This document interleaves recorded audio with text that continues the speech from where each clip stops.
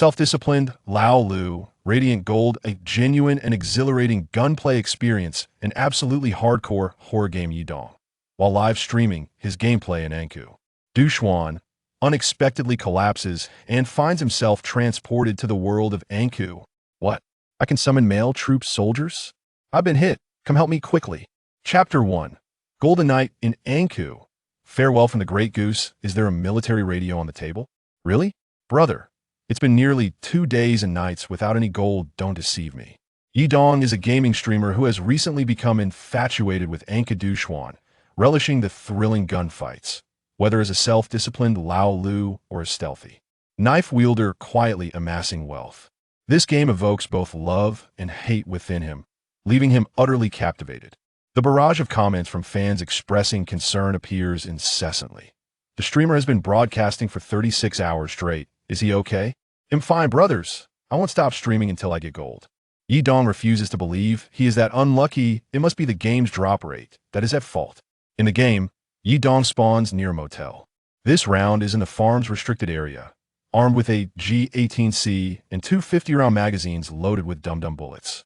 I spawn at the motel's first position. Let's take down the motel brothers. After downing a can of taurine, Yidong rushes to the second floor to claim free insurance in the main guest room. Thanks to my courageous light sign, for those who haven't followed, please do so. Let's open the free insurance first. 3 stacked Cohen coins. One team seeks cover, the other team flanks. Holy cow, male troop. Upon hearing the voice, Yidong's adrenaline surges. Stay calm, let's open the main guest room. They are on the first floor. Yidong feels a twinge of panic, but is more driven by greed. Come on, just one confidential document will do. He quickly opens the ordinary safe on his right, filled with boundless hope for what lies inside. Thud, thud, thud, thud, thud, thud, the sound of male troop footsteps. Holy cow, documents. Thank you. Comments. Huh, is the streamer a stowaway from Africa? Comments. It's true, I've watched for 3 hours and haven't seen a single gold drop. It's all good, brothers. There's one more electric insurance. This one's sure to yield gold, I promise. Yidong grows anxious. If he doesn't get any gold soon, Aya will come. Heaven has a road, yet you don't take it. The male troop bursts in, and Yidong is still examining the second safe. 6 slots. 6 slots. Holy cow. Great goose. Goose, goose, goose. Yidong's eyes turn bloodshot, his body convulsing. After 3 sleepless nights, this is the first time he feels so exhilarated. Comments. Ha ha ha ha ha. Comments. 666, 666, 6666 comments. Sucking in luck. Comments. Streamer, be careful crossing the street. Before Yidong can secure the great goose in the safe, the male troop is already storming into the main guest room. He hears the rapid footsteps and immediately readies his gun at the door. Easy one down. Yidong is beyond thrilled. This great goose defense battle has pushed the streaming excitement to its peak. ZZZZ, 2 down, 3 down. Holy cow, I'm out of bullets. Yidong feels despair. Why are there so many male troops? Bang, bang, bang, bang, bang. The male troop rushes into the guest room one after another, and with nowhere left to hide, Yidong is directly shot at like a target. As the game character's damage state increases, the screen gradually darkens, leaving only the sound of a faint After thorough investigation, the whole team is confirmed to be a mouse. Comments. Finally secured a great goose, only to be taken down by the male troop. Now, we bring you a news report. At 2:30 this morning, gaming streamer Dongfang collapsed and died during a live broadcast. We urge all gamers to play in moderation. While gaming can be beneficial for the mind, excessive gaming can harm the body. Please manage your time wisely and enjoy a healthy lifestyle. Holy cow, where am I?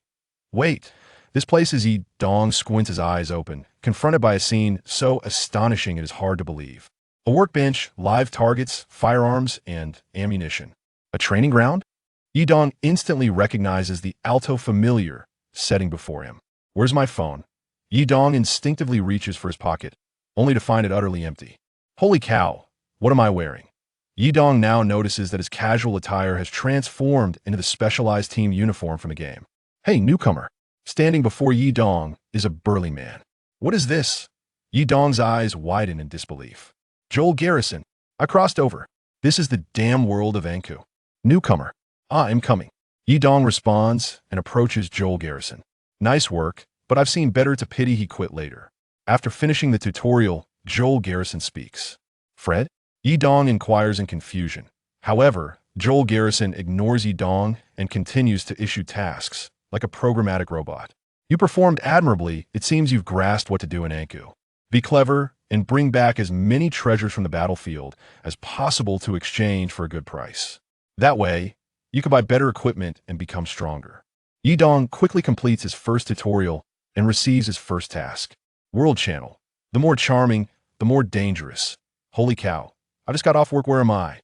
Internet addiction, teenager 233. What the hell, wasn't gun battle shooting games banned worldwide 20 years ago? Picking toes is not a big man. What kind of game is this? How do you lift such a heavy gun? As Yi Dong's confusion lingers, a ding sounds in his mind. Ding detecting host as a traveler automatically binding system. A system? Yi Dong has read plenty of web novels, and a system is standard for travelers, which signifies what? I, Yi Dong, am the protagonist. The world where the host resides is a parallel universe of the world before, where for unknown reasons, everyone has entered the Anka Dushuan game. This parallel world has no shooting games, which is one of the host's advantages. Oh, so everything in this game is similar to what I played in Anka before? Not entirely the same, but generally similar. Then does the gold obtained equate to real gold? May I ask what use the system has? The system can grant the host a unique talent for the Anku. Anka talent? Ding player Yi Dong acquires the unique talent. Male Troop Gene. Male Troop Gene LV1. Passive. Male troops will not actively attack you except in restricted areas. Active. For every rogue or special mission team member killed, you can obtain 1 male troop gene. Spending 10 male troop genes allows you to summon a male troop soldier as your subordinate. If the subordinate has not sustained fatal damage, they will exist permanently. Male troop genes can be stored but are not for sale. System task. Millionaire completion condition. Possess total assets exceeding 1 million. Task success reward. Leather leg guards, X1 task failure penalty. None. Ding, would you like to accept? Leg guards. From now on, encountering a foot care master will be no issue at all. With such an advantageous piece of equipment, how could Yi Dong possibly let it slip away? Moreover, there's no penalty for failure except. After receiving the system task, Yi Dong also undertakes Joel Garrison's tasks, achieving minor success and commencing his first round of rebirth. Player information. Name, Yi Dong. Title, none. Assets, 100,000 Cohen coins. Talent, male troop gene L. 1010. Entering the game in Yi Dong's hands is a modified AK-74N, utilizing 5.45 by 39 mm PRS ammunition, level 1 bullets, with 3 30-round magazines. He wears an old-fashioned steel helmet, level 2 headgear, 220 body armor, level 2 armor, a 6-slot hunting vest, and a lightweight mountaineering backpack. Born at grain trading. Station number 1, Yi Dong swiftly took action, while his companions foolishly wandered about. He had already scoured the entire station, discovering only a golden cube from the cash register amidst a sea of mundane white items. The first match is typically designed for newcomers to familiarize themselves with the map, hence no real players are present. Yi Dong also checked the stables and the inn, accumulating over 3,000 Cohen coins. He even found a key to the master bedroom of a Villa Gold key, valued at approximately 60,000. Goodness, is the drop rate in this game really that high? Yi Dong exclaimed, consuming a bottle of canary milk he found at the grain trading station and hastening toward the villa.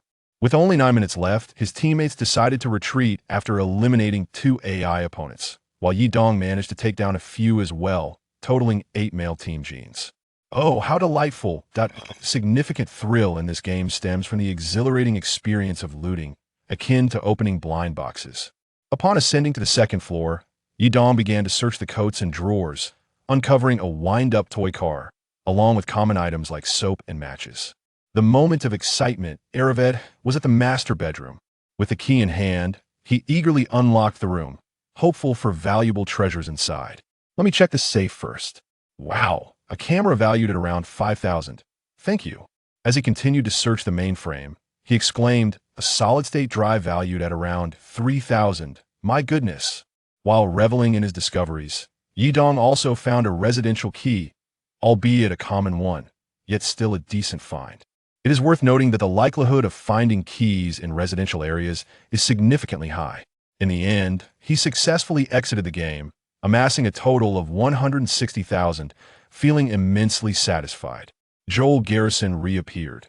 Now you may choose a house as your residence within this space. You possess the highest authority. Joel Garrison displayed a map of the farm, marked with various houses. Well then, I wish to reside in the inn's main guest room. Apologies, you cannot unlock that room without a key. In that case, I shall take the villa. Yidong presented his villa key. Ding residence unlocked. Villa. Villa. Daily cost of 3,000 Cohen coins. Confirm residence? Confirmed. By the way, how much is the residential house per day? The residential house costs 1,000 Cohen coins per day. Does the living space have any other uses? Ding each residence can unlock a coat once daily.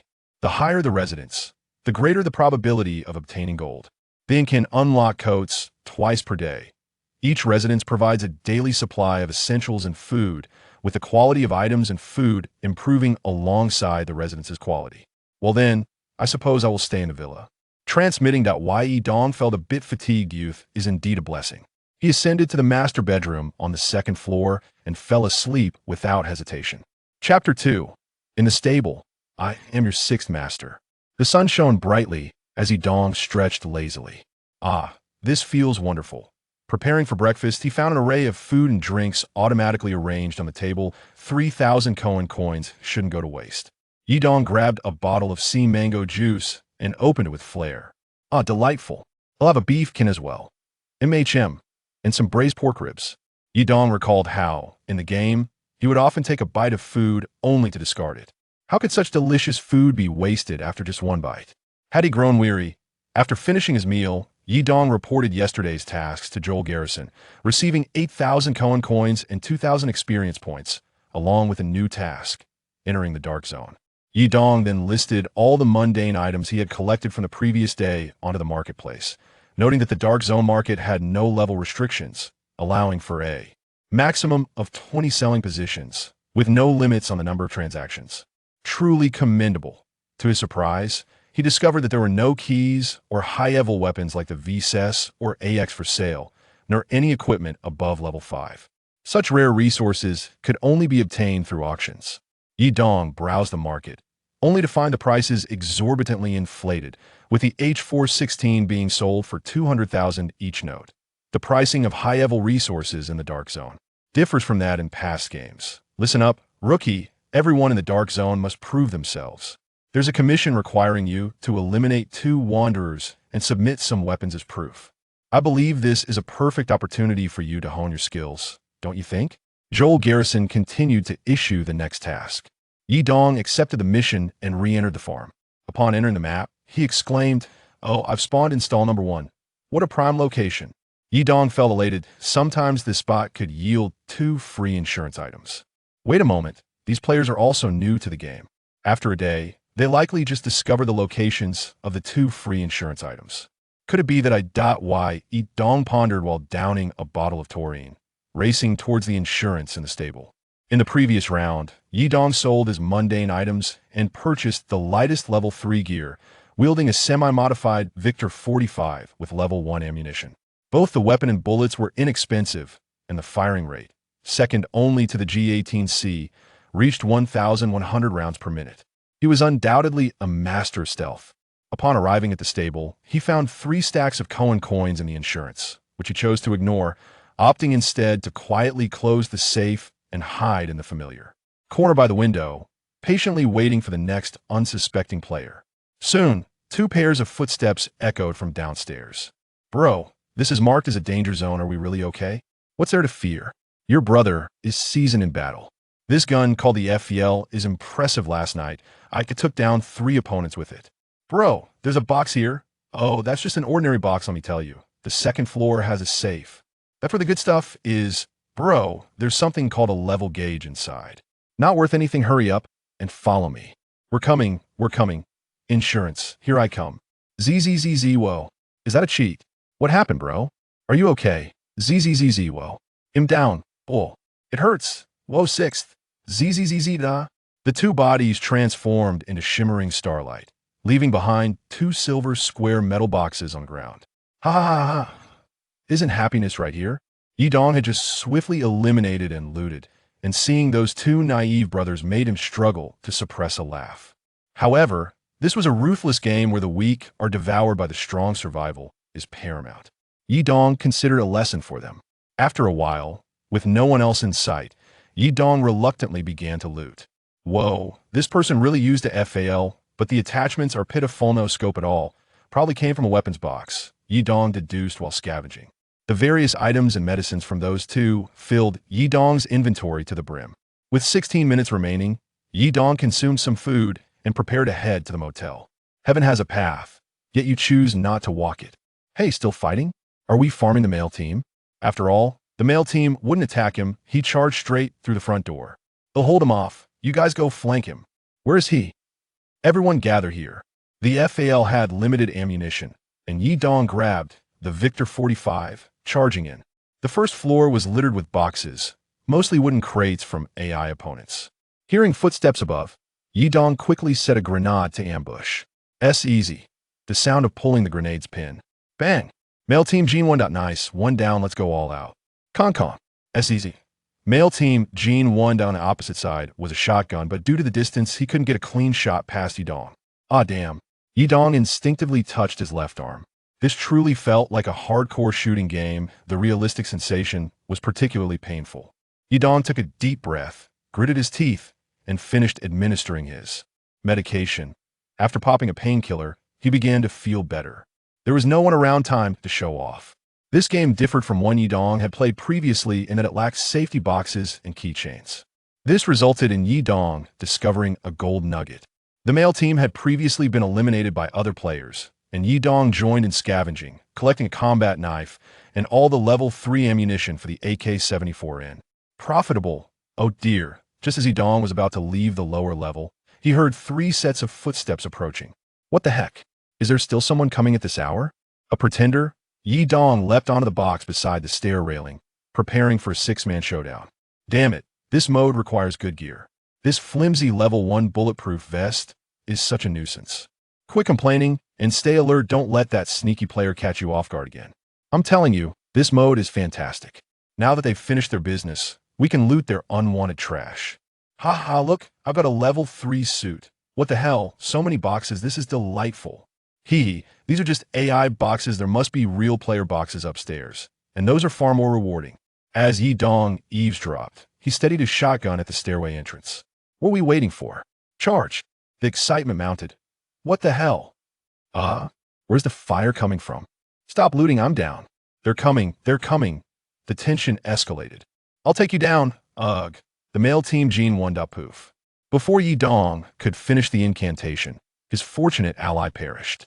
To Yidong's surprise, the remaining 2 did not rush forward. Instead, they moved stealthily, making no noise. Due to insufficient stamina, his aim began to waver. Yidong exhaled deeply. His position was now compromised, but the whereabouts of the 2 remained unknown. Were they attempting to flank him or securing the stairway on the first floor? His extensive combat experience advised him to relocate. Yidong quietly retreated, navigating down another staircase. He tossed 2 offensive grenades from the window onto the first floor. Sizzle, boom. What the hell? Boom. Ugh. The male team Gene 1. Breathing a sigh of relief, Yidong realized it was wise to remain cautious. He had accumulated a significant amount of loot, so he quietly exited the hotel through the back door, spending 2,000 coins to take the express route. There was no choice. Dying by ambush was far too common in this game.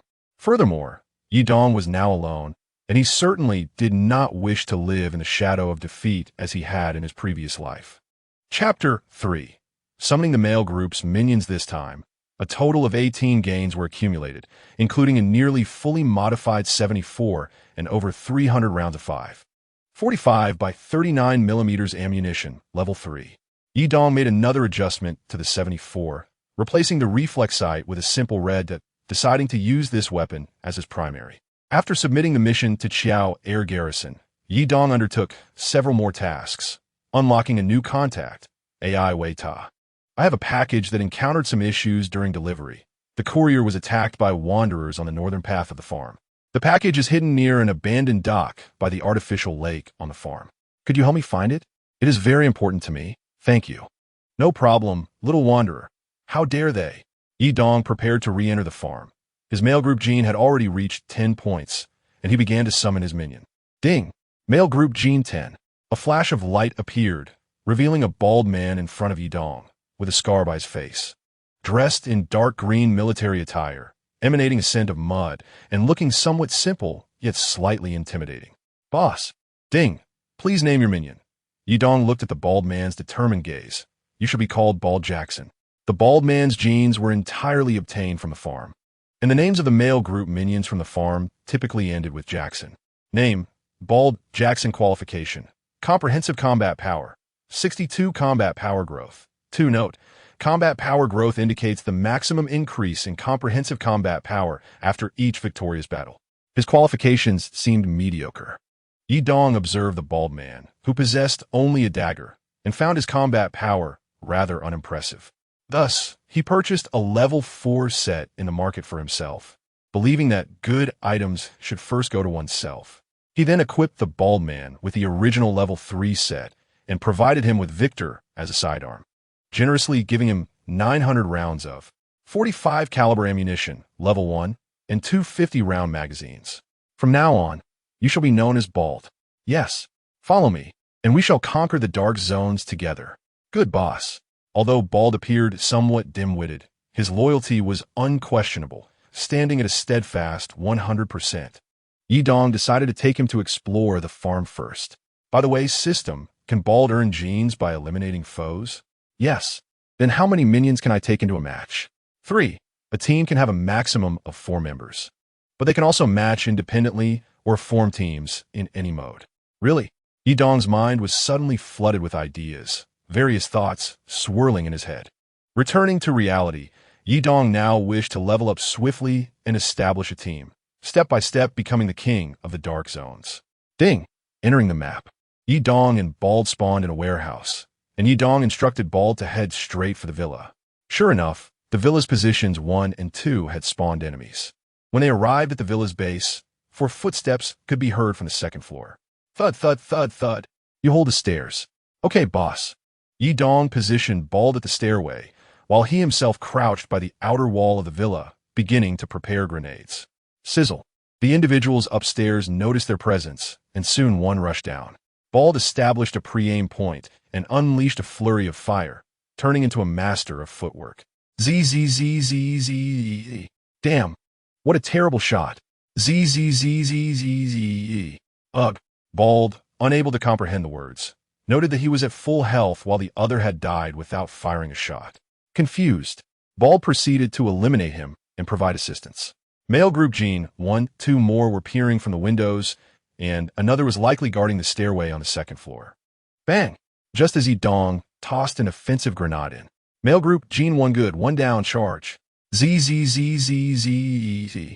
Male group Gene 1 wow, 1 is charging down. Bald swiftly eliminated another. Yi Dong dashed up the stairs, peering and shooting from the edge of the stairway. Bang, bang, bang, bang, bang, bang, bang, bang, bang, bang. Ugh.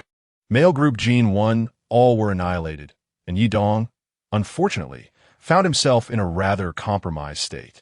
I finally understand why they love targeting the groin. The pain is real. This kind of agony can only be comprehended by those who have experienced it. Boss, are you okay? Bald inquired with concern, observing Yi Dong clutching his groin. I'm fine, just quickly bring the first aid kit. Yi Dong tightly shut his eyes, his face displaying an expression of extreme pain. This scene inadvertently reminded him of television characters who, despite nearing death, insisted they were fine, only to bleed out completely. Lying on the ground, gritting his teeth, Yi Dong opened a standard surgical kit to perform a procedure. After receiving a military first aid kit from Bald, he began to sort through the spoils. Ouch, oh my, I'm stuffed. Bald exuberantly displayed his loot, completely oblivious to Yi Dong's ongoing discomfort. Damn it, Yi Dong exclaimed it, realizing that if not for the automatic transfer of items collected by his minion to him, he would have lectured Bald. In a solo queue, such behavior would lead to being blown up by teammates.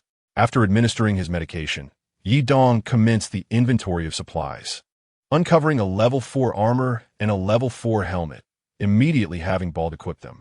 Yidong had refrained from purchasing level 5 gear before entering the game, as none were available in the market. Level 5 armor could only be obtained at exorbitant prices from the auction house, and level 6 armor seemed non-existent at the moment. The best weapon on the opposing side was a fully modified firearm, utilizing 7.62 by 39 millimeters ammunition, level 3, with a 40-round magazine, a truly terrifying firepower output. There was a reason for the compromised state. Among the remaining equipment from the opposition was a key to the grain trading station, which was quite a pleasant surprise. The value of keys in this game could only be found at the auction house, apart from the management office. The entire villa had been searched, except for the master bedroom. It was time for the joyful moment of treasure hunting.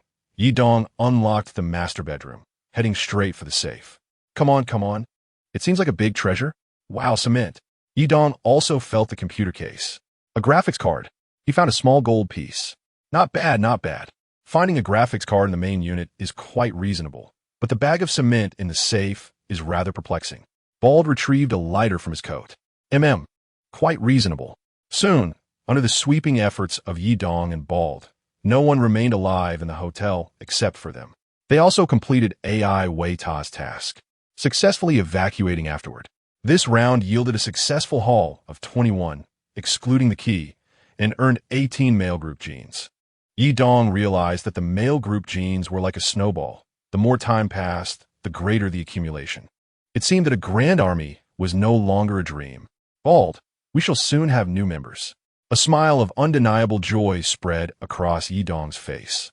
Boss, but, although unaware of the significance, did not let it hinder his celebration for the boss. Yidong began to summon another male group minion. This moment felt sacred. At least to him. Bald, fierce yet quiet, sat at the table, munching on cucumber-flavored chips. A bright light flashed, and another burly man appeared, with resolute eyes, dressed in the same dark green military attire, exuding the same scent of mud, but he sported a dense mane of hair. Boss. He recognized his master from the moment of his appearance. Ding, please name your minion. I shall call you Wolf-Tooth Jackson. May you possess the ferocity of a wolf, tearing through your opponents with confidence. Yes, Wolf-Tooth will not disappoint the boss. Name, Wolf-Tooth Jackson. Qualification: Comprehensive Combat Power, 65 Combat Power Growth, 3.0. This Wolf-Tooth appears far more intelligent than Bald. His qualifications and growth slightly surpass those of Bald. Looking at Bald's current attributes. Name, Bald Jackson. Qualification: Comprehensive Combat Power, 66 Combat Power Growth, 2. After the 2 battles at the farm, Bald's combat power had steadily increased. Yidong ventured to the marketplace to procure the most lightweight, yet superior set of level 4 gear for himself, subsequently donning it. Indeed, one must first reserve the finest for oneself, after which he bestowed his previous level 4 sets upon Langya. Possessing quality equipment alone is insufficient. Systematic training is also essential. In Chapter 4, Disguise and Infiltration, The Birth of a Millionaire, Yidong designated a residence for Guangtu and Langya. He then escorted them to the training ground. Yidong began by sharing fundamental combat experiences and educating them on concepts such as aiming points and headshot lines. He demonstrated techniques for stabilizing weapon control, the nuances of medication usage, and various shooting tactics, including preemptive shots, evasive shots, and jumping shots.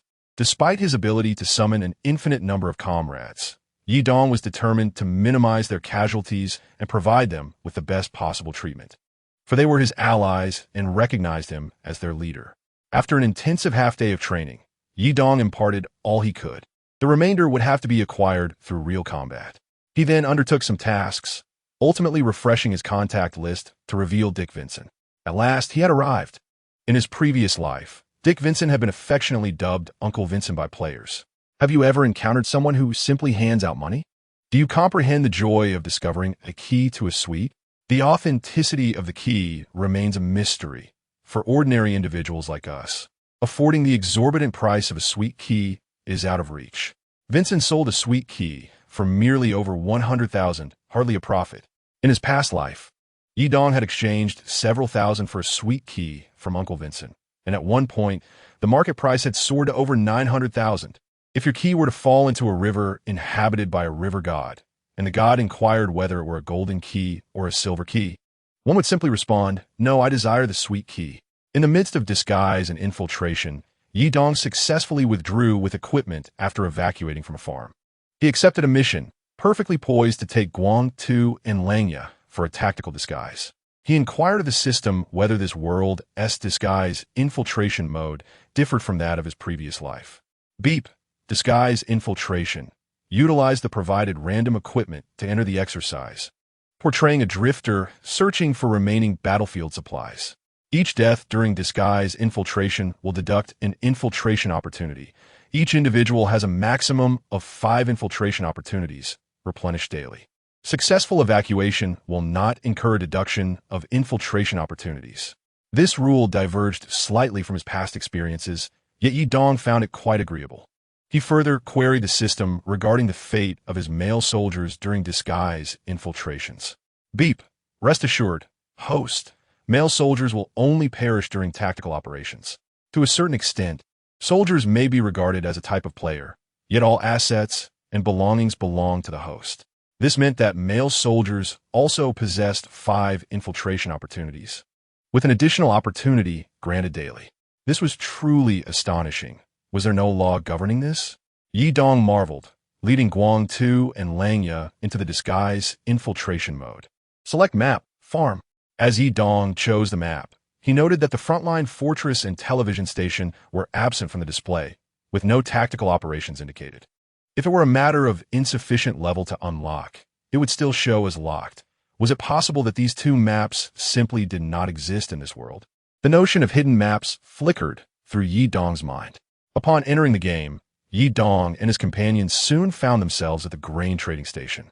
Yi Dong and Guang Tu were equipped with level 1 bulletproof vests, armed with a 79 rifle and an 870 shotgun, while Langya had no vest and possessed a single firearm, all 3 adorned with ammunition pouches. With 22 minutes remaining, the trading station was littered with boxes, predominantly wooden. After a thorough search, Yi Dong acquired a level 2 set and a 79 rifle, while Guang Tu and Langya donned damaged level 3 sets. Since they were scavenging, they aimed for the most lucrative locations and hastened toward the inn. "Where are you from?" "Go elsewhere to scavenge." The inn was occupied by only 2 drifters. The first floor contained 2 wooden boxes, while the second floor had 3 wooden boxes and 4 iron boxes, 3 of which were on the staircase and 1 beside the restroom.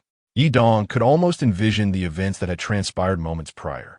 Although drifters do not actively attack, one cannot overlook the opportunity presented by genes within reach. Engage. With a command from Yi Dong, Guang Tu and Langya swiftly eliminated the 2 drifters. The commotion attracted other drifters from the periphery, yet they were dealt with without incident. Subsequently, they entered an extended phase of scavenging. Among the most valuable finds was a half-modified 919mm bullet, level 1 ammunition. However, should they replace the bullets with 919mm level 3 ammunition or 919mm dum-dum rounds, the output would undergo a significant transformation. Yi Dong allocated this firearm to Langya, along with the commander's headset, which he donned as well. After a brief period of preparation, the 3 of them filled their bags with valuable loot. Yi Dong surmised that the remaining boxes were likely lesser known and led his companions northward toward the fields. After a while, they arrived at the location of the abandoned boxes, which contain a bulletproof vest and a 31 weapon. Imbiahable. The most valuable find is merely a mandatory spiked weapon, following the elimination of a few more drifters. They made a swift exit. The trio collected a total of 22 items, including 12 male soldier genes, an outcome that could be deemed average. After submitting the task, Yi Dong discovered his total assets had reached 1,200,000. He promptly submitted the system task. Beep, congratulations on completing the task, millionaire. Task reward, leather shin guards. Yi Dong eagerly claimed the reward. The leather shin guards, crafted from high-quality cowhide, effectively protect the legs. Effect, provides protection against 2 instances of any damage to the user's legs. The guards disappear after sustaining 2 hits. The user's movement speed increases by 3%. Just 2 instances, merely 2 bullets, but they could offer some utility against grenades and sniper fire. Beep, system task, farm, the battle for leadership. The battle for leadership. Proceed to the farm's lockdown area and eliminate the male soldier leader, Ajax. Task success reward, 50 male soldier genes. Elevate male soldier genes to level 2, choose one. Task failure penalty, male soldier genes reset to 0, 40 Cohen coins. Good heavens, this is quite the undertaking. In Chapter 5, The Battle for Leadership, Part 1. Despite possessing commendable equipment, who could guarantee the complete defeat of the male soldier leader? This was not the dark zone of his previous life, where one could merely hold a position and fire evasive shots. All players were rapidly advancing. Yi Dong had to seize every opportunity to gain an advantage.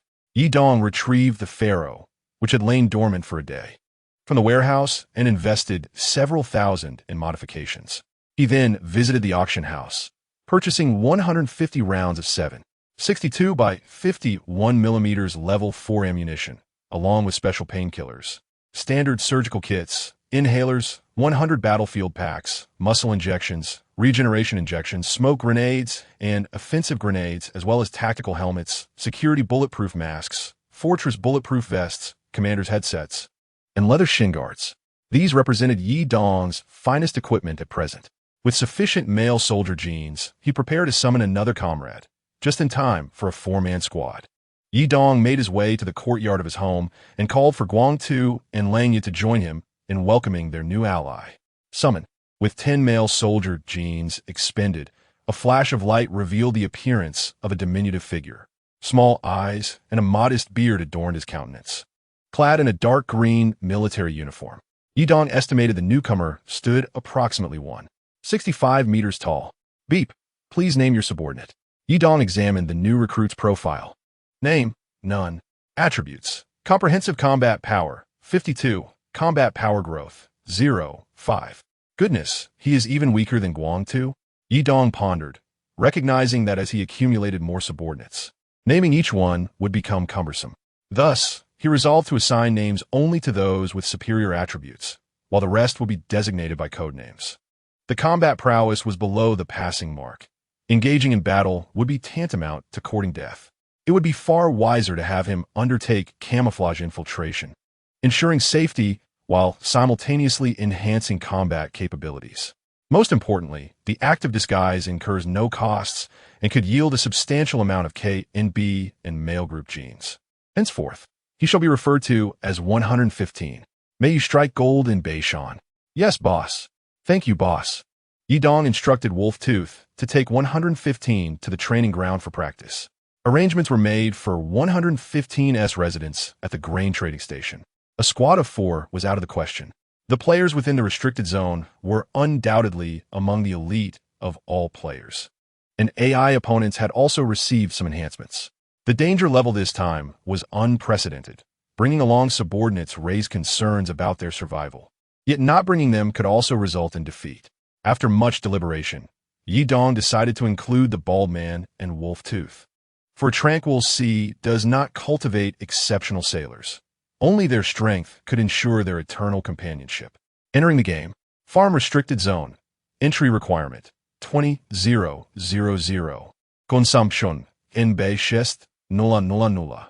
Upon entering, they spawned at Villa Number 2, as Number 1 had not yet produced any players.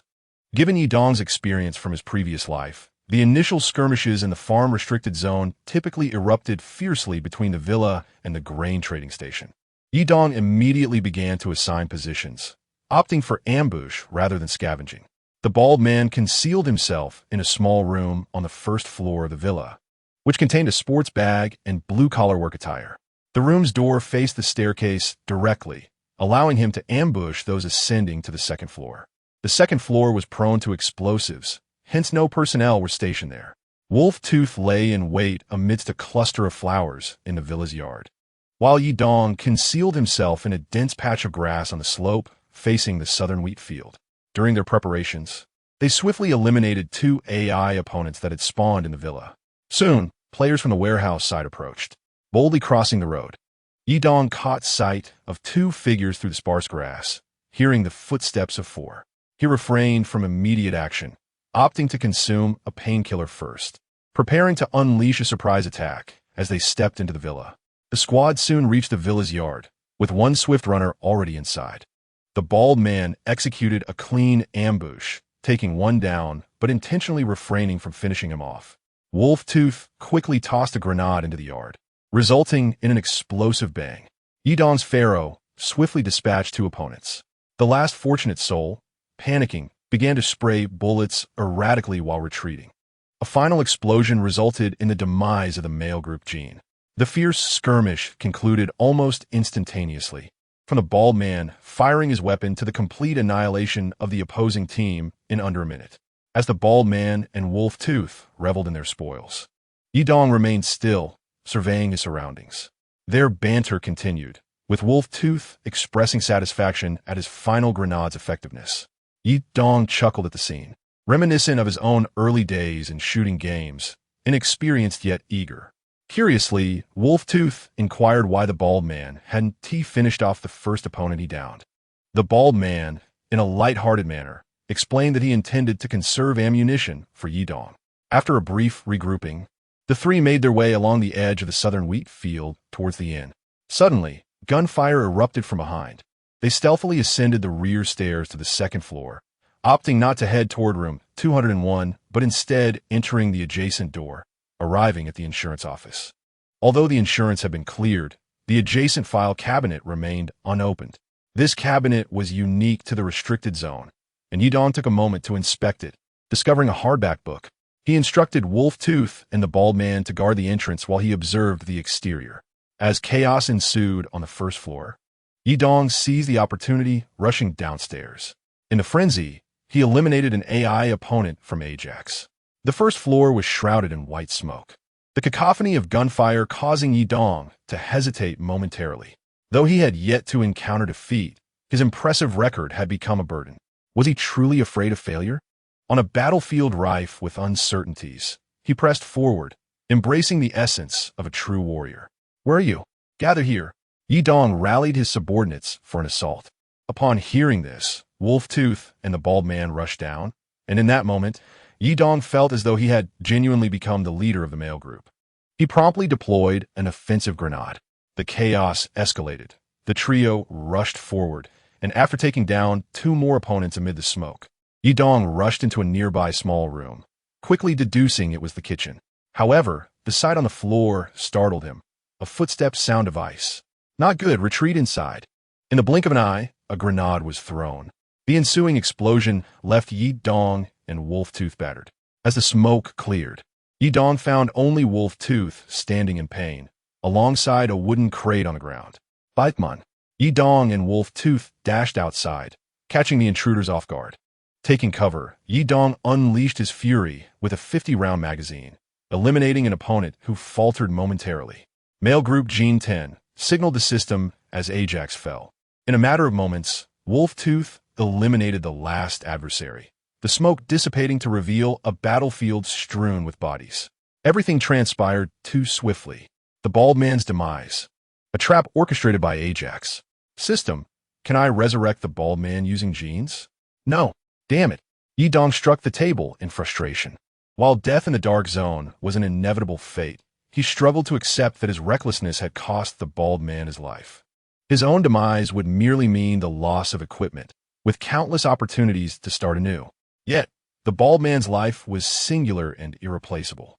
He recalled the first time he met the bald man, obedient and earnest, and had worried that his lack of intelligence might hinder the team. He always enjoyed sitting on that chair, munching on cucumber-flavored chips. Approaching the bald man's crate, Yidong opened it to find Victor. 45 and over 700 rounds of 45 ammunition. Conserving ammunition? Save your own. Yidong decided against scavenging further, opting instead to administer first aid and instruct Wolf Tooth to prepare supplies. He lifted the bald man's crate and headed outside. "You stay in the middle during the charge. I'll cover the rear." "Forget it. I'll stay in the back. If anything goes wrong, I can escape quickly." What a coward. Laughter echoed among them, a stark contrast to the chaos they had just faced. In their previous encounter in the kitchen, Yidong had charged ahead, with Wolf Tooth in the middle and the bald man trailing. It was precisely because the bald man was last that he could not retreat in time, ultimately absorbing the brunt of the grenade's impact. Had he anticipated such a scenario? Alas, even a fool knows that the safest position in a team is to walk in the middle. The individual who merely moments ago was vying for a bag with himself has now departed forever.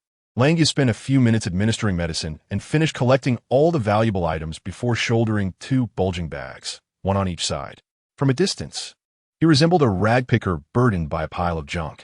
These possessions were earned at the cost of his brother's lives, and he was determined to carry them away.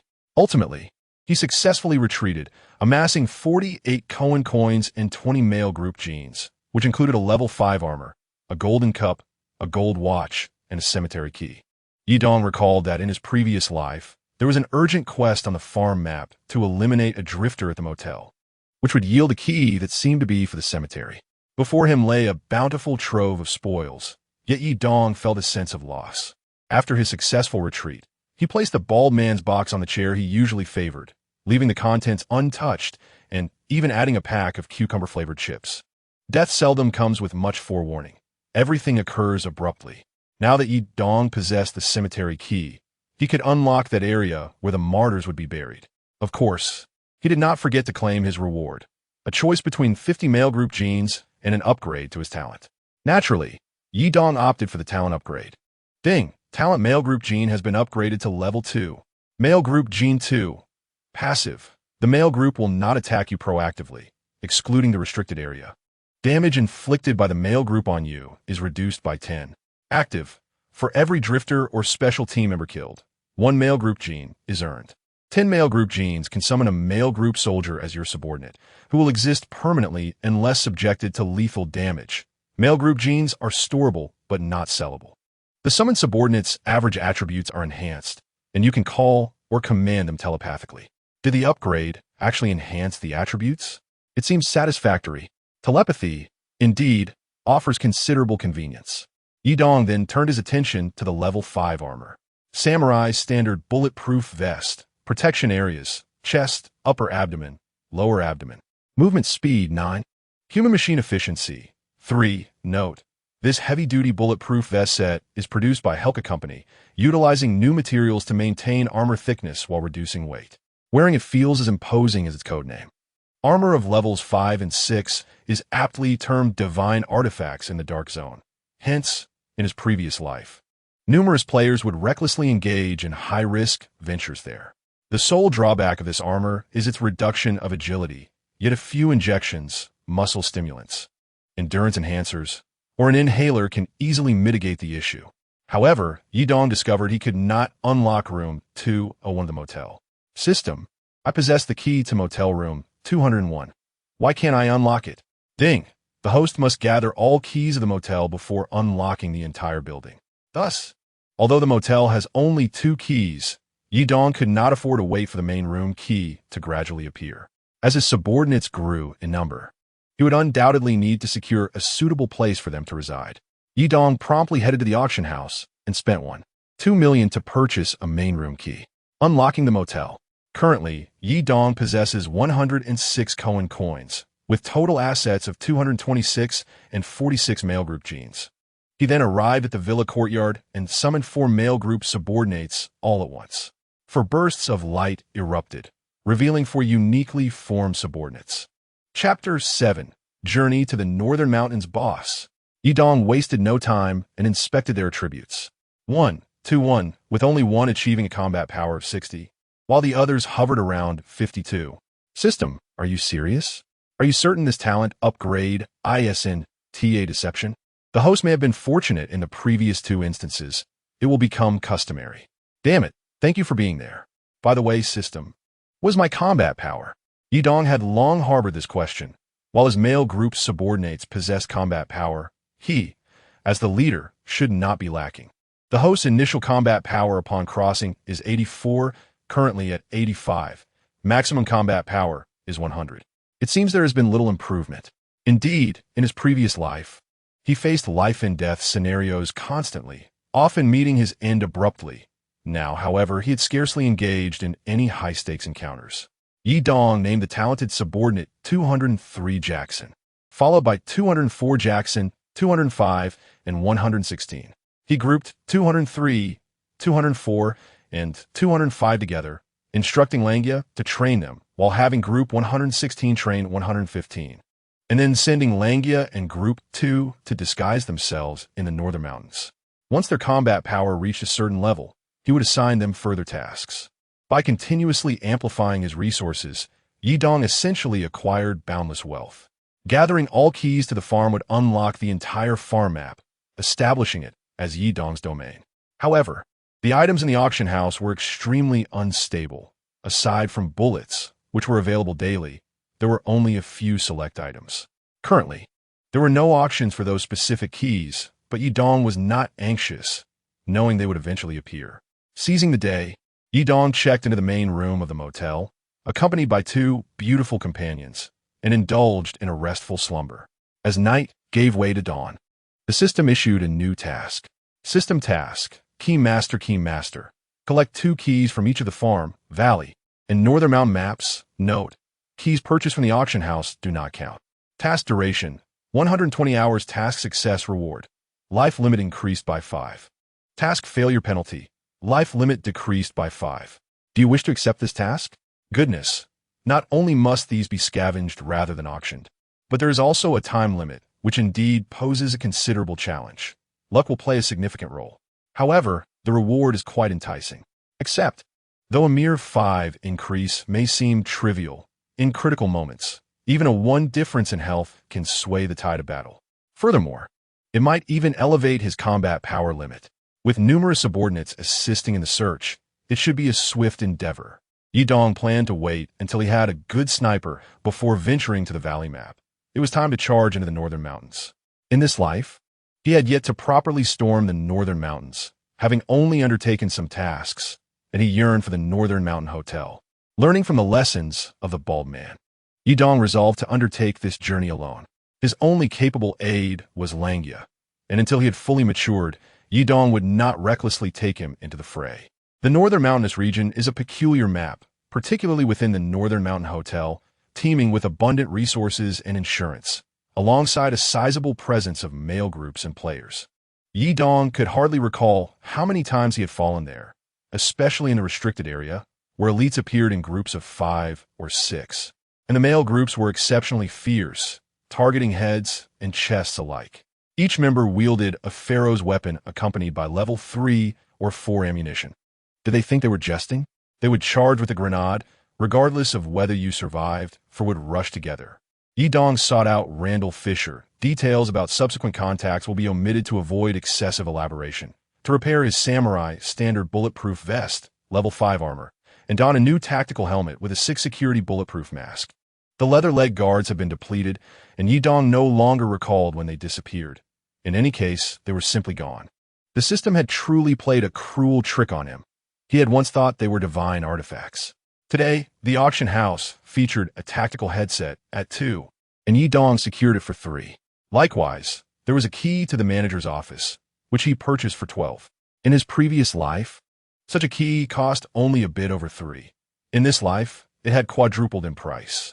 This disparity must yield a significant profit, or I shall feel a sense of imbalance. Yidong replenished Pharaoh's ammunition and gathered a few supplies before setting out for the northern mountains. Map selection, northern mountain region first. He would engage in a normal mode match to reacquaint himself with the experience. Upon entering the game, Yidong spawned beside a dilapidated shed, a relatively favorable position, requiring only vigilance towards the right side where individuals by the lifeboat might spawn. The proximity to Beishan Hotel is quite favorable. It would be even better if I had a key to the screening room. Yidong had been reborn countless times in the Outs Mountains and the parking lot in his previous life. While he could venture to the communication station or the observation deck to touch the exemption, a tinge of disappointment lingered. With so many safes in Beishan Hotel, it seemed unlikely he would have any chance. Yidong inhaled from his inhaler and hurried towards Beishan. Chapter 8. The sky blue awaits the misty rain. I shall forever await you. Yidong arrived at Beishan Hotel, entering through a small door nestled between 2 buildings. At the entrance of the small door stood a machine guard. Do not recklessly intrude without skills. Thud, thud, thud. Yidong swiftly cleared the area and circled around to the entrance of the building. You dare come here. Bang, bang, bang. The regular machine guard was manageable, and not spotting any players, Yidong promptly made his way to the manager's office. After opening 2 doors, he found himself at the moment of witnessing miracles. Come on. Golden legend. Damn, a chip processor. Yi Dong felt around the nearby sports bag, but found nothing of value. Frustrated, he found only soap. What the hell, a matchbox? Yi Dong felt a sense of dissatisfaction. No matter, there's still an exemption on the third floor to gamble on. Just as Yi Dong prepared to leave, he heard footsteps and gunfire outside the door. He deliberately left 2 machine guards alive at the entrance, anticipating players would come to alert him. They were probably headed to the manager's office as well. Since you have delivered yourselves to me, do not blame me. Yi Dong swallowed a painkiller and readied himself for battle. If they were coming to open the safe, they must possess a key, and winning this round would yield great rewards. Yi Dong cast aside any thoughts of hesitation and positioned himself at the first entrance, ready for those willing to take the bait. The footsteps drew nearer, and Yi Dong could clearly discern that there were 2 individuals. The footsteps grew closer, but they showed no intention of entering. After a moment, the door swung open, yet no one came inside. What the heck? Are they lining up? Did I miss their footsteps? Creak! Their SA grenade. Hood, hood, hood, hood. Yi Dong immediately stood up, jumping and firing toward the door. The grenade wielder outside fell, and the grenade was tossed back. Bang! Yi Dong had just made it from one side of the room to the other.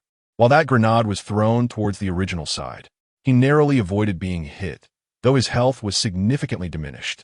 His teammates were not far off and would arrive soon. Retain the Green Mountains, he murmured. The bullets whizzed past Yi Dong's ear, and his right hand was shot black. All right, you're quite formidable, he thought as he dashed into a relatively safe small room. He hid in the restroom to apply his medicine. The adversary continued to pursue him, and although Yi Dong had managed to shake him off, he was still searching nearby. Yi Dong recited a few phrases of traditional wisdom to calm himself as he analyzed the situation, applying medicine while listening for footsteps. One surgical kit and a med pack came quicker than he had expected. After reloading, he took position at the door. Kulme, kulme, kulme. The sky blue awaits the misty rain. I shall forever await you. Let me see how formidable you are. The footsteps grew increasingly closer, and Yi Dong sensed the adversary's tenacity. His teammate wasn't looting. He was relentlessly pursuing and even searching room by room. Do you think you're filming a movie? Is this your triumphant return? The footsteps became more pronounced. Yi Dong could faintly hear the taunts from the other side. This time, he stood directly behind the door, ready to unload as soon as it swung open. Where are you, my dear? Here. No. Still here. Since ancient times, pioneers do not look up. You wouldn't be above, would you? What the hell? Is this person insane? Are you playing hide and seek? What sort of team is this? Yi Dong was on the verge of losing his composure. No, he had already lost it. Are you here? Oh, I thought you liked this restroom. Damn it. I can't hold it any longer. Yi Dong discerned the location of the deranged man just outside the door to the right. He charged out, leaping and firing. What the hell? Thud, thud, thud, thud, thud, thud. Are you insane? Yi Dong shouted. Chapter 9. A word of extra money echoes across the land. Although Yi Dong had dispatched the deranged individual, he remained uneasy. He decided against looting this bag. It felt repulsive. What the hell, what the hell, what the hell? What the hell? A semi-automatic weapon. A green laser sight, equipped with a 50-round magazine, using 939mm ammunition, level 3 bullets. Although 939mm rounds were merely the basic configuration, their damage and penetration were quite commendable. In his previous life, Yi Dong's favorite and most powerful weapon was undoubtedly this, a true divine artifact. Its only downside was its cost. In this life, it remained formidable, and such items were seldom found in auction houses. Yi Dong felt fortunate that the grenade thrower had thrown a grenade instead of charging him with a gun. While Yi Dong possessed a level 5 armor, the outcome was uncertain. Now, he was at ease, having acquired a divine weapon. Indeed, he found a key to the manager's office and another key for room 115. This meant he had completed most of the system's tasks. Yi Dong cleaned out the box. It felt a bit heavy, so he took a breath from his inhaler and prepared to check the exemption on the 3rd floor. He ascended the side staircase slowly, casually searching the sports bag on the 2nd floor and the clothes on the 3rd. He found a machine and a game cartridge. Yi Dong approached the exemption room quietly, gently pushing the door open, and caught a glimpse of a corner filled with metallic boxes. However, it was evident that most had never been opened. Since you all enjoy tossing grenades, I shall give a try as well. Yi Dong retreated further from the door, tossing in an offensive grenade. Ah, bang. What sound is that? A female voice. A girl? With the mindset of a survivor, Yi Dong cautiously entered. Among the scattered metallic boxes lay a woman leaning against the wall. Miss, rather than calling her a woman, she appeared more like a girl. Yi Dong observed her. Her physique was rather average. Please don't shoot me. I'm here alone. It's very tough for a woman among six. The girl, with her limbs completely blackened from injuries, had her face smeared with soot from the explosions. Although there were women who played in the dark zone in his previous life, Yi Dong had never encountered one. Who said women couldn't play in the dark zone? Hadn't he heard the saying that a girlfriend is the ultimate gaming accessory? Many girls play games to accompany their boyfriends. Do you have any teammates? Oh no, I don't. The girl immediately began to feign vulnerability. Please, as long as you don't shoot me, I'll add you as a friend, and we could team up next time. No teammates? Originally, Yi Dong had intended to lure a teammate to eliminate her together, but she appeared rather bountiful. Yi Dong continued to close in on the girl. What are you going to do? The girl, with her limbs completely incapacitated, could not escape as the distance between them dwindled. Let me see what gear you have. Yi Dong thought, sensing that she had likely eliminated many others, and her equipment must be quite impressive. Suddenly, a flurry of hurried footsteps echoed from downstairs. Just as Yi Dong was about to pull the trigger, two individuals rushed past him, clearly well-equipped. Bro, don't shoot. We're unarmed. Brother, save me. Shut up. Yi Dong's expression darkened. What the hell? You're solo queuing. These individuals clearly belonged to the same team. This was troublesome. Brother, let us talk this out. The leader spoke. Talk about what? Yi Dong kept his gun trained on the girl. The situation was precarious. It was time to use a hostage as leverage. The leader spoke again, saying, Brother, we're three while you are alone. Engaging in a fight would be detrimental to both sides. Why not release her? And we shall refrain from attacking you? Oh, are you implying that I cannot contend with the three of you? Although Yi Dong was uncertain of his chances, he could not allow his momentum to falter, especially since he had yet to recoup the cost of the grenades. The lackey glanced at Yi Dong and then at the leader, clearly losing his composure, adopting a demeanor that suggested he was unafraid of any confrontation. The leader gestured dismissively at him, and then continued to Yi Dong.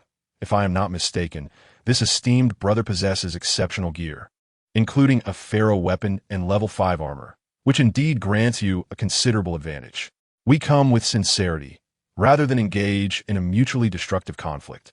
It would be wiser to resolve our differences amicably. If you're willing to release her, I have a porcelain item that may pique your interest.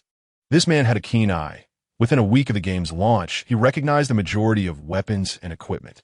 Such talent would be a valuable addition to his ranks. Yi Dong contemplated this. He certainly could not be satisfied with merely a porcelain piece valued at over 50,000. No, he needed to negotiate for a higher price. Chapter 10. A single slap cannot echo alone that won't suffice. I require more, Yi Dong stated. What sum does this esteemed brother desire?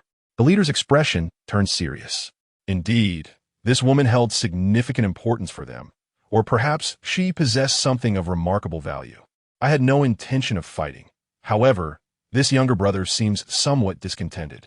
His demeanor suggests he finds me displeasing. Yi Dong was increasingly vexed by the lackey's constant interruptions. Hey, the lackey began again. Silence. The leader, clearly losing patience, commanded. Apologize. He forcefully pushed the lackey forward, who stumbled toward Yi Dong. The lackey stood at 1.7 meters, while Yi Dong was 1.8 meters tall. Beneath Yi Dong's striking nose and thin lips lay an air of cold indifference. Yi Dong regarded him with a frigid gaze, causing the lackey to instinctively lower his head. Right, I apologize. 10 Cohen coins, consider it charity, Yi Dong replied calmly. To spare someone when it is within one's power to do so. Yi Dong was not in need of money. His subordinates continuously supplied him with Cohen coins. For him, 10 was trivial, merely a token gesture. Smack! Just as the lackey raised his head to speak, he received a sharp slap from his own leader. Not smack. The lackey fell silent, utterly subdued. One slap can inflict significant psychological harm, especially two. As the saying goes, one slap cannot echo alone, and 2 slaps leave no room for complaint. The lackey might never wish to speak again in his lifetime. This brother is quite straightforward. 10 it is. The fault lies with my lack of discipline over this lackey. I hope you will be magnanimous. We are from the Xinhua team, and I am the vice captain, Wu Qing. With such impressive equipment, may I inquire which esteemed team you belong to? Oh, might the esteemed one be interested in joining our team? We still have a vice captain position available. No need. Understanding the implication, they exchanged 10 Cohen coins and departed with the woman. Yidong also took his leave. Before parting, they added each other as friends. Alas, an individual's power is ultimately limited. Without teammates, even tackling Beishan proves arduous. Inside the hotel, it seemed there were no real players left, so Yidong casually brushed up on some jeans before leaving. Yidong's extraction point was the dam, whereas Wu Qing and his group headed to Baitsun. I told you not to wander alone. Next time, await your demise. Fortunately, the item remained in her possession. The woman appeared to relish the thrill of survival.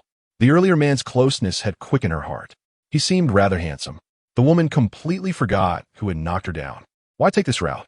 Isn't the dam closer? She inquired. We shall visit Baitsuin's residences. Perhaps there are surprises in store. What surprise could surpass my treasure? The woman carefully retrieved a gleaming golden lion statue from her bag. It was precisely due to this statue that she had discreetly messaged her brother, urging him to ensure her safety.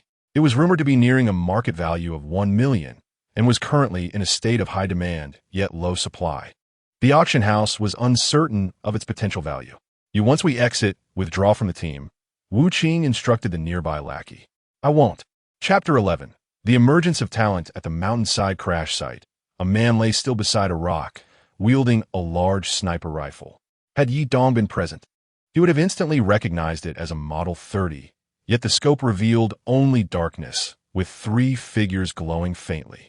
The silhouettes indicated 2 men and 1 woman. One of the men, approximately 7 meters tall, was gesticulating and continuously voicing something. The Shenyue men murmured. Chapter 12. The emergence of talent at the dam. Without Lao Lu, Yidong successfully withdrew. This round netted him nearly 40, along with 16 male team jeans. After organizing his storage for a while, Yidong began to establish a team. What should the team be named? Let it be called Male Team. It is simple and clear. Yidong then checked the auction house, where he acquired a Type 03 heavy tactical helmet for just 15. The male team jeans reached a total of 124, with 71 obtained from the farm and 53 from the northern mountainous region. Yidong first utilized the farm's male team jeans, summoning them forth. Male team jean. 70. A flash of light revealed 7 subordinates clad in uniform dark green military attire. Boss! They chorused simultaneously, creating a resonant echo. Yidong was currently in the courtyard of a motel, so summoning 7 at once did not feel overcrowded. As usual, he first assessed their attributes before naming them. 5 arrived, with 1 lacking a designation, but finally, 1 emerged with a name, unassigned attributes, overall combat power, 64 combat power growth. 3. Note, combat power growth indicates the maximum increase in overall combat power after each victorious battle. Quite formidable. I shall call you A-Chong. Yes, boss. Name, A-Chong Jackson attributes, overall combat power, 64 combat power growth. 3. The remaining 6 were arranged in order of their attributes. And, as usual, he instructed Langia to take them to the training ground. To be honest, Yidong felt somewhat disappointed by these attributes. He then casually checked Langia's current statistics. Name, Langia Jackson attributes, overall combat power, 79 combat power growth. 3. Was he nearing the 80 threshold? As Yidong's second-in-command, Langia had participated in numerous battles, and in terms of experience and contributions, he was the most esteemed. Many new subordinates were entrusted to him, and he had become Yidong's right-hand man. Yidong integrated all his subordinates into the male team and appointed Langia as vice-captain. Yidong then utilized the genes obtained from the northern mountainous region. Male team gene. 50. A burst of light revealed 5 uniquely shaped subordinates. Boss, they greeted. Unlike the farm summoned subordinates, these 5 were all clad in navy blue combat uniforms. 2 had high attributes, 2 had moderate attributes, and 1 had a low attribute. The average attributes were noticeably superior to those from the farm. How my super soldiers finally arrived? Name, unassigned attributes, overall combat power, 70 combat power growth, 35 with an initial attribute of 70, the potential upper limit would surely be higher. Yidong's spirits lifted immediately, and he contemplated assigning them to a team. Clad in uniform navy blue attire, should they not be named the Navy SEALs? No, in my previous life, there was already a special forces unit in the United States called the Navy SEALs. Let us call them the Beishan Squad instead. The name resonates with the northern theme. And Yidong recalled a song he cherished in his past life by Jay Cho, All the Way North. Thus, I shall name you Xiangbei Yuan. Yes, boss. In the northern mountainous region, the suffix for the male group as younger members is typically Yuan. Thus, they are named Xiangbei Yuan. The remaining younger members are assigned to Xiangbei as well, designated as 201 Yuan, 202, and so forth. They were instructed to head to the training ground to find Langia. Yidong had grown accustomed to being a hands-off manager, primarily due to exhaustion. He had become so weary that he simply lay on his bed and fell asleep. Chapter 12. The Return to One, From Night to Dawn. Yidong needed to expedite the gathering of all the keys for the farm, allowing his younger members more spacious areas for their regular activities. Upon visiting the auction house, he finally found the unloading area key. Yidong forcefully acquired it for 30. He then checked the World Channel. Original flavor chips. Why are there so many Lao Lu in the valley? Red flag belief. Stealthy approach. Really useful. Spent 3 days in management, can't take it anymore. My pigeon works hard. Lychee, what should I do with the lychee? Peak Lao Lu, haha. Just wiped out 4 sets in the valley. Yidong, high price for stable warehouse keys. Contact me directly if you have any. Give me a 79. The farm is locked down. This method proved effective, as soon after, someone contacted Yidong, willing to sell the stable warehouse key for 20. Although this price was slightly above the normal rate, Yidong promptly secured it. At last, Yidong had gathered 9 keys for the farm. He unlocked the map for the farm, which would serve as his residence.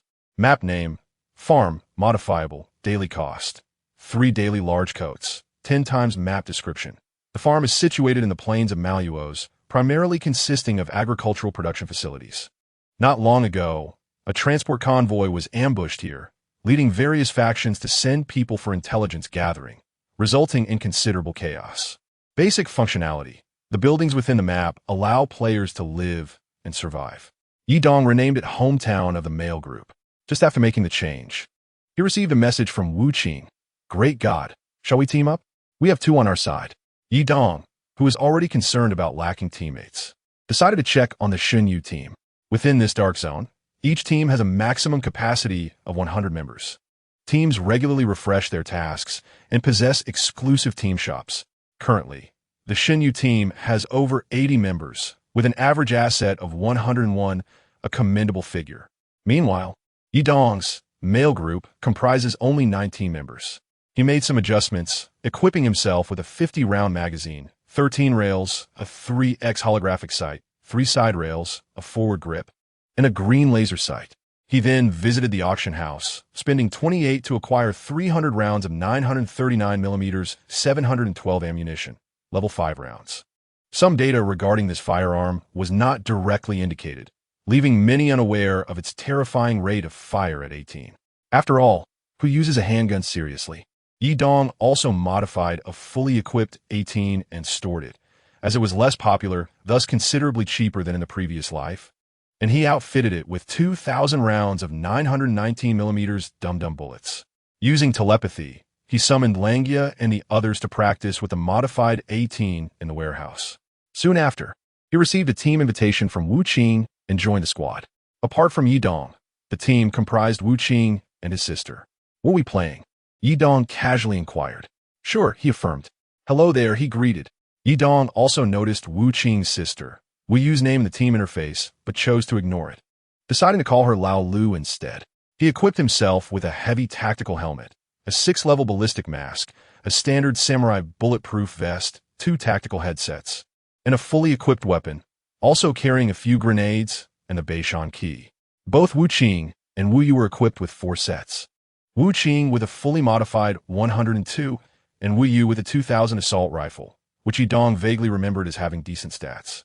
Having not played much with this rifle in his past life, his recollection was faint. Before long, the trio entered the game. They spawned on the right side of the dam, a less than ideal location. There may be people on the other side of the dam. Follow me, Yi Dong instructed. He remembered another spawn point on the left side of the dam. How do you know? Just follow the great god. His gear is worth half my assets. A regular person wouldn't have such wealth without skills. Indeed, if we die, it's him who loses more. Chapter 13. The Dam Spawn Point. After spawning on the map, the trio made their way into the dam. Crouched in a nearby recess, Yi Dong said, taking a painkiller while addressing Wu Yu. Hey, who are you looking down on? Wu Yu shot Yi Dong a glare, clearly indicating he was in her way of aiming. You go ahead and crouch. We can catch the opponent off guard later, Yi Dong explained while adjusting his scope. Fair point, Wu Yu agreed. Realizing the narrow passage made it cramped for 3 people to aim. Remember to take your painkillers, Yi Dong said, his expression unchanging as he kept a watchful eye on the opposite side of the dam. MHM. Wu Qing quickly followed suit, realizing he had forgotten to take his. A significant oversight. Just to clarify, I'm not Lao Lu, this is strategy, Wu Yu reluctantly admitted as she rolled into the recess, positioning herself expertly. Yi Dong observed, recognizing her as a seasoned player. By the way, if we die, do we exit the game immediately or have a spectator mode? Yi Dong casually inquired of Wu Qing. Oh, I'm just asking, he thought to himself, knowing he couldn't reveal that he had never died before. Can I ask a rather personal question? Wu Qing continued. Personal. Wu Yu perked up, her ears attentive and eyes sparkling. Go ahead, Yi Dong thought, wondering why no one had arrived yet. Was the opponent's respawn point not active? Great God, are you so skilled for a special reason? Wu Qing asked bluntly, noting how most players still struggled, while Yi Dong played as if he had been at it for ages. Yi Dong knew he couldn't disclose that he was a transmigrator, given his background as a gaming streamer with system-endowed talents. Wu Qing quickly realized he had misspoken. Why would someone need a reason for their prowess? It's just innate talent, right? He quickly added, well, why not? Ye donc chakit akardi. The mention of talent reminded him of a particularly gifted actress from his previous life. Wu Qing crouched behind a box while Yi Dong constantly moved forward, peering through his scope. Before long, Yi Dong spotted a group of individuals through his scope. What a splendid day for scoring points. The group approached the dam with no caution, merrily humming a tune. I'm here, Yi Dong exclaimed, swiftly eliminating 2 of them. I'll throw a grenade. Charge in afterward. The siblings tensed up, responding in unison. In a brief moment, Yi Dong found a perfect angle and threw a grenade. The grenade soared through the air, tracing a beautiful arc from the dam. Boom! What? They were completely wiped out? Yi Dong laughed. Come loot the bodies. He called out, tossing a few smoke grenades. Huh? Is it over already? Wu Qing exclaimed, astonished that he hadn't fired a single shot. Wow, Yigo, you're incredible. Wu Yu skillfully crawled out of the recess to loot the bodies, her small hands moving However, I feel I'm already quite plump. Wu Yu couldn't help but hesitate. Noticing that Yi Dong was ignoring her, she turned to Wu Qing. It's not that fat.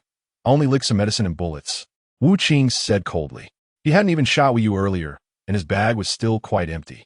He was puzzled by his sister's swift hand movements, as she immediately began to lick. Just go if you want to go. Wu Yu glanced around and prepared to continue the battle. The hotel was indeed perilous, and I couldn't guarantee that all of us would make it out alive. It wouldn't be impossible for you to retreat first, Yi Dong remarked, surveying the surroundings while addressing Wu Yu. He meant no harm. He spoke the truth. In his previous life, he often met his demise in hotels. However, he now desired strength, and to attain strength, he must continually challenge himself. If he were to die today, but learn something in the process, he would consider it worthwhile. This was akin to his previous life when he paid tuition at a television station. The difference lay in the fact that when the game becomes life, everything becomes far more brutal. Only strength is the ultimate truth. Chapter 14. The past of Fred, mentioning the Beishan blockade, inevitably reminded Yi Dong of the leader of the boy band from the northern mountainous region, Fred. In his previous life, every boy band leader had their own story, but Fred's left the deepest impression on Yi Dong. It was said that Fred had once been an outstanding special forces officer who inadvertently discovered the secrets of Beishan while on a mission. Later, his comrades uncovered this secret and sought to monopolize it, even threatening Fred's wife. Consequently, Fred became a wanted man and was dismissed from headquarters. From then on, He gathered followers in Beishan and took refuge in a hotel, fiercely retaliating against the special forces who sought him. The token Fred carried was a wedding ring. He often found himself lost in thought while gazing at the glimmering ring, which only deepened his hatred for the special forces. Had this been in his previous life, Yidong would have surely dismissed it as a fabricated tale. Yet now, having traversed into this world, he perceived it as far more complex. The three of them journeyed from the dam to the hydrological observation station, and from there to the Beishan Hotel. Yidong crouched behind a tree, aiming through his scope. The boy band genes were in play as they eliminated the machines outside the door.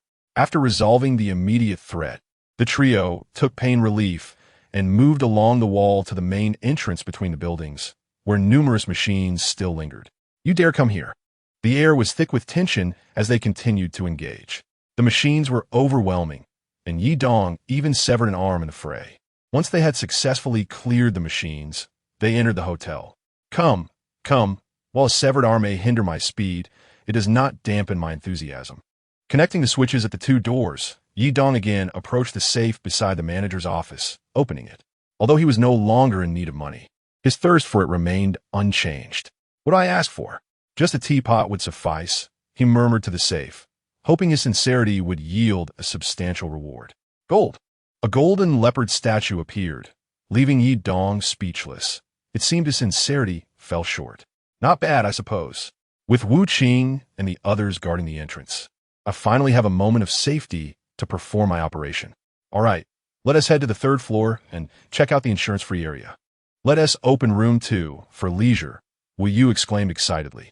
Despite her bag being full, she was determined that this trip must not be in vain. "You dare to seek trouble with me?" Gunfire echoed nearby as Yidong and Wu Qing positioned themselves strategically, one at the front and the other at the back. Maintaining vigilance, they gradually made their way towards the third floor of the building. Before long, they arrived at the main staircase. Yidong recalled that in his previous life, there was a critical position at this staircase. Just in case, he thought, and set a trap. "No one's here, let us go." Upon reaching the third floor, Wu Yu directly opened room 2 for leisure. "You have quite the audacity." Yidong cleared the machines while Wu Qing searched for the insurance-free area, and Wu Yu opened the storage room. "Stay alert. That familiar voice, the boy band is coming down." Gunfire erupted below as Yidong quickly organized his team. Noting the sound of Pharaoh's gunfire, when dealing with the boy band, patience is vital. It's best to take them down one by one. Yidong patient. We mustn't rush. Their positions are too tightly packed. You can't escape now. They prepared for the oncoming threat, holding their breath. A grenade. Yidong tossed a grenade toward the staircase. The smoke began to rise, a typical tactic of the boy band. Yidong lamented, "The boy band possesses auto-aim and transparency. Smoke is utterly harmless to them." As the footsteps drew nearer, the smoke thickened and retreat became necessary. "No need to rush," Yidong commanded, and Wu Qing and Wu Yu promptly complied. The heavy footsteps instilled a sense of pressure, but for Yidong, who had battled through countless hotels in his previous life, it was far from sufficient. "The target is approaching. Request fire suppression. You are engaging with an expert." In the smoke, Yidong shouted with fervor. The three of them concentrated their firepower. "Watch out for grenades." With precision, Yidong crouched and swiftly eliminated 3 adversaries. The powerful 712 ammunition, level 5, was formidable enough to deter even the likes of Renault. Yet, the strength of the boy band in the quarantine zone was undeniable. And after just one encounter, Yidong found himself badly injured. Crouched behind a table, he applied medicine while Wu Qing and Wu Yu covered him. "You said we would take them down one by one. How did you manage to take down 3 at once?" Wu Qing exclaimed in disbelief, seeing Yidong's remarkable feat. Both Wu Qing and Wu Yu gained newfound confidence and prepared to charge. Wu Qing, being more cautious, first laid down suppressive fire, while Wu Yu tossed aside her bag and rushed in with a 2000. One down. Wu Yu's nimble movements allowed her to engage a boy band member without sustaining significant damage. "It seems there are no more footsteps on the third floor," Wu Qing remarked. "Typically, there are 56 members in a boy band. There must still be some left. Stay alert," Yidong cautioned, feeling the sting of 3 wounds that continued to bleed. "There is still a footstep on the second floor. Should I go check?" Wu Yu suggested after taking down another boy band member. "Don't. It might be a footstep generator." You're certain about that? Yes, it's continuous and random. I am absolutely sure, Yidong asserted, recalling a painful lesson from his past. Huh, your brother must have lost his composure, Wu Yu chuckled. I don't know if he lost his composure, but I certainly have, Yidong replied, wincing as he applied bandages and began to operate on his wounds. Suddenly, what the hell?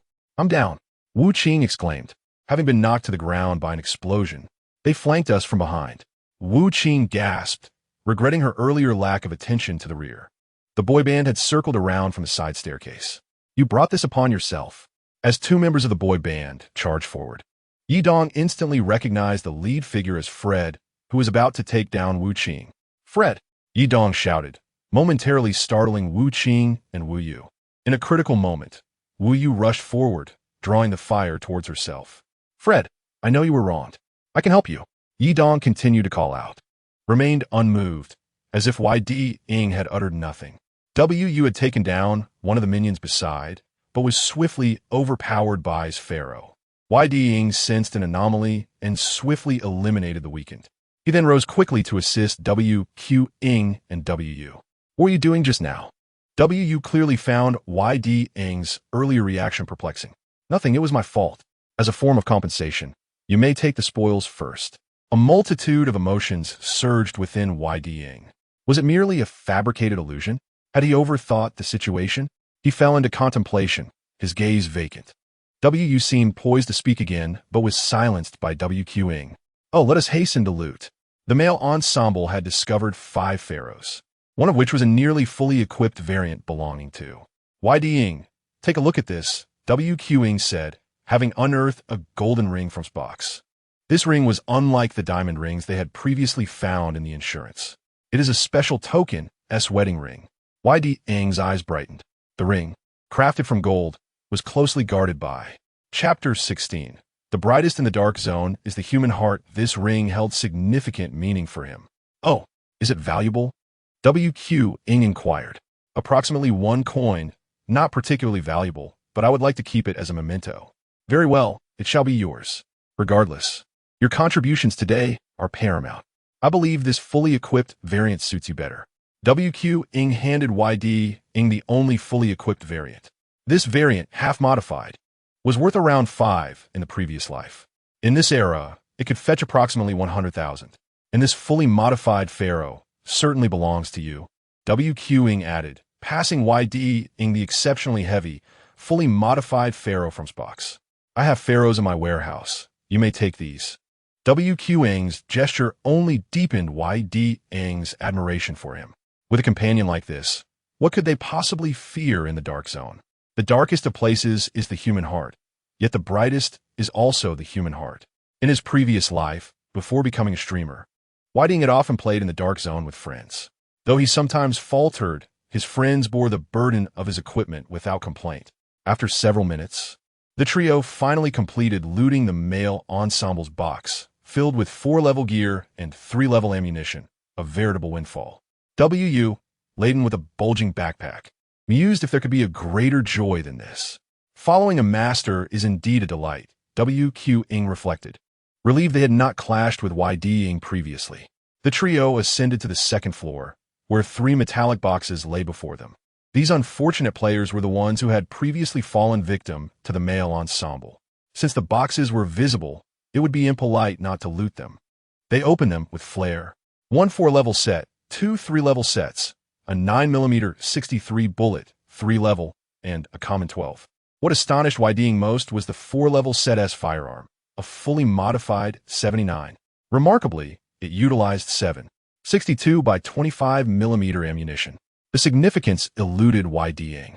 The bullets compatible with the 79 were hardly powerful, if using 7.62 by 25mm 0-level bullets. The base damage would be 64, while this bullet's base damage was merely 58. It was already incapable of penetrating armor, and repairing it would not yield any results. YD Ying proceeded to open the 203, revealing a golden cup. The drop rate was indeed impressive. What did you just find? The insurance is a chip processor, WQ Ying replied.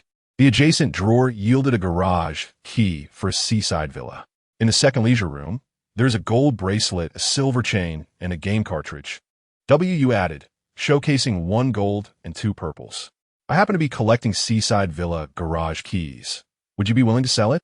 Name your price. YD Ying intended to acquire the key directly to fulfill the system task. It was rare to come across something that the great YD Ying coveted. This key would typically auction for around 30. Since the master desires it, I shall simply gift it, WQ Ying generously offered. YD Ying was well aware of WQ Ying's intentions. No worries, I have made a friend in you. A flat rate of 40. A counter offer? Very well. WQ Ying understood that YD Ying was not financially constrained, and they quickly completed the transaction. There was no need for any awkwardness. Who would turn down money? Ding. Player, YD Ying, has transferred 400,000K in coins to you. A hand for a hand. WQ Ying passed the key, marveling. Is this what it means to be wealthy? Ding. System task. Key master completed. Reward. Health limit increased by 5. YD Ying felt a warm current coursing through his body. System. I wish to review my combat power. Ding. Player information. Name. YD Ying. Modifiable. Title. Exemplary integrity assets. 1. 112K in coins talents. Male ensemble gene. 2. Overall combat power. 87. Is my little brother this formidable? My assets have swiftly surpassed 10 million. Where did I obtain this title? I have no recollection. Ding. Title. Exemplary integrity. Earned after reaching credibility level 5. If credibility level declines, the title will be temporarily disabled. Effect. Earn 1,000K in coins daily. Indeed, it mirrored his previous life with one distinction, a daily earning of 1,000K in coins. The extraction point was in the UTS mountain range, and the trio slaughtered several machines along the way, ultimately achieving a successful escape. The operation concluded with YD Ying acquiring 42 and 12 male ensemble genes. Of course, the most crucial aspect was gathering the Valley Keys to complete the system task. The growth in combat power was paramount. Chapter 17. The master bedroom of the Seaside Villa upon returning to the homeland of the male ensemble. YD Ying beheld the minions running with heavy loads along the highway. Leading them was Chi Ying, with everyone wielding firearms, clad in 4-level gear, with 4 tactical rounds and field packs. YD Ying looked on with satisfaction at the training of his minions. However, mere observation was insufficient to understand them. He must integrate with them. Without removing his backpack, YD Ying joined their ranks in running. Greetings, boss. Is the daily training exhausting? YD Ying inquired as he ran alongside them. Not at all. With the excellent conditions you provide, we ought to train diligently to expand our territory and conquer all. Would there truly come a day for expansion? Everyone had inexplicably entered this game world. What was the reason behind it? YD Ying did not know, nor did anyone else. He only understood that his path was to continuously grow stronger. Before long, YD Ying and his minions arrived at the grain trading station. All dismissed, let us eat. Chi Ying commanded as the leader. Boss, do you have any instructions?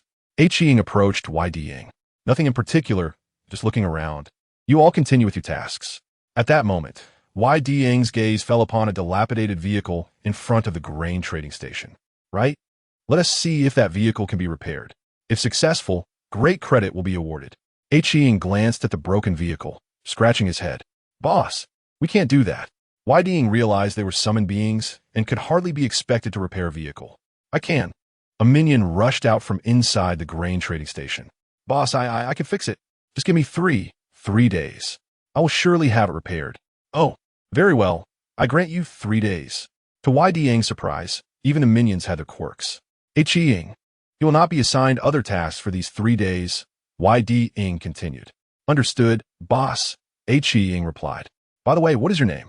YD Ying, opting not to check the system's data, directly asked. 204, they all call me Little Stutter. All right, from now on, you shall be known as Little Stutter. Acquire any tools you need from the market. The money can be obtained from Elling Y. I hope you can present me with a surprise in 3 days. Yes. I want to let the boss down. Although he may appear somewhat foolish, Yi Dong harbors an unwavering trust in his subordinates. Even if they ultimately fail to succeed, the effort is still worthwhile. It has been but a brief time, yet the male ensemble has already amassed 114 members.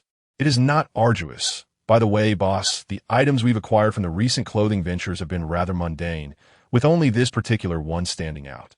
Wolf Fong presented a key. Goodness, the master bedroom of the seaside villa. Yi Dong initially expected to receive at most a purple key, but to his astonishment, it turned out to be a golden key. Carrying heavy weaponry while on the move, he remained perpetually tense. The pain he felt was a visceral reality.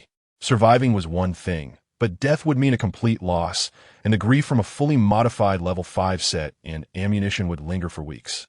Speaking of rare equipment, Yi Dong decided to visit the auction house. To his shock, he discovered something remarkable. My goodness! Yi Dong exclaimed. It must be secured. Chapter 18. The Emergence of the War God Helmet. The item was newly listed by the game system. The announcement stated, the first level 6 equipment in the entire server. The 70 Tactical Helmet, level 6 headgear. World Channel. Just give me 2 more minutes. Goodness, so the highest isn't a level 5 helmet, but a level 6. Surrender your weapons. Will there be level 7 or 8 helmets in the future? Bring it on. Wow. The level 6 helmet is truly impressive. One man's fortress. Let us see which big shot can acquire the first level 6 helmet in the server. Southern Victory. Vice Captain of the Southern team will definitely be our Southern team that secures it. Is this watermelon ripe? Just watching the show. A little wealth, Captain of the Wealthy team, no need to argue. Our wealthy team is destined to win. Never use hacks. Are you intentionally stirring trouble? With the announcement, anticipation for the auction surged. Various teams began preparing to bid.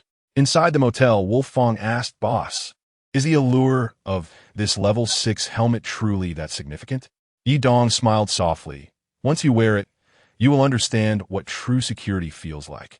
That helmet embodies both practicality and aesthetics, making it the strongest headgear in the Dark Zone. Yi Dong's assets had now reached the tens of millions. He was determined to win this auction. This time, he must secure it. With everything ready, they awaited the commencement of the auction. Yi Dong consumed 2 cans of beef stew and a bottle of apple juice. When he reopened the auction house, the bidding had just begun. Item, 70 Tactical Helmet, level 6 headgear, starting bid, 5, note, no upper limit, remaining auction time, 1 hour 59 minutes. The auction would last for 2 hours. Unbeatable South, Captain of the Southern team, bid 10. I want to attend Ningbo University. Goodness, started with a direct double. A little wealth, Captain of the Wealthy team, bid 10 plus 100. God's Moon, Captain of the God Moon team, bid 16. A little wealth, Captain of the Wealthy team, bid 16 plus 100. Taurine, Captain of the Taurine team, bid 18. A little wealth, Captain of the Wealthy team, bid 18 plus 100.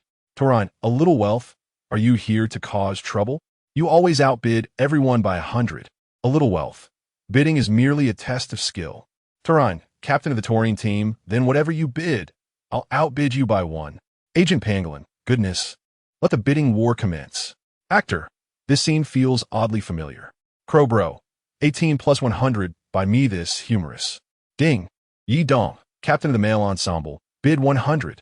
Koi's Koi, Emperor's Emperor, goodness, goodness, goodness.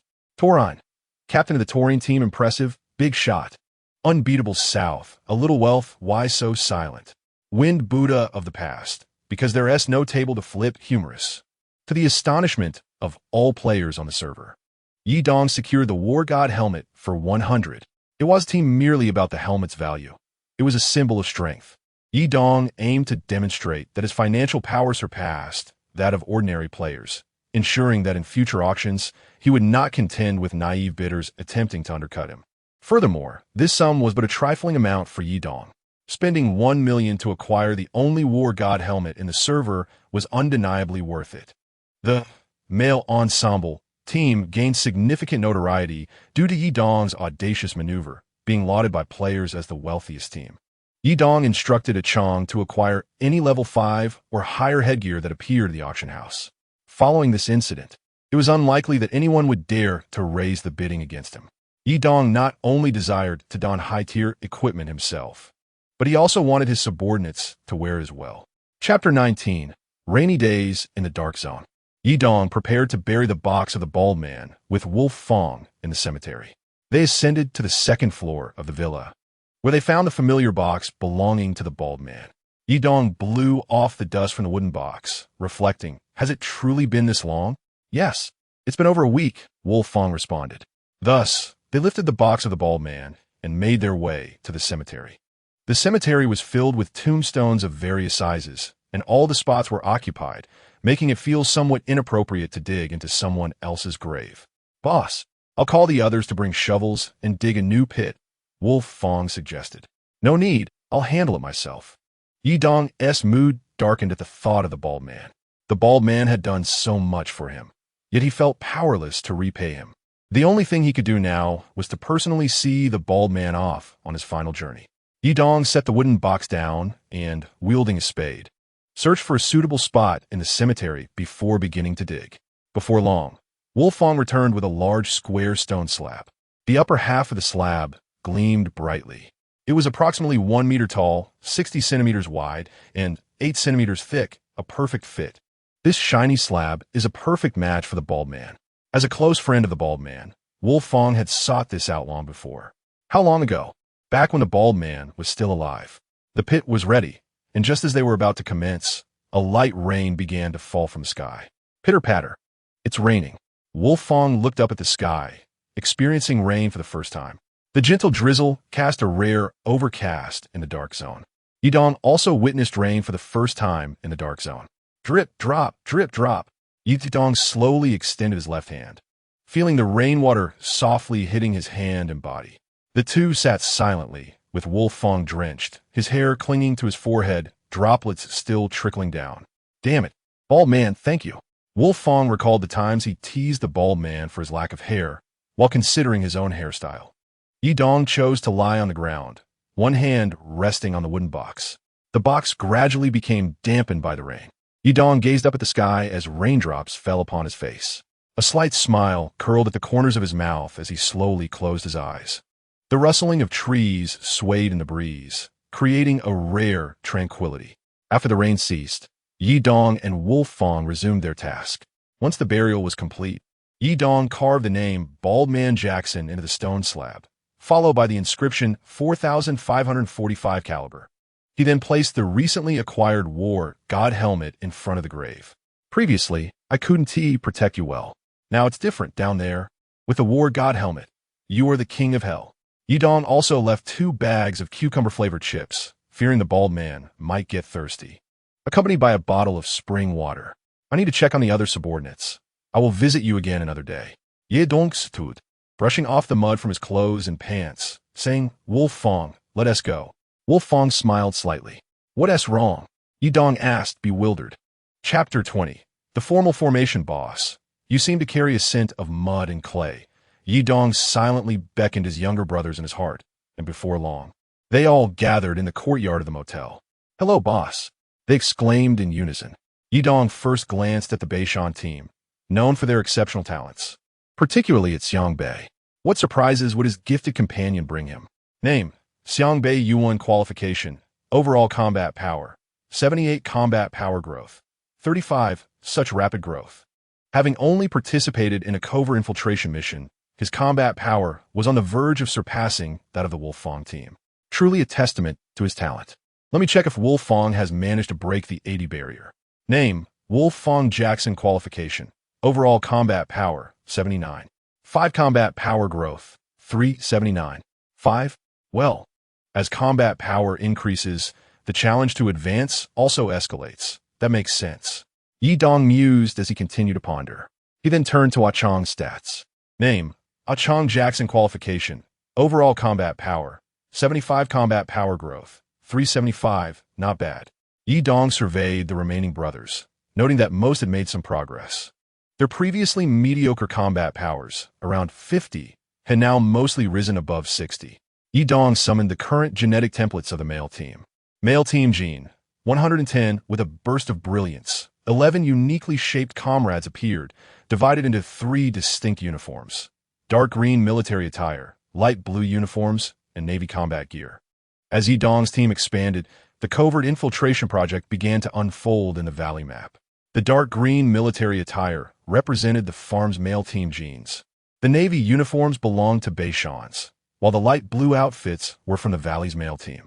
Yi Dong briefly assessed their talents, all being within a reasonable range. He assigned names according to their previous designations and categorized them into the original 3 squads. The formal formation was established.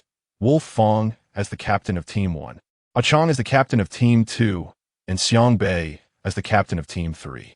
Exactly 30 individuals, perfectly divided into 3 squads.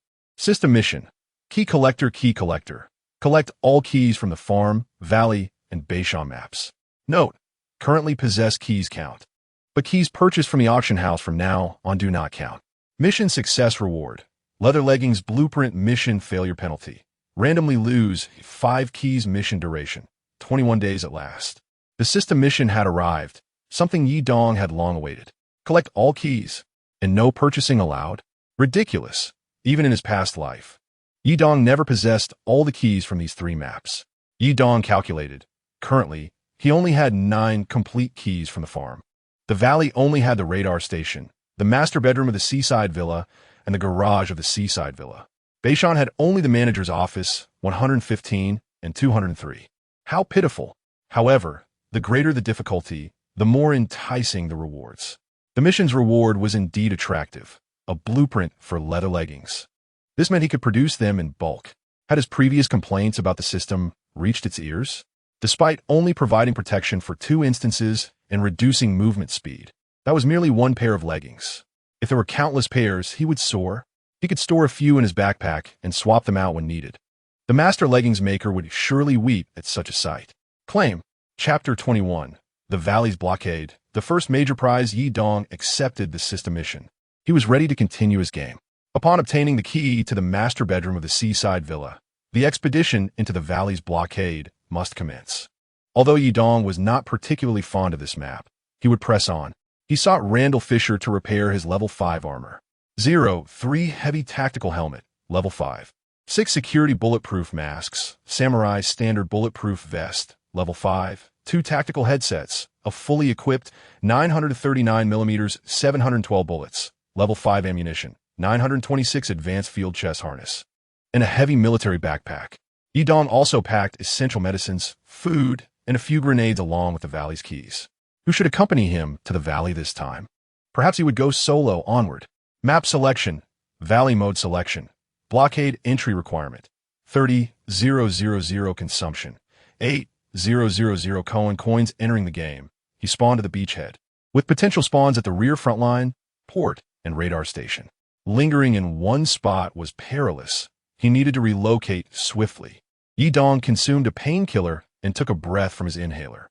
Preparing to rush directly to the seaside villa while running along the cover and guarding against the sniper from the valley village. The individuals at the Pinot broadcasting station would likely arrive shortly as well. However, Yi Dong was evidently faster. What was that? Just as Yi Dong reached the villa, he heard the voices of the male team. Duo C's villa is truly luxurious. Yi Dong marveled, noting that compared to it, the farm's villa seemed like a dilapidated shack. Arriving at the pool beside the villa, he heard the voices of the male team on the first floor. He swiftly abandoned the garage's safety and dashed upstairs, reaching the first safe room and activating its safety. There were quite a few items: a memory card, a silver pendant bracelet, and 3 stacks of coins. No need to rush. There was still another safe. Yi Dong continued to run toward another secure area. Where are you? Come here. The voices of the male team echoed again, their footsteps drawing nearer. Yi Dong remained calm, crossing the sky garden to reach another safe room, activating it directly. A radio and a dedicated circuit board awaited him. This was a stroke of good fortune. Thud, thud, thud, thud, thud. Downstairs, the sound of hurried footsteps intensified. It seemed the male team had increased in number. Yi Dong immediately used his key to unlock the master bedroom and close the door, ready to secure the electrical protection. Who are you? If I discover you, you're finished. Bang, bang, bang. Boom, boom, boom, boom, boom. Rat-a-tat-tat. Suddenly, another group of players clashed with the male team, led by Duo C. The sounds of chaotic footsteps and gunfire permeated every corner of the villa. The seaside villa was instantly filled with a festive atmosphere akin to the New Year's Eve celebration, resonating with the spirit of spring. Come on, my major prize. The ambience around him began to heighten Yi Dong's tension. A vase. Yi Dong finally found his first major prize after being in this world for so long. And it happened to emerge from the map he despised the most. Vase, an exquisitely crafted vase that depicts the life of a noble. Yidong quickly placed the vase into his backpack, lamenting, "Why isn't there a safe box in this game world?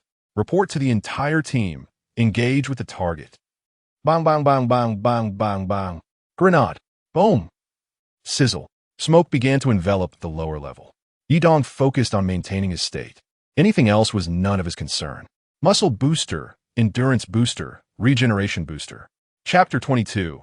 Duo sees blockade. Having finished administering the boosters and sipping a bottle of water, Yidong heard a series of footsteps approach. Are there male team members coming up? Are they done with their business and coming for me? Just in time.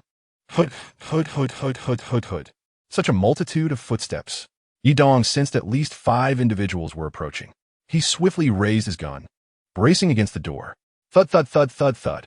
The footsteps grew ever closer, and Yidong felt his heart race. This scene felt inexplicably familiar. The last time he encountered a major prize, it was utterly chaotic. Please don't let me die of fright again. I would truly be grateful. Yidong thought to himself. Be cautious. A skirmish has erupted over there. Disarm yourselves, or face dire consequences. Why aren't they charging at me? Yidong's palms were drenched in sweat, the grip of his weapon slick with perspiration. You're so close.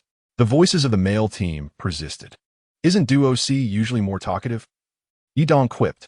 Although the footsteps were so close, no one rushed in. Yidong retained his composure, bracing against the door. With a 50-round magazine, eliminating 45 foes in one swift motion should not be too challenging. Hold the line. I'm going to trigger the alarm. The voice of Duo C rang out from outside. Are you going to pull the lever? Can't you handle the pressure? Yidong could no longer endure the pain and swiftly opened the door to his room. The sound of gunfire echoed outside as the male squad unleashed their weapons. After testing the waters, Yidong charged out. The air was filled with the sounds of bullets and explosions. He dashed out of the door and swiftly eliminated 3 nearby foes, immediately engaging the 2 others at a distance. Sound the alarm and cover me, he shouted as he continued to fire. He quickly dispatched the 2 distant enemies, but sustained injuries himself, with one arm now stained crimson. This encounter showcased the terrifying power of level 5 ammunition. Gunfire erupted again from afar, sounding like shotguns. Had another team arrived? Yidong paid no heed to the number of adversaries. To him, they were already marked for death the moment they set foot in the seaside villa. There was still much to accomplish, such as reloading his weapon and letting them take the first shot. The Do squad was relatively easy to handle in his previous life. Some players even defeated Dos with a knife. Dos's only advantage was their numbers, starting with a squad of 56 members and potential reinforcements, possibly including 2 lieutenants. Requesting fire support. It seems another esteemed guest has arrived. The sounds of gunfire intensified, and Yidong, while reloading, overheard footsteps approaching. 2 individuals seemed to believe the battle was over. Yidong heard the sound of a box being opened. 2 innocents outside were rifling through it. Without hesitation, he burst through the door. Uncertain whether the 2 he had slain included a specific target, he opted for caution. After reloading, Yidong continued his preparations, injecting himself with stamina, muscle enhancement, and regeneration syringes. Feeling a pang of hunger, he munched on a bag of chips. Finally, footsteps echoed. Only one person was approaching. Yidong stashed the chip bag and brushed off the crumbs from his hands. With a creak, the door opened, and the opposite side began to set up their attack. Yidong shifted back slightly, ensuring he remained beyond the blast range of any grenades. Are you Thor? So many grenades.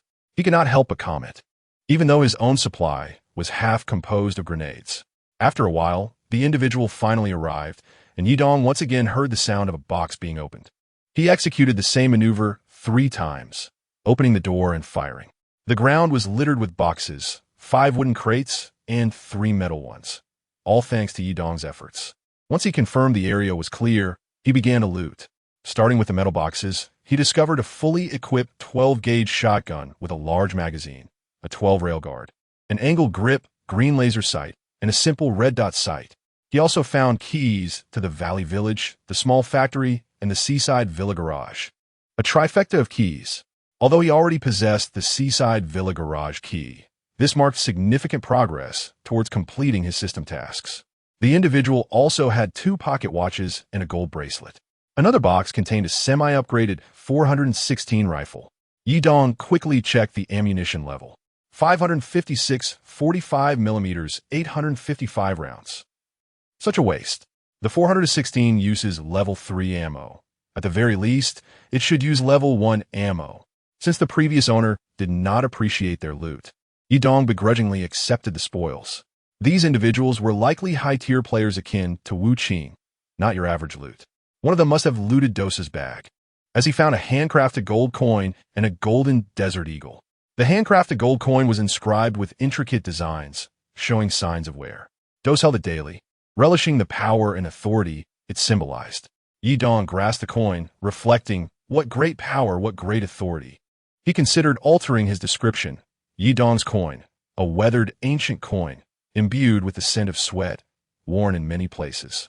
Yidong holds it daily, feeling the power and authority he has seized with his own hands. The frontline fortress served as a hidden map and could not be located through conventional means. Could it be connected to classified documents? Yidong pondered. The world and the frontline fortress, along with the television station, had vanished alongside those documents. Only a few golden treasures remained in the market, with no sign of the classified files. This reflection led Yidong to recall tales from his previous life regarding the 4 great leaders and the classified documents. As for the Golden Desert Eagle, it could only be described in one word: stunning, exceedingly stunning. Regardless of its power, its beauty was more than sufficient. Fortunately, Yidong's bag was ample. Most individuals would struggle to carry such a haul. After 3 minutes of looting, he found himself completely overburdened. Once he finished his injections, he took a puff from his inhaler. Descending to the yard, he discovered boxes strewn about near the garage and pool. The extraction point was at the steel bridge, and time was running short. Yidong traversed from the seaside villa to the RV camp, then to the eastern farm, with only 5 minutes remaining. His final inhaler could provide 2 more puffs. Yidong lamented the burden of his overstuffed bag, wiping sweat from his brow and inhaling deeply. At last, he spotted the extraction point. Wait, something caught his eye. Looking through his scope, he noticed 4 metallic boxes and a person nearby fervently looting. Lao Lu! Yidong's previously relaxed demeanor tightened once more. In this vicinity, there was a depression in the woods, a well-known spot from his previous life. Once many discovered this area, they would set up their attacks before retreating. This life had fewer individuals aware of this position, but it was still known to some. Clearly, the 4-member squad had been ambushed. Their morale must have shattered after putting in so much effort only to be eliminated by a single grenade. The prone Lao Lu seemed oblivious to Yidong's presence as he continued to enjoy his spoils. This called for retribution.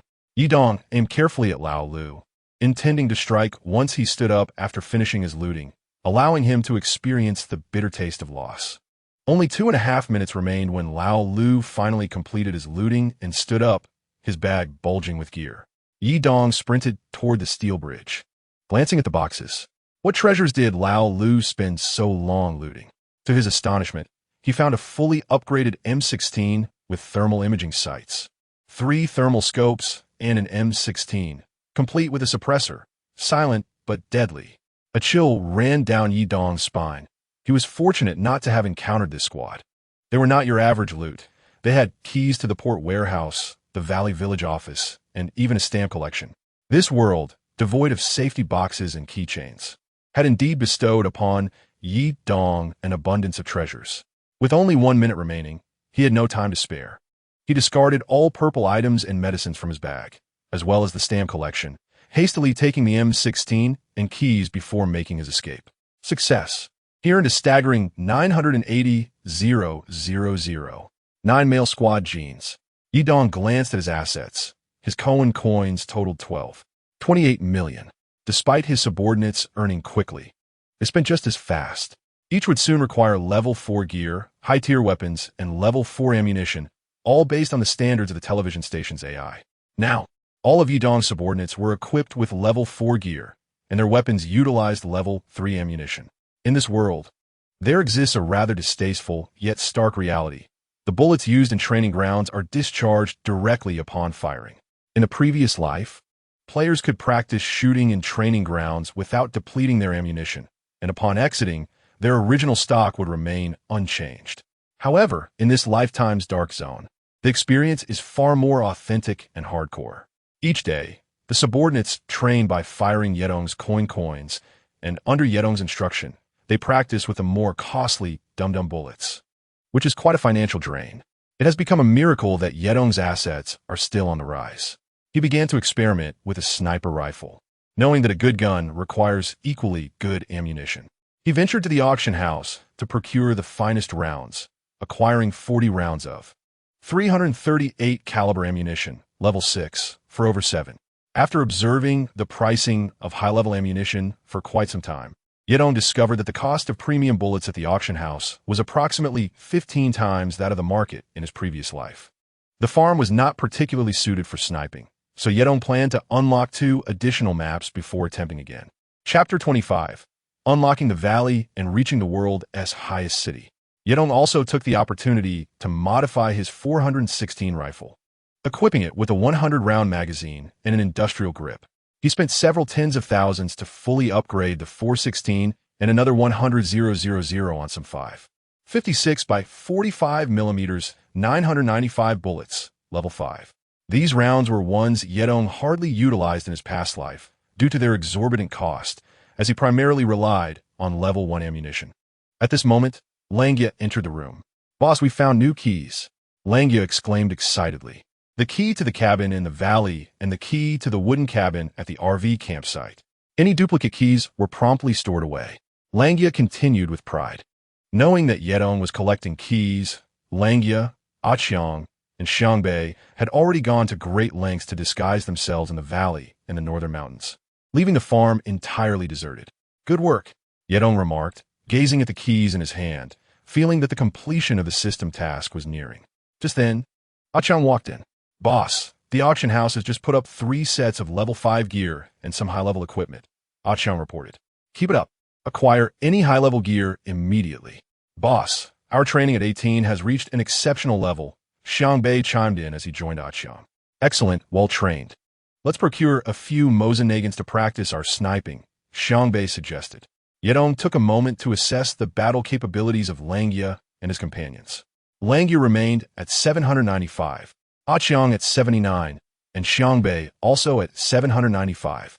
After pondering for a moment, Yedong inquired of the system, "System, what is my current battle power?" The host's current battle power is 88.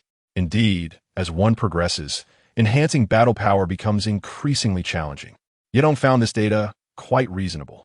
He spent a considerable amount of time organizing the remaining supplies and soon, feeling fatigued, collapsed onto the large bed in the master suite and fell into a deep slumber.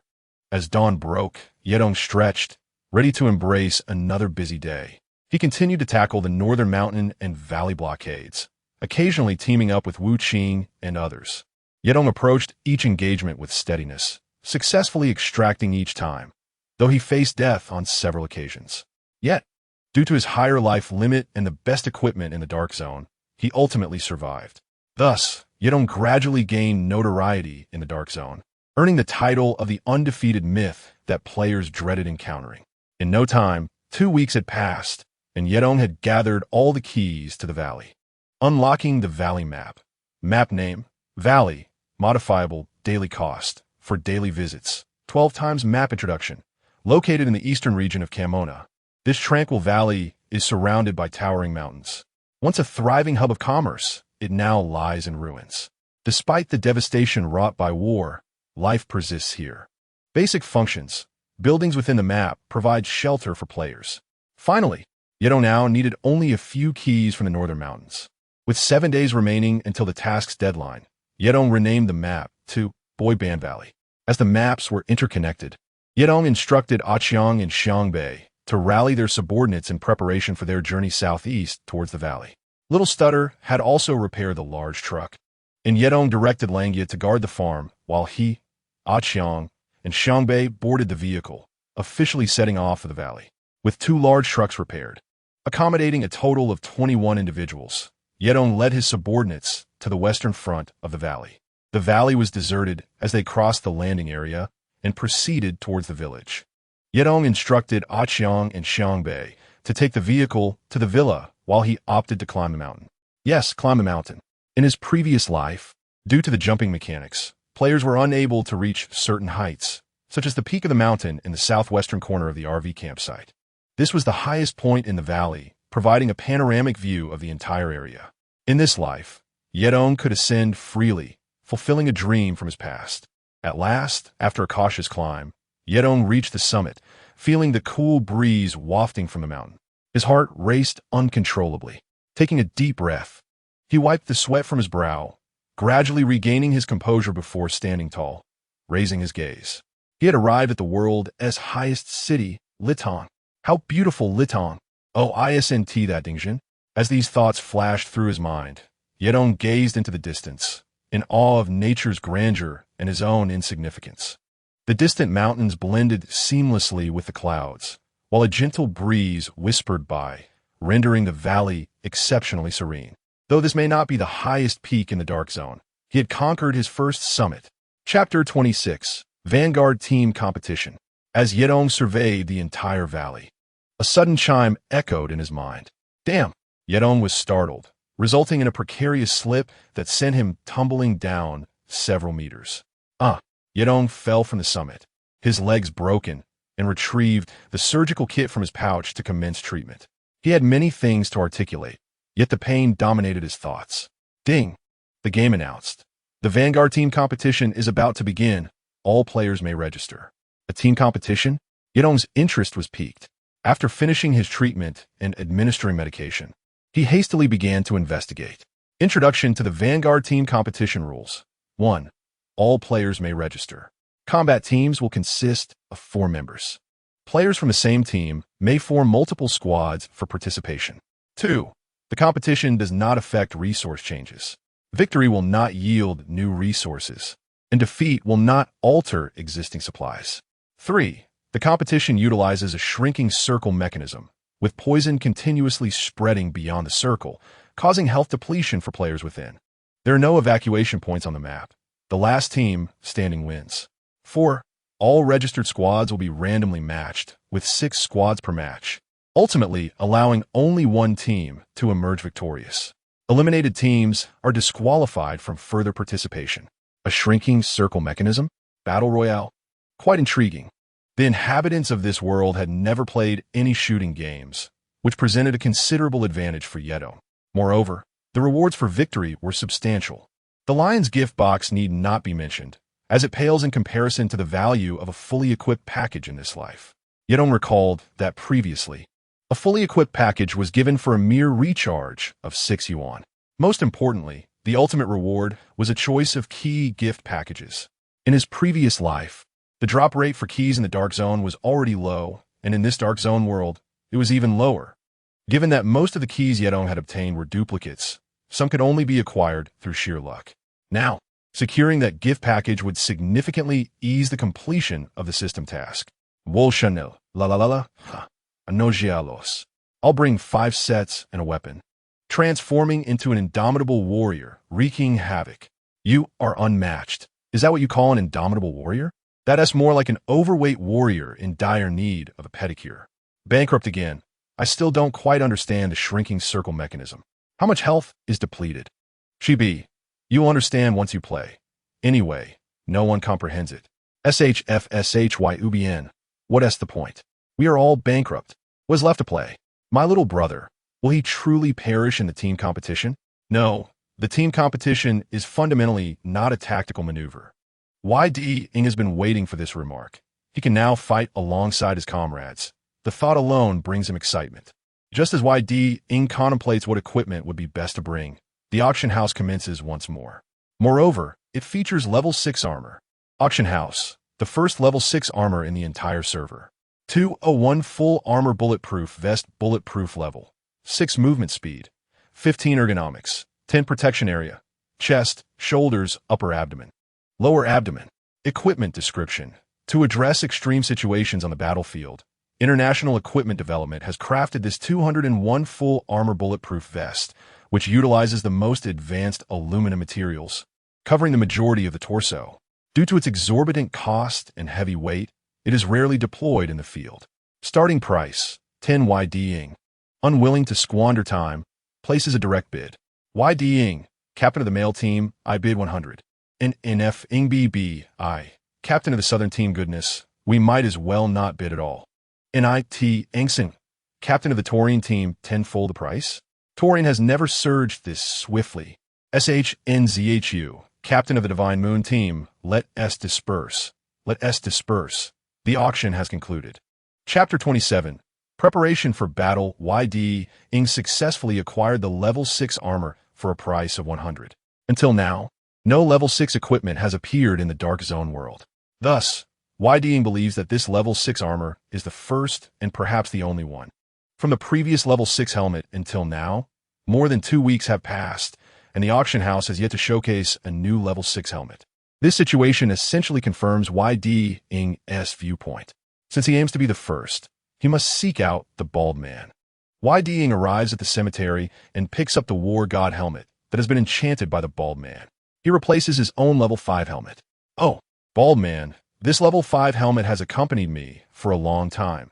Let's stay with you from now on. YD Ing places his nearly worn-out ancestral level 5 helmet before the gravestone. Currently, the only level 6 set in the entire server rests upon YD Ing. He is determined to succeed in this upcoming Vanguard team competition. In a coastal valley, a grand villa stands tall, complete with a swimming pool, flower beds, and a helipad. Guards in light blue military uniforms patrol the vicinity. In the villa's courtyard, a short-haired adult man wearing round-framed sunglasses is approached by a little boy who runs excitedly toward him. Daddy, look, the boy, with a bit of mucus running from his nose, hold a bar of soap in one hand while tugging at the man's clothing with the other. What's wrong, Ed? Quickly wipe your nose. The man squats down, gently ruffling the boy's hair. Look, Daddy. The little boy completely disregards the man's previous words. He alternates the soap from his left hand to his right, engaging in a repetitive game of delight. The boy's hands are covered in bubbles of various sizes, yet he remains undeterred, sniffling and continuing his play. Power and authority must be seized through one's own efforts. This world is harsh. When you turn a year older, I shall subject you to rigorous training, the man states with a serious demeanor. Just then, a graceful woman approaches, her tall figure and perfect silhouette catching the man's attention, prompting him to stand straight. Boss, the helicopter is ready. A subordinate rushes over. I cannot afford to be negligent. I must protect my homeland. The soldier earnestly states, yes, in case of an emergency, pull the switch. Nearby teams will arrive promptly. The man responds before boarding the helicopter. In a dimly lit, enclosed room, a large display screen showcases a three-dimensional map. The southern left side features a mountainous region. The center is dominated by expansive farmland, and the right side reveals a valley. The northern area is densely constructed. A mysterious man sits before the screen, his hands resting on the armrests. Next to him stands a suit-clad man, showing utmost deference. Boss, this has been confirmed. The suited man's words shatter the silence. The mysterious man waves his right hand. Understood. The suited man comprehends immediately and promptly exits the room. Chapter 28. Advancing to the Farm, Part 1, Murlu's Plain. Kayam Town Farm. It is summer. The sun shines brightly, casting dazzling rays. Expansive fields of wheat sway gently, their golden heads heavy with grain, bending the stalks under the light breeze. On a nearby road, a merchant slowly halts his truck and steps down. Kayam in? The merchant walks a few steps and spots a large sign, but fails to find the main entrance. Are you a trader? Come from the back. A voice from behind a second-floor window, sounding like an elderly woman, calls out. All right, thank you, the merchant replies, circling around to reach the back courtyard. He enters through a small gate in the rear yard, where a small wooden cabin stands alongside a staircase leading to the inn's second floor. The merchant ascends the stairs, passing several guest rooms before descending another staircase. Owner, how come you don't even have a door? The merchant exclaims as he sits down on a sofa beside the dining table on the first floor. You are unaware. With the outbreak of the Civil War, everyone has fled this farm. The area hasn't even been divided into territories yet. Sooner or later, someone will come to this place, the shopkeeper. An elderly man who appears to be in his 70s, yet still robust, says while wiping the dining table with a cloth. Hey, if I were you, I would leave early. Wouldn't it be better to enjoy a peaceful old age? The merchant, with his hands clasped behind his head, continues, by the way, do you have any alcohol? Humph, if I were to flee, I would have left earlier. They all ran away, leaving only me and my old partner behind. I grew up here, and now that I'm old, I don't wish to go anywhere else. The shopkeeper finishes wiping the table and retrieves 2 bottles of drinks from the cupboard. No alcohol, only taurine and hanyang. Taurine and hanyang? That will do, the merchant replies, taking the drinks and indulging in them. Glug, glug. Under the scorching sun, the refreshing beverage alleviates the merchant's fatigue from the morning. He muses that without the war, he would probably be playing in the water with his wife and children. That's 800k in coins, right? I'll give you 1,000. The merchant declares generously. No need. The old man starts to speak, but is interrupted by his partner. Old man, come out and take a look. Despite her age, the old woman's voice remains startlingly loud. The old shopkeeper rushes out, and the merchant, intrigued, follows suit. Look at the sky. Look at the sky. The old woman exclaims frantically. The 3 of them gaze upward, squinting against the dazzling sunlight, and faintly see a small dot in the sky growing larger and larger. What on earth is that? The old woman critiques. Oh my goodness, a little boy. The merchant exclaims, suddenly recalling a story he once heard. Boom! A missile descends from above, ultimately exploding near the wheat fields, not far from them. The scorching shock wave sweeps over, enveloping the 3 in a cloud of dust. Cough, cough. They all begin to cough, the old man squinting his eyes. Cough, oh my goodness. The merchant rubs his eyes. When he finally opens them to look toward the explosion, he realizes, oh no, my truck is still over there. As the merchant comes to his senses, he rushes towards the southern wheat field. He dashes to the southern wheat field, where a large crater has been blasted into the ground, still emitting thick smoke. Likewise, the merchant's truck has been destroyed. Panting heavily, the merchant laments his unfortunate fate. He then approached the side of the vehicle to inspect it. It was completely ruined, utterly destroyed. The merchant stood in a daze, having devoted most of his life's efforts to acquire this truck. Now, it had vanished without a trace. At that moment, a troop clad in dark green military uniforms appeared along the southern blockade road. Chapter 29. The March to the Farm, Part 2. Upon seeing the formidable force, the merchant furrowed his brow. There was no time for sorrow. He quickly turned and ran in the opposite direction. A vehicle could be replaced, but a life lost could not be compensated by the King of Hell. Report, sir. At 2 o'clock there is a mouse. A soldier in dark green uniforms declared with authority. A mouse? Then it is entrusted to you, a commanding officer with a prominent nose, dressed in dark green and wearing a red beret, responded with displeasure. Yes, sir. The young soldier, upon receiving his orders, immediately armed himself and set off in pursuit towards the 2 o'clock direction. You managed to misfire on such a large bridge. Was it intentional or merely careless? The officer chastised another subordinate nearby, who had failed in his duties. Sir, the subordinate lowered his head, suddenly apprehensive. Their team's sole missile was crucial for the completion of the mission, and his mishap had resulted in a grave disaster. Enough! Can we not find gunpowder on this vast farm? Search, starting with this hotel. The officer refrained from excessive reprimands and instead sought new solutions. The group rushed into the hotel. Is anyone there? A young soldier keenly detected a faint sound from upstairs. Team 1, take cover. Team 2, encircle. The officer commanded calmly. Stay alert. The sound of hurried footsteps echoed through the first floor of the hotel, the atmosphere growing increasingly tense. On the second floor in the master bedroom, an elderly couple lay in bed, nestled against one another. The day has finally arrived. The old woman spoke slowly, seemingly prepared. Shoo, do not speak. The old man gazed lovingly at his aged companion, tightly grasping her wrist. Recalling the moments of their life together, they had been childhood sweethearts. Together for a lifetime, growing old side by side, they eventually drifted off to sleep, everything feeling blissful, save for the bottle of white medication on the nightstand, which seemed out of place. Meanwhile, the merchant was desperately fleeing, pursued by the armed soldier. They raced through the woods adjacent to the northern wheat fields. Bang, bang, bang. You cannot escape. Stand still. The merchant, already seething with anger from losing his vehicle, pulled a .67 fragmentation grenade from his pocket. He dashed towards a tree. The soldier relentlessly in pursuit. Taking cover behind the tree, the merchant cautiously awaited his opportunity. The soldier found his angle and began firing. Bang, bang, bang.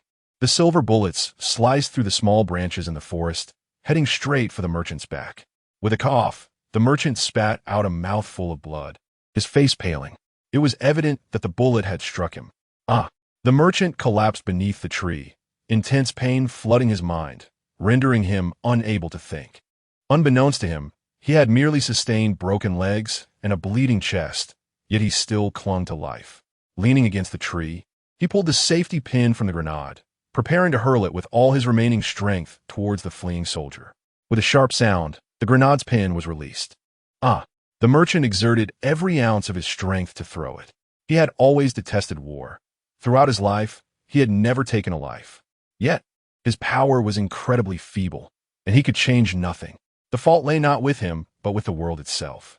The 67 fragmentation grenade soared through the scorching air, exploding above the soldier's head. Boom! The soldier was knocked down but not dead, though he was gravely injured. Even the helmet that had adorned his head was sent flying into the distance. Blood filled the merchant's vision, and his sight began to darken. He felt an overwhelming fatigue, gradually losing sensation. It seemed he understood that his time was short. With his last ounce of strength, he trembled as he retrieved a small object from his pocket, which had been kept there all along. This small item was a short, pointed object adorned with spiked wheels, engraved with the 4 suits of playing cards. It had been crafted by a blacksmith from the neighboring town. His son had always dreamed of becoming a cowboy, and today was his 12th birthday. He had intended to surprise him with this gift. Chapter 30, Illegal Teaming, Part 1, Wolf Fong, a Chong. All members are equipped with level 5 gear. Wolf Fong. This fully modified pharaoh is for you. Yi Dong began to distribute weapons one by one. Thank you, boss. Wolf Fong grasped the pharaoh with enthusiasm. The pharaoh's 7.62 by 51 millimeters ammunition was indeed sharp. A Chong, I hope you can play it steady. This level 4 needs to be well utilized. Yi Dong handed a modified level 4 to a Chong. A Chong vowed not to disappoint his boss. He understood the significance of this weapon in Yi Dong's eyes. Xiang Bei, an excellent team, cannot lack a sniper. Yi Dong handed a thermal scope-equipped M16 to Xiang Bei. Yi Dong had also wanted to try sniping.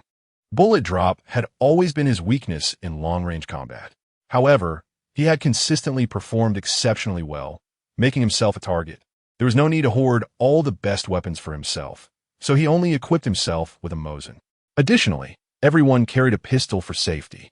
Soon, registration closed, and the game screen displayed all participating teams, a total of 296 teams, with 6 teams competing in each match.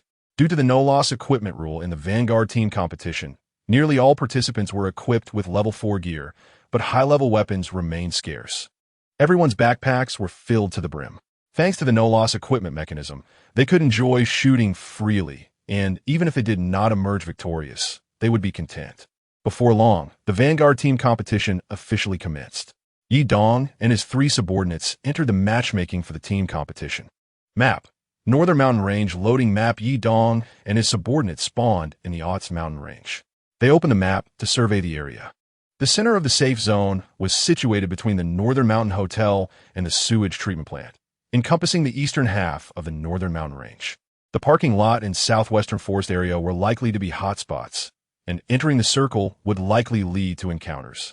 Boss, this circle is so large. It seems rather ordinary, a Chong remarked in confusion. Did you see the countdown in the bottom right corner of the map? When the time is up, a smaller circle will spawn within the original one.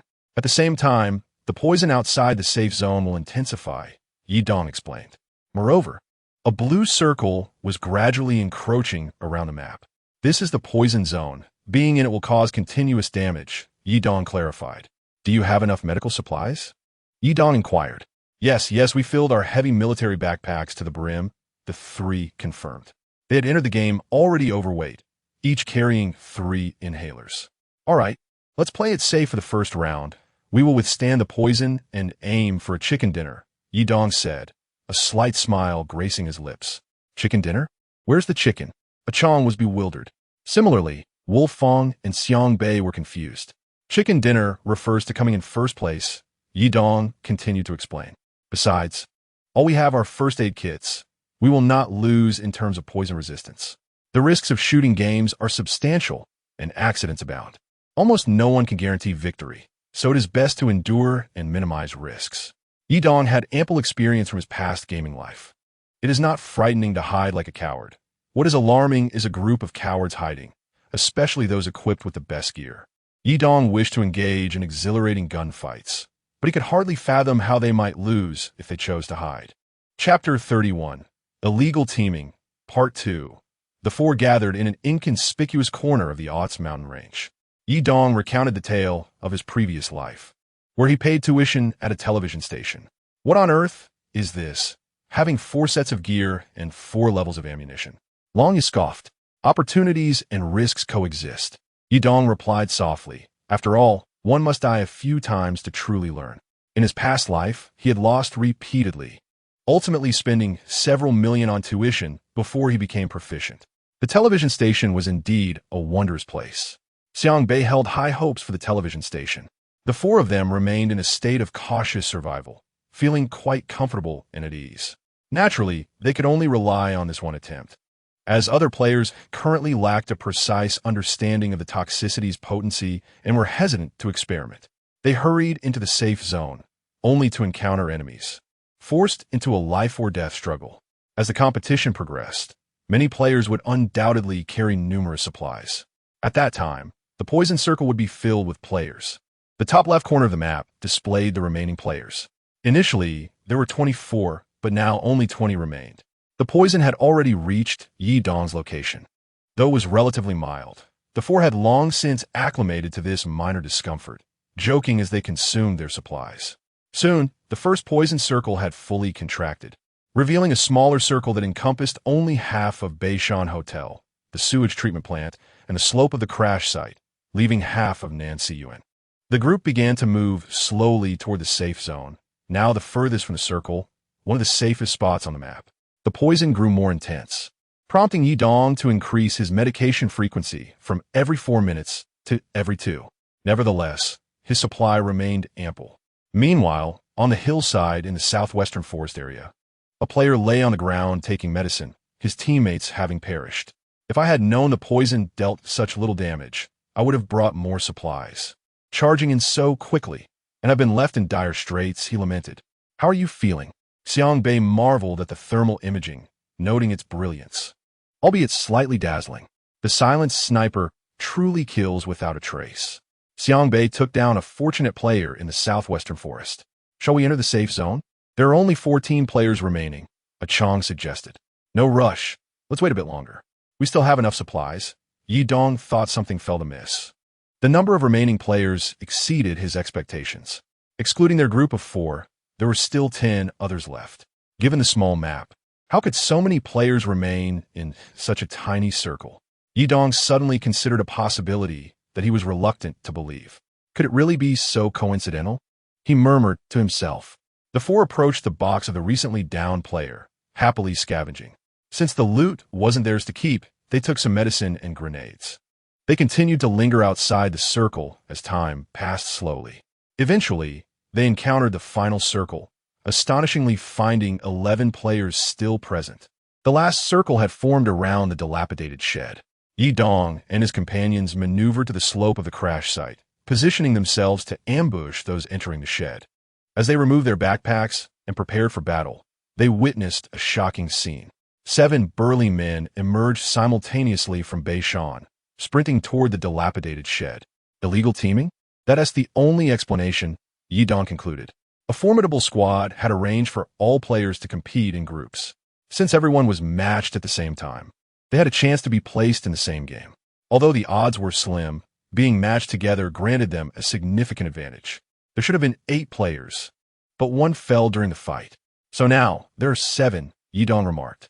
Chapter 32. The joy of 18 now, it was 4 against 7. And Yidong's only advantage lay in their concealment, allowing for a surprise attack.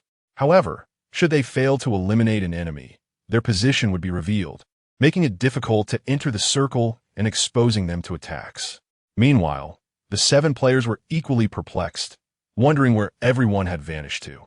Some were healing, while others tossed grenades to secure their positions. Some even began to suspect their team had been infiltrated by outsiders. Yet, the remaining count still indicated 11 players. Could they be in the sky? Yi Dong and Xiang Bei readied their snipers, contemplating which target would yield the most benefit. The poison was intensifying, necessitating medication every 20 seconds at most. Longya, Achong, proceed cautiously while healing, Yi Dong ordered.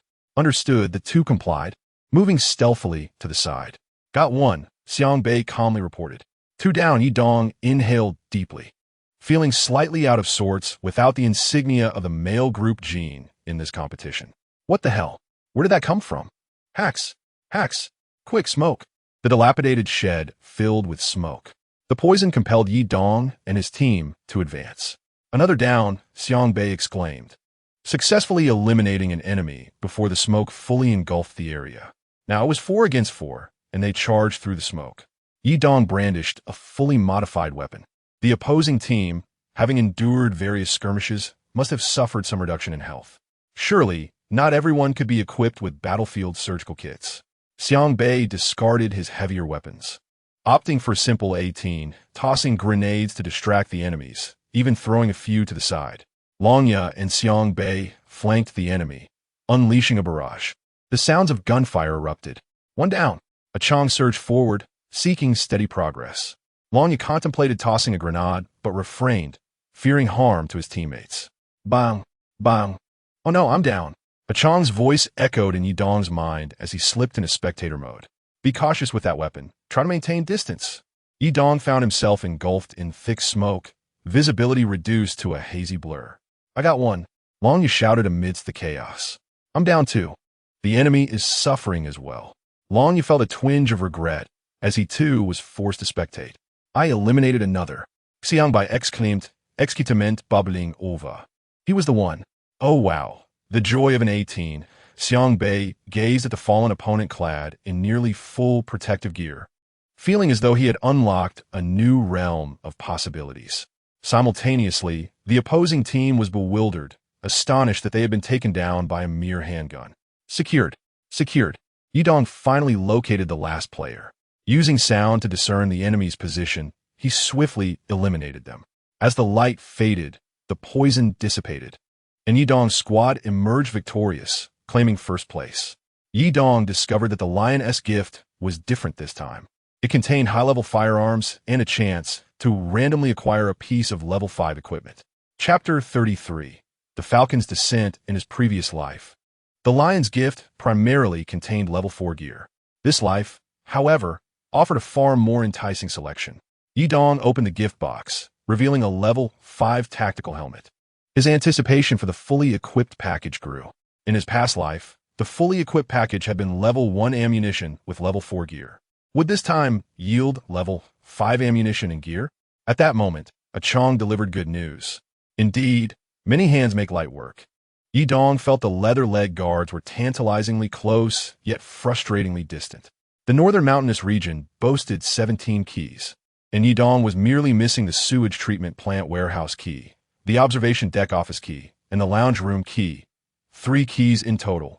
While it seemed only 3 keys were lacking, the recently discovered keys had mostly been duplicates. Finding specific keys proved quite challenging. With little time left on the task, it appeared that a number strategy was necessary. Yi Dong's most effective course of action now was to summon his subordinates. It had been quite some time since he called upon them, and the male group gene had reached an impressive 268. Yi Dong made his way to the motel courtyard, preparing to summon his allies. Yi Dong once perceived this courtyard as vast, accommodating countless subordinates without a sense of crowding. However, now, as he summoned 26 subordinates at once, the space felt insufficient. Fortunately, with the unlocking of the valley map, the issue of housing for his subordinates was alleviated. Summon. Suddenly, a blinding flash enveloped Yi Dong, forcing his eyes shut as beams of light cascaded through the air. In an instant, then transformed into a realm of light. Boss! A resounding cheer echoed as 26 uniquely shaped subordinates materialized, and Yi Dong instinctively scrutinized their talents. A sea of favorable traits greeted his gaze. At last, he spotted a noteworthy talent at the back of the crowd. Name, none. Qualification, comprehensive combat power, 72 combat growth, 35 excellent. Another formidable warrior. The soldier, with a proud nose and determined gaze, donned a light blue military uniform, bearing the pure bloodline of the valley. Not bad, he's half as handsome as I am, Yidong mused, feeling quite pleased with this new addition. The mention of the valley reminded him of the eagle and the sniper, the latter always capable of accurately eliminating distant foes like an eagle fixating on its prey. I shall name you Eagle Des. Not only must you defeat those snipers, but you must also surpass them to become a mightier sharpshooter. Name, Eagle Des. Qualification, comprehensive combat power, 72 combat growth, 35 Yidong distributed the 18 light blue uniform subordinates to Eagle Des, also providing him with a remaining 5th level set from the warehouse. With the auction house frequently acquiring high-level equipment, obtaining 5th level sets should pose no challenge. The remaining sea blue combat uniform subordinates were assigned to Xiang Bei, instructed to train diligently. After their training, each would be equipped according to the standards of a 4th level set and 3rd level ammunition. Yidong glanced at his assets, now at 1674, and felt satisfaction as they steadily increased. As the skills of his subordinates improved, the success rate of their disguise infiltrations also rose. It is noteworthy that the number of infiltration attempts decreases only upon failed retreats. As long as they survive, they can continue to disguise themselves and earn profits. Xiang Bei and Eagle Des possessed equal talent levels, yet who among them was more suited for sniping? There was only one thermal imaging rifle, the 16. An idea sparked in Yidong's mind. Let them compete, and the victor would reveal who was more fit for the role. Without hesitation, he modified 2 Mosins and summoned Eagle Des and Xiang Bei. The winner will gain the right to use the 16. Do you understand my intention? Yidong declared. Understood. The 2 subordinates exchanged smiles, seemingly convinced of their impending victory. Of course, Yidong still had the 416 and other renowned high-grade weapons at his disposal. Soon, an announcement echoed through the game. The first round of the Vanguard team battle has concluded, with a total of 216 teams advancing. The subsequent round will employ the same brutal mechanics, allowing only 36 teams to progress. As the second round approached, players had limited knowledge of the 18's attributes due to the inability to view them directly in this life. During the first round, Xiang Bei had already demonstrated the 18's terrifying capabilities by eliminating an opponent equipped with a full set in a matter of moments. Yidong, recalling his initial struggles with the 18, felt a sense of confidence in his understanding of its advantages, knowing that in a couple of days, the weapon would be thoroughly analyzed. He continued to prepare for the imminent second round of competition. At that moment, a soldier clad in deep gray approached him. Commander Fred, here is your new mission, the soldier said, head bowed, extending a letter. Is there no one left at headquarters to dispatch tasks so swiftly? Fred, the white-browed and bearded commander, remarked without pretense. Weathered by time, Fred was a seasoned warrior, having led his troops to numerous victories. Despite nearing retirement, his exceptional abilities kept him on the front lines.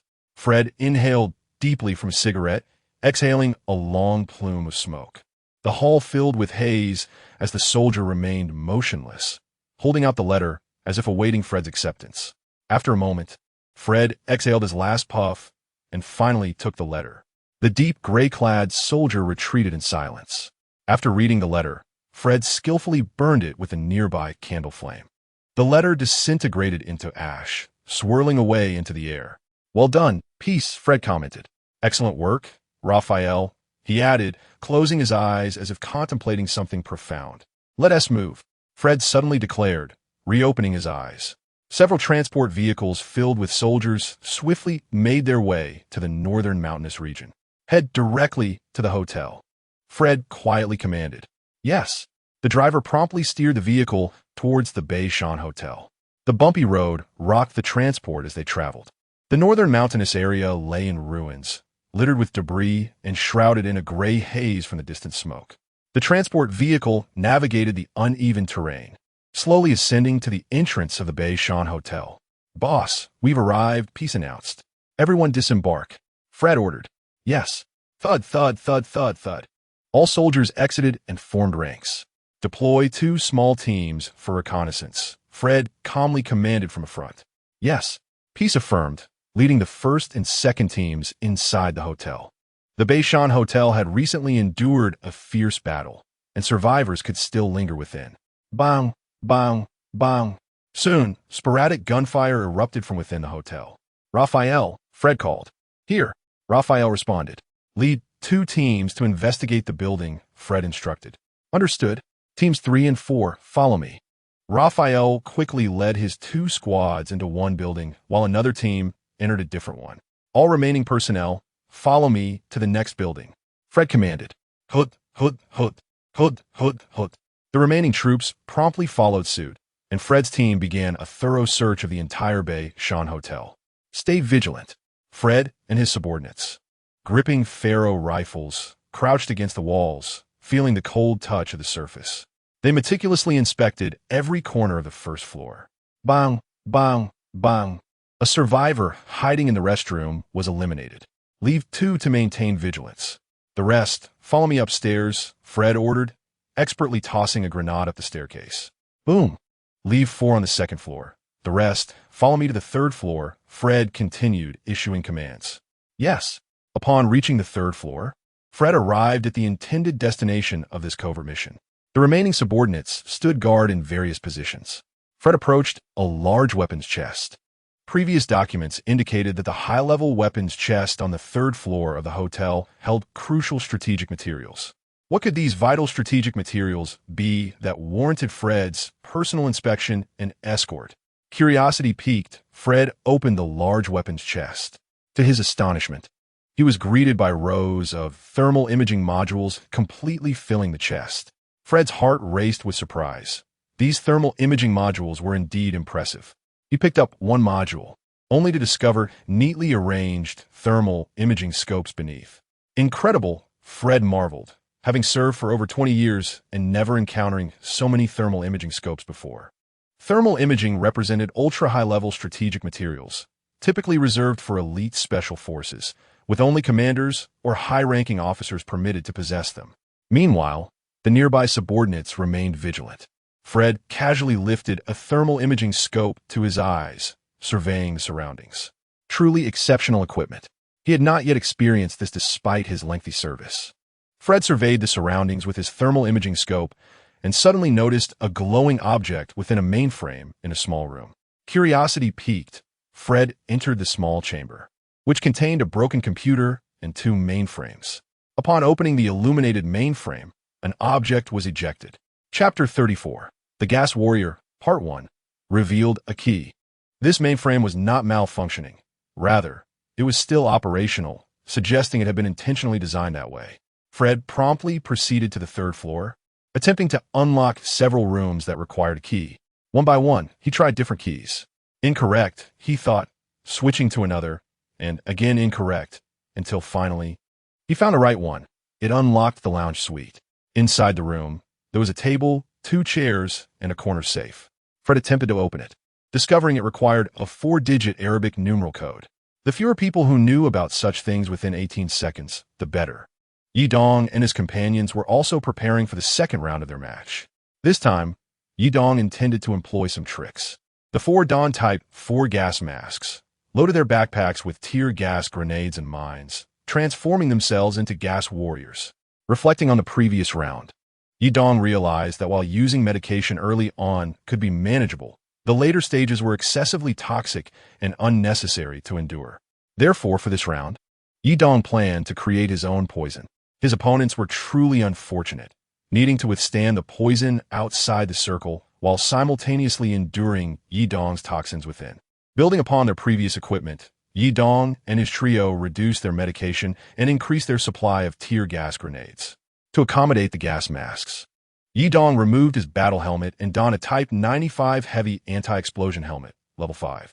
He was well equipped with a full-body ballistic vest, level 6, instilling a sense of security. At that moment, an announcement echoed through the game, indicating that the second round of the Vanguard tournament was about to commence. The 4 were fully armored and prepared to enter the fray. Yidong and his 3 companions entered the match, the map designated as Farm. As the map loaded, they found themselves in the grain trading station, with 2 additional spawn points nearby, that could potentially yield enemies. The first circle appeared, conveniently situated on the opposite side, encompassing the motel, stables, and north-south wheat fields. Yidong led his companions to a corner adjacent to the grain. There was a direct path leading to the stables, which would serve as Yidong's entry point into the circle. If no one approached, they would remain hidden to conserve their strength, allowing others to fight. Should anyone arrive, they would surely take that route into the circle, and Yidong planned to ambush them from behind. The four remained utterly silent. This location was rather unremarkable. It was not a renowned drop point, and typically no one would land here. Wolf Fong and Achong began to administer pain relief, while Yidong also took a few injections. Suddenly, a competing team appeared within the grain area, relentlessly tossing grenades, yet none exploded near Yidong's group. After a while, the opposing team fell silent, leading Yidong to believe they had departed. The far map was smaller, and skirmishes were more intense. In no time, the remaining players dwindled from 24 to 18. The position of Yidong's group made it easier to reach the stables, but Yidong harbored an uneasy premonition. After much contemplation, he resolved to rush to the motel, as the tear gas grenades would be more entertaining there. As they approached the motel, the four continued to administer medication while progressing along the adjacent road. From a distance, Yidong spotted several metallic boxes at the back entrance of the motel. "Look, there's someone hiding in the grass," Yidong remarked, observing a figure illuminated through his thermal scope. Chapter 35, The Gas Warrior, Part 2. With a swift action, Yidong eliminated the hidden foe. That was close. Had he been caught off guard, it would have been in vain. The group began hurling grenades. A barrage of explosions ensued, systematically clearing the small house in the motel's backyard. Amidst the chaos, the group opted to enter through the basement. They stealthily traversed the underground passage, ready to unleash the poison. They recklessly scattered tear gas grenades, reveling in the moment. The basement quickly filled with gas, prompting Yidong to toss a few more grenades. The sound of explosions resonated as Wolf Fong discovered two metallic boxes, exclaiming in admiration. Just moments ago, Yidong's grenade had eliminated two hidden adversaries lurking behind the door in the basement. Meanwhile, the toxic circle reappeared, now surrounding the motel, with only 10 players remaining. The four continued to expand their gas assault, ascending from the basement to the first floor of the motel, hurling tear gas grenades with fervor. They targeted both the first and second floors, saturating the entire motel with gas. At that moment, for players occupied room 202 on the second floor, 2 donned level 5 gear, while the other 2 wore level 4, one wielding a fully upgraded weapon. What in the world is happening? One player lamented from room 202. "Damn it, it's gas grenades." Another cursed. "I didn't bring a gas mask." One player, overwhelmed, struggled to stop his tears. "It seems like we're the ones fully equipped." The four chuckled in unison. "Quick, use the inhaler. I'm down my last 2 uses." One player exclaimed as he activated the inhaler. "Stay calm. Let's stabilize first. After that, we charge in," the team leader instructed. The remaining 3 nodded in agreement. At that moment, in the second floor corridor, Wolf Fong had already tossed several tear gas grenades down the staircase and had even expertly detonated a gas canister. As he rummaged through several metallic boxes on the ground, the players in room 202 heard the sound of boxes opening and immediately rushed to the door, only to have a grenade land right inside. Damn! Boom! The 2 players inside room 202 were caught off guard, while the 2 wearing level 5 gear reacted swiftly, leaping from the windowsill. It turned out that Wolf Fong had heard the sound of medication being administered earlier, and after communicating telepathically with Yidong, devised a strategy to lure the enemy out. "We've fallen for their trap," one of the fallen players muttered, still reeling from the shock. "How interesting. Follow my lead," the team leader said, addressing the one still administering first aid. "Yes," the medic replied, aware that the leader was about to make a bold move. After the 2 players finished their last inhaler use, they charged up the adjacent staircase. Explosions echoed as they fired several rounds before tossing more grenades. The sound of hurried footsteps approached from below as the team leader and his companion descended, crouching at the staircase, peering cautiously. If Yidong were to witness this scene, he would immediately recall the chaotic gameplay of certain streamers from the past. Chapter 36, You Truly Survived. Based on my assessment, the footsteps were in the kitchen. You opened the door, I'll toss in the grenade, and after it detonates, we rush in. The leader whispered to his companion as they approached the kitchen. The leader held a grenade while the companion opened the door. The grenade was thrown inside, and the door was shut promptly, showcasing their seamless coordination. Boom! Charge! The leader commanded confidently as he opened the door, initiating a barrage of shots. What? Sound of ice? The leader thought, feeling a sense of dread. We're finished. The companion responded with confusion. Boom! Ugh! The team leader, reflecting on his earlier tactics, felt a wave of despair wash over him. Wolfong was reminded of past experiences. With only 5 players remaining, Yidong's team had a chance to survive and win the match. The poisoned circle continued to shrink, encompassing only the yard in front of the motel. Yidong and his 3 companions continued to throw tear gas grenades, their revelry far from over. To be cautious, Yidong instructed the group to spread out slightly, to prevent being caught off guard by an unexpected explosion. The prolonged absence of the last person made Yidong and his team uneasy.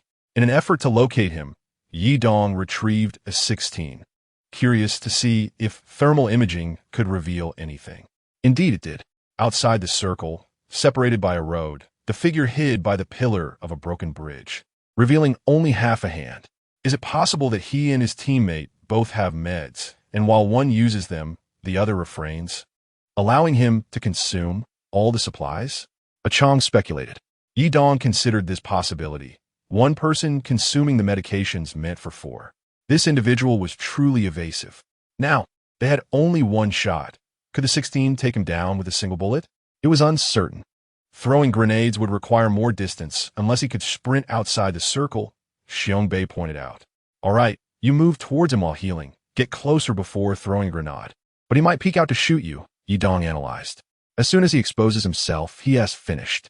Without hesitation, Xiangbei began healing while slowly advancing towards the outer circle. Wow, that is potent. Xiangbei realized that the healing process was intensive, leaving him only a fleeting 2 seconds to act. Yidong steadied his aim, ready to fire at a moment's notice. Suddenly, something shot out from the pillar, and Yidong instinctively pulled the trigger. Was that a helmet? During Yidong's reloading, the 6th player unexpectedly peeked out and eliminated Xiangbei before swiftly tossing a smoke grenade. Wow, you really are evasive. Both Langya and Achong were astonished. Just as they prepared to shoot, they lost their target again. As more smoke grenades were deployed, thick clouds enveloped the area. Yidong scoffed, his weapon still poised, continuing to pull the trigger.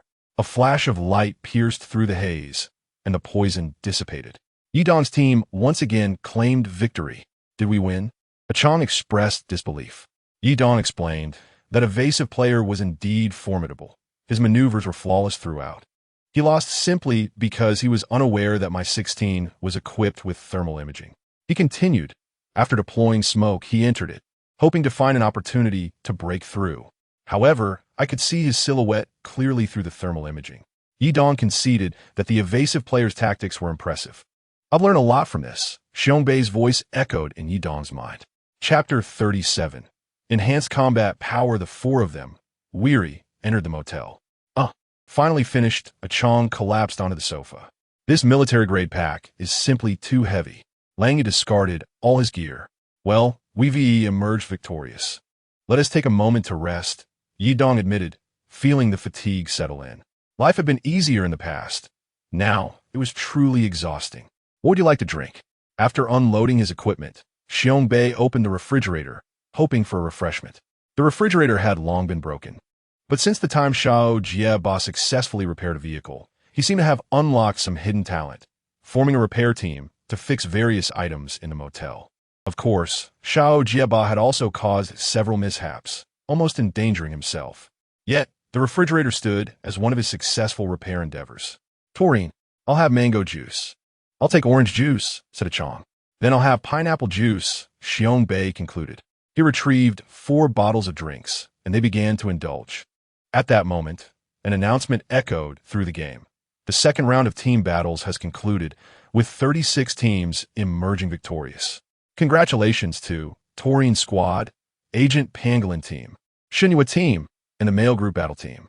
World Channel, Family at the Evacuation Point. Wow, this competition is brutally fierce.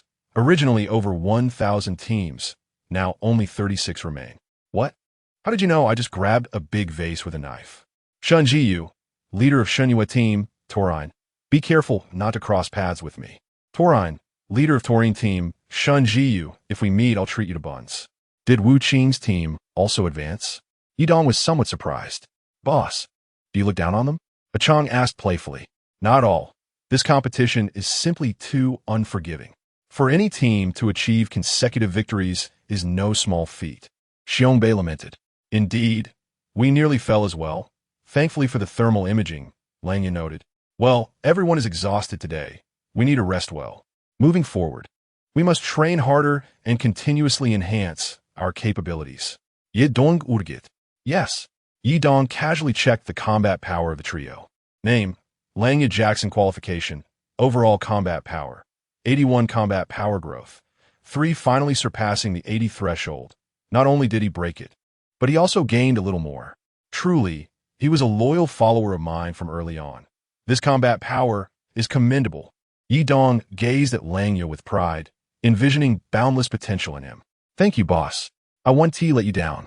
Langya beamed, having endured much hardship, now finally receiving the boss's acknowledgement. Indeed, higher quality matches significantly benefit combat power growth. Yidong then turned his attention to Achong's stats.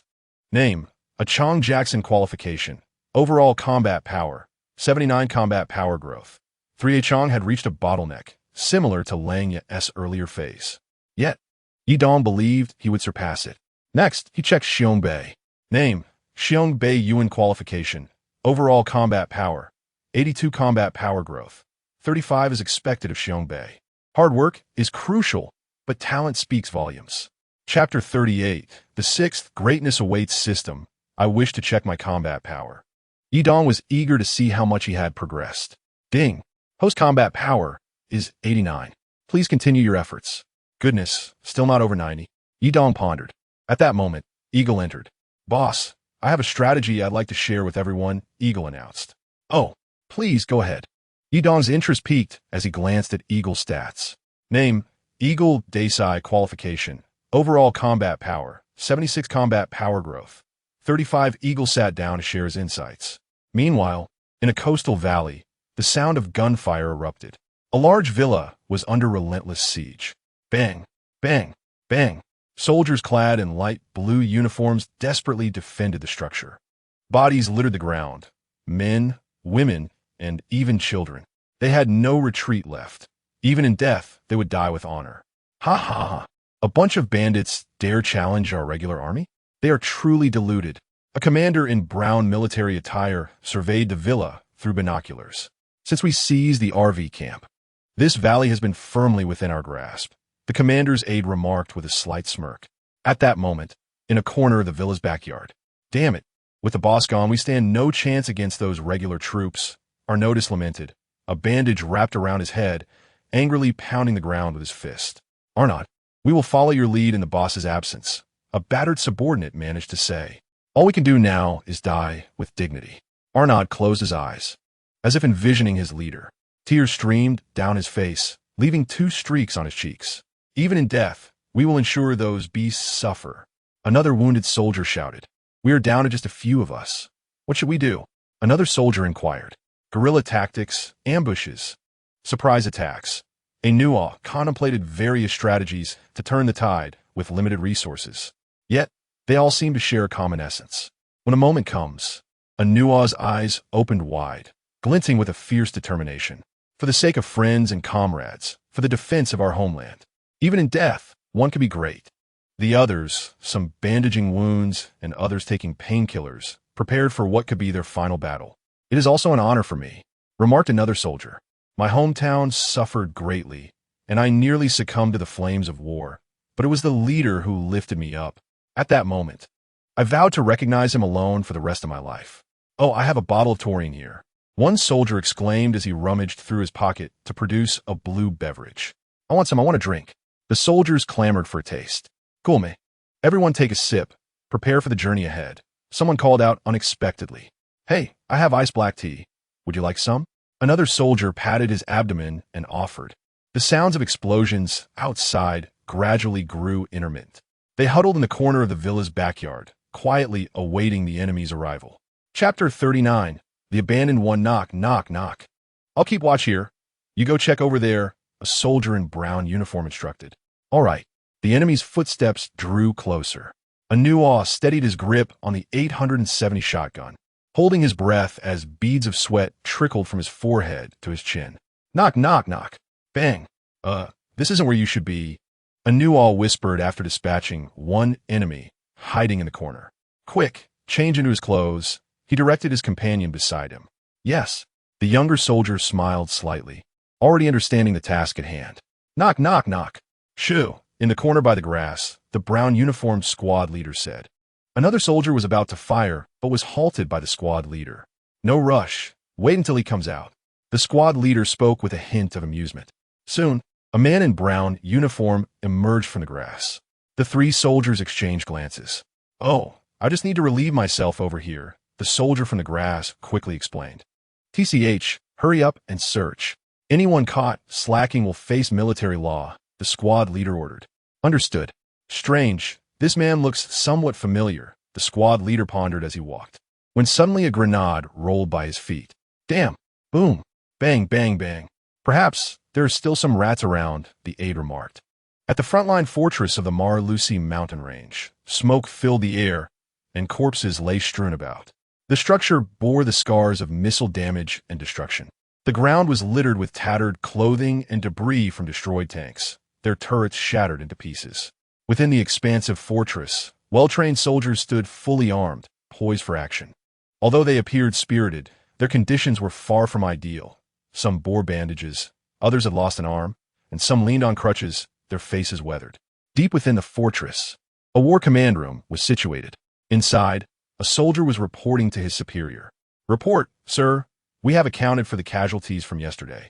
A total of 23 brothers lost, said a soldier clad in 4-tier armor, his accent indicating he hailed from the north. Very well. Deploy patrols to the perimeter. Allow the injured soldiers to enter the fortress for treatment, commanded the officer with authority. Understood. The subordinate withdrew slowly. The officer wore a Mascar helmet of level 5, donned a 4-tier heavy armor suit, and beside him lay a nearly fully modified M16. Indeed, he was the renowned Le Nuaire. It was only recently that he discovered he and a Jiakasi had been abandoned by the Northern Army, relegated to mere pawns. As an exemplary commander of the Second Corps, he had once commanded numerous subordinates and held a prominent position within the army. However, during the Civil War, he was ruthlessly cast aside by the Northern Army's high command. A Jiakasi, originally a member of the Northern Army and subordinate to the First Corps, had a rank lower than Le Nuaire. Eventually, when the two met within the fortress, they decided to unite. With a Jiakasi acknowledging Le Nuaire as his leader, recognizing his superior strength and rank. Chapter 40. The Super Elite due to external forces encirclement. A Jiakasi stealthily withdrew from the fortress through the underground radar station. This location, initially known as the Frontline Fortress, had originally been munitions depot. The depot was once the domain of the Southern Army, but was overtaken by a Jiakasi's forces. The Southern Army did not remain idle and quickly launched a remarkable plan. What was this plan? Through some special intelligence, Le Nuaire had gleaned a hint of it and decided to make his preparations. A Jiakasi's current mission was intricately linked to this scheme. Yidong's team consistently achieved victory with a minimum of 2 members. Coupled with the legend of their invincibility, the male squad had become the most feared team among all. Naturally, there were those undeterred by danger, hoping to slay Yidong and achieve fame in one fell swoop. At that moment, an announcement echoed through the game. Ding! The third round of the Vanguard squad competition will commence in 2 hours. The difficulty of the third round has increased, and Ultra Elites will spawn on the map. Ultra Elites possess double the health of ordinary elites, equipped with level 4 gear, advanced weapons, and level 4 ammunition. Note, Ultra Elites are unaffected by the poison circle and prioritize attacking players outside the circle. Similarly, the rewards for the third round will also increase, with the map reopening for treasure hunting, and there is a chance to discover Golden 4 during the match. Golden 4 possesses no attack attributes and serves as a collectible, valued at 200 Koan coins. The small and large gold discovered on the map as well as Golden 4, will be distributed via mail upon victory in the game. Note, Golden 4 occupies 14 slots. Uaya que si sekunden smoke. Dem. Golden 4. Am I still in time to register? Weaken the AI. Ajiaku sees secondhand smoke. Registration has already closed. Piao D statue. As if registering guarantees advancement. Whoever fires first gets hurt. Even if you advance, you might not make it out. Humorous. Deku beasts. Even if you make it out, victory is not assured. Humorous. In front of the spray, all are equal. Am I the only one focusing on the ultra elites? I'm wondering what to do about those who are hiding to endure the poison. You better, haha. You can't just hide anymore. Goodness, Golden 4. Achong exclaimed excitedly upon seeing the game announcement. I've never touched gold before. Is it finally coming? Just think about it in your dreams. Those things are serendipitous, Langya remarked, dousing Achong's enthusiasm with cold water. Indeed, our current focus should be on how to deal with the ultra elites. The only uncertainty is their numbers. If there are too many, it could become quite troublesome. Xiang Bei analyzed thoughtfully, resting his chin on his hand. Do you think, with the ultra elites, there might also be a super male squad? At that moment, Liang mused aloud. A super male squad? Yi Dong, who had been feigning sleep nearby, suddenly awoke. Aren't we the super male squad? Chapter 41. It's just a game. Don't be afraid at present.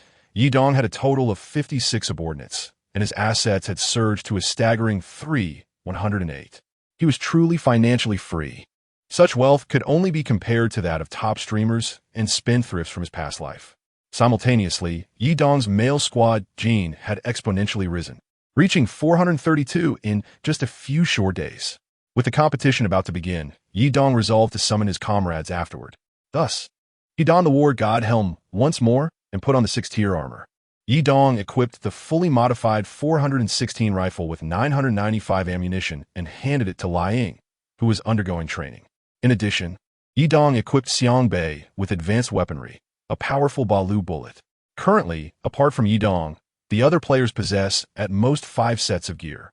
Consequently, Yi Dong instructed everyone to replace the 18th Dum bullets with the 731 bullets, level 4. The 18 has officially entered the public eye, and Yi Dong anticipates that someone will utilize it in this competition. The sole drawback of Yi Dong's 6 sets is his vulnerability to foot injuries. Furthermore, Langya acquired a 57 and some high-grade supplies at the auction house. It can be said that the team Yi Dong belongs to has monopolized the entire auction house. The 4 of them were fully equipped and prepared to enter the game, checking their supplies for completeness. Boss, I'm a bit nervous, Langya expressed with concern. The upcoming opponents are essentially the top-tier players in the entire server. In terms of equipment, they are not at a disadvantage, and their skills may even surpass ours. Xiang Bei calmly analyzed. There are still super elites. We cannot afford to be careless, Achong added. What is there to fear? It's merely a game. Dying in the game does not equate to real death. Let's just go for it. Yi Dong encouraged his 3 subordinates. Even if we lose, we can gain valuable experience. The worth of that experience is no less than any reward, Yi Dong asserted. But boss, what about the key gift package? Langya queried. Life is often unsatisfactory. One must maintain a mindset that accepts any outcome, Yi Dong replied calmly. Yi Dong and his 3 subordinates entered the team match. The map valley. The map is loading. The 4 of them spawned at the beachhead. Let us rush the villa, Achong exclaimed excitedly. Everyone take a painkiller and an inhaler first. Yi Dong was equally thrilled. After all, this is a treasure hunting game, and this position is particularly advantageous. Wow, I've never found an inhaler this delightful, Langya exclaimed with enthusiasm. Xiang Bei remained vigilant, and once the 4 were fully prepared, they charged into the villa. Who is there? Save your breath. You can't escape. That familiar voice made Yi Dong delighted as he treated the 2 super elites on the first floor to some buns. What a waste of time shooting. It's much easier to eat buns. One is enough to satisfy. Langya dashed forward to secure a safe spot, and Achong followed suit to flaunt another safe area while Yi Dong opened the storage room on the first floor. Bang, bang, boom, bang, bang. Wow. It took 4 shots to kill.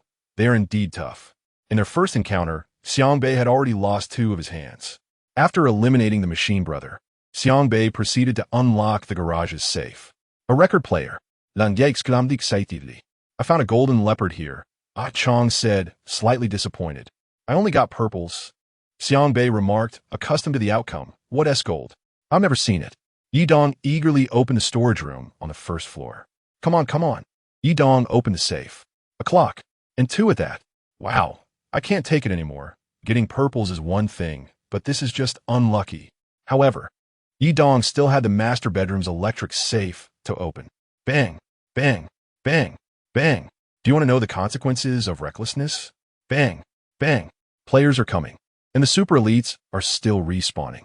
Yi Dong directed his subordinates to gather on the second floor, preparing to leave after they finished with the master bedroom. Aside from the electric safe, the master bedroom contained a high-grade weapon box and a warm coat. While Yi Dong fiddled with the electric safe, Lang Ye and Ah Chong inspected the coat and weapon box. Xiang Bei remained on guard outside.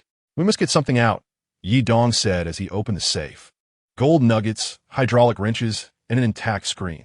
Well, I shouldn't have had high expectations for gold. Wow. The coat yielded a key for a sewage treatment plant warehouse. Just what we lacked, Lang Ye shouted excitedly. Excellent, Yi Dong replied. This is indeed a pleasant surprise. Wonderful. Now, we are only one key short of gathering all keys. Missing only the observation deck office and the leisure room. Ah Chong cheered. Players are coming soon. Let us hurry, Xiang Bei reminded at the door. The sound of hurried footsteps echoed from downstairs, as someone was about to ascend. Bang, bang, down one. Xiang Bei held the staircase, and, as the player came up, he was perfectly met with the Balu bullet. Although that player had 5 sets, he could not escape his fate of death. Let S move. We can't gain any advantage in a direct confrontation, Yi Dong advised coolly. Bang! Wow! Ah Chong shouted. Someone detonated a flashbang. Bang! Bang! Run! Run, run! Quickly! Yi Dong urged as the 4 retreated towards the helipad, the previous second floor having been turned into chaos by numerous grenades. At this moment, Yi Dong glanced at the map. The circle was centered slightly above the valley map, conveniently not covering the seaside villa. Meanwhile, the poison began to spread. The number of remaining players decreased from 24 to 19. It seemed that everyone was engaged in steady play, except for that player who rushed in earlier. The 4 took refuge at the helipad, applying their medications, having nearly been wiped out by the explosions. Recklessness leads to dire consequences. The voice of the super elite echoed again. I have no grievances with you. Indeed, no grievances, yet you still shoot at me? Ah Chong retorted. Oh, dare you shoot me? What kind of taunts are these? We Haven-T even fired a shot. Yet Lang Ye could no longer hold back and prepared to treat the machine brother to some buns. Bang! Lang Ye stood up and exclaimed, wow. So many. 7 or 8 machine brothers. Lang Ye continued, bang. 2 down. They're all running towards us. Look to the other side. Xiang Bei pointed out. Wow. There's still 5 or 6 over there, and they seem to be coming for us, Ah Chong observed hopelessly. So many. Truly, recklessness leads to dire consequences. Lang Ye dispirth. No need to panic. Machine brothers are relatively easy to defeat. As long as we have enough bullets, Yi Dong remarked, half aware of the problem. If they keep respawning, even if we can shoot, we might not have enough bullets. Xiang Bai noted. At present, the entire seaside villa was quiet. Players were either dead or had retreated. Otherwise, there wouldn't be so many machine brothers coming toward us, Yi Dong commented. So what now? Lang Yang Kuayirth. We fight our way out, Yi Dong responded, applying painkillers and preparing for action. The 3 others also quickly loaded their bullets and readied themselves. They're coming. Lang Yak Weekly Alertiv. ZZZ bang bang bang bang bang. 3 down. Akyang shooted. Bang. 5 down. Charge. Lang Ye exclaimed excitedly. Bang. Wow. The machine brother detonated a flashbang. Lang Ye, leading the charge, was already severely injured. What did you say? Everyone's ears rang. They didn't know who shouted. The machine brother can detonate a flashbang. Lang Ye swiftly moved aside just as another grenade flew over. Bang! Wow, I'm down. Lang Ye cried out as he was blasted to the ground. Stay calm. I will charge. You help me up. Yi Dong shouted while running. Zizzes, are you kidding? I have 6 sets. Can you take me down in 1 hit? Yi Dong swiftly eliminated another super elite. Bang! Wow, I'm down. After firing, Yi Dong, with remaining health, fell victim to the residual blast of a grenade. The sharp pain coursed through his limbs, continually stimulating his brain. and Yi Dong felt his vision gradually darkening. They are coming. They are coming. Bang, bang, bang, bang, bang. Protect the boss. Langya just helped up. Didn't he take medication and quickly fired at a super elite aiming at Yi Dong. However, with both hands severely injured, he only managed to land 2 shots before the elite vanished. Bang, bang, bang, bang, bang. You take your medication first. Ah Chong, seizing the moment, swiftly took down that super elite. Xiang Bei rushed to Yi Dong's side to help draw fire away. Bang! Zizzes as Xiang Bei managed to help Yi Dong partially. Another grenade exploded nearby. The impact jolted Yi Dong's already injured body once more. Ah Chong also rushed over, and Yi Dong was helped up with 2 little brothers beside him keeping watch while hurriedly administering medicine. This is what the gates of hell feel like. I must say, this is quite a novel experience. Yi Dong's mind gradually began to clear. The circle has shrunk again, right above us. Qiang exclaimed. Damn it, the poison is intensifying. Wolf Fong struggled to apply the medicine. The nearby super elites have finally been eliminated to prevent further respawning, and the 4 of them must hurry into the circle. Yet their condition is dire. There's barely enough time to heal and reload. Only 13 remain, and Yi Dong speculated that the next circle would likely appear at the small factory. I'm truly exasperated. The farthest point is where it spawns. Ah Chong lamented while reloading. The 4 of them reached the valley village, where only the small factory and the supply camp remained in the circle. Bam! I'm dead. Ah Chong's voice echoed in the minds of Yi Dong and the others. There's a sniper. Wolf Fong shouted while seeking cover.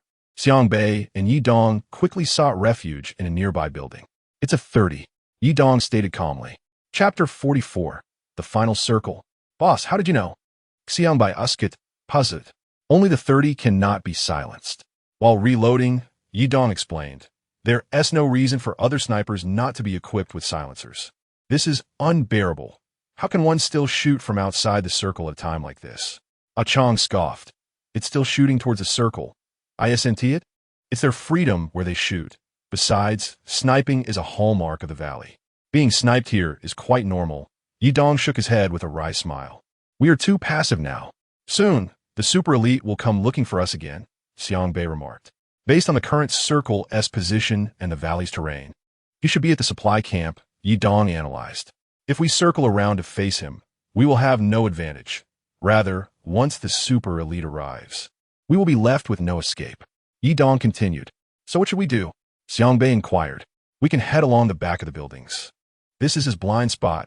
He won't be able to hit us. Yi Dong suggested. But wouldn't that take us further from the circle?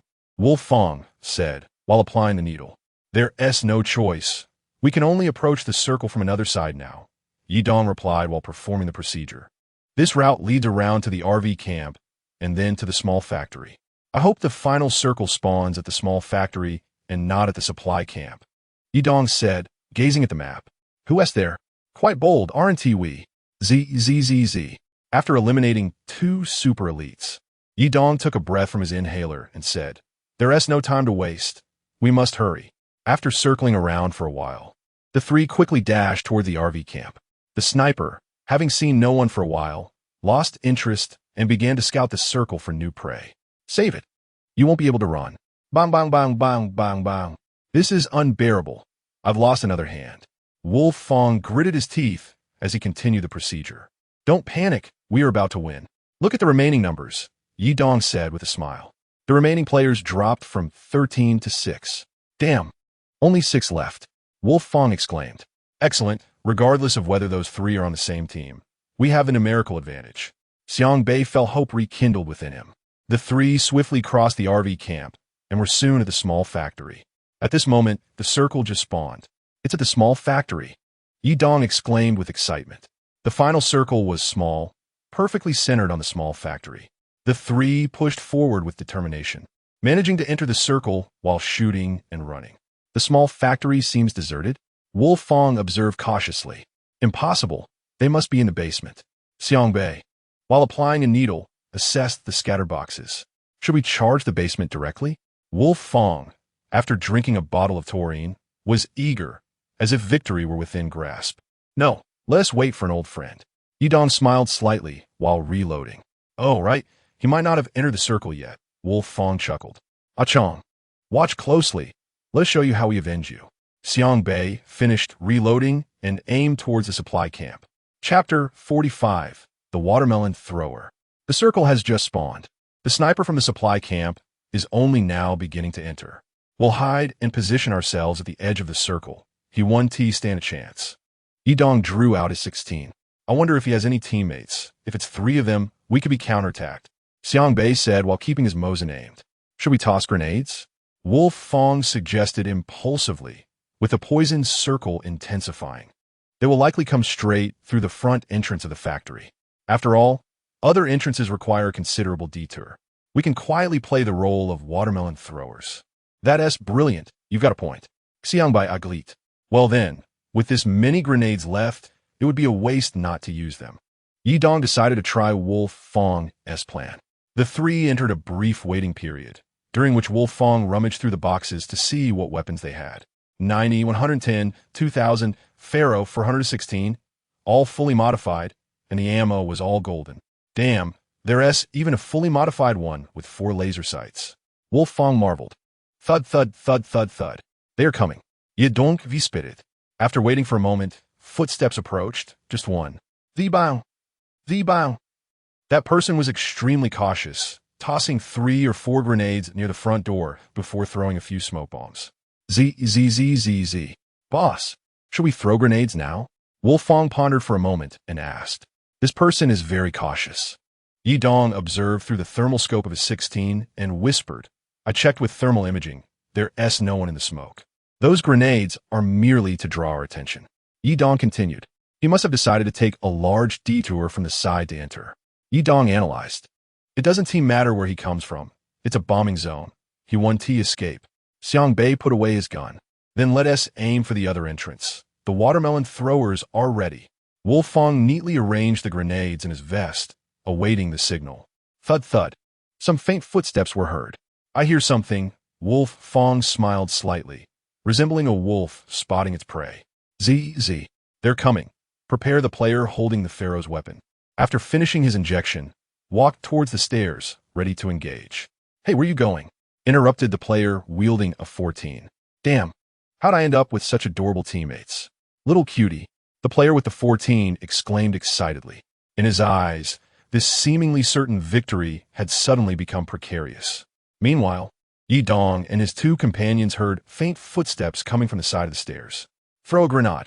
Ye donc vi spirit. Bang, bang. The sound echoed, causing a ringing in his ears. Should we charge? Uskit Xiang Bei. Not yet. The fact that he slipped up shows he lacks patience, Yidong replied. Dealing with such an enemy is simple. We just need to remain still and let him become anxious. When he panics, he will rush in. Let us retreat a bit to avoid being caught in an explosion. Wolf Fong, you keep an eye on the other stairway. Yidong continued while preparing his regeneration needle. Got it, boss. Wolf Fong responded, moving to the other stairway, while Xiang Bei positioned himself at a distance, guarding the stairway. Yidong remained in the center, moving around and occasionally dropping a sound generator to confuse their opponent. In the middle? At the front door? Behind the containers? The Pharaoh player relied on his keen sense of hearing to determine that the 3 were near the front door and the containers. At that moment, the poison began to spread, and the last circle was closing in. Yidong and his companions had previously allocated their medicine, and Yidong still had some supplies meant for Xiang Bei and Wolf Fong, intending to sustain himself during the final standoff. The Pharaoh player could no longer hold back, and threw some smoke grenades as he charged forward. Yidong took aim with his 16. Didn't he die? What the hell? Did he block with his gun? What's going on? Yidong struggled to remain calm, as the opponent's erratic maneuvers were becoming increasingly frustrating. Got him. Yidong fired again, landing a shot to the head. Damn, he's down, but I'm out too. Wolf Fong's voice echoed in his mind. This guy kept pretending to rush, making me hesitant to heal, and just when I was about to use my medkit, he charged. So clever? No, so annoying. Yidong dropped his backpack and 16, preparing for battle. Bang! Damn, I got hit. The ringing in his ears intensified. Fortunately, he had placed a sound generator on the other side. The grenade was thrown in that direction, so he only suffered from the residual blast. Xiang Bei also discarded his heavy gear, picked up an 18, and joined Yidong. The situation was dire, with no chance of victory in sight. Thus, The opponent wisely began deploying smoke. The sound of hissing filled the air. Goodness, this complicates things. Yi Dong muttered as he grabbed his thermal imaging 16 and began searching for targets. Soon, amidst the smoke, Yi Dong spotted his mark. This match must come to an end, he softly declared. In the smoke, the player wielding the 14 dashed about. A flash of light illuminated the scene, and Yi Dong's team secured yet another victory. The tension that had gripped the four finally eased. Xiang Bei, utterly exhausted, felt as if his bones were about to crumble, his body aching all over. Yi Dong simply lay on the ground, savoring this brief moment of tranquility. Xiang Bei leaned against a crate, resting as well. At that moment, an announcement echoed in the game. The third round of the team competition has concluded. 6 teams have emerged victorious. Congratulations to the Nantuan team, Tian Lei squad, and their qualification for the final. All 24 participants will receive a level 4 supply package. The finals will commence in 24 hours, with specific rules to be announced. I'm dead tired, Wolf Fong groaned, collapsing onto the sofa. Tomorrow, we could take a day off. You all can cancel your training for now. Yi Dong empathized with them. Gaming was truly exhausting. When he was younger, he thought being a game streamer was a blissful life of playing games and earning money. Only after becoming a streamer himself did he realize how far from the truth that was. Each day was filled with the pressure of streaming exciting gameplay, followed by editing videos, leaving little time for relaxation. The stress could be overwhelming, and if the viewer count was dismal, it could mean no income. Now, having traversed into this world, the workload had only intensified. Yi Dong encouraged Xiang Bei and the others to rest while he organized the warehouse, a task usually handled by Wolf Fong, who often acted as the supervisor. Upon inspecting the level 4 supply packages, Yi Dong confirmed his suspicions. They were indeed 5-star sets. While sorting through the warehouse, he discovered that their assets had reached 4056. It seemed that the configurations of his subordinates needed an upgrade. After tidying the warehouse, Yi Dong ventured into the motel courtyard to summon his male team members. The male team gene had already reached 563. At that moment, the long-absent system suddenly appeared. Ding! Detected that the male team gene has surpassed 500. You may choose to upgrade. Male team gene level 3, hidden. Upgrade requirements. Male team gene must reach 500. Upgrade cost. 100 male team genes and 1,000 Cohen coins. It can be upgraded. This is fantastic. Yi Dong exclaimed with excitement. Ding! Would you like to upgrade? Upgrade. Yi Dong commanded. 100 male team genes, 1,000 Cohen coins. Ding! Talent male team gene upgraded to level 3. Male team gene level 3. Passive. The male team will not actively attack you, excluding restricted areas. Damage inflicted by the male team is reduced by 20. Active. For every roving or special punishment team member killed, gain 1 male team gene. Collecting 20 male team genes allows you to summon a male team soldier as your subordinate. Subordinates remain indefinitely unless they suffer fatal damage. Male team genes are non-transferable. The summoned subordinates have improved average attributes and may possess unique traits. You can mentally summon or instruct your subordinates. You may spend 50 genes to upgrade any subordinate's talent. Usable once per day, each subordinate can only be upgraded once, with a high likelihood of failure. Damn, a 20 reduction in damage means no male team can outgun me now, Yi Dong pondered. Each individual's physical condition varies. Being hit is being hit. There's no need to discuss cheating. The talent could be upgraded. This is wonderful. It's time to enhance Wolf Fong and the others. Yi Dong became increasingly excited, unable to resist the urge to begin summoning. This book has reached its 1-month milestone. To all the friends who enjoy this book, greetings. I am Tian Hen, the author of this work. As a novice writer, this book, Anke Tue, I Become the Male Team Leader, is my first endeavor. Today marks the 1-month anniversary of this book, and I feel it is necessary to express my gratitude to everyone for their support, encouragement, and appreciation for my work. First and foremost, I would like to thank several friends in my life who have made significant contributions to optimizing many flaws and typos in this book. It was through the joyful gaming experiences shared with them that the idea of writing this book was born. Secondly, I must extend my heartfelt thanks to the readers who have supported and encouraged me from the very beginning. As you all know, my novel is relatively short and lacks recommendations. It can only be discovered through searches using Anke Tue. Initially, very few people read this novel. Yet each word of encouragement you provided became a powerful motivation for my creativity. Let us discuss the journey of this novel. In a sense, it is not only my work, but also a collective creation with all of you. I will resume daily updates. Finally, I wish all who have read this book to receive confidential documents. I must discreetly inform you that I have emerged, and I express my gratitude to the Jia Tian gang and Lei Jun for their support. Join us as we drift along with the winds. Alongside various individuals, such as Wu Ji from Jianzhou, Li Huadang, and others who share a fondness for culinary delights. Chapter 48. Special Physique. This system truly astounds me. Why did it not mention the ability to upgrade sooner? Ye Dong lamented. Summon. Yi Dong could hardly contain his anticipation. With the remaining 463 male group genes, summoning a subordinate required 20 genes. A series of bright lights flashed as 23 uniquely shaped subordinates materialized. Yi Dong shielded his eyes from the blinding light. Boss! A thunderous cheer erupted. Langia and Achong, who were resting in the inn, rushed over upon hearing the commotion. Let us assess their talents, Yi Dong declared.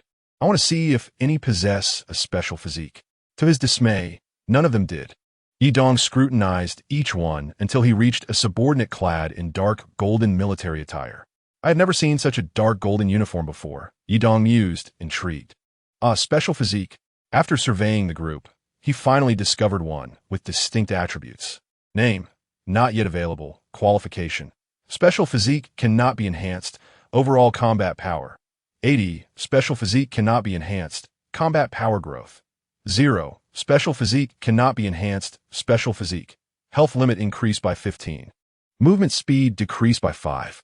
How is it that my health limit only increases by 5, while yours increases by 15? This is outrageous, Yi Dong exclaimed in astonishment. Very well. A new idea blossomed in his mind. To establish a dedicated unit of subordinates with special physiques directly managed by him, with their striking dark golden uniforms. He decided to name them the Dark Gold Army. From now on, you shall be known as Dark Gold Number 1. Yes, boss. Dark Gold Number 1 replied. Recognizing that the one with the special physique wore the dark golden uniform, Yi Dong bypassed the others and approached the soldier in dark gold. This summoning also yielded another subordinate with a special physique. Name, not yet available. Qualification. Special physique cannot be enhanced. Overall combat power. 80. Special physique cannot be enhanced. Combat power growth. 0. Special physique cannot be enhanced. Yi Dong categorized the remaining 21 individuals into teams based on their uniforms. Langia led Team Farm 1. Achong headed Team Farm 2. Eagle commanded the Valley Squad. And Xiangbei led the North Mountain Squad. They were entrusted with naming their teams, and those with exceptional talents were automatically promoted to vice captains. Presently, all subordinates were equipped with level 4 armor and level 3 ammunition. Yi Dong calculated that upgrading to level 4 ammunition would cost 350 per shot, with each member receiving 200 rounds. With a total of approximately 70 subordinates, the expenditure would amount to 77,490. With his assets nearing 4,000, he could certainly afford it. Yi Dong communicated telepathically with Langia, who promptly set to work.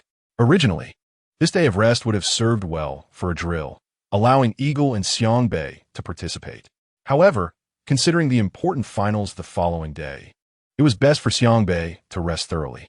After the competition concluded, a grand drill would be organized for all subordinates. Chapter 49. The night before the finals boss. We have a dilemma. The subordinates have nowhere to stay, Eagle conveyed telepathically to Yi Dong. Initially, we could accommodate 50 individuals, but with the addition of 20 more, our farm and valley are completely full. Rest well. You will need your energy for the competition, Yi Dong advised, but as he lay awake, thoughts of the forthcoming match kept him restless. Unable to sleep, he opened the game announcement.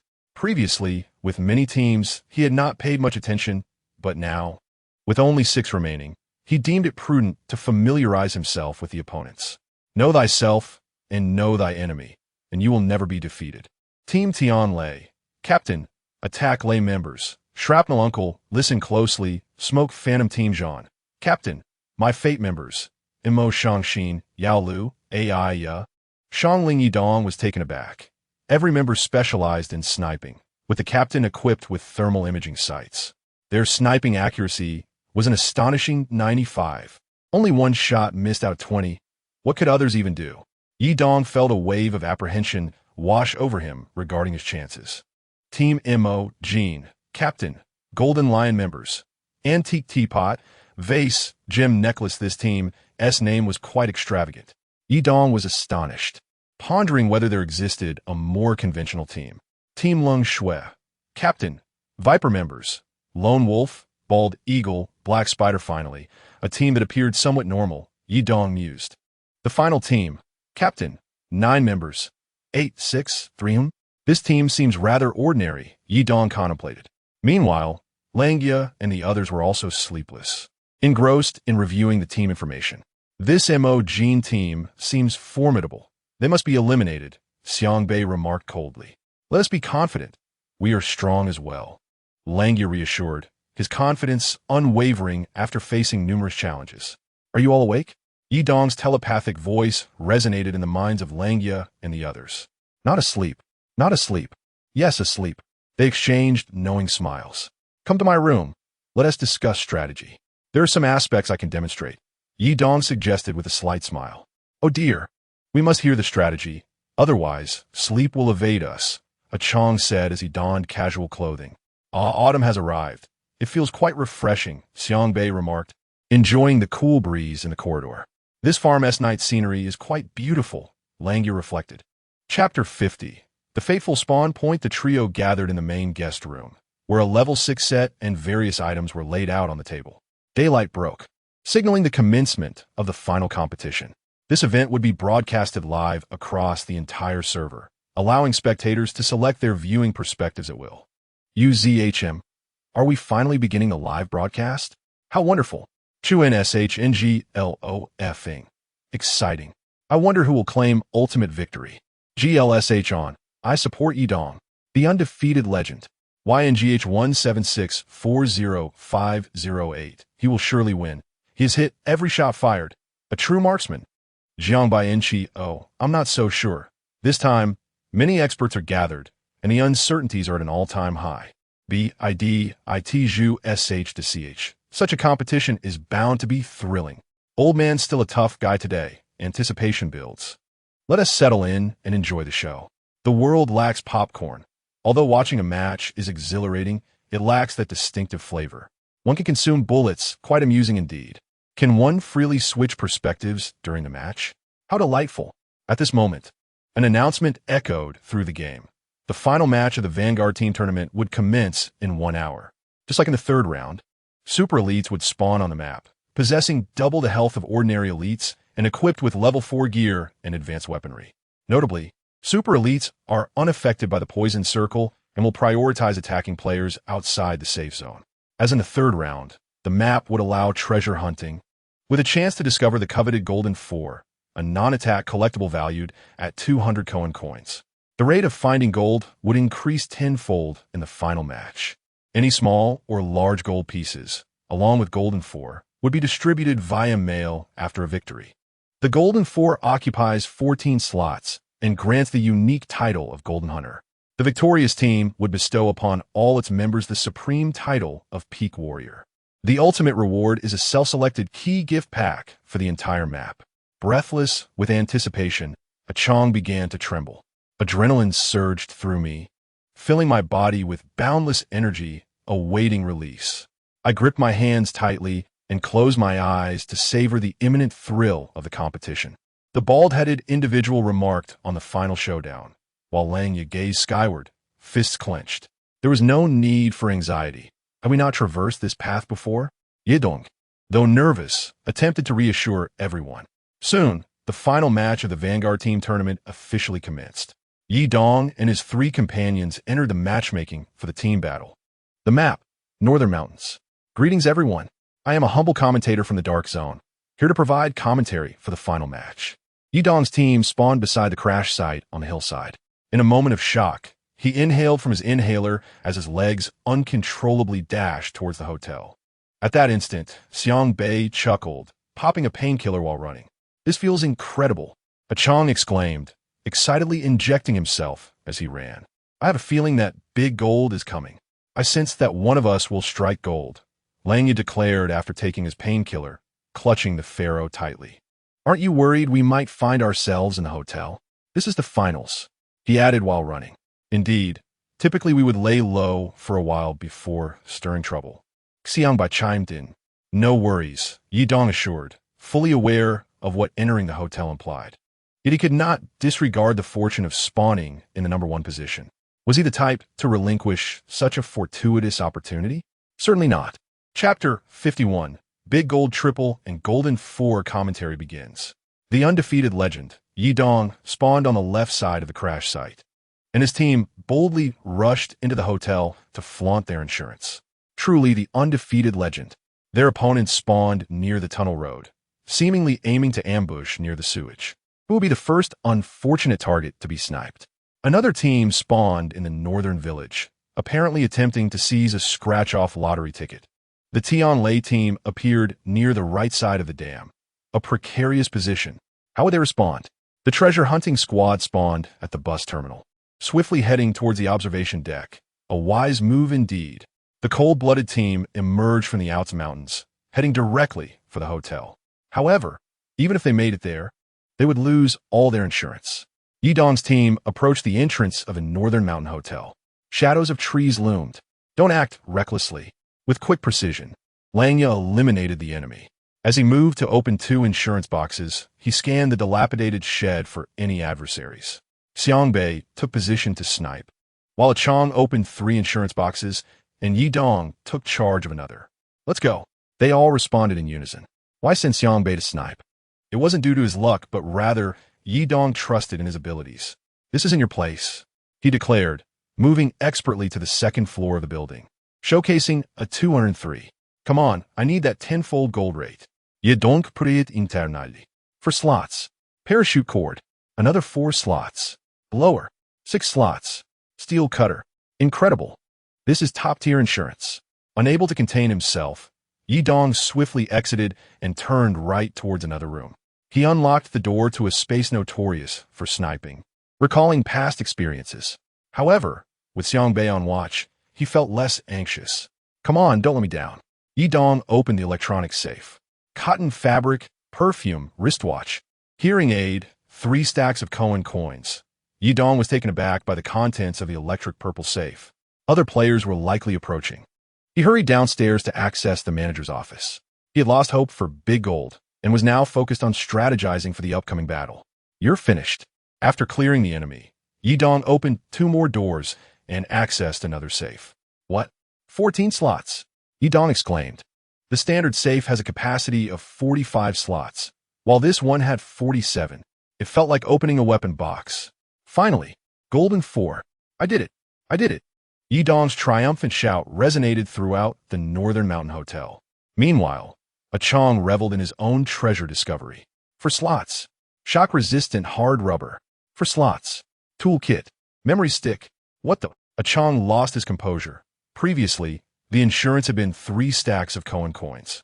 But the electric purple safe in the leisure room remained consistently rewarding. Fortunately, a golden watch on the table provided some consolation. Stay strong, Chang.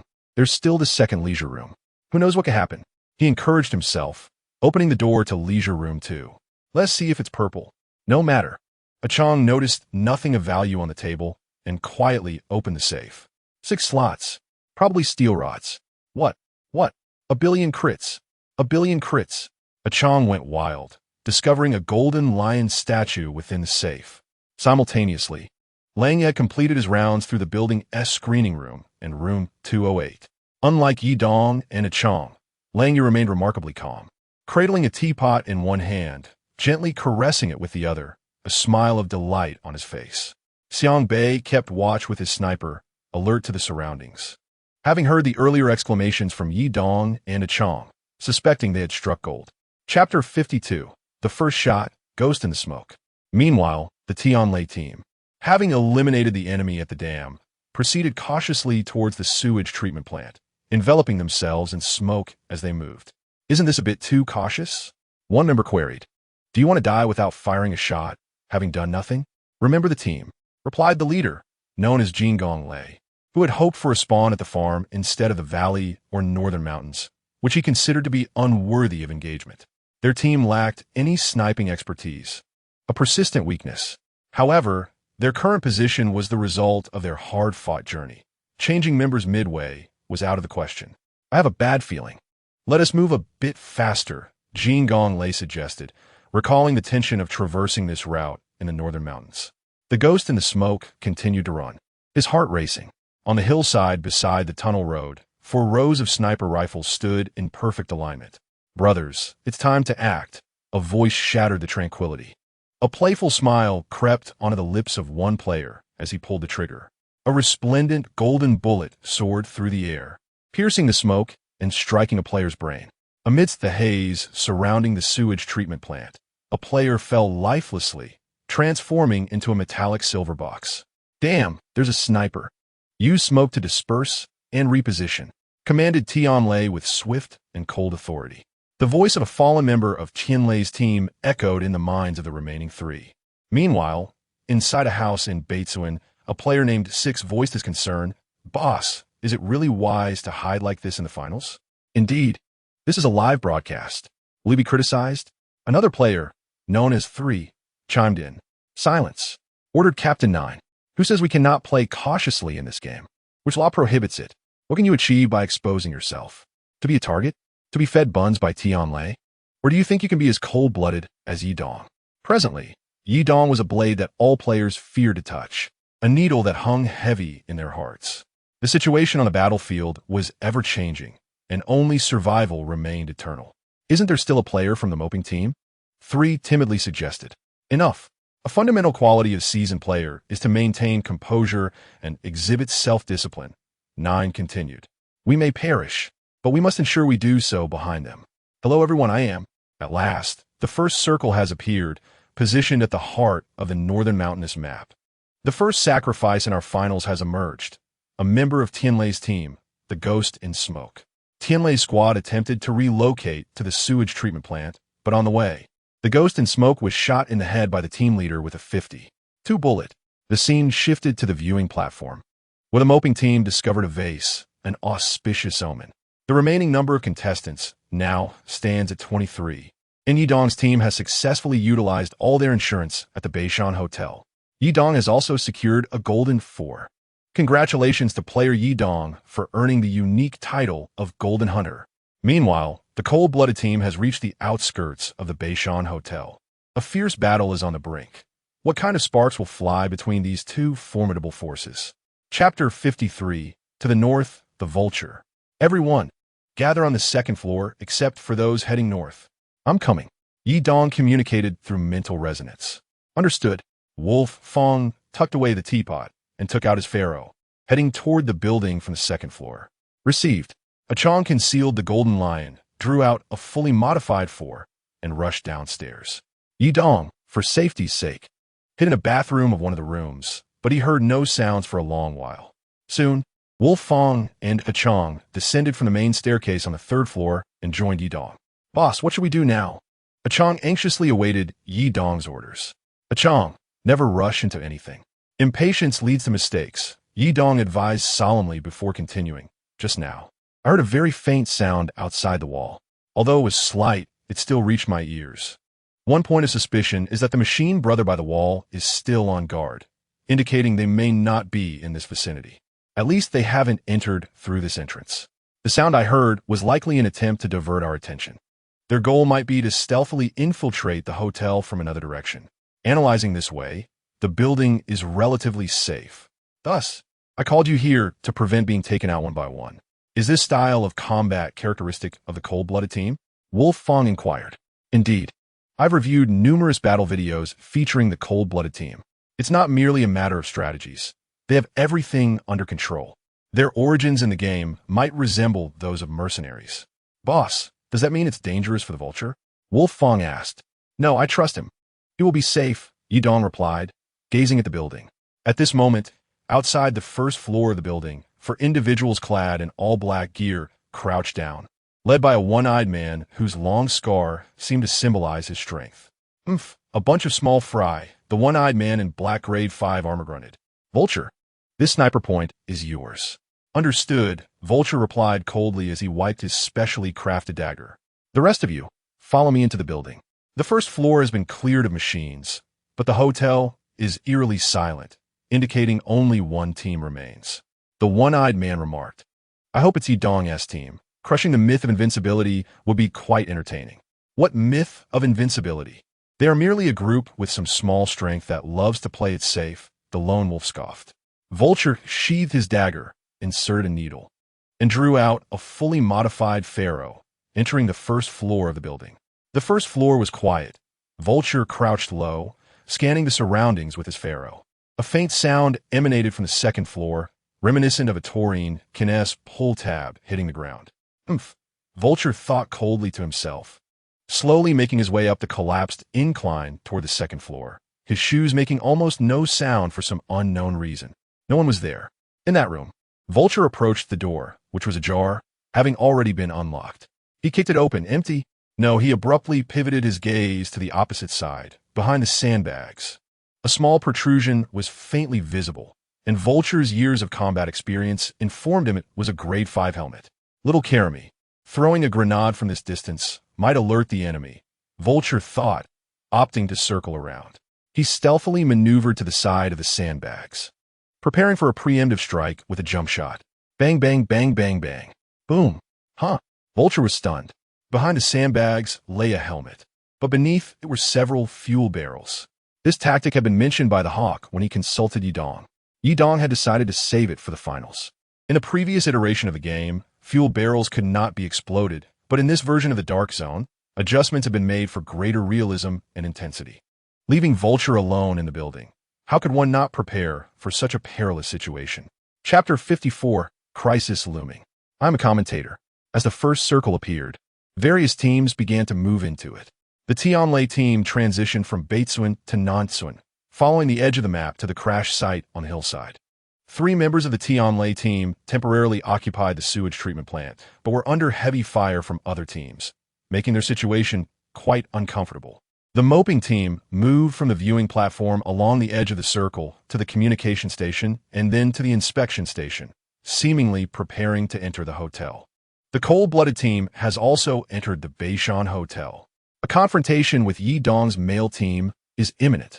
Both teams have advanced to the finals with significant odds, ranking among the top 3 teams. Their clash will undoubtedly yield a spectacular display of combat.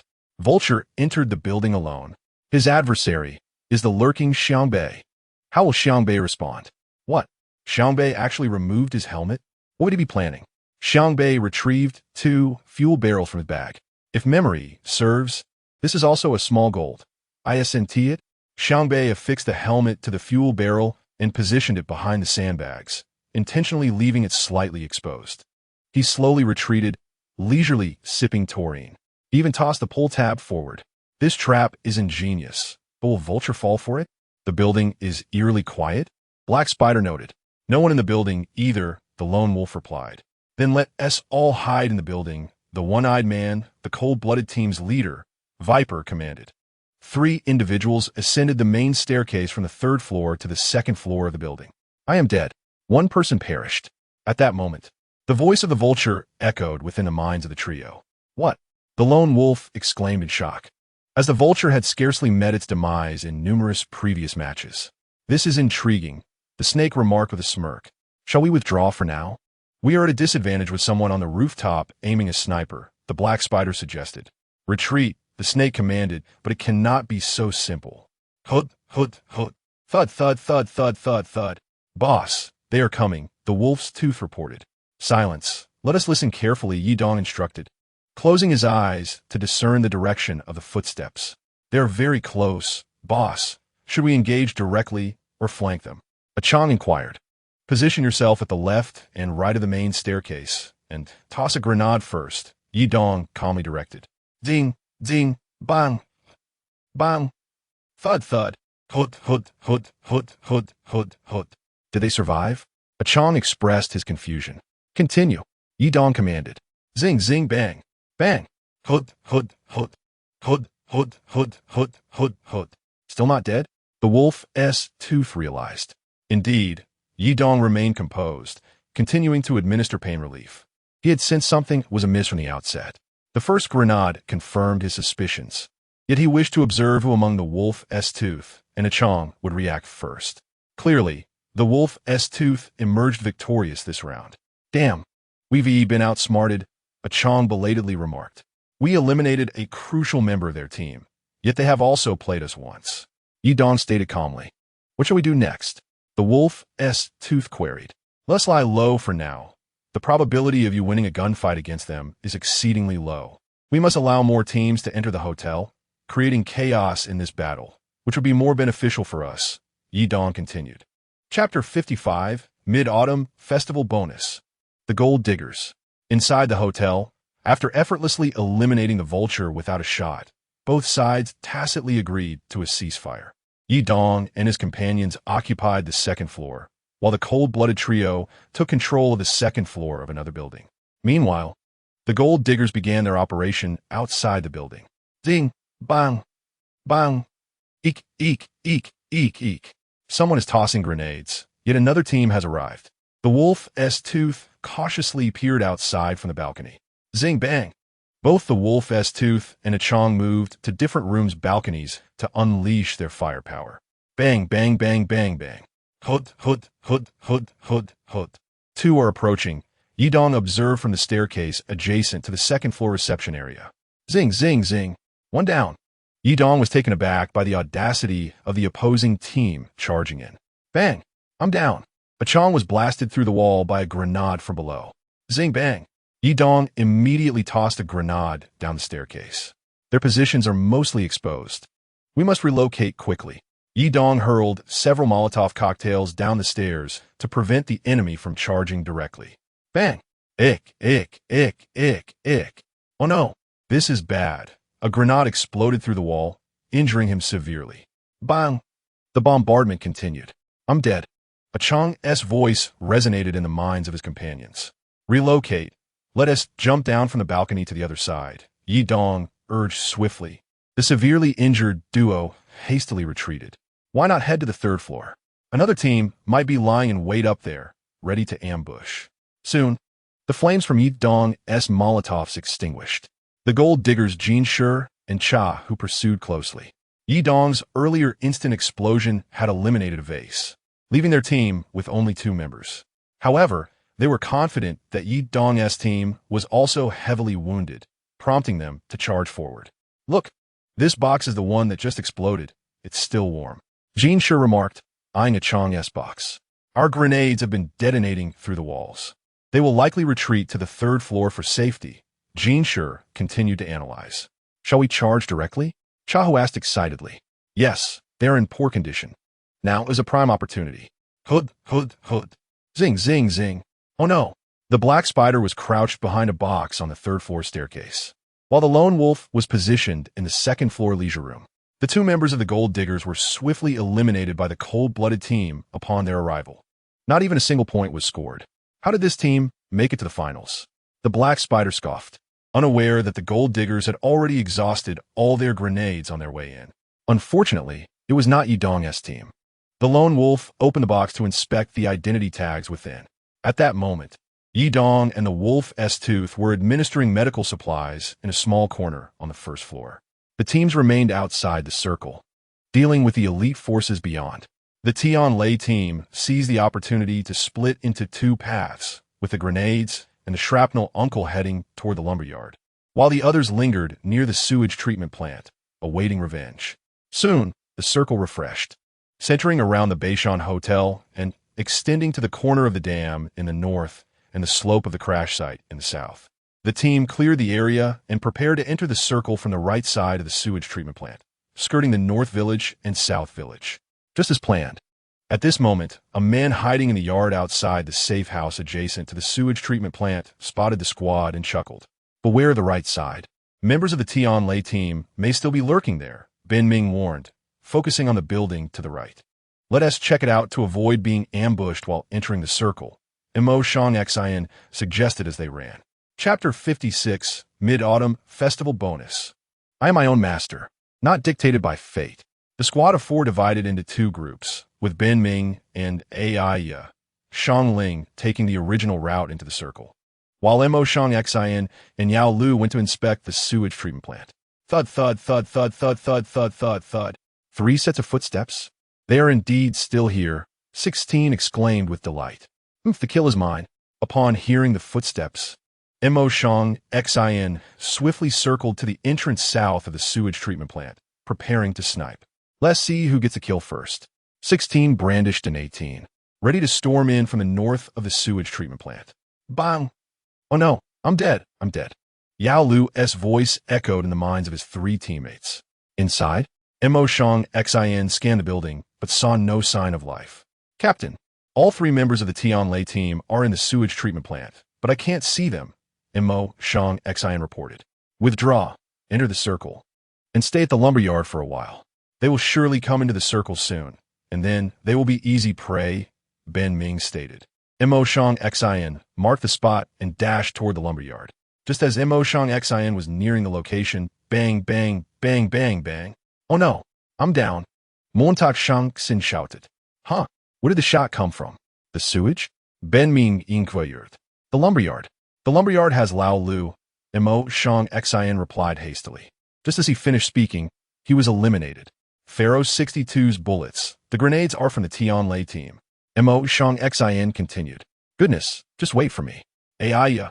Shang Ling aimed at the lumberyard, but the attacking grenades kept the opponents hidden. Let us circle around the slope of the crash site. There's no need to rush. Ben Ming took a breath from his inhaler while running. Understood. Aiya and Shang Ling followed suit, ensuring their safety as they accompanied Ben Ming. Boss, it seems someone is approaching. In the right lower corner of the crash site, in a sunken patch of grass, 6 remarked. Excellent. Prepare the grenades. 9 exclaimed with excitement. This depression can only accommodate 2 individuals, leaving 8 and 3 on the other side of the crash site. Little did they know that this position was perfectly within the circle. He had endured trials, surviving to the utmost in every match, solely to arrive at the finals, proving to all players in the world that I am my own master, not dictated by fate. Finally, he awaited this opportunity. Regardless of who approached, he would make his name known. Ben Ming and Aiya, along with Shang Ling, arrived at the crash site, their attention still fixated on the lumberyard and Beishan Hotel. In this moment of slaughter, Ben Ming employed thermal imaging to scan the hotel and soon identified a target. Zing, one down. A smile crept onto Ben Ming's lips. This was his most cherished moment of joy. Alas, Shang Ling was not in the best of spirits, constantly fixated on the direction of the lumberyard, preparing for revenge. Action, commanded Jiao in a hushed tone. Bang! The 4 swiftly opened fire. Bang, bang, bang, bang. What? I'm down? Huh. Me too. Ha ha, oh my, what joy. The 4 rushed to the metallic silver box, excitedly opening it to check the identity tags. What? It's that Shun, Jiao exclaimed ecstatically. I actually took down a big one. 8 then added.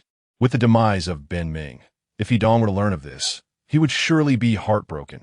How regrettable it was to face a sniper of such caliber. Chapter 57, Hotel Assault. No one anticipated that the formidable Ben Ming, the star of this competition, would fall to the 6th. Ben Ming enjoyed immense popularity in the Dark Zone, second only to Yi Dong in this contest. He was hailed as the sniper saint by many, who anticipated his prowess in vanquishing the gods, shattering Yi Dong's undefeated legend. Yet, fate dealt a cruel hand as he encountered the lone wolf. As he traversed the corridor, he was struck down by a single shot from Ben Ming. What could Viper say in response? All he could utter was a lament. With 2 formidable generals falling without understanding why, what was there left to fight for? At this moment, the number of remaining players stood at 12. The only remaining teams consisted of 3 from the male group, 2 from Cold Blood, for others, and 3 from Tianlei. The situation for the Tianlei team was grim. Still outside the circle, they were suffering under the relentless assault of the elite. You could hear them converging on the lumberyard, engaging with 7 or 8 elite foes. Bang, bang, bang, bang, bang, bang. Feet, bang. Bang, bang, bang, bang. Feet. Sizzle, sizzle, sizzle. Shrapnel, cover me. I'm about to go down. Let me take some meds first, Tianlei said weakly. Bang. I'm down. Listen closely. More are coming, 5 or 6 of them. Shrapnel Uncle remarked as he finished a 100-round magazine, reloading as he spoke. Bang! I'm dead. I'm dead. You all retreat. Go straight into the circle. Tion Lei shouted. If we enter the circle, we'll definitely get sniped, Shrapnel Uncle replied. Let them snipe us. It's better than being shot down, Tion Lei said as he finished using his first aid kit, quickly injecting himself with a regeneration and stamina shot while rushing towards the dilapidated shed. As the two reached the shed, the circle shrank once more, precisely over the entire Bay Shan Hotel. At this moment, Yi Dong was taken aback. How did the finals turn into a hotel assault? Moreover, there were still 11 players remaining. We must first regroup with Xiang Bei and head to Building 18, ready for close combat at any moment, Yi Dong instructed. Wolf Fong checked the 18 magazine, ensuring the 731 inhaler was ready before setting off. Just as Yi Dong and Wolf Fong prepared to act, footsteps echoed from above and nearby. After the circle had moved to the Beishan Hotel, the 4 members of the team prepared to stealthily infiltrate the hotel from the crash site. This was truly impressive. I can only say that. 8 remarked while looting the box. Even if I die here, it would still be worth it, 3 stated while wielding a thermal scope. Stop looting, in the end. It won't even be yours, 9 chimed in. Ah, the pleasure of looting this box is delightful, 3 replied as he continued to loot. Bang! What? I accidentally fired, 6 said, fiddling with a 30, but forgetting that this weapon couldn't be silenced. Boss, I've spotted a target, Black Spider, crouched against the wall. Engage, the one-eyed man coldly commanded. Ziz what? I'm down, 8 exclaimed. Old 6, 9 shouted. I was taken out, headshot, 3 followed suit. In an instant, the Team S members dwindled from 4 to just 1. Damn, 6, who had been lagging behind, quickly ducked behind an armored vehicle upon hearing the gunfire, narrowly escaping death. Chapter 58. No undefeated legends in the Dark Zone. Hello, everyone. This is the commentary, and you are now witnessing the final moments of the Xianfeng Cup Finals. Xiang Bei's 0 damage has fallen to the Eagle, and Ben Ming was instantly sniped by the Lone Wolf before being ambushed. This match has presented many unexpected scenes. We have now reached the final circle, and the ultimate victor is about to be revealed. Who will claim the final victory? Viper and Black Spider could no longer remain idle and charged down the stairs to strike their opponents. The 4 members of the team just entered the Bei Shan Hotel. The 2 teams collided. Sure enough, the team was rapidly overrun, losing 3 members. That was close. 6 quickly threw smoke grenades to the sides, discarding his backpack. What to do, 6 panicked, unsure how much longer he would last, 30 seconds. Or merely 3 seconds. Thump, thump, thump, thump, thump, thump. Footsteps echoed from both sides, but they did not arrive simultaneously. It left 6 uncertain whether there was 1 person or 2. Damn it, I'm going for broke. 6 abruptly turned, leaping out of the smoke cloud. Bang! Target eliminated, Black Spider said coldly. Boss, they're right next to us. Wolf Fong quickly reported. 1 on the left, 1 on the right, Yi Dong declared as he charged forward. There were only 2 individuals outside the door. 1 had fallen, and the other would surely perish as well. Ziz, bang, bang, bang, bang. Ziz. The 2 emerged from opposite sides. The injured one trapped in the middle, with enemies positioned both ahead and behind. Nearly an insurmountable situation. I'm down, headshot. Wolf Fong's voice echoed in Yi Dong's mind. He understood. Yi Dong vi spirit. In the blink of an eye, the battle concluded. Yi Dong admired the enemy's rapid situational assessment, followed by the decisive choice to eliminate one. Yi Dong's bullets reached Wolf Fong, and upon confirming the area was clear, he opened a box to reveal the identity tag of Black Spider. All right, that is 1 less problem. Yi Dong sighed in relief. Now, with Xiang Bei joining forces, they had a better chance against Coldblood's team. As for Wolf Fong, he could only watch and learn. However, Yi Dong was unaware that the Lone Wolf had already been sniped, leaving only Viper remaining from the Coldblood team. Unbeknownst to Yi Dong, Viper was on the first floor, and not just on the first floor, but nearby. He had been silent all along, biding his time to lure Yi Dong. The big fish. Ziz, damn. Yi Dong swiftly darted away from the bullet's trajectory, but was still severely injured, under the impact of level 5 ammunition. Even level 6 armor seemed precarious. At this moment, Yi Dong was gravely wounded, his sole thought being to retreat. He sprinted towards the interior of the hotel, with Viper hot on his heels. However, Yi Dong's level 6 armor hampered his speed significantly. As Yi Dong reached the courtyard in the middle of the hotel, he finally came into Viper's line of sight. Headshot dead. The perspective shifted to the ceiling, the vision gradually fading to darkness, reminiscent of the scene of his demise in his previous life. Yi Dong had fallen, slain by Viper. Audience, damn! Yi Dong fan, oh my god! He has fallen. Taurine hero. Damn it, tell me this is a joke. Explosive squad ancestor. Viper is indeed formidable. Having lured Yi Dong out by remaining silent. Even after Black Spider's death, he did not reveal himself. Perhaps there is no such thing as an undefeated legend in the Dark Zone, only continuous transformations and growth. Chapter 59, Universal Tactics. Hello, everyone. I am your commentator. The undefeated legend, Yi Dong, has been defeated. Since entering the Dark Zone, Yi Dong has gradually become the faith of all. His tactical approach has always been at the forefront of the Dark Zone world, with various old 6 positions, diverse movements, and countless contributions to the wealth codes and movement techniques of the Dark Zone. He has left an indelible mark. Although he has passed away today, the invincible legend he created will undoubtedly endure. Everyone will remember that in the world of the Anku, there once existed a man named Yi Dong, who achieved numerous milestones. Dapper Guashantong. What kind of commentary is this? If one were unaware, they might truly believe Yi Dong has died. Chunziju and Onapig. Ha ha ha. Wu Ji from Jinzu. Oh my goodness. Avid fan of fried rice noodles. Oh my goodness. Oh my goodness. The Viper was sniped. It turns out, Yi Dong had long foreseen that his confrontation with the gun was highly likely to be fatal, which is why he ran towards the courtyard in the middle of the hotel. His intention was to create an opportunity for Xiangbei, to allow him the chance to eliminate the Viper. The Viper, consumed by the desire to eliminate Yi Dong, inadvertently overlooked Dong as Xiangbei. However, although the Viper met his demise, it was not in vain. He managed to take down a man whom no one else in the entire server could defeat. A man who had fought in the Anku for several months without ever having died. He accomplished it. Everything was worth it. Unfortunately, Jingtong Lei and Uncle Pochi were also entering the zone through the broken wall next to Dong, just in time to witness the trajectory of Xiangbei's shot. With only 3 players remaining, they found themselves as a duo, now aware of their opponent's location. Suddenly, a thought flashed in Jingtong Lei and Uncle Pochi's minds. They could win. Switch to 18. Let S rush Dong. Jingtong Lei discarded his backpack and primary weapon, grabbing the 18 and sprinting towards Dong. Yes, Uncle Pochi was equally exhilarated. After such a grueling match, they were finally nearing the end.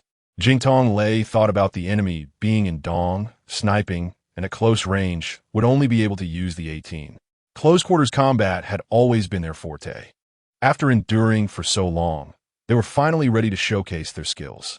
They had a remaining grenade, and each carried an 18, one with dum-dum rounds and the other with 731 bullets. In their view, this tactical arrangement would be unbreakable. At this moment, Xiangbei also noticed 2 footsteps approaching from downstairs. With only 3 players left, the 2 footsteps were alarmingly close and had yet to fire a shot. It was now a 2-on-1 situation. The leader, Xiangbei, hesitated. What's wrong? Yi Dong's voice echoed in Xiangbei's mind. It's nothing. Xiangbei took a deep breath, gripping his gun tightly as the gentle breeze from outside brushed away the sweat from his forehead. 1 drop, 2 drops. After traversing through countless storms, this was the final battle. The significance of this fight was self-evident. He had to win. It's all right, with me watching over you. You will not lose. Yi Dong it. Deep down, Yi Dong truly believed in Xiangbei. Thud, thud, thud, thud, thud. The 2 chose to charge directly into Dong. Swish. Bang. Boom. Jingtong Lei executed this tactical maneuver with remarkable proficiency. The principle lay in the function of the grenade's placement, forcing the opponent to continuously reposition due to the constant barrage of grenades, ultimately achieving the objective of restricting the enemy's movement. Naturally, many foes had perished during the process of being cornered. This tactic could be employed against both highly agile and formidable opponents, as well as ordinary individuals. It was what Jingtong Lei considered to be the ultimate close-quarters combat strategy. Chapter 60. The key collector swish. Bang. Boom. The two continued to throw grenades, and Xiangbei was forced to evade, compelled to reposition. Finally, Xiangbei found himself cornered, the only refuge able to withstand the onslaught of grenades from all directions. Xiangbei leaned against the cover, retrieving the 8-bullet rounds he had scavenged. This battle represented the most intense clash of close-quarters gunfire, with dum-dum rounds and 18s. Hut, hut, hut, hut, hut. Victory was within reach. Charge forward. Jingtong Lei, intoxicated by the prospect of victory, shouted, "Zing! Bang! Oh my goodness! Zing! Bang! Bang!" A flash of light erupted, and the boy band team emerged as the ultimate champions. "We won!" Xiangbei cried out triumphantly. "We won!" This moment had finally arrived. Xiangbei lay on the ground, feeling more relaxed than ever before. 1-2. Let's congratulate the boy band team on their ultimate victory, the commentator announced. Yanfis of the Zhou Tianwang Mansion. 666, 666, 6666. Chongseng. I waited far too long for this moment. Stars in space. The end. Let us celebrate. If anyone is currently the most excited, it is definitely Yidong. Each member of Yidong's boy band team received the prestigious title of Peak Warrior. Yidong donned the title and claimed the championship reward, a self-selected key package for the entire map. Langya, Xiangbai, and Achong also claimed their self-selected key packages for the entire map. Use it. Yidong and Langya each utilized one package. Acquired. Observation Deck Office Key. Acquired. Dong Recreational Room Key. Congratulations on acquiring all keys for the Northern Mountain region. Would you like to unlock the Northern Mountain region map? Unlock. Unlocking the Northern Mountain region map. Map name, Northern Mountain region, modifiable, daily cost, 6 daily visits, 16 times. Map description, located in a picturesque area of the Oats mountain range. This was once a favored vacation spot for the wealthy of Camona. To the north lie the expansive, snow-capped mountains, and below the observation deck lies the town of Oats. After enduring the ravages of war, this place has long since lost its former glory. Basic features. Buildings within the map can be used for player habitation. Yidong renamed it Boy Band Mountain. With so many rooms in the Northern Mountain Hotel, the issue of his subordinates' accommodation was finally resolved. Ding! Congratulations on completing the task. Key Collector. System Task. Key Collector completed. Key Collector. Collect all keys from the farm, valley, and Northern Mountain maps. Note: currently held keys are included. Keys purchased from the auction house from now on do not count. Task Success Reward. Leather Leggings Blueprint. Would you like to claim it? Claim. This task lasted for 21 days, and Yidong took a full 20 days to complete it. It was incredibly challenging. However, this reward is simply exquisite. Ding! Congratulations on acquiring Leather Leggings Blueprint. Leather Leggings Blueprint. When possessing the blueprint, spending 500 Koan coins and any of the following items can create a pair of leather leggings. Synthetic fiber, woolen cloth, linen, cotton. Goodness, what a bargain. Yidong was overjoyed. These items on the market were only a few thousand Koan coins. The era of infinite leggings crafting had finally arrived. Langya, Achong, Xiangbei, and Falcon. Yidong called out to his subordinates, "Buy up all these items on the market." Yes. Although the subordinates did not understand why, they complied. Yidong then checked his assets. 8,629 Koan coins. In this world, there is no recharge function, and Yidong had become the absolute tycoon of the Anku. What is financial freedom? Even if one were to donate 6 sets, they would still be unable to resist the growth of wealth. Alas, having money is truly burdensome. Soon, the 4 from Langya gathered all their subordinates to buy up these items frantically. The price of woolen cloth surged from around 3,300 to 7,000, and the other items experienced similar fates. In this world, there was no distinction between the highest and lowest market prices. There were no limits. Dapper Guishantong. Oh my goodness, this woolen cloth. Xiaogong. I remember synthetic fiber was white. How did the price rise to nearly that of gold? Oh my goodness, it's risen again. Now cotton cloth is nearly at 1. Avid fan of cooking eggplants. Tang Chin. Why are people even speculating on cotton cloth? I don't understand. Chapter 61.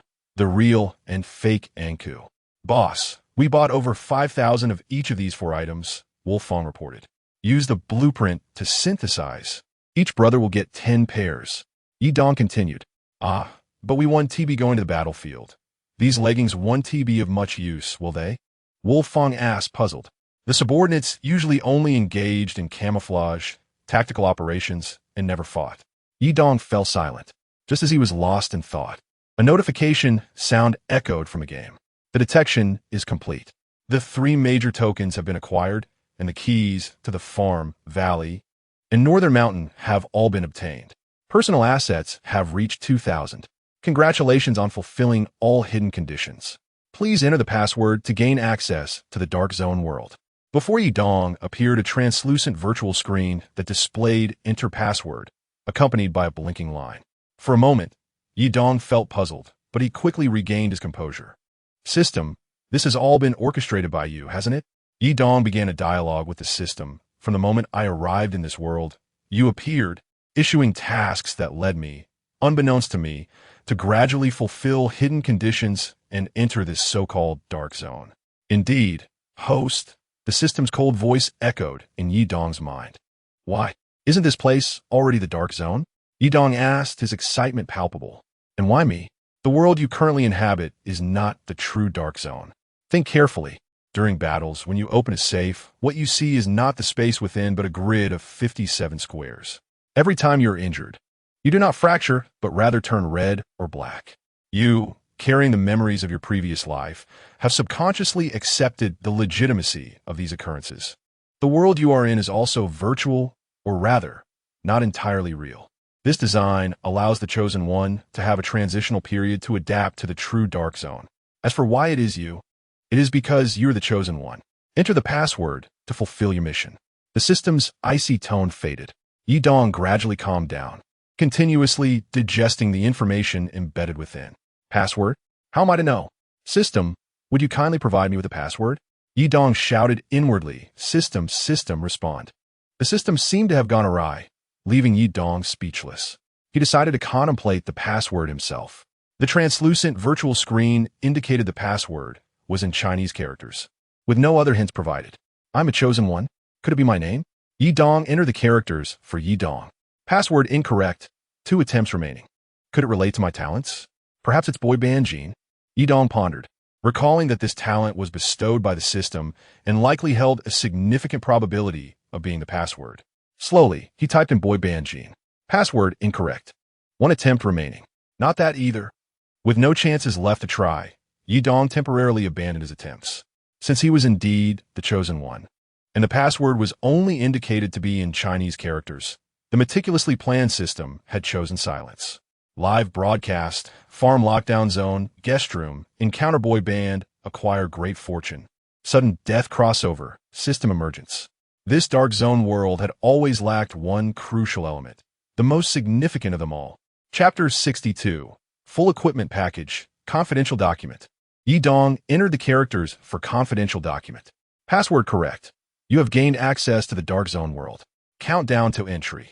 23 hours, 59 minutes, 58 seconds. A day later, Yi Dong glanced at the countdown, lost in thought.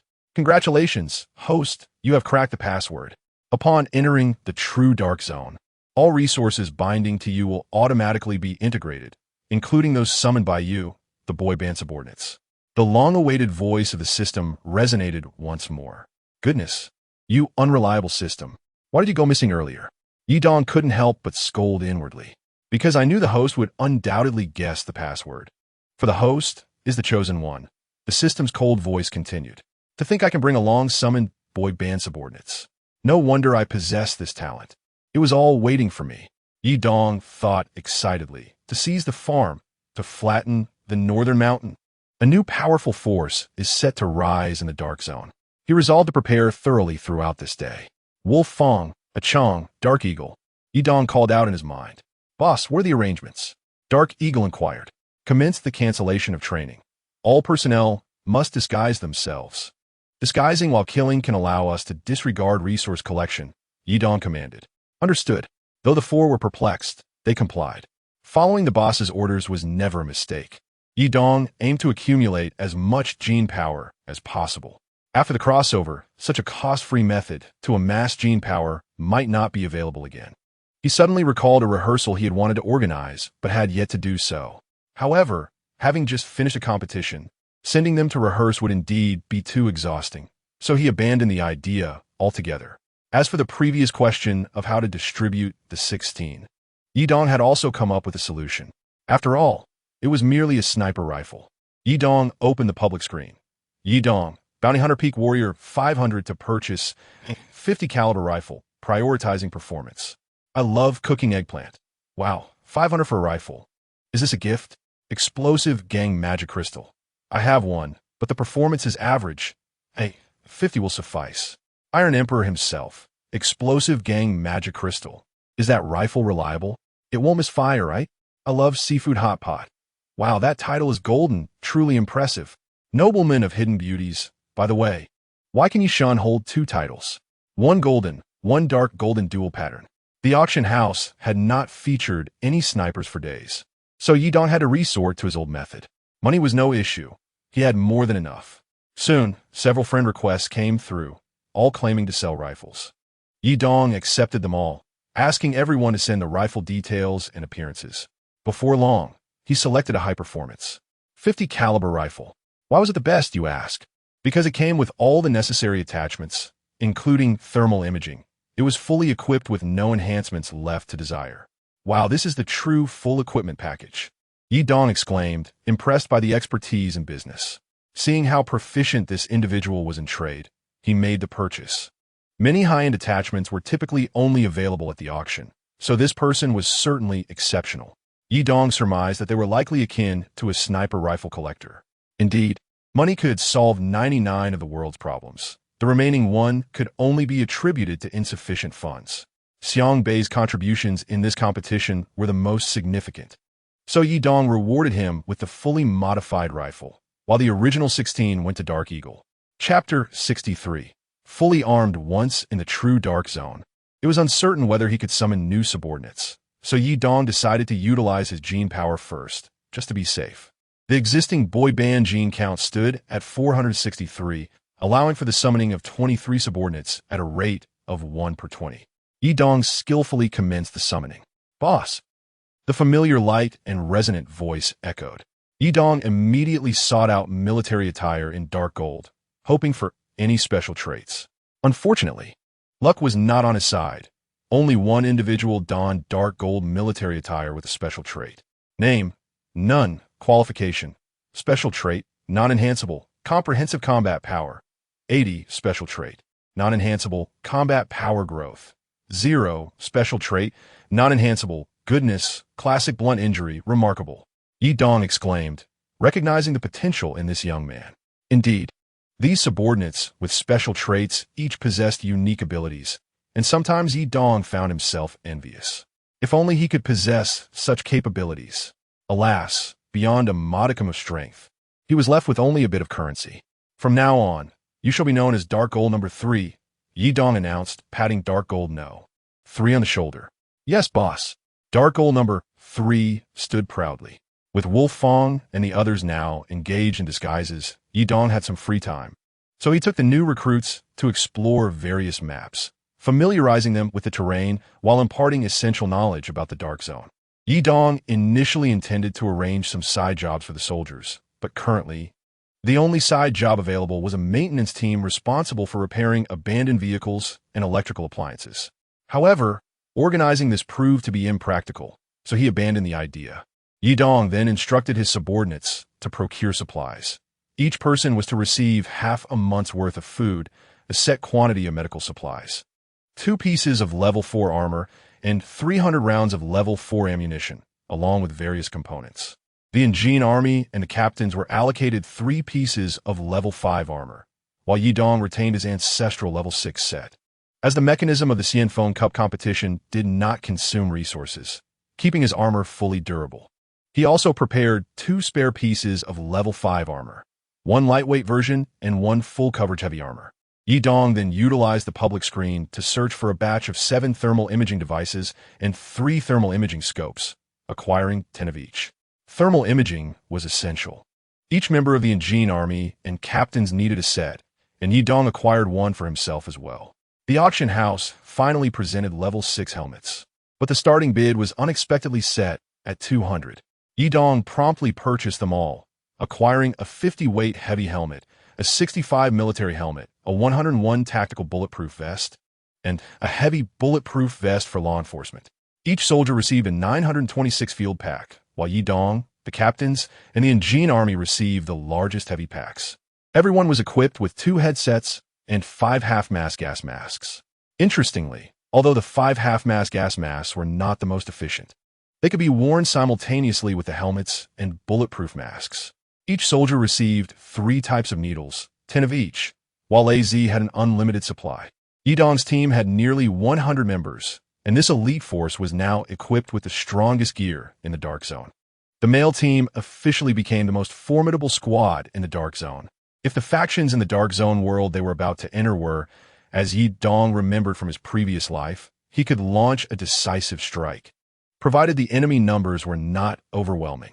As night fell, the evening breeze on the farm was quite refreshing. Yi Dong stood on the second-floor corridor of the inn, gazing at the bright moon in the sky, feeling a sense of nostalgia. The peaceful life was soon to end as they prepared for battle. Bang, bang, bang. Boss. Good day. Many subordinates greeted as they passed by Yi Dong. In their hearts, they had long regarded the farm as their hometown, finding comfort and a sense of belonging only when at home. Chapter 64. Farewell in the land of the male team, Nam I Tion. The farm at night was remarkably tranquil. As dusk settled, for men lay in the wheat field, enjoying the cool breeze and gazing at the starry sky. Wow, it feels so cool, a Chong said, resting his hands behind his head.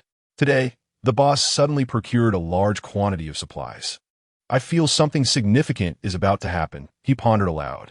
I feel the same, Xiang Bei replied. Wolf Fong, you've been with the boss the longest. What do you think? Wolf Fong squinted and softly replied, I don't know, I just want to sleep. Come on, aren't you curious? Training was even canceled today. A Chong turned to Wolf Fong. Wolf Fong remained silent, seemingly asleep. Wow, you can sleep so well, Hunter remarked, observing the slumbering Wolf Fong. The weather on the farm is fantastic.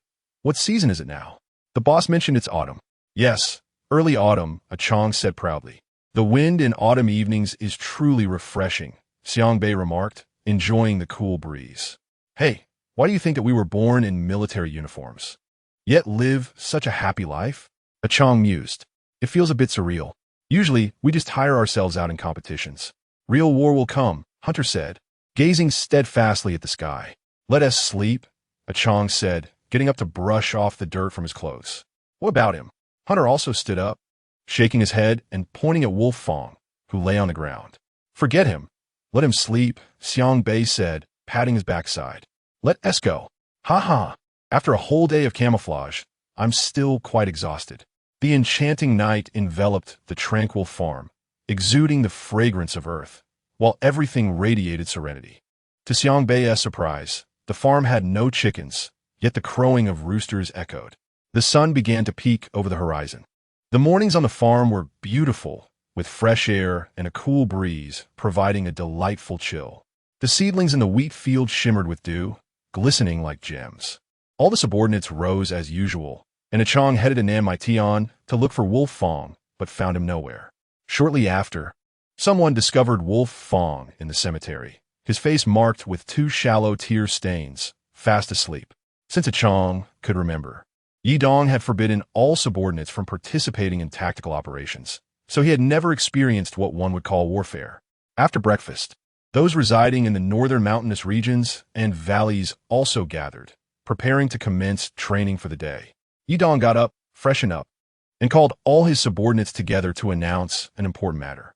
The courtyard of the inn could not accommodate around 100 people, so all the subordinates gathered on the road between the inn and the stable, while Yi Dong stood on a platform.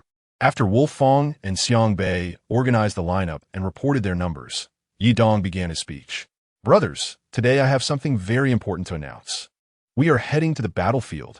Wolf Fong's heart jolted. The subordinates were also taken aback. All the previous training and camouflage infiltrations had been preparation for this moment. We are going to fulfill our mission, Yi Dong stated calmly. Are you all ready? Ready, They replied, "We have no attachments, and following the boss has always been our creed. All right, everyone has 2 hours to organize your equipment. Do anything you wish, and bid farewell to this farm." Chapter 65. Rising storm in a modest villa. The initial impression consisted of 3 rows of drawers, a large coat, and a safe. Then, he learned about various points for laying and dodging grenades, the position of old six nearby, and how a coat on the first floor could yield good items. Xiangbei arrived in the northern mountainous region. He explored the bus station, viewing platforms, the northern village, wastewater treatment plants, checkpoints, and the Beishan Hotel. The beauty of Beishan captivated him. Lush trees, towering mountains, thick wild grass, and proud green pines stood tall, overwhelming Xiangbei. Yet, Beishan was vast, but could not contain the aspirations of Xiangbei. He yearned to venture further. The armory, the television station. These words painted by the boss depicted a battlefield filled with excitement and challenges, igniting Xiangbei's longing and aspirations even more. Everything seemed beautiful yet fragile, as if it might shatter with just a touch. At Kamona, Xiao, Mootown Farm, boss. Still no news. A soldier in dark green uniform reported with his head bowed to his superior. "Boss, it has been quite a while, what now?" Another soldier in dark green hesitated to voice. "Hold the farm," the commanding officer with a prominent nose asserted firmly. "But, boss," the reluctant soldier began again. "No buts. Reuben Jackson, focus on your duties," the commanding officer chastised sternly. "Yes," the soldier in dark green replied, lowering his head and retreating. In the dark zone valley, aboard a helicopter, he toyed with the wind-up toy car he had just bought for his son. He reached into his pocket and pulled out a bottle of imported commemorative mountain cologne, envisioning the joyous moments with his wife and child. However, when the helicopter landed on the helipad, his world shattered like a thunderclap. The seaside villa was a scene of carnage, a landscape of devastation. The valley had transformed into a desolate wasteland, and the sky was tinged with ominous purple shadows. The battlefield, strewn with the remnants of war and bloodshed, has been reduced to a desolate heap of lifeless corpses. Upon inspection with his subordinates, he discovered that all his loyal men and their families had perished.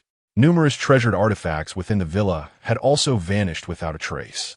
Ultimately, a small contingent of enemy soldiers was discovered at the campsite, and from their testimonies, he gleaned the name of the enemy organization, Heijing Guiji. Yet, a smile had not graced his face since that day. He vowed that one day, he would ensure that the blood debts would be repaid in kind. Chapter 66. Betrayal in the Northern Mountain Region. At Beishan Hotel, the exterior appeared remarkably tranquil, yet the third floor was rife with commotion. "Raphael, do you know what you are doing?" Fred bellowed. All I know is that you will soon be a dead man," Raphael retorted, gesturing for his subordinates to take action. A group of henchmen swiftly encircled Fred and his trusted allies. "Fred, you have grown old. It is time for us younger ones to rise," Raphael remarked, casually toying with a golden leopard figurine. It was evident that Raphael had orchestrated this scheme meticulously, even managing to bribe several of Fred's longtime confidants. As another officer arrived, it was Paisai. "Raphael, you are rather swift," Paisai boasted, placing his hand on his holstered pistol as he approached Raphael. Those with discerning eyes recognized the precariousness of the situation. "What?" exclaimed one of Fred's confidants in shock. Paisai, one of Fred's earliest followers, had betrayed him as well. "I will fight you," cried the loyal henchman, attempting to charge forward but was halted by Fred's hand. "Paisai, after all these years, the boss has nurtured you. How could you betray us?" lamented another confidant. "Do you not value loyalty at all?" he continued. "Loyalty? What is loyalty worth? Can it be exchanged for sustenance?" Raphael replied, setting aside the golden leopard to brandish a desert eagle, aiming it at the traitorous henchman. "This is the fate that awaits those who speak of loyalty. Your destiny is entirely in the hands of others." The henchman fell silent. The forces currently at Beishan were divided, half under Raphael's command and the other half under Paisai's. "Raphael, would you care to test it? Which of our guns will draw first?" Fred inquired softly. One of Fred's remaining subordinates brandished a modified Pharaoh, his eyes filled with vengeance. "Fred, you're ultimately past your prime," Raphael signaled. A subordinate presented a photograph to Raphael, who smiled as he handed it to Fred, saying with a knowing tone, "My commander." "What?" Fred gasped at the sight of the photograph, which depicted his beloved wife, bound and bruised. "Raphael, do not involve my family in this," Fred roared. His composure shattered for the first time. "I come up and... I have awaited this day for so long. This is the expression I sought. If I cannot secure what I desire today, I cannot guarantee her safety," Raphael said with a shake of his head. After a moment, Fred spoke. "What do you want?" Ultimately, he chose to concede. "Not much, just a box of thermal imaging equipment, your innocence, and the documents you recently acquired," Raphael replied slowly. "Raphael, such an insatiable appetite. Can you even consume all of that?" shouted one of Fred's confidants. "Bang, you have no say in this matter." Raphael shot the talkative henchman without hesitation. "Raphael," Fred bellowed in fury. "Hurry up. I am pressed for time." Raphael aimed his Desert Eagle at Fred. Chapter 67. Raphael's scheme. Fred was ensnared by his subordinates, with his wife's life used as leverage. The situation was precariously tilted in Raphael's favor. "Let me handle this." Raphael Paisayuan interjected, blocking Raphael with one hand while drawing a Desert Eagle with the other. "Boss, this Desert Eagle was a gift from you." Paisayuan raised his weapon, aiming it at Fred. Bang! In a surprising twist, Paisayuan abruptly redirected the gun's muzzle towards Raphael's forehead and pulled the trigger. This gunshot served as a signal. Thud, thud, thud, thud, thud. The sound of hurried footsteps echoed from below as Paisayuan's men swiftly surrounded the area, instantly reversing the tide of battle. "All members, protect the boss," Paisayuan shouted. Soon after, he knelt before Fred, saying, "I failed to secure the situation. Sister-in-law has already departed. I am powerless." His face a mask of helplessness and regret. "What?" Fred realized from Paisayuan's earlier movements that he had been subtly signaling, and Raphael had underestimated the trust Fred placed in Paisayuan. The true blow to Fred was the fate of his wife, Mary. Tears welled in Fred's eyes, a sight unseen by his subordinates. Seeing the situation stabilize, Paisayuan recounted the events leading up to this moment. Previously, Raphael had secretly approached Paisayuan, proposing a plan to eliminate Fred. Paisayuan had initially intended to refuse, but noticed numerous of Raphael's spies surrounding Fred, leaving him with little choice but to feign compliance to avoid alerting the enemy. When Fred received the assignment, Raphael believed the opportunity had finally arrived and sought Paisayuan to finalize their plan. Thus, the earlier confrontation unfolded. Fortunately, it ended without severe casualties.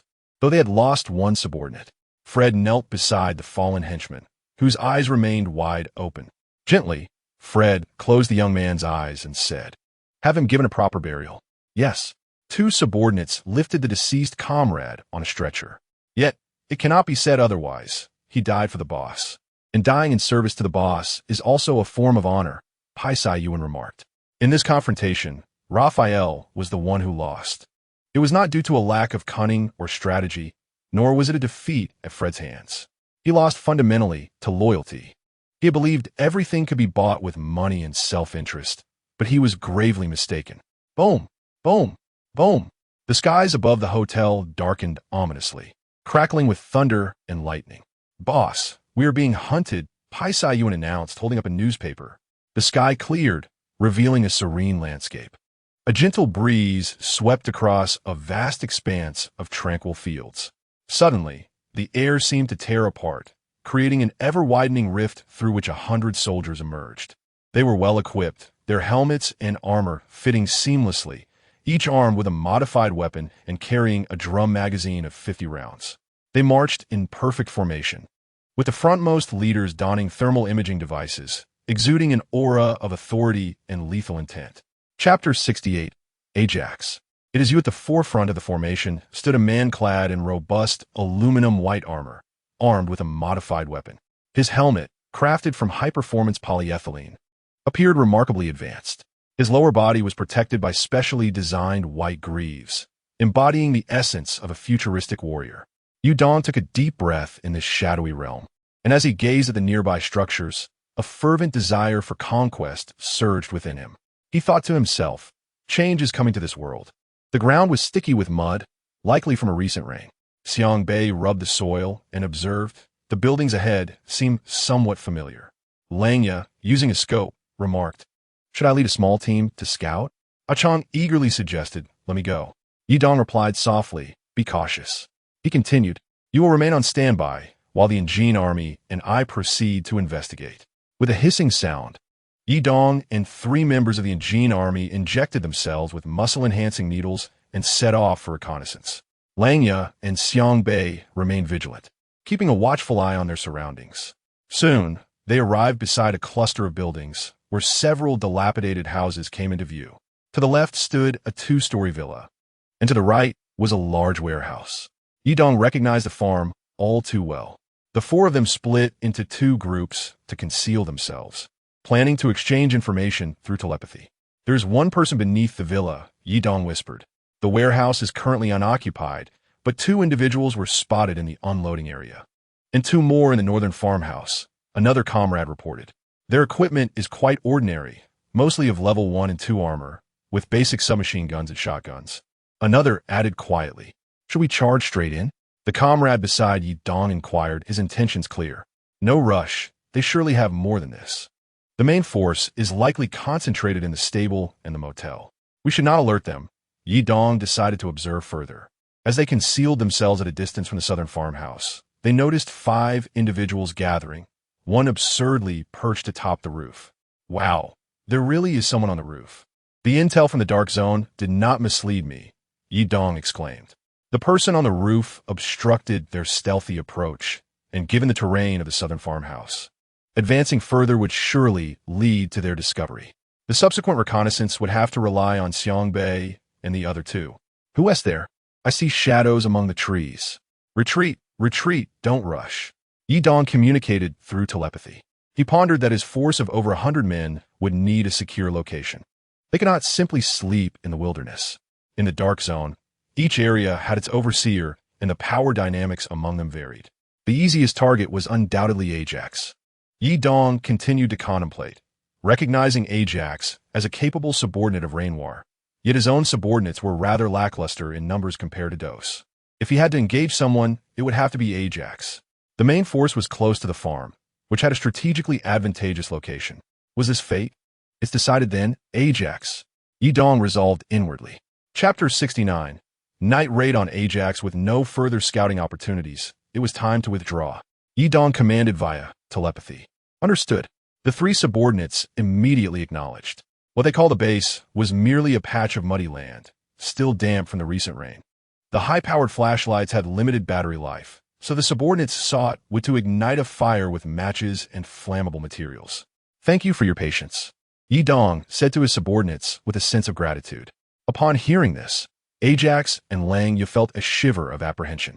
The exact number is unknown, but I estimate there are no more than 50 of them, and their equipment is significantly inferior to ours, Dong continued. "What are we waiting for? Let us charge in and take them out," Chang exclaimed, brandishing his modified firearm, filled with excitement. He had long awaited the taste of true battle and yearned to prove himself for Dong. "Chang," Dong said sternly, casting a warning glance. Chang instantly understood. Engaging in combat held considerable chances of success, yet they should strive to minimize casualties. "The boss means?" Xiang Bei asked. "A night raid." Both Dong and the Falcon exclaimed simultaneously. Indeed, nighttime was when their vigilance was weakest, making it the perfect opportunity to catch Ajax off guard. "And let us not forget, we have thermal imaging devices," Dong grinned. As twilight descended, the sun began to set, casting a warm glow across the horizon as evening clouds blazed with color. A gentle breeze wafted through, and birds soared in flocks, returning to their nests amidst the rustling foliage. Wow! The subordinates marveled at the picturesque scene. Dong, too, appreciated the beauty, recalling that the scenery in the dark zone had always been quite striking. "Everyone, find a nearby place to rest," Dong instructed. "Yes." The subordinates cheerfully began to eat, laughter filling the air. Nightfall soon enveloped the land, the moon illuminating half the sky, while a few stars twinkled brightly in the distant heavens. Dong and his over 100 subordinates savored their final meal together. "Boss, when will we make our move?" Lang inquired. "No rush.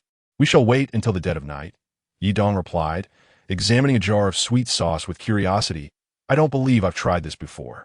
As the night deepened, the sky transformed into a deep indigo canvas, adorned with shimmering stars that captivated the soul. The sparse starlight seemed to lull the earth into slumber. All right, it's time to prepare for departure, Yidong announced through telepathy, rousing everyone. Charge! The subordinates sprang to attention, invigorated at the prospect of action. In a corner of the crowd, Lang Yu quietly injected himself with a green needle. Chapter 70, Awakening of the Bloodline. Just as Yidong and his subordinates were ready to march, a long-awaited voice resonated in Yidong's mind. Ding!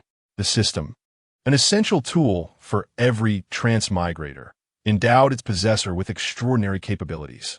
Yet for Yidong, his circumstances were starkly different. There was no extraordinary power, just a modest assistance that had been utilized for several months. The system often vanished without notice, and each task seemed increasingly arduous. Since his arrival, Yidong had fought tirelessly to survive each encounter. Were it not for his past experiences and efforts in this life, he would have long succumbed. Why must my Yidong strive so hard? He lamented, feeling overwhelmed. Damn it! Yidong could no longer contain his frustration. Surely he was the most unfortunate protagonist in the world.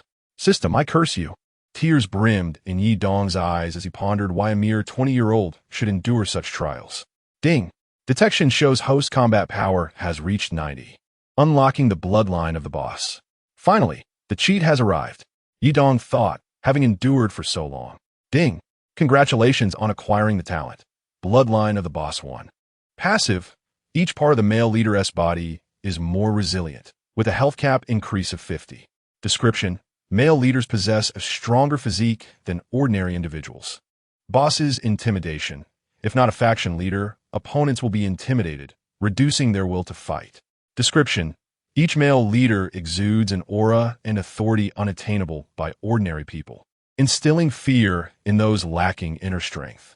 Blood harvest. For each kill, gain 1 drop of blood value. Accumulating a certain amount allows for skill extraction and upgrades. The first skill extraction costs 10 blood values, the second 20, the third 40. The first skill upgrade costs 10 blood values, the second 20, the third 40. Description: every male leader has lived a life on the edge, gradually growing stronger through countless life and death battles. Active: none. The conditions for talent enhancement require one to become a leader of a faction, possessing one's own territory and unique token. This ability is extraordinarily powerful. Has the system heard my lamentations? Astonishing! Yidong exclaimed in admiration. This is precisely how a protagonist should be. The bonuses are so enticing that anyone who sees them would be bewildered. Health points increase by a staggering 50. Do opponents even stand a chance? Player information: name, Yidong title, Righteous Model Bounty Hunter, Peak Warrior, Wealth, 531 Cohen Coins Talent 1, Boy Band Gene 3. Passive: the boy band will not initiate attacks against you, excluding restricted zones. Damage inflicted by the boy band is reduced by 20. Talent 2. Leader Bloodline 1. Passive. Yidong felt an unprecedented sense of comfort. Life is akin to a box of chocolates. One never knows what one will obtain. With the dual enhancement of talents, an unparalleled experience of strength enveloped him. Yidong sensed his muscles becoming more toned. Before arriving, he feared there would be no place to spend Cohen coins, so he fully upgraded all his subordinates, equipping them with level 4 ammunition. Now, both his own combat power and that of his subordinates had reached unprecedented heights. All set, Yidong declared. I am coming for the Dark Zone. Chapter 71. Dimensional Strike. Boss, what's wrong? Xiang Bei inquired, observing Yidong's high spirits. Nothing, let us set off. Yidong had already delayed long enough. He needed to capture the farm quickly. The farm was enveloped in tranquility at night. Yet beneath this calm lay an undercurrent of danger. Yidong commenced the battle preparations. The first point of the operational plan was for Xiang Bei to lead the Beishan team to stealthily occupy the grain trading station from the rear, gradually encircling the western side of the farm. Yidong continued. Then, the Falcon will lead the Shangu team to secretly eliminate enemies in the villa and unloading area, laying ambush in a warehouse to gradually encircle the eastern side of the farm. Wolfang and Achong were tasked with defending the southern road of the farm with a portion of their subordinates. This strategy effectively surrounded the farm from 3 directions. The tactic employed was to encircle 3 sides while leaving one open, laying traps to entice the enemy to flee, thereby annihilating them in motion. This strategy was often used against fortified towns or other strongholds, designed to shorten operational time and minimize casualties. The attacking forces would encircle 3 sides, leave one open to lure isolated enemies to break out, and then annihilate them in preset ambush areas. After Yi Dong outlined the operational plan, everyone began to execute their tasks. If possible, Yi Dong also aimed to capture Ajax alive, seeking to understand the current situation in the dark zone through him. Boss, it's sufficient to have a Chong on the southern road. I wish to charge ahead, Wolf Fong asserted earnestly. Yes, Wolf Fong, I understand your intentions. However, this Ajax is not the same as the one you are familiar with. You must keep that in mind, Yi Dong reassured, patting Wolf Fong's shoulder. Treat him as a normal enemy. Understood, boss. Wolf Fong replied excitedly, gazing at the night sky with determination, the victor. 45 in his hand, reflecting the silvery moonlight. Report. Several soldiers are stationed around the inn and stable. The rest of the subordinates are mostly asleep, Dark Gold 1 reported after another reconnaissance. Well done. Even if the enemy is equipped with level 3 gear, we must remain vigilant. We aim to minimize casualties. Ye donc, replied. Boss, I have neutralized my targets. Xiang Bei communicated telepathically. The unloading area is also secure. Falcon has completed his task effortlessly. Nighttime ambushes are indeed ideal for efficiently eliminating enemies without causing much commotion. Yi Dong instructed from the southern road of the farm through telepathy. Members equipped with thermal imaging charge forward. The remaining personnel proceed with the ambush as planned. Yes, attack. With the toss of a fragmentation grenade by Yi Dong, the war officially commenced. Intruders! Intruders! The station soldiers near the inn immediately detected the enemy. But it was too late. The subordinates outside the inn were swiftly eliminated. Team 1, charge with me. Wolf Fong donned his thermal imaging gear, entering hunt mode. At this moment, Yi Dong noticed he was wielding the very victor. 45 previously used by the bald man. Stay alert.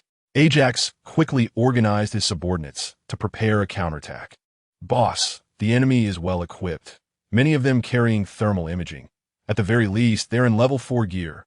A subordinate of Ajax reported, near tears. Upon hearing this, Ajax's expression grew grim. Chapter 72. Capturing the farm subordinates in the grain and unloading area have not reported back. They are likely finished, Reuben Jackson stated. Boss, the best course of action now is to retreat via the northern road. The subordinates in the stable can help buy us time. Who are they? Ajax attempted to observe through binoculars from the second floor, but in the dim moonlight, it proved futile. A wave of helplessness washed over him. As a leader, he found himself in such a dire predicament. Bang, bang, bang. Boss, we must retreat. We cannot hold on much longer. Reuben Jackson said, looking disheveled. Retreat. Ajax swiftly commanded. Defending the farm was necessary, but he was even less inclined to witness meaningless sacrifice. It was evident the enemy had come prepared. Surviving this encounter was a significant victory. Yi Dong, however, remained unaware of Ajax's thoughts, leading his subordinates with a steady advance. Yi Dong and his team reached the backyard of the motel. Dark Gold Squad, cover the remaining personnel with their weapons, Yi Dong ordered briskly. Bang, bang, bang. Charge, charge, charge. Yi Dong and his team donned their thermal imaging gear, revealing numerous enemy silhouettes. Protect the boss. Reuben Jackson threw an attack grenade to disrupt Yi Dong's advance. Fall back. Watch out for grenades. Yi Dong quickly shouted, sensing the impending danger. Bang! The remnants of the explosion kicked up a cloud of dust, enveloping Yi Dong's face. The soldiers at the motel seemed to have received new orders, engaging in a hit-and-run strategy. Brothers, let us serve them some dumplings. Yi Dong, unable to suppress his anger, retaliated. Bang, bang. In the second-floor restroom, 2 of Ajax's subordinates trembled in fear. Goodness, how many grenades do they have? They throw them as if they cost nothing. One subordinate lamented. Indeed, I haven't seen such a lavish army in ages, another subordinate concurred. How absurd. Just as he was about to speak, a grenade landed at his feet. Bang, After a minute of relentless bombardment, the motel finally fell silent, strewn with corpses. Xiang Bei and Falcon encircled the stable, launching a pincer attack against the enemies. But with few soldiers equipped with thermal imaging, they managed to escape under the cover of darkness. The fierce battle concluded in mere minutes, faster than Yi Dong had anticipated. Yi Dong had eliminated 6 enemies, gaining 6 blood points. The boy Banjin received an increase of 37 points. Next came the task of tallying casualties and loot. Report. The Beishan team suffered no casualties. Xiang Bei confidently reported. Report. The Shangu team is also unscathed, Falcon added happily. Both teams primarily conducted ambushes and had not engaged the enemy directly. Report. 8 severely injured, 2 dead, Wolf Fong quickly reported. His situation was less optimistic. Let the severely injured rest and recuperate properly. The deceased soldiers must be given a proper burial. Their supplies should be evenly distributed among the injured. Yi Dong promptly arranged. In the throes of war, death has become all too commonplace. And at this juncture, Yi Dong cannot afford to perish as he did previously. Yes, Wolf Fong promptly complied, prioritizing the placement of the severely injured. Both the gravely wounded and the fallen are those who charge forth, the most admirable of warriors. The younger brothers began to tally the spoils of war. Everyone, keep an eye out for a man adorned with a red beret and wielding a military saber. Yi Dong instructed through his telepathic connection. Yes. Chapter 73. Profitable gains. The young brothers conducted an inventory. No need to count the first and second tier armor. 8 pieces of third tier armor, 5 third tier helmets, 2 45 caliber pistols, 2 5mm pistols, 1 40 caliber pistol, 3 31 caliber pistols, 2 10mm pistols, 3 grenades, 4 medical kits, 5 smoke bombs, 46 grenades consumed, 16 regeneration needles, 1 piece of 4th tier armor, 3 3rd tier masks, 12 pieces of leg armor, and 292 rounds of 9mm ammunition, netting a total profit of 158. What a remarkable net gain of negative 158, Yi Dong expressed with a bittersweet smile. It seems he has won this battle, yet not entirely. Although resources are plentiful now, it is prudent to conserve them, for future supplies remain uncertain.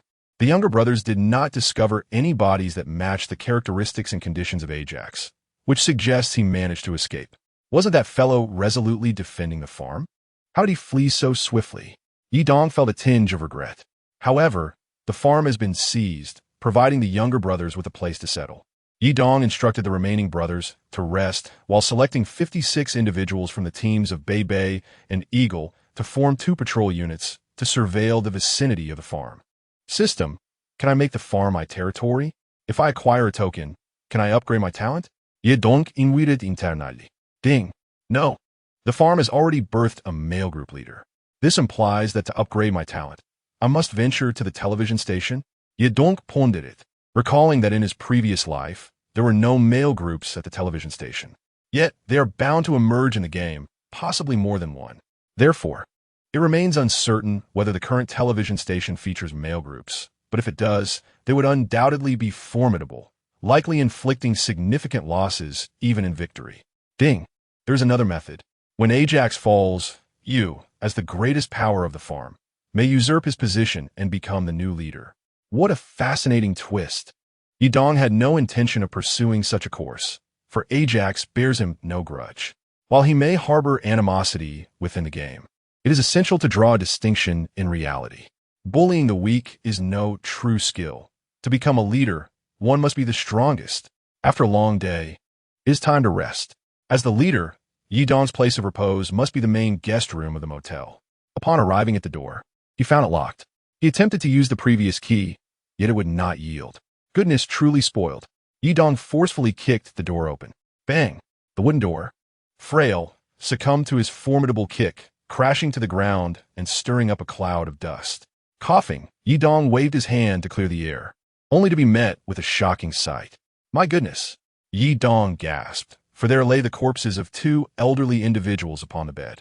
The electronic safe at the head of the bed, along with the table and the nearby large weapon case, were all cloaked in a layer of dust. Even the overcoats in the wardrobe were not spared. It seems Ajax had never entered this room. The elderly couple, appearing to be in their 70s, had withered. Wrinkled faces and deep yellow skin, with sparse, gray-white beards scattered across their chins. Their lips were cracked, and their faces were speckled with age spots, their hands resembling dry twigs with prominent veins. The two were curled together, their lips slightly upturned. On the table beside them sat a white bottle labeled Good Sleep. Chapter 74. The Antique Teapot. Such a scene Yi Dong could hardly bear to witness. You departed in such tranquility, yet what of me? Where shall I sleep? Am I to rest upon a bed that has harbored corpses for so long? This is worse than a clock. At this moment, the night was deep, the moon hanging high. Silver beams of moonlight cascaded upon the ground, intermittently accompanied by the subtle sounds of birds and insects. The farm's night was serene and peaceful, mingling with the fragrance of grass and flowers. Sighing, Yi Dong called upon his younger brothers to assist in carrying the bodies for burial. He also summoned several brothers to help clean the main guest room. During the cleaning, Yi Dong noticed the electronic safe beside the bed. It was locked, seemingly containing something within, while a regular safe remained unlocked, housing a pristine screen.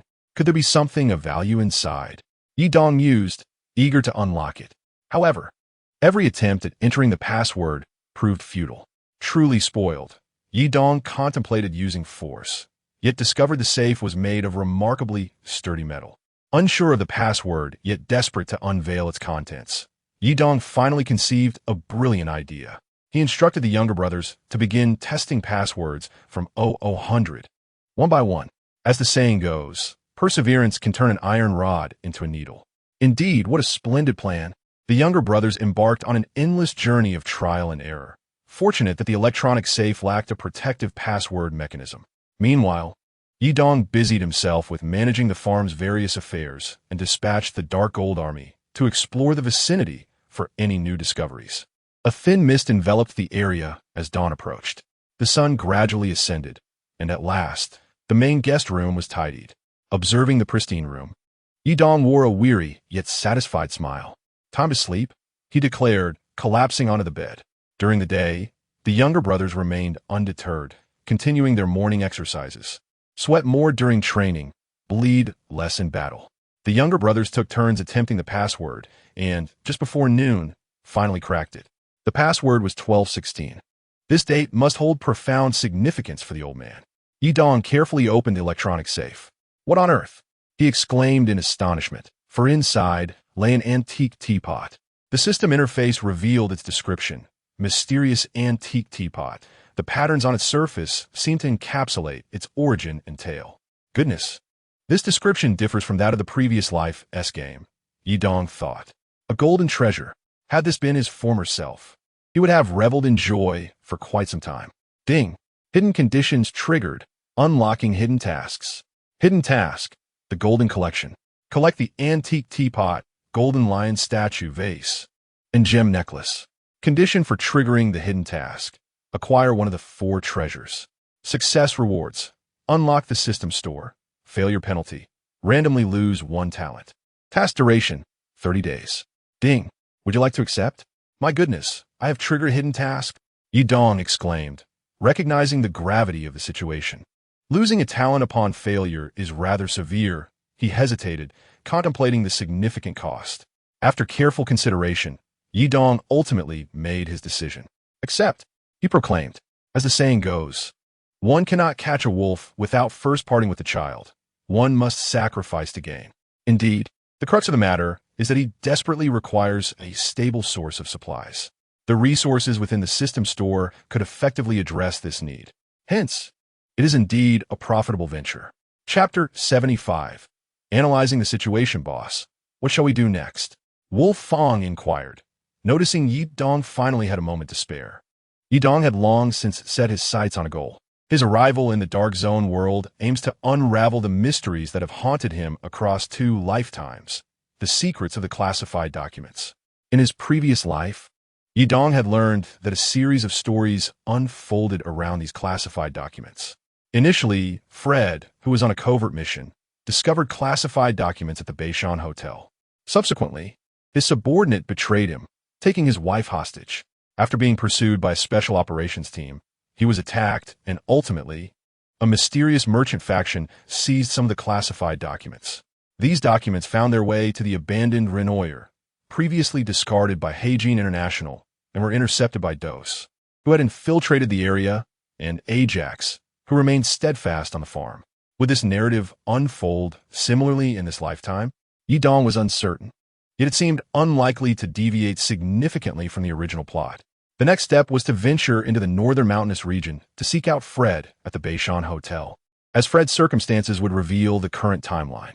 Both Fred and his subordinate were undeniably formidable, and the exact number of Fred's subordinates remained unclear. Even Ajax, a relatively minor player, commanded nearly 50 men, and Fred, as a leader, would undoubtedly have a comparable force. Should negotiations falter and conflict arise, Yi Dong would find himself at a disadvantage. Despite his current superior equipment and strength, the prospect of exhausting his resources after a few more skirmishes loomed large. Furthermore, his subordinate count was limited. Presently, his greatest asset was his well-equipped status, bolstered by leather leg guards that significantly mitigated injuries. And he possessed an ample supply of these guards, which could be leveraged for trading high-grade materials if necessary. In a sense, these protective leg guards were akin to a divine artifact, capable of withstanding any harm. The patrols led by Xiang Bei and the Falcon occasionally encountered and eliminated nearby stragglers. Yi Dong's male team gene pool was gradually expanding, currently totaling 1,008, including the collective disguises previously acquired. At first glance, this number appeared substantial, yet allowed for the summoning of only 50 individuals. Moreover, over 930 of these genes were obtained through prior collective disguises, underscoring the difficulty of acquiring male team genes at present. Before heading to the northern mountainous region, Yi Dong deemed it prudent to fortify the farm's defenses. For while seizing a stronghold may be straightforward, maintaining it proved to be a far greater challenge. Yi Dong summoned Wolftooth and his team to the north, and shortly thereafter they assembled. Wolftooth and Achong would now oversee the daily management of the subordinates, working to address equipment repairs and food supply issues. Yi Dong instructed, confident that the previous repair team could handle equipment maintenance without significant difficulty. Given the abundance of grain stored at the farm, Yi Dong was eager to explore potential utilization. Understood. Wolftooth and Achong responded promptly, setting about their tasks. Xiang Bei, you are in charge of training our subordinates moving forward. The intensity of training must be escalated. Yi Dong continued to assign responsibilities. The current rate of subordinate growth could not keep pace with their consumption, and in the future, their numbers would inevitably dwindle. Thus, enhancing training now could mitigate future casualties. Yes, Xiang Bei replied with enthusiasm, relieved to leave behind the monotony of patrolling. Falcon, you will oversee the security patrols at the farm.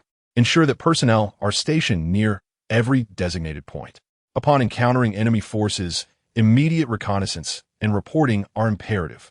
Yi Dong added, given the dense forests and underbrush surrounding the farm, vigilance at each designated point was essential to thwart enemy reconnaissance.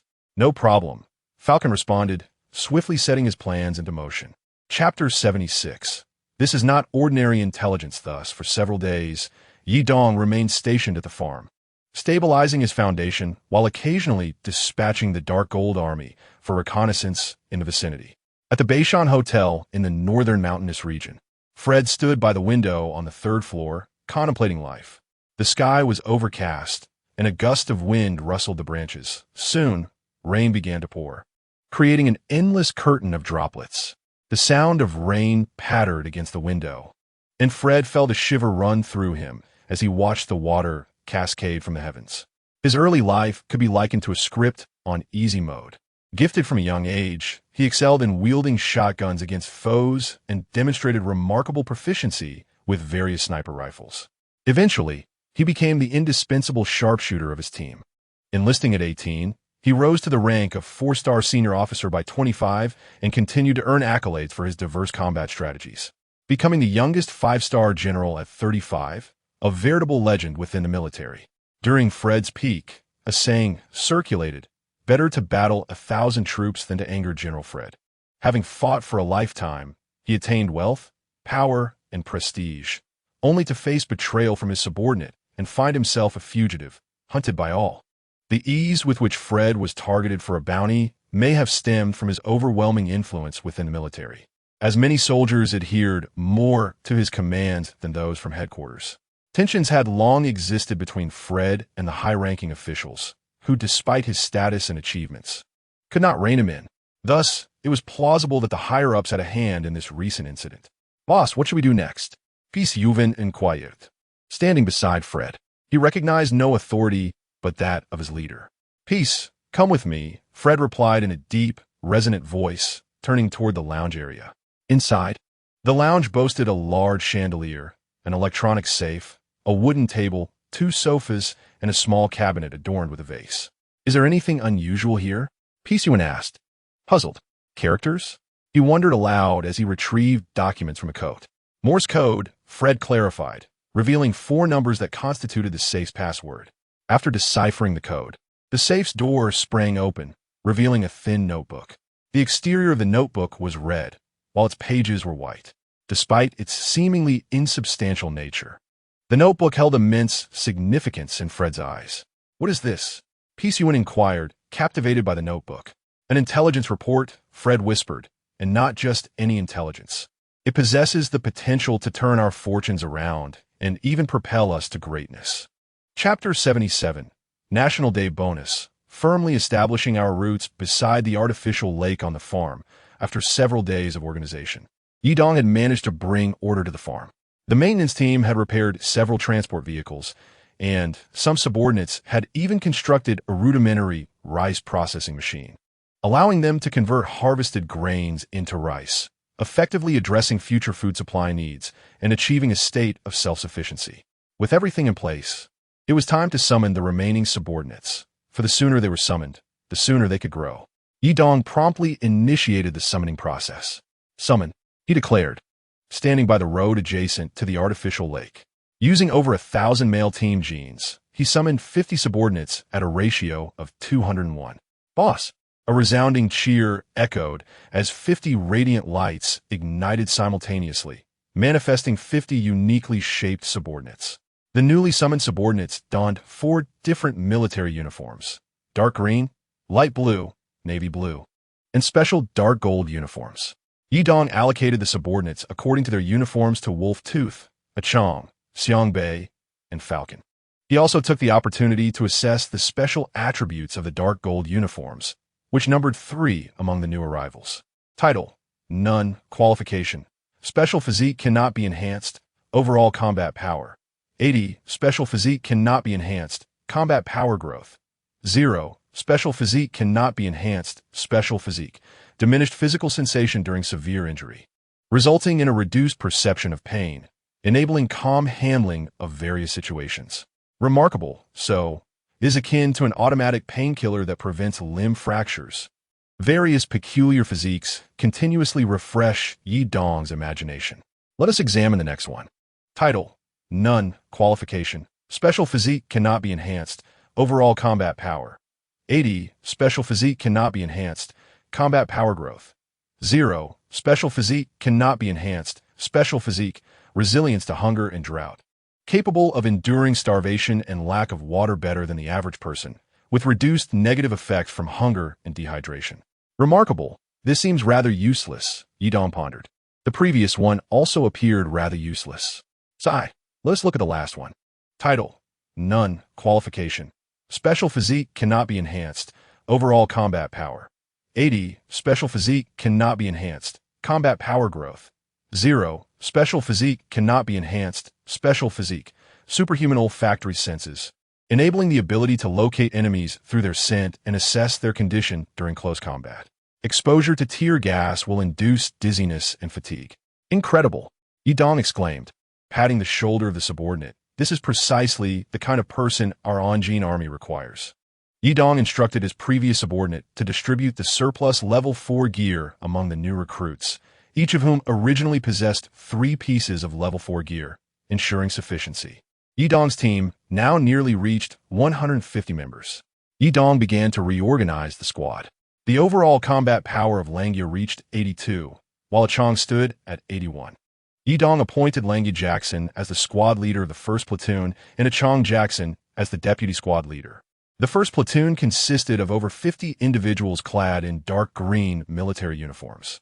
Thus, the first platoon was subdivided into 5 small teams, each comprising approximately 10 members. Several seasoned veterans with formidable strength were promoted to team leaders, all possessing combat power ratings of 78 and above. Xiangbei Yuan was appointed as the leader of the second platoon, which comprised over 40 individuals and was similarly divided into 4 small teams, each led by a veteran with higher combat power. Lying Des was appointed as the leader of the third platoon, also comprising over 40 individuals and divided into 4 small teams, each led by a veteran. Additionally, 6 members in dark golden military uniforms directly reported to Yidong, typically assigned for reconnaissance purposes. The morale among the subordinates surged, and Yidong sensed the time was ripe. Achong led the 3rd and 4th teams of the 1st platoon to guard the farm, while Liang led the 3rd platoon on routine patrols, reporting any developments immediately. The remainder followed me to advance toward Beishan. Yes, the subordinates responded with great enthusiasm, each brimming with ambition and vigor. Chapter 78, National Day Bonus Update, Absolute Disadvantage. In the northern mountainous region, the rain subsided, the clouds dispersed, and the sky cleared. The entire Beishan grew cooler, with raindrops gently falling from the branches onto the grass. Rainwater accumulated in the uneven, muddy areas, forming small puddles. The sound of synchronized footsteps echoed as they splashed in the puddles. Attention, alert! An officer raised his right hand, signaling the soldiers behind him to halt. Over 100 soldiers gradually came to a stop. The officer, donning an 80 tactical helmet and a command headset, had long hair and an unshaven beard that extended to his temples. A well-equipped unit halted beside the sewage treatment plant, comprising approximately 150 individuals, each clad in dark gray military uniforms, wearing 32 tactical headsets, donning 613 bulletproof vests and Type 2 helmets with Level 3 masks. Most armed with fully modified Type 5 firearms, while some squad leaders bore semi-modified versions. "This is it. All units prepare," the officer declared, lowering his gaze from the binoculars fixed on Beishan Hotel. "All units prepare," a squad leader immediately shouted. The soldiers behind promptly retrieved red syringes from their backpacks and administered the injections. In no time, everyone was injected. "All right, everyone is ready. Target Beishan Hotel, advance," the squad leader continued to shout. Yes, all soldiers immediately charged forward, dividing into 3 small teams to attack Beishan Hotel from 3 different directions. Meanwhile, within Beishan Hotel, what I mean is, as long as we decipher the content of the intelligence, Pai Siyuan was lost in thought when an explosion suddenly erupted. Boom! Report enemy attack. A subordinate clad in navy blue combat attire rushed into the lounge to report. What? Pai Siyuan immediately stood up and shouted. So quick. Fred swiftly exited the room, declaring, "Prepare for counterattack." Yes, the subordinate and Pai Siyuan promptly organized the troops. Bang, bang, bang, bang, bang, bang. There are enemies. Bang! The soldiers within the hotel had just experienced an internal strife, with both leaders engaged in discussions in the lounge. Some subordinates were also tending to their wounds, rendering their defenses vulnerable to the enemy forces that surged from all directions, resulting in significant casualties. Soon, the dark gray-clad troops surrounded the hotel perimeter, preparing to breach the interior. At that moment, a subordinate in navy blue combat attire dashed toward the 3rd floor. What equipment do they possess? Fred inquired urgently as the subordinate arrived. Report, it is the headquarters. They must have sent someone to capture the boss, the subordinate panted. Headquarters? Fred scoffed. Impatience leads to mistakes. Quickly gather the remaining subordinates, consolidate them, and prepare for counterattack. Fred donned a 50 military helmet, wielding a fully modified firearm and carrying another on his back. Meanwhile, Pai Siyuan had organized the remaining effective forces. Report, boss, we currently have over 80 personnel. Pai Siyuan reported. Initially, they had over 200 members upon arrival, but the incident involving Raphael had nearly halved their numbers. Now, having suffered a surprise attack, the situation appeared grim. How many do they have? Fred continued to inquire. This time, the headquarters dispatched approximately 3 teams, totaling around 150 personnel. Pai Siyuan replied. The opposing forces nearly doubled Fred's troops and were well equipped, presenting an unmistakable disadvantage. Chapter 79, National Day Bonus Update, Hotel Assault and Defense Battle. Pai Si led a team to engage with the enemies near Dong Dong, ready to utilize cover as necessary, prioritizing defense. Fred swiftly executed strategic deployments. Yes, Pai Si Yuan immediately led his subordinates to fortify Dong. Snipers maneuvered to Dong, establish positions, and prepare to cover. Yes, the sharpshooters among the team promptly acted. The rest of you, follow me in the charge. Maintain formation. Fred pulled down his ballistic mask and dashed towards Dong, while the other subordinates began administering injections. Everyone understood the gravity of the situation, yet each remained resolute. Fear of death was never a concern. The only fear was not taking down a few more enemies before meeting their end. Boss, the perimeter soldiers have been cleared. Charge indirectly. Beishan is already surrounded by us. A subordinate in dark gray attire reported swiftly. Raphael actually lost. The officer expressed disbelief, but continued. Take it slow. They're the ones who should be anxious. General Raphael must have engaged in a mutually destructive battle with Fred, although he ultimately perished. Fred must have suffered considerable losses as well. The dark gray-clad subordinate continued. They might not have many soldiers left and could be contemplating an escape. Do not underestimate them. After all, he is Fred's opponent. The officer remained cautiously optimistic. Dong initiated a series of bombings to capture the enemy's attention, while the main forces surged in from Dong, and his squad attempted a stealthy incursion from the rear. The commander issued orders through his headset. Affirmative. The sounds of gunfire erupted. Boom, boom, boom. Boss. They're preparing to blow up the building. The wall between Dong and the enemy had been blasted open, and now they were targeting Dong. Wonderful, as expected of Nia Weyer. One of Dong's subordinates cheered as he watched enemies fall to their carbines and sniper rifles. The opposing team, realizing they were being targeted, hesitated and crouched behind the wall, awaiting further instructions. Suddenly, a team burst through the main gate of the building. Bang, bang, bang.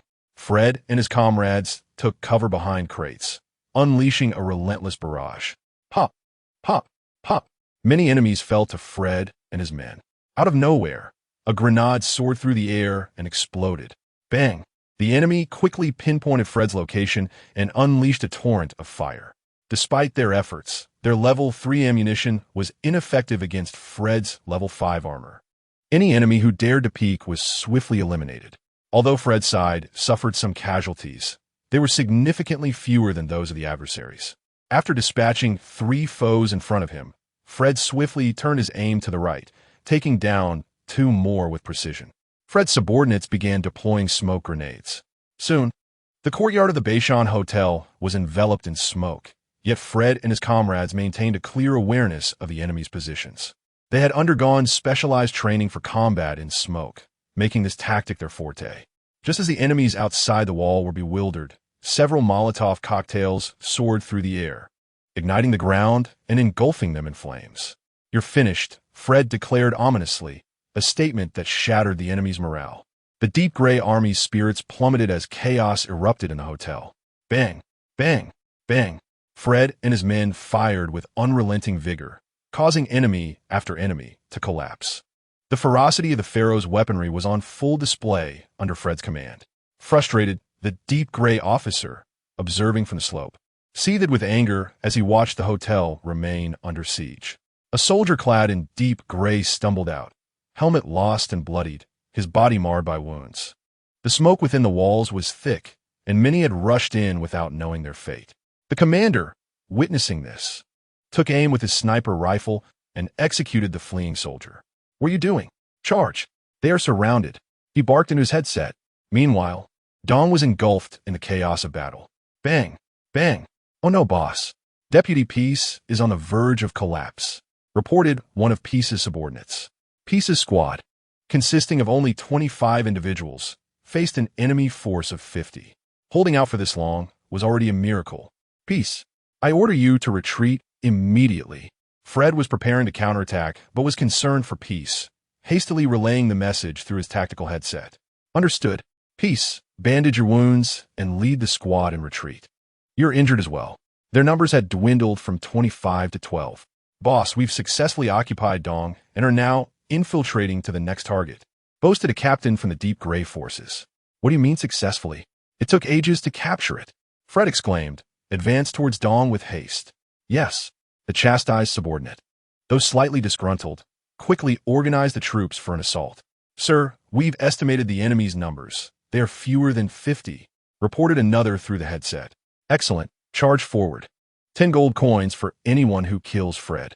Upon hearing the reward, the soldiers' spirits reignited. They were already desperate men.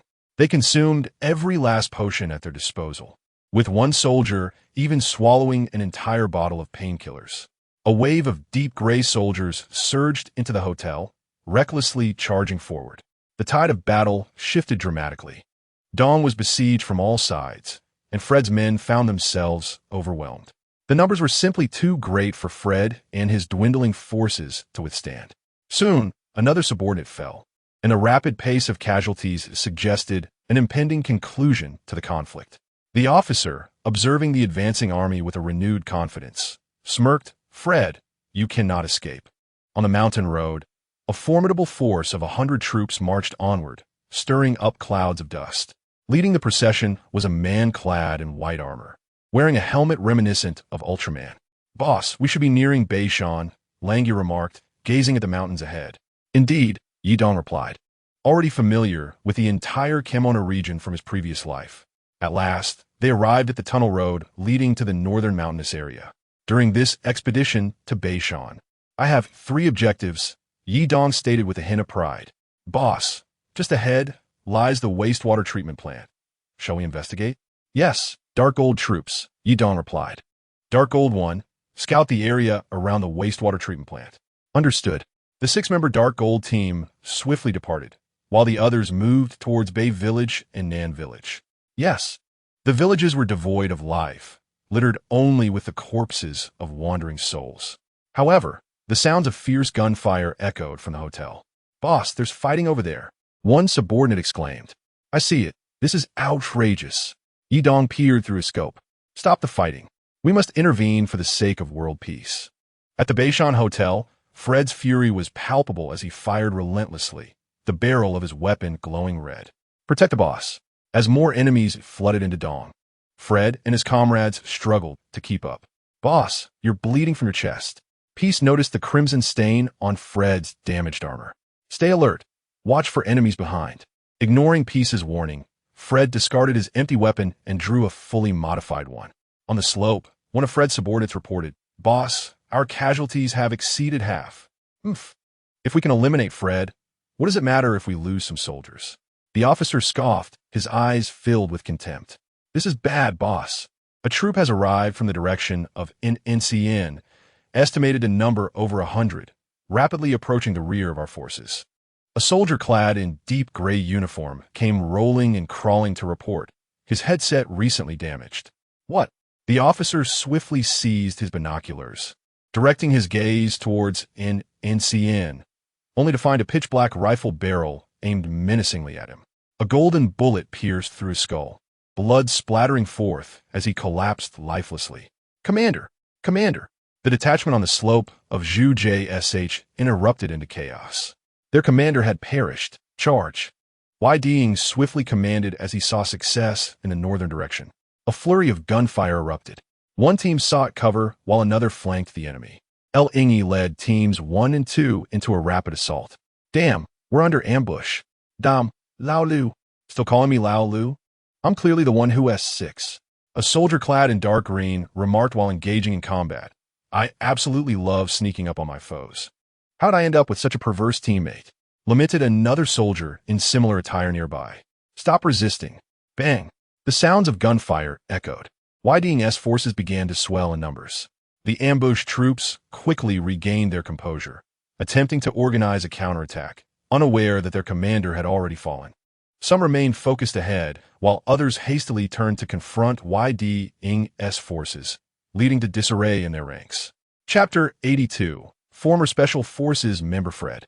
The situation took another turn as the Deep Gray troops found themselves besieged and suffering heavy losses. Their previous numerical advantage evaporated. and the terrain became increasingly difficult to defend and assault. They were suddenly caught in a predicament. Retreat! Someone suddenly shouted, causing the entire army to disband. Soldiers fled in all directions, a complete rout. Ying noticed that the opposing forces were clad in deep gray rather than Fred's subordinates, prompting him to seize the opportunity for extermination. Ying joined the fray. As blood flowed, his forces continued to grow. Organized the northern mountain teams to encircle. One by one, deep gray soldiers fell, and the tide of battle began to turn decisively. As the last deep gray soldier perished, Ying's forces celebrated a hard-won victory with minimal casualties. Just as everyone thought the battle was won and began to relax, Ying's alert instincts kicked in again. He keenly sensed that there were still individuals inside the hotel. The deep gray soldiers had been engaged in combat with those within the hotel. Could it be Fred? Considering the high probability that Fred was inside the Northern Mountain Hotel, he retrieved a megaphone from his backpack and proclaimed loudly, "We mean no harm. If anyone is inside, please come out to discuss." Silence enveloped the hotel. No sound emerged. Just as Ying prepared to enter, several figures slowly emerged from the doorway. Two grimy soldiers assisted a man clad in tattered protective gear out. The man's helmet was in shambles, his eyes glinting with malice beneath white brows. A prominent nose below which white whiskers sprouted, and a long scar adorned the right side of his face. Fred was gravely injured, the only notable feature being a glimmering wedding ring on his left ring finger, which remained relatively free of dust. Ying immediately recognized him as Fred and was about to step forward to speak, but Fred's two subordinates gestured for him to halt. However, with that single step, Ying closed the distance between himself and Fred, and a system interface materialized before his eyes. Goodness, I can actually see Fred's data? Ying thought with astonishment. Of course, this interface was visible only to him. Name, Fred. Identity, leader of the Northern Mountain Hotel, former Special Forces member. Token, Fred's wedding ring. Status, severely injured, bleeding. Overall combat power, 95. Current combat power, 81. Average combat power of subordinates, 76. Talent, Leader S Bloodline 3. Fred S exclusive trait. The physique of the male team member is enhanced, with a 70 increase in maximum health. Description, Fred possesses a stronger physique than the average person due to his formidable talent and rigorous training. King S pressure. The aura of a king emanates a powerful presence in battle, instilling fear in weaker opponents and diminishing their fighting spirit. Description, Fred exudes an imposing aura and authority that intimidates those lacking inner strength. Survival and desperation. In adverse combat situations, he can unleash powerful fighting spirit, significantly reducing pain and burden. Description, Fred has encountered life and death situations, enabling him to unleash greater strength in adversity. Leader S charisma. His formidable presence attracts subordinates, fostering admiration.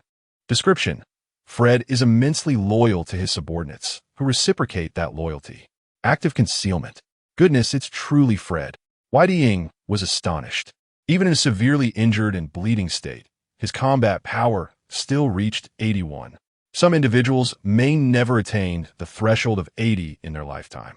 Moreover, this was the first time Ying had encountered an individual with an overall combat power higher than his own, a terrifying 95. Ying's current overall combat power stood at 91. As one progresses, increasing combat power becomes increasingly challenging. A mere 1-point increase in overall combat power can yield a significant disparity in actual combat effectiveness. The difference is nearly exponential. A soldier with 92 combat power can single-handedly defeat two soldiers with 90 combat power in complex terrain with equivalent equipment. A soldier with 94 combat power can eliminate 4 soldiers with 90 combat power in the same conditions. If Ying were to confront Fred at his peak state with equivalent equipment, he would likely require 5 lives to match Fred's prowess. System. Why can't I see Fred's active skills? Ying mused internally, but Fred interrupted his thoughts. Hello, I am Fred, a former Special Forces member. Chapter 83. Uniform Team Attire. May I inquire which faction this officer represents? Initially, upon seeing the dark green uniforms, Fred assumed they belonged to the farm faction of GK, But upon spotting soldiers in navy blue uniforms alongside him, he fell silent. Wei Ding was also taken aback. How could he explain this? Have you heard of parallel universes? I have some understanding. That makes it easier to explain. I hail from another dark zone world, where the KMN region has achieved unification, and I am the one who unified all its inhabitants. Unable to think of a coherent explanation, Wei Ding resorted to a bit of deception. You see, all these various military factions are my subordinates. Observing Fred's skeptical expression, Wei Ding continued. The dark green uniforms belong to the former farm faction of GK. The navy blue uniforms are from Fred's faction in the northern mountain. My subordinates also wear light blue uniforms from the original SH-DS faction. What about those in full Russian special operations gear? Fred retorted. YDNG fell silent. He had no means to address that since the frontline fortress was not yet opened.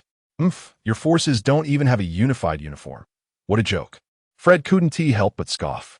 Ding received a taunt from Fred. Do you wish to immediately unify your subordinates' uniforms? The system's voice echoed in Wei Ding's mind. Uniforms can be customized in color for a cost of 100k in coins. Existing subordinate uniforms will be updated, and new subordinates will automatically don a unified attire. 100? Why don't you go and rob it? Moreover, there were no additional attributes, making it akin to mere skin. Yi Dong cursed the system in his heart. The notification stated that the decision to buy or not was entirely at the host's discretion. Damn, this troublesome system certainly knows how to pick its moments. However, on second thought, his troops indeed required a unified military uniform. He decided to purchase. The 531 coins Yi Dong had saved were due to the classified documents of his previous life being valued at that amount, a cherished memory. Now, with no idea where to spend them, he figured it was better to let the system absorb them, as he had no place to utilize them. The notification chimed. 100 coins deducted. Please customize the military uniform. The primary color was dark black with golden edges, presenting an overall dark golden hue. Yi represented vitality. Dong was their leader and direction. Gold symbolized brilliance and radiance. Wow, the younger brothers gasped at the transformation of their attire. Even Fred's subordinates were astonished. The entire venue erupted in surprise, as Yi Dong's followers gazed at their leader, knowing that only he could achieve such a feat. The military uniform was magnificent. Fred was equally astonished. He believed everything Yi Dong said now. This is our unified military outfit. What do you think, Senior Fred? Fred took a deep breath, now convinced by the officer's words. How do you intend to deal with me? Go ahead. Fred closed his eyes, thinking he would soon see his beloved wife, Mary. Currently, Fred had only about 10 subordinates left, all remnants of the battle, while Yi Dong still had over 100, full of energy and ready to strike. It could be said that the fates of him and his men rested entirely in Yi Dong's hands. How will Yi Dong deal with this? He murmured. Take care of your injuries. Huh. Fred's closed eyes snapped open, and his subordinates wore expressions of disbelief. Even Xiang Bei and Lang Yu were taken aback. Fred was stunned once more. He had initially sought a dignified death, but never anticipated that this stranger would save him. Due to his severe injuries, Fred lacked the strength to say much more. His remaining subordinates quickly sought medical supplies for treatment. Observing this, Yi Dong immediately instructed Xiang Bei to bring the best medicine to assist in the healing process. Xiang Bei was puzzled but complied. Boss, why not just kill them? Lang Yu asked, perplexed. War is inherently brutal, and we have never had any ties with them. The spoils from this battle are worth at least 10 million. Do we really want to share? Lang Yu, while war is indeed cruel, it often reveals moments of compassion amidst the brutality.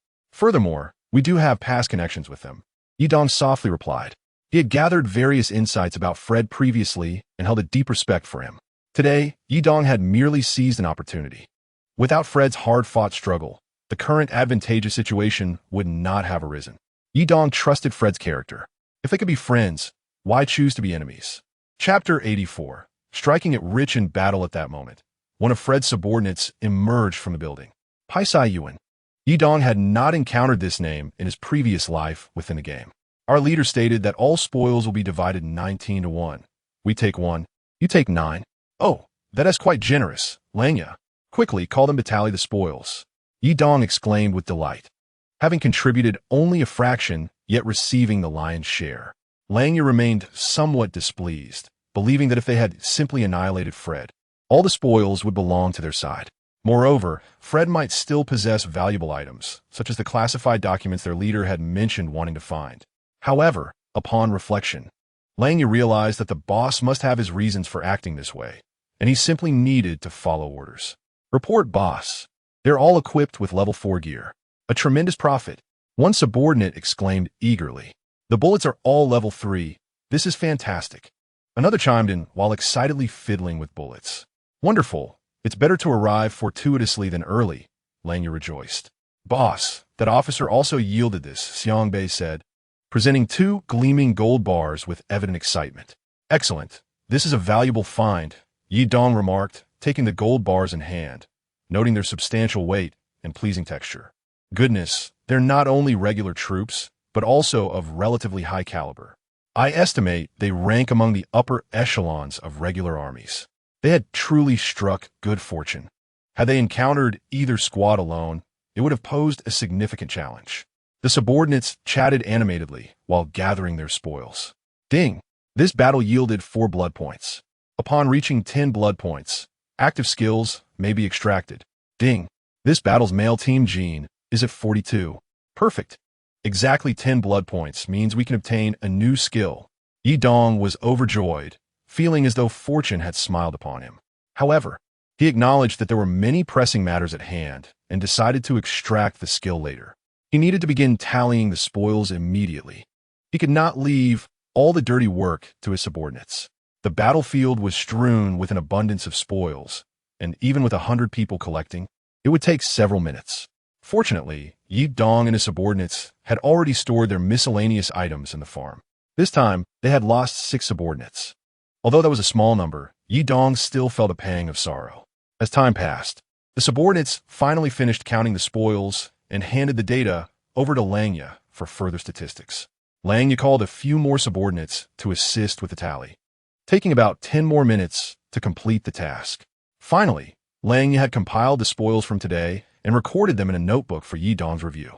The spoils from his second battle included approximately 319 rounds of 919 ammunition, 66 pieces of lightly damaged level 4 armor, 58 pieces of moderately damaged level 4 armor, 126 level 4 helmets, 136 fully modified level 5 weapons for semi-modified ones, 1 fully modified level 30 weapon, 84 field medical kits, 56 fast-acting painkillers, 62 various bandages, 107 standard surgical kits, 320 bottles of taurine and other beverages, 121 offensive grenades, 58 smoke bombs, 14 regeneration syringes, 13 muscle syringes, with a total consumption of 56 grenades, 76 endurance needles, 8 pieces of level 4 armor, 10 level 3 masks, 56 leg guards, and 2092 rounds of 939mm ammunition, netting a profit of 3,158. Wow. Let me take a moment, Yi Dong exclaimed, feeling a bit unsteady upon seeing the final figures. A net profit of 3,158. He murmured. At that moment, Yi Dong's expression resembled that of Wang Duyu discovering 10 billion in cash. No wonder some people are drawn to the spoils of war. This is immensely profitable. And this was merely a skirmish involving 100 men. Imagine a battle with 1,000 or even 10,000 participants. The mind boggles at the thought. The primary reason for such bountiful spoils was the superior equipment of the troops Yi Dong had attacked. Most of the armies in the Dark Zone were equipped with level 3 gear and ordinary firearms. Fully modified level 5 weapons were typically reserved for commanders. Chapter 85. Once you have seen the vast ocean, it is hard to mistake the clouds for mist. The atmosphere still lingered with the essence of war. Yi Dong and his companions had finished clearing the battlefield and officially entered Beishan Hotel. The hotel's layout was quite similar to that of his previous life, though more modernized. Yi Dong surmised that this location would undoubtedly witness further battles in the future, considering how dilapidated the map of Beishan Hotel was in the game. Yi Dong also noted that Fred's elite guards were equipped with semi-modified weapons using 80 rounds, while Fred himself wielded fully modified weapons utilizing 62 rounds of level 5 ammunition, along with fully modified armor-piercing projectiles. Additionally, he possessed a fully modified level 16 weapon. As night fell, The sparse woods, the gentle moonlight, and the dark blue sky created a scene reminiscent of a desolate river crossing. Behind the mountains lay dense foliage, ominous and seemingly concealing boundless darkness. The younger brothers, exhausted from the day's exertions, prepared to rest. Langya and Xiang Bei quickly integrated with Paisai Yuan and the others. In the stillness of the night, Langya and Pizyuan reclined on chairs in the hotel courtyard, engaged in conversation. "Hey, Pizyu, is it true that every name of Fred's subordinates always ends with Yuan?" "Oh, not quite," Pizyuan replied slowly. "Only the earliest followers of the boss have that suffix. Here, I'm the only one left." "Why is that? Did they all sacrifice themselves?" "No.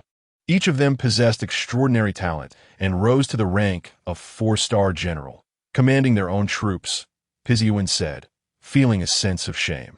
"I, on the other hand, remain a 1-star captain with my combat prowess stagnant." "I see." Langya realized he had inadvertently asked a sensitive question. "Do you think someone like me, a failure, will be better off dead sooner?" Pizyuan gazed at the dark blue sky, lamenting that it would be more honorable to die fighting for the boss than to live like this.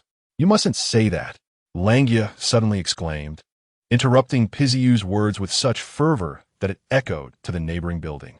He quickly regained his composure, speaking softly. "What I mean is, the boss wouldn't want us to leave him one by one. It is far better to continue supporting and accompanying him for the development of our entire faction." Pizyuan chuckled softly. "You seem like someone with a story. Care to share?" After a while, Fred had nearly finished healing. He invited Yi Dong to the 3rd floor of the building. Fred changed from his previous level 5 armor into his usual military uniform. With a flush complexion and an imposing presence, he appeared almost fully healed. Yi Dong observed him and could only marvel at the resilience of the leader of the male group. "Young man, tell me, why did you save me?" Fred inquired, increasingly intrigued by Yi Dong. "Because I have heard your story," Yi Dong reminisced about Fred's tragic past, astonished that someone once so distant was now in close proximity. "Oh, is it my tale of single-handedly overcoming 10 foes in battle? Or perhaps the story of my infiltration as an undercover agent, executing a beheading with only a dagger? Do you refer to that famous battle 10 years ago where a smaller force triumphed over a larger one?" As Fred grew more animated, it was as if those battles had occurred just yesterday. Wait, Yi Dong felt compelled to interrupt. "Is it the story of your betrayal at Beishan, where your wife was murdered?" He awkwardly touched his face, falling silent. Fred paused momentarily before seizing Yi Dong's collar, slamming him against the wall. "How do you know? Are you one of the conspirators behind this?" Fred's face and neck were flushed with anger. Leaning against the wall, Yi Dong met Fred's fierce gaze. "I come from another world. It couldn't possibly be me. I understand the pain this event has caused you, but please watch your words and actions." Yi Dong articulated each word with conviction, his demeanor shifting dramatically. "Another world, indeed." Fred, lost in thought, loosened his grip, confusion etched across his face. "I'm sorry." The words escaped Fred's lips, surprising Yi Dong. Fred stared blankly ahead, prompting Yi Dong to follow his gaze, which revealed nothing. He recalled the first encounter with Mary in his hometown. It was a frigid winter, shortly after he had enlisted as a mere soldier. While wandering the streets, he collided with a woman at a corner. Dressed simply yet unable to conceal her stunning beauty, she was being pursued by a group of ruffians. Fred swiftly drove them away with his formidable strength. Their connection blossomed over the following weeks, and they soon became inseparable.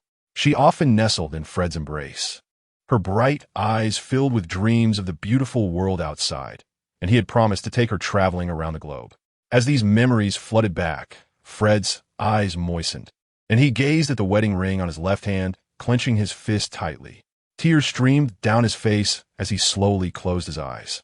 "I need a rest," he declared before turning away. Yi Dong, witnessing this, recalled a poem by the Tang Dynasty poet Yuan Zhen, mourning his deceased wife. He could only imagine the heart-wrenching stories behind Fred and his wife's relationship, but he empathized with the depth of their pain. Life, he mused, is neither as splendid nor as grim as one might imagine. Each person bears unspoken struggles and sorrow. Regardless, one must strive to be their best self, for the future is always worth anticipating. Chapter 86. The Confidential Golden Lion Statue. Following these events, Yi Dong and Fred established a solid friendship, ultimately splitting the spoils evenly. As he observed the shiny level 4 armor being packed into his subordinate's bag, Yi Dong felt immense joy. Oh, what a delight! A line of neatly arranged standard surgical packs lay on the table, a sight that would thrill anyone with obsessive tendencies. Yi Dong picked one up and sniffed it, exclaiming, top-notch quality.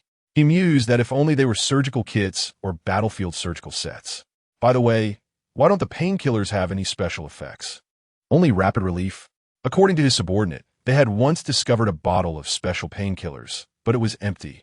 As dawn approached, the sun emerged, casting a red glow from behind the mountains. The hillside, adorned with thick underbrush, stood tall with majestic pine trees, swaying in the mountain breeze. The sound of rustling pine needles echoing. The remnants of battle, stark against the morning light, revealed traces of bloodshed. The echoes of yesterday's chaotic gunfire had transformed into lifeless corpses.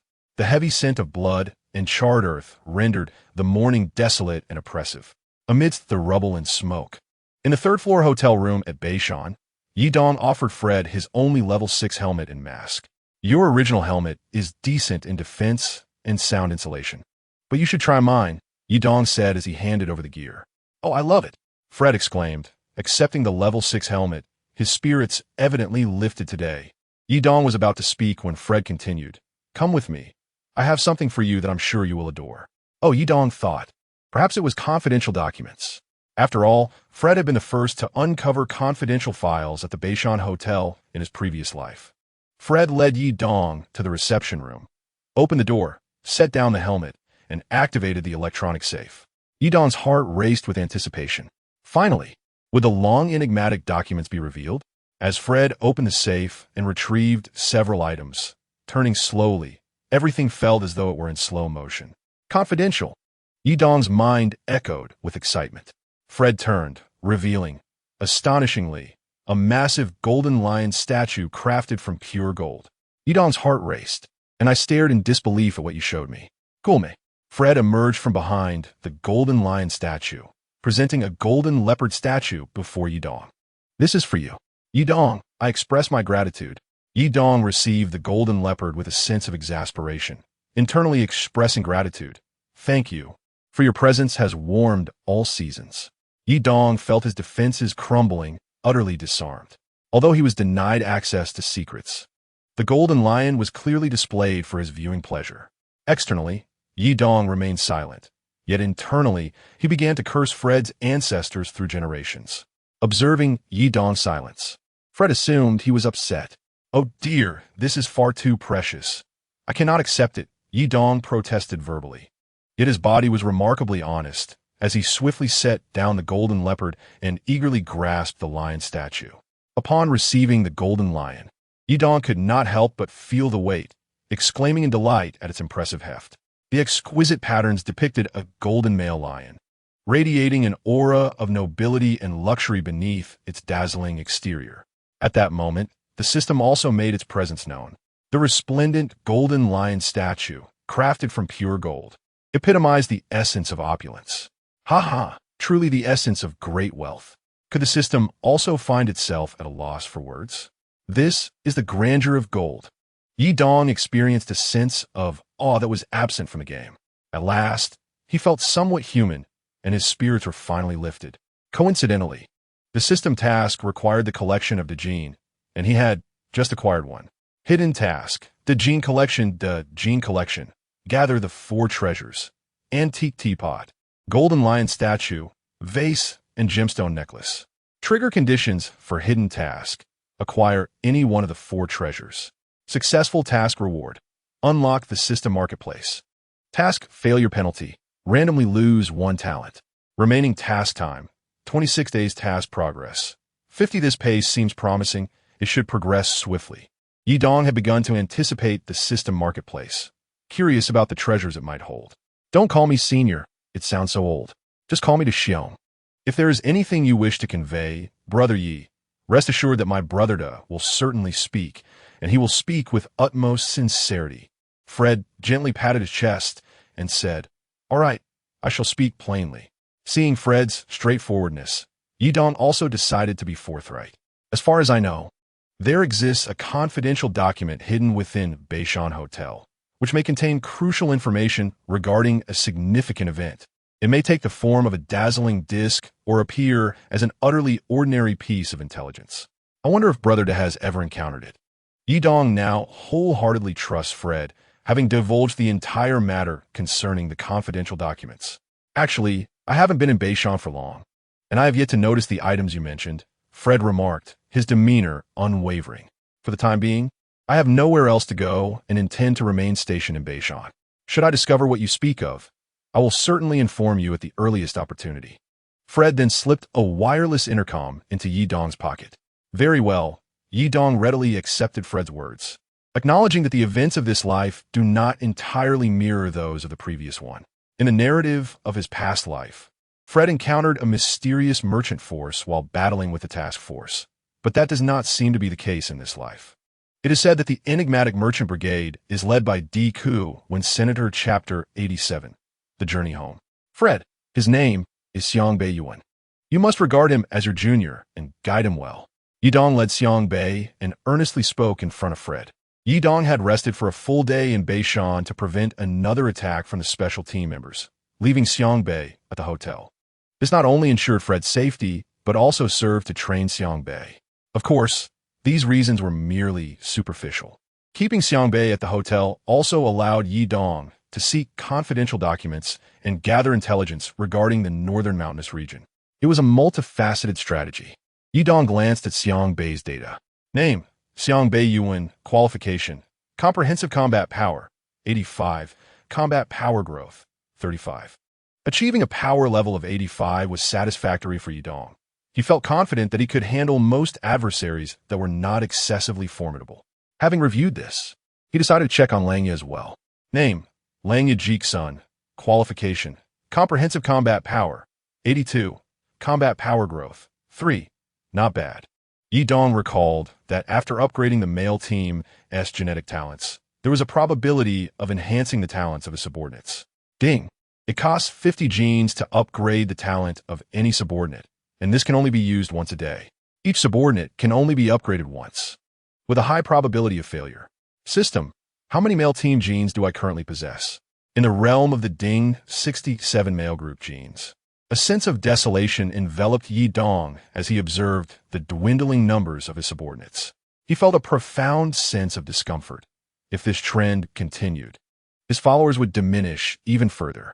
Having accompanied him for a considerable duration, Langya deserved his assistance. Yidong was resolute in his commitment to every single subordinate, particularly the earliest among them. Langya, this is the extent of my support for you. Whether your talent can advance depends upon your own destiny. With determination, Yidong opted to expend 50 genes to grant Langya a fleeting opportunity for ascension. The notification echoed. Ding. Male group genes, 50. Ding.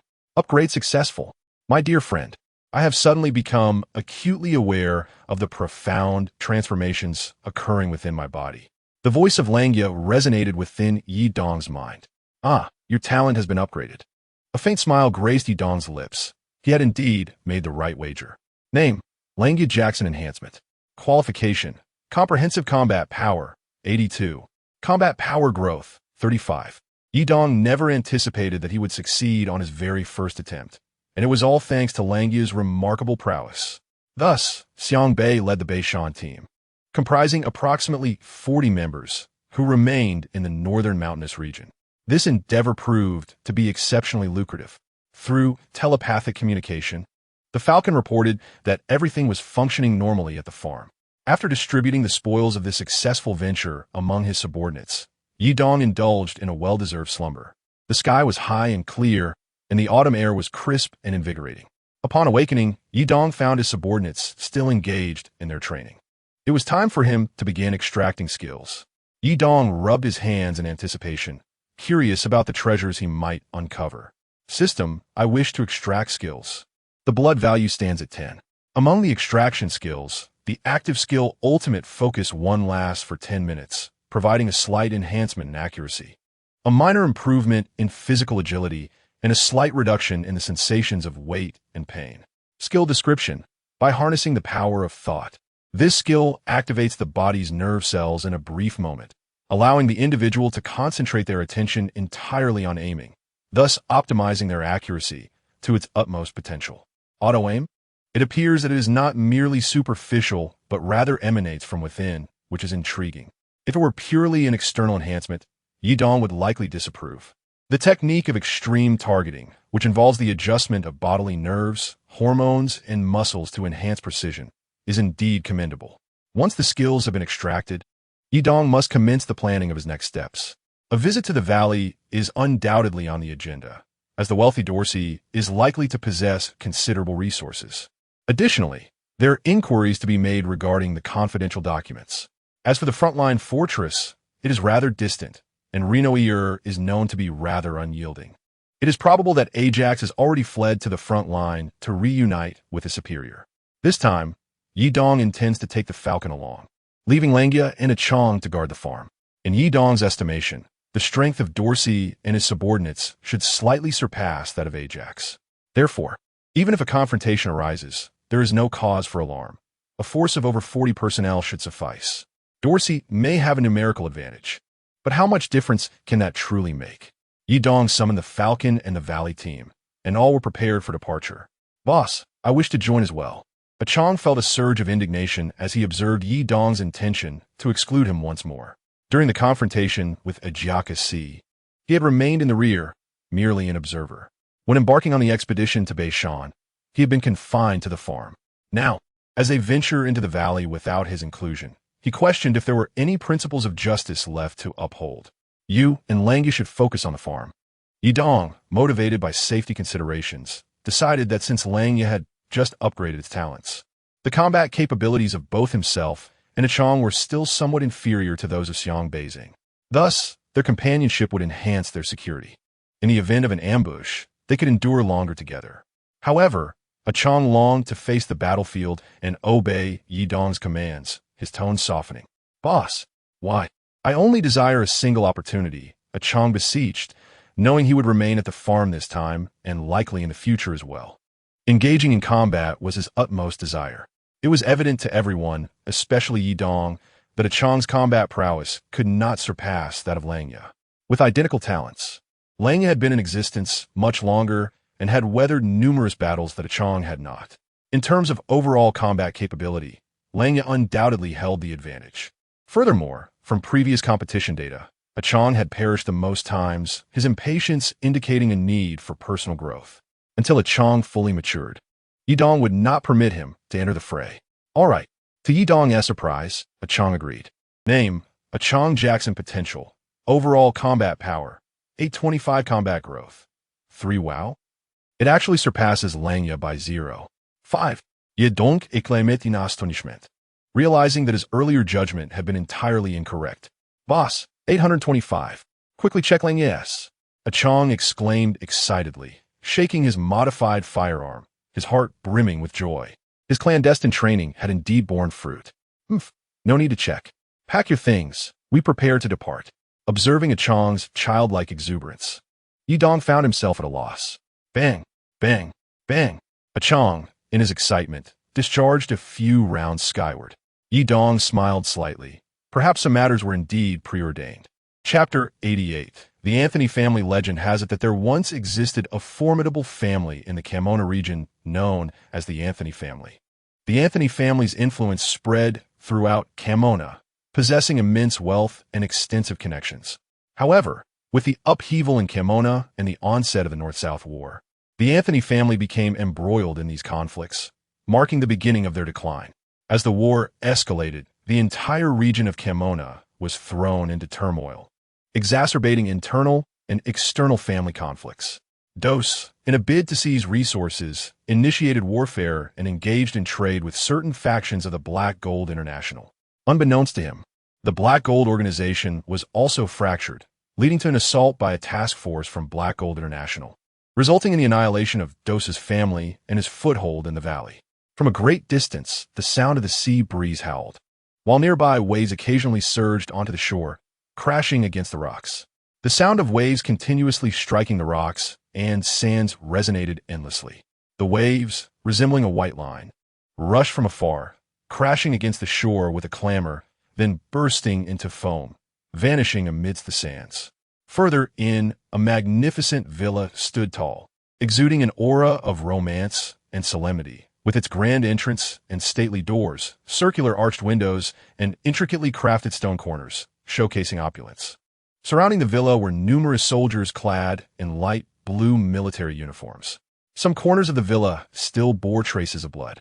In a dimly lit room within the villa, a man sat at a gray-green wooden table. The man still wore sunglasses inside the room, his long black beard unshaven for quite some time. Dressed only in a black tank top, his muscular arms clearly visible. A gold watch adorned his left wrist, while his right hand clutched a worn handmade gold coin. The man tossed the coin into the air, watching it spin before it fell onto the table. Clink! The image of the coin spinning on the wooden table was reflected in the darkened lenses. Ah, are we there yet? Why is it so far? Achong lamented, his legs already aching, the fervor of his earlier enthusiasm significantly diminished. Boss, this journey is farther than we anticipated, Ing remarked while scanning the distance through binoculars. Originally, there had been a small path that could swiftly lead to the valley, and with only about 60 people in Yi Dong's group, they could have easily taken that route. However, Yi Dong chose the longer, safer road to mitigate the risk of ambushes. As the saying goes, one must have the heart to unite, but never to let down one's guard. Yi Dong pondered how he would converse with Dose when the time came. Boss, I heard Xiang Bei's combat power has reached 85. I wish to see my overall combat power too, Ing expressed, regarding Xiang Bei as a rival and relishing the competitive spirit among peers, which propelled his continual improvement. Oh, right, I almost forgot to check yours.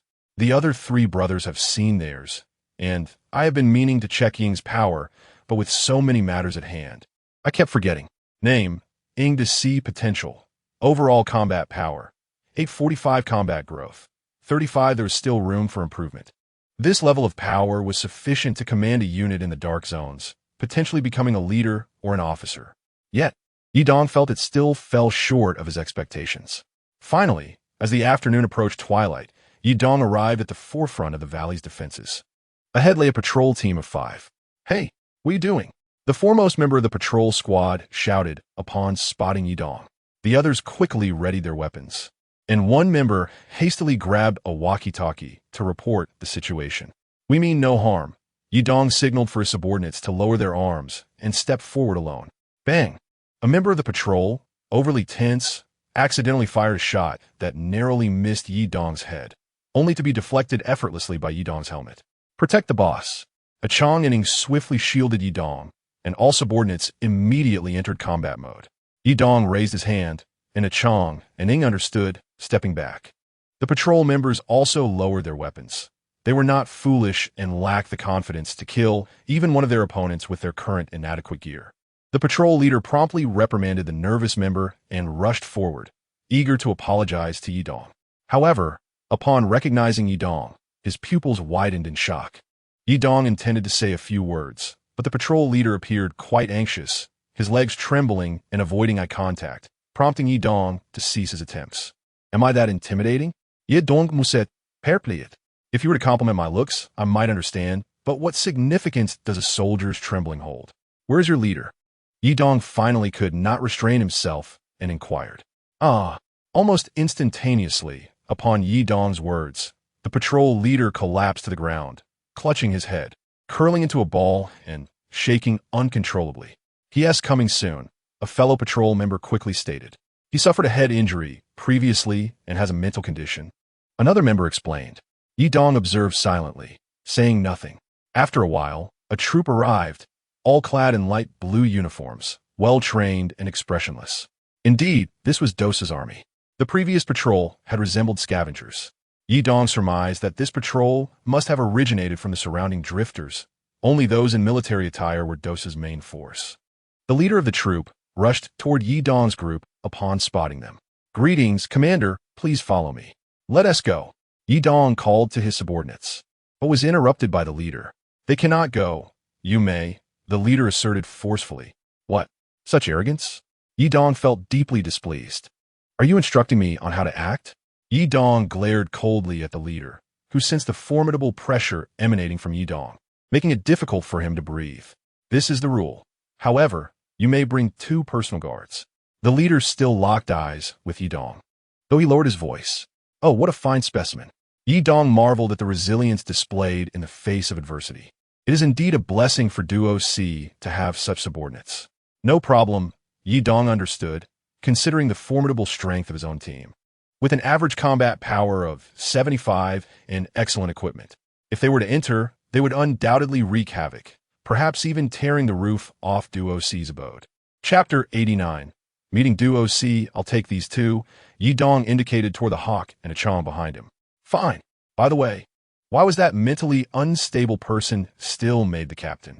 Yidong pointed at the individual curled up on the ground. He was part of a previous group of drifters. After joining our faction, for some unknown reason, he has an uncanny ability to foresee danger in battle. Several times, when his squad faced imminent disaster, he was the sole survivor. Such a remarkable ability intrigued Yidong, who was filled with curiosity about the man huddled on the ground. However, the reasons provided were merely coincidental occurrences. We believe he possesses some talent, so we allowed him to lead a small team. Let's go. These matters were irrelevant to Yidong. He did not wish to squander time. Boss, I find this valley rather peculiar, a Chong whispered to Yidong. I too feel that way. There are far too many people, the hawk concurred. As they traversed closer to the villa, the crowd grew denser, with over 100 individuals visible ahead. The hawk gestured toward the makeshift encampment. Has Duo C's power grown so rapidly? Yidong communicated telepathically with his subordinates. Yidong, accompanied by Chong and the hawk, followed Duo C's forces to the villa. Yidong removed his combat helmet, finding it stifling and hindering his appreciation of the seaside scenery. After all, it had been quite a while since he last visited the valley. Previously, he had come to climb mountains before team battle. Under the guidance of a subordinate, Yidong arrived at a gazebo on the first floor of the villa, where a gentle chill lingered. The sea breeze caressed him, mingling with a faint briny scent. Seated in the gazebo, he quietly listened to the sound of waves crashing against the rocks, relishing this fleeting tranquility. Before long, a man clad in a black tank top approached leisurely. The man wore a gold watch on his left wrist, held a gold coin in his right, and sported a golden desert eagle at his waist. Anthony Duo C. Yidong recognized him immediately. In his past life, he had often been bullied by this very individual when he first started playing the game.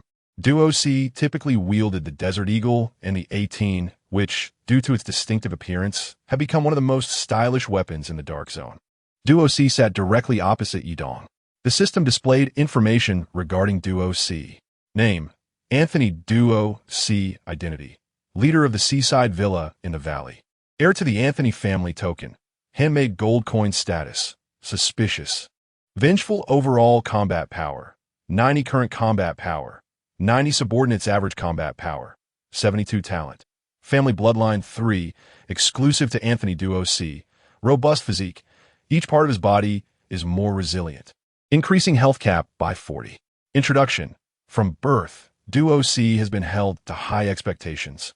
Possessing superior genes and undergoing rigorous training that grants him a stronger physique than average individuals. When memories of his family's plight and his past resurface, his wrath ignites, significantly enhancing his combat power for a brief period, as his body secretes a surge of hormones to alleviate pain and burden. When leading his subordinates into battle, their combat power is bolstered. Introduction. His subordinates, inspired by Duo C, experience a surge in morale when fighting alongside their leader. Ah, what a pitiful soul, Yidong remarked after reading the information. Through the details of Duo C and Fred, Yidong discerned a pattern. All leaders' passives correlate with their life experiences. The more traumatic the past, the stronger the passive abilities. Would he also become such a person in the future? Hello, I am Duo C, the leader here. Duo C initiated the conversation. And what about Ajax? His leader, Rainoir's family. Yidong mused while examining the bottle of Hanyang beverage. Chapter 90. Meeting Duo C. Continued. May I inquire what brings you here, Mr. Yi? En alliance. Yidong placed the Hanyang on the wooden table, speaking with firm conviction. An alliance? Yes, an alliance. As you may have observed, my troops' configuration cannot be deemed the highest, yet it is certainly among the elite in Kemona. Ha ha. I wonder how many soldiers Mr. Yi possesses? In Duo C's eyes, training such a cadre of soldiers must have required significant investment. This individual, whose name he had never heard before, surely had a limited number of troops. Over 150. Duo C's eyes widened beneath his sunglasses, clearly taken aback by the figure. May I inquire how many subordinates you command, Mr. Duo C? Yidong began to probe. That is not urgent. I wish to understand why you sought me out. We are not acquainted and have no ties. Why should I ally with you? Duo C articulated sharply. Firstly, we are not strangers. I recognize you. Anthony Duo C. Endowed with remarkable talent from an early age. Your ambition has been evident for quite some time.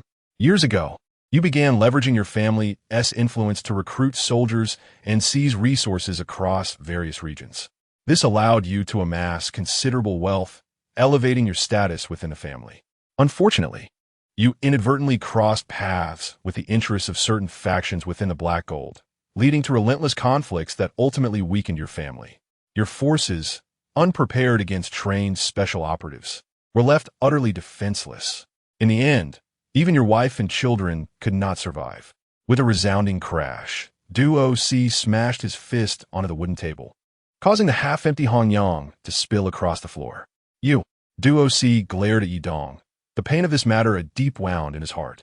Nearby, several subordinates in light blue uniforms swiftly aimed their weapons at Yidong and his companions.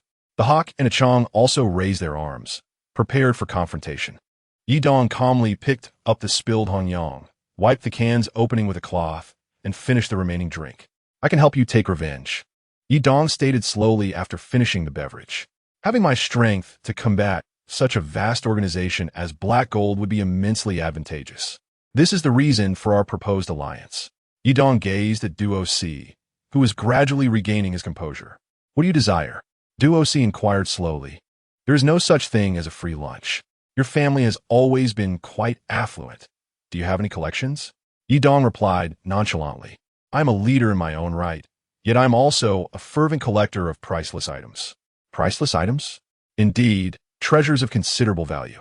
With your family's foundation, you must possess a few.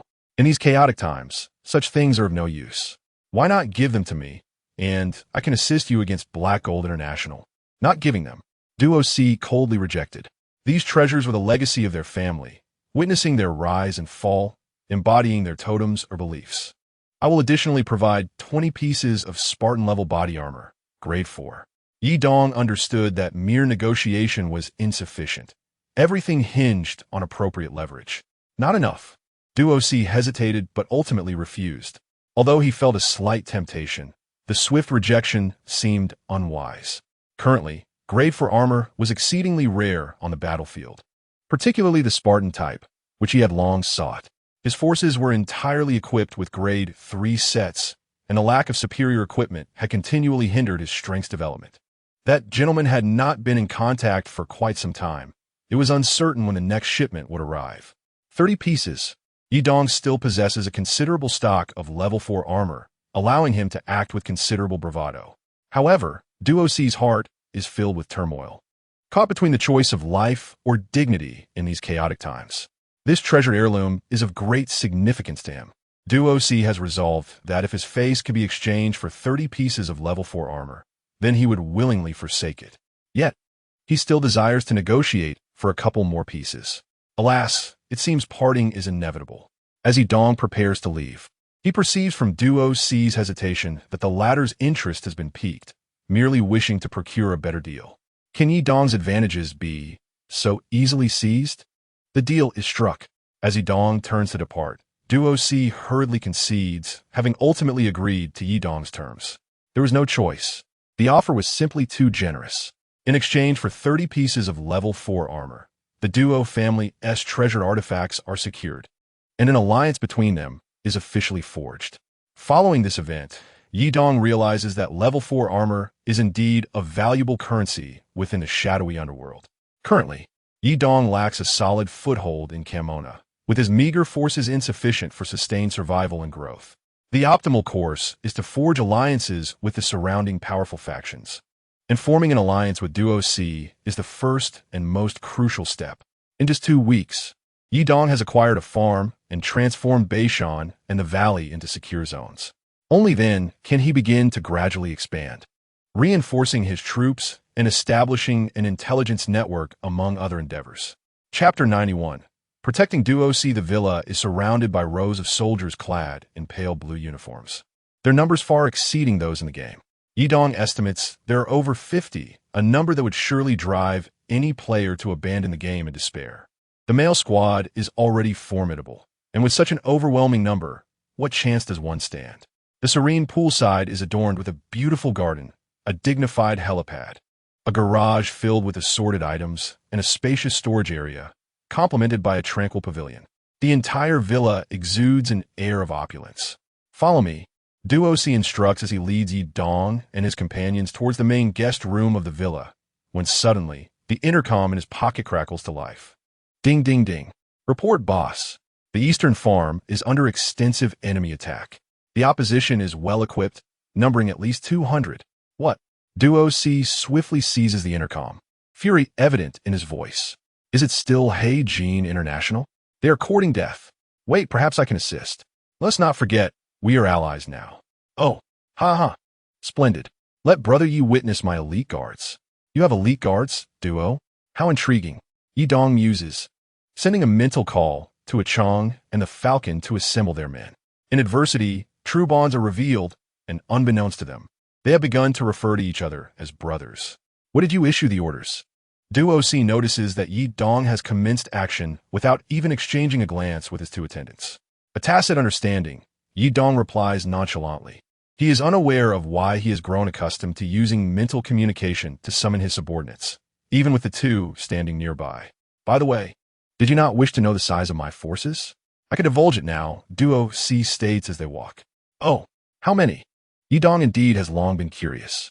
20 patrol teams of 100 men each, a main force of over 150, along with approximately 50 elite guards. In total, over 300. Duo C proudly recounts, and Yi Dong is taken aback by the impressive figures. No wonder, he is a descendant of the Anthony family. Fortuitously, they have allied. Otherwise, troubles would surely arise. Duo C leads his troops ahead, urgently needing to command the battlefield, while Yi Dong lingers behind, awaiting the arrival of a Chong and the Falcon. Soon, Yi Dong arrives at the rear of the Eastern Farm battlefield, where the scene has undergone a dramatic transformation. Darkness looms, dust swirls, and the air is filled with shouts and the sounds of combat. On one side stands the pale blue-clad soldiers, while on the other are those in brown uniforms. Most of both sides are equipped with level 3 helmets. The fierce exchange of fire unfolds before them, the sheer numbers of both forces rendering the spectacle quite magnificent. Soon, a Chong and the Falcon have gathered their troops, with the Falcon leading 4 teams and a Chong leading 2, totaling over 60 men. Boss, everything is ready. A Chong and the Falcon stand at the front of their respective formations, weapons in hand. Compared to the Falcon, a Chong appears particularly excited, as this is his first battle since entering the Dark Zone. Very well, in today's battle, let us demonstrate our might and show them what true terror looks like in the Dark Zone. Yi Dong encourages his men. Yes, the morale of the subordinates soars. The pale blue soldiers under Duo C have commenced their counterattack. Rows of throwers poised as grenades arc through the air, landing in the dense clusters of brown soldiers. The sound of explosions reverberates. With Duo C's involvement, the tide of battle shifts dramatically, and the morale of the pale blue soldiers reaches its zenith. Chapter 92. The killing god Yi Dong. Since they have charged to the front, we shall provide support from the rear. Yi Dong downs 2 special painkillers and administers 3 injections. For those with sniper rifles, utilize them. You are familiar with the trajectory drop at a distance. Aim true. Yi Dong directs, wishing to minimize his subordinates' casualties by having them engage from the backline. After finishing his injections, Yi Dong dons his battle helmet, checks his ammunition, and prepares to charge. Only through relentless combat can one grow stronger, an immutable truth. Boss, I want to join. A Chong shouts as he administers a regeneration injection. Falcon, keep an eye on him. Yi Dong disregards a Chong's plea, instead instructing the Falcon beside him. Understood. The Falcon immediately positions himself beside a Chong, preventing him from advancing further. Boss, a Chong watches Yi Dong sprint towards the front line, his emotions a tumultuous mix. Yi Dong swiftly reaches the front lines, where the cacophony of shouts and combat intensifies, dominated by the thunderous roar of artillery. An explosion occurs beside Yi Dong, showering him with dirt from head to toe. Yet he remains undeterred, swiftly searching for targets. His keen eye soon fixes upon several enemies clad in orange uniforms. Buzz, buzz, buzz. Target identified. Male squad, Gene 3. Blood value 1. Buzz, buzz, buzz. Target identified. Male squad, Gene 5. Blood value 1. There. After swiftly eliminating 2 foes, Yi Dong finds himself targeted in return. The sound of gunfire surrounds him, but the bullets simply ricochet off his level 6 armor without inflicting any damage. Huh? What kind of armor is this? The enemy exclaims in confusion. Buzz, buzz, buzz. Excellent armor. Yi Dong swiftly adjusts his position, dispatching 2 more adversaries with precision. Male squad 4, blood value 2. What a sham. An enemy, sneaking around Yi Dong's back, tosses an explosive device in astonishment. Damn it. The blast fails to penetrate. Curse it. A golden bullet swiftly pierces the enemy's skull, splattering blood as he drops lifelessly to the ground. This fortunate turn is thanks to the Falcon, who has been keeping a watchful eye on Yi Dong from a distance, ready to protect him. The moment that enemy attempted a sneak attack, the Falcon promptly eliminated him. So, you wish to play dirty? Yi Dong retrieves a smoke grenade from his ammunition pouch and begins tossing them about. Considering the unpredictable wind, he refrains from using tear gas. Soon, then, he retrieved a heavy tactical helmet equipped with a thermal imaging device from his gear. Yi Dong was alone in this area devoid of Duosi troops, and without realizing it, he had advanced far ahead. To him, as long as he did not mistakenly kill the wrong person, everything was fine.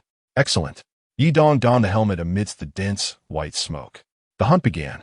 Chapter 93. The God of Killing, Yi Dong. The thermal imaging device activated, illuminating the surroundings, and one enemy after another fell to the ground. The gun muzzle glowed red, emitting wisps of white smoke after each wave of kills. Yi Dong's frenzied output tore open a breach in the chaotic battlefield. He resembled a deity of death, mercilessly harvesting his foes within the smoke. Some enemies, having managed to approach him, were swiftly dispatched. The thermal vision presented no solutions to those caught within the smoke. Coupled with Yi Dong's agile movements and vast combat experience, he felt no need to employ any skills. The enemies were bewildered once someone entered that shroud of smoke. It was as though they had vanished. The fortunate few within the smoke were equally confused, some not even realizing how they had perished, while others who glimpsed Yi Dong's silhouette found their attempts to strike futile. Yi Dong moved through the smoke with the precision of a master archer, slaying foes without hesitation. What a massacre this was! An unparalleled thrill surged through Yi Dong, filling him with immense joy. The more he fought, the more his blood value surged, escalating from 0 to over 40. If there were statistics at the conclusion of the battle, Yi Dong would undoubtedly be at the forefront. However, as the enemy continued to pour in, Yi Dong gradually felt overwhelmed. Most critically, his ammunition was running low. He had only 1 magazine of 50 rounds left. This was disastrous. Retreat. Retreat. Yi Dong realized he had let his excitement get the better of him.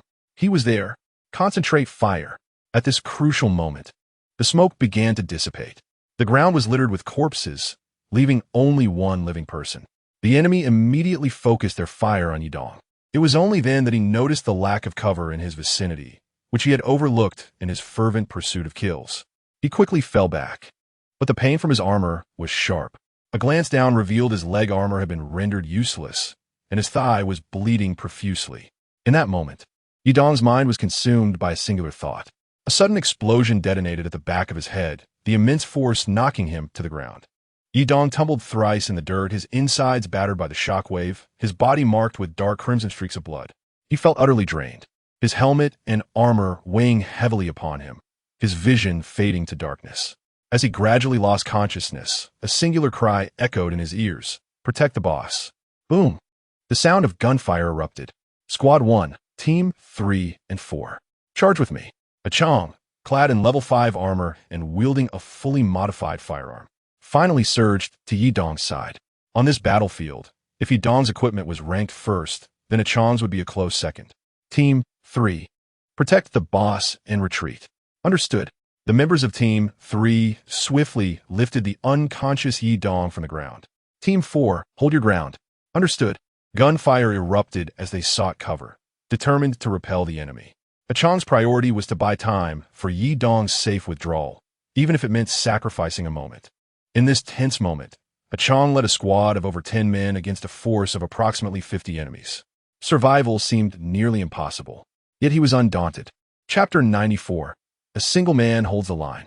As Achang's team dwindled to 6, they finally found a few spots for cover, temporarily suppressing the enemy's advance due to their equipment advantage. As Achang eliminated 2 enemies in quick succession, several grenades landed behind their cover. Boom! Boom! The earth erupted, and Achang watched helplessly as a comrade fell beside him. Enraged, Achang felt a surge of fury, but the pain that coursed through his body was overwhelming. He lay behind the cover, desperately administering painkillers, jabbing needles from his gear into his body. Gunfire continued to erupt as another comrade fell after dispatching 3 enemies. Achang sprang up, targeting 4 enemies who were preparing to charge. The enemy's bullet struck his helmet, most deflecting, yet the high-frequency vibrations were taking their toll on his head. Damn it! Achang suddenly felt as though his weapon had grown heavier, his aim wavering. A glance revealed his right hand soaked in blood, flesh torn at the bicep. With determination, he declared, "With me here, you shall not advance." At that moment, Achang's comrades had all perished, leaving him to uphold the defense single-handedly, standing firm against the advance of 30 to 40 enemies. The foes charging forward fell swiftly under Achang's relentless assault, resembling an unfeeling war machine. Behind him lay Yi Dong, retreating, uncertain of his fate. Achang had to buy time for him, with no path of retreat. Yet, under the relentless barrage, Achang's armor was eventually breached, bullets piercing his body from chest to thigh. The tremendous force pushed him backward, yet he crouched low, miraculously managing to remain standing. The bullets riddled his form, and Achang felt the pressure building in his mouth, as he seemed to still hold on to something. Just then, a man wielding a golden eagle firearm swiftly dispatched 2 enemies, supported by over 50 members of the Shallow Blue unit. "We are here," Achang heard Duosi's voice. But in that instant, he coughed up a mouthful of blood. He had thought he could endure, but under the concentrated fire, Achang was finally overwhelmed and collapsed to the ground, his weapon falling heavily beside him. "Boss, I held on," Achang thought, a smile gracing his face as he lay on the ground. "Boss." In Achang's mind, a multitude of memories flooded back. From this moment onward, you shall be known as Achang Jackson. Achang, stay concealed. Achang, do not act so impulsively. Achang, this fully modified firearm is for you. May you seek progress with steadiness. It is either possible or impossible. Boss, I did it. Achang's consciousness began to fade. Charge. Upon witnessing Achang's fall, Duosi's fury intensified. He swiftly stowed his golden eagle, drawing 2 handguns from his waist. His personal guard felt the same surge of emotion, augmenting their firepower. Enemies fell like dominoes, blood splattering and dust swirling around them. Chapter 95. Total Annihilation. The eastern farmland, stained with blood, was suffused with the stench of decaying corpses and gunpowder. The acrid winds swept across the battlefield, where cries mourning fallen comrades echoed in the distance. And the cold steel of firearms was smeared with clotted blood. Under the relentless siege of the Duo's forces, the invading task force was ultimately annihilated. However, Duos paid a grievous price, with his strength dwindling from over 300 to merely 130 men. The officers of the task force were astonished to discover that Duos had managed to amass such a formidable following in such a short span of time. One officer, while fleeing, was taken down by the sharp shot of a hawk. Duos firmly believed that although Heijin was powerful, it was destined to decline one day. What moved Duos the most during this battle was Yi Dong. He could not comprehend why this relatively new acquaintance would go to such lengths to assist him. Was it merely due to their alliance and the allure of wealth? Duos dispatched men to scour the battlefield, intending to share the spoils with Brother Yi equally. Brother Yi remained unconscious, and it was uncertain when he would awaken. Achang was also carried away for urgent medical attention. Reports indicated he was still alive, albeit barely. "Boss, the spoils have been tallied," one of his subordinates announced.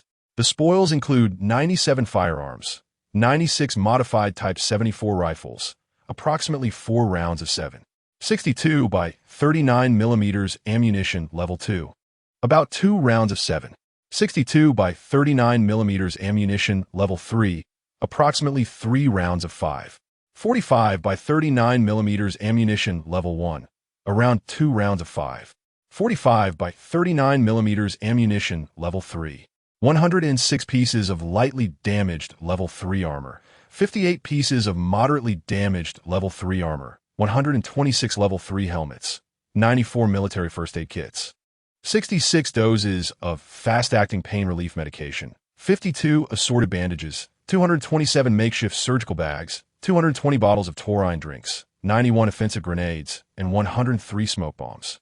In total, we expended 106 grenades, 2 rounds of 5.45 by 39 millimeters ammunition level 3, 208 pieces of level 3 armor, 86 level 3 helmets, 74 military first aid kits, 56 doses of fast-acting pain relief medication, and 42 assorted bandages, yielding a net profit of 958.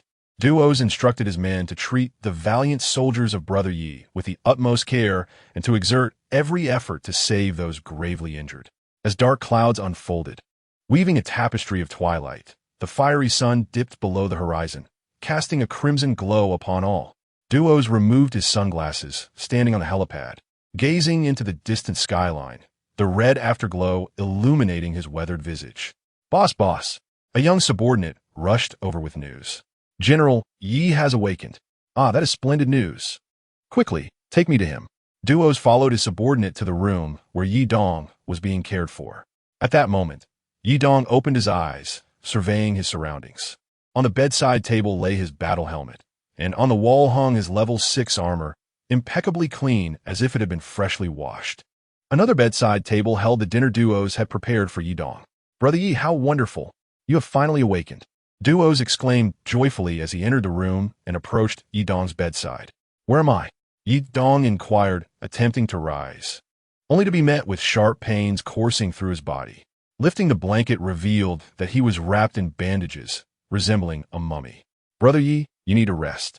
Stay here for a few days, Duos suggested. Chapter 96. The vase. Upon mentioning a Chong, Duos fell silent. Is he dead?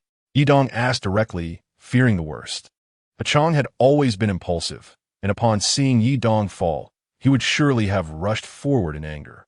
Despite his excellent equipment, he would not withstand the overwhelming firepower of the enemy. Yi Dong regretted bringing him along. He is alive, Duos replied, changing the subject. Yi Dong's heart, which had been racing, finally settled. However, it is not much different from being dead, Duos continued. Yi Dong's heart sank again. The situation unfolded as such. A Chong charged forward with a team to buy time for your rescue. The outcome was expected. However, upon inspecting his body, we discovered he had not sustained any fatal injuries and still had a faint pulse. We rushed to save him, and he is currently out of immediate danger. Nevertheless, his heart rate remains low, and he has shown no signs of awakening. Oh, so it's not much different from being dead. Yi Dong, relieved that a Chong had escaped the clutches of death, felt less worried now. He hoped a Chong would awaken after a few days of rest. By the way, here is the item I promised you. Duos signaled to a subordinate, and another person entered the room bearing something in both hands. Yi Dong focused his gaze and was astonished to see a vase. A vase. The individual held a meticulously crafted vase, identical to one from a game. The vase appeared expensive, depicting the life of nobility. Duos' subordinate carefully placed the vase into Yi Dong's oversized backpack. Wait, let me touch it first.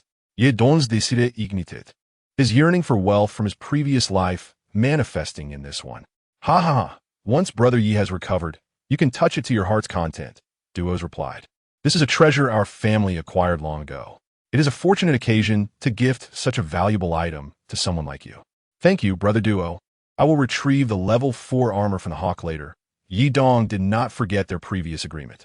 Congratulations on obtaining the Great Golden Vase. The status of the Great Golden Collection quest has been updated. Hidden quest. Great Golden Collection. Great Golden Collection. Collect 4 treasures. The antique teapot, the golden lion statue, the vase, and the gem necklace. Hidden quest trigger condition. Obtain any one of the 4 treasures. Quest success reward. Unlock the system all. Quest failure penalty. Randomly lose 1 talent. Quest remaining time, 21 days. Quest progress, 75. Splendid. I now only need a gem necklace, Yi Dong thought. System all. Here I come. However, Yi Dong pondered that according to this pattern, the gem necklace would not likely be found at the frontline fortress. If Ajax recognized him, would Renoir not eliminate him? The night was dark, and perhaps Ajax had indeed seen his formidable six-piece set.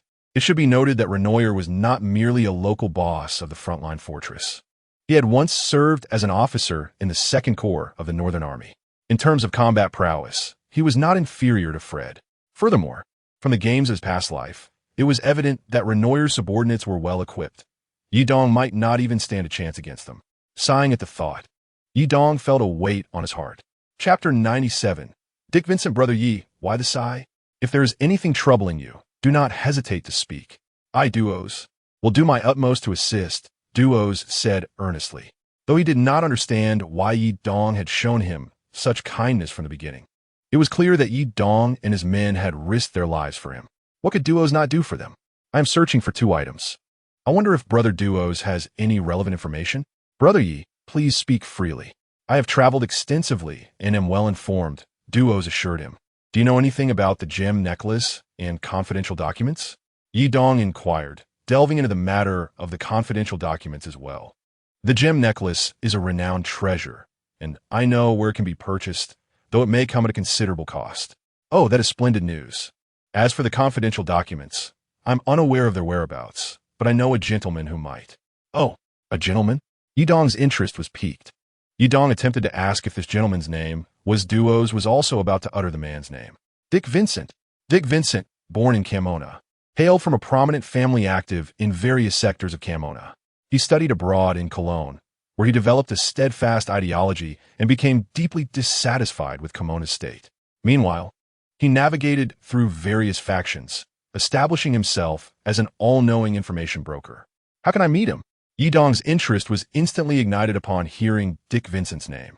Has yet to express his gratitude to Uncle Wunson. The moment he emerged from the main guest room, he looked truly impressive. Having collaborated with him for an extended period, I could facilitate a connection. However, it may not come to fruition immediately. No need to worry. There's no rush. Just being able to reach him is sufficient. Felt immense joy. If he could meet Dick Wunson, then encountering Chower Garrison and Iwata would merely be a matter of time.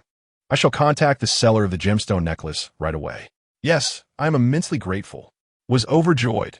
Indeed, this battle was not in vain, though he wondered how his younger brothers were faring. Falcon, what is the current situation? Communicated with Falcon through telepathy.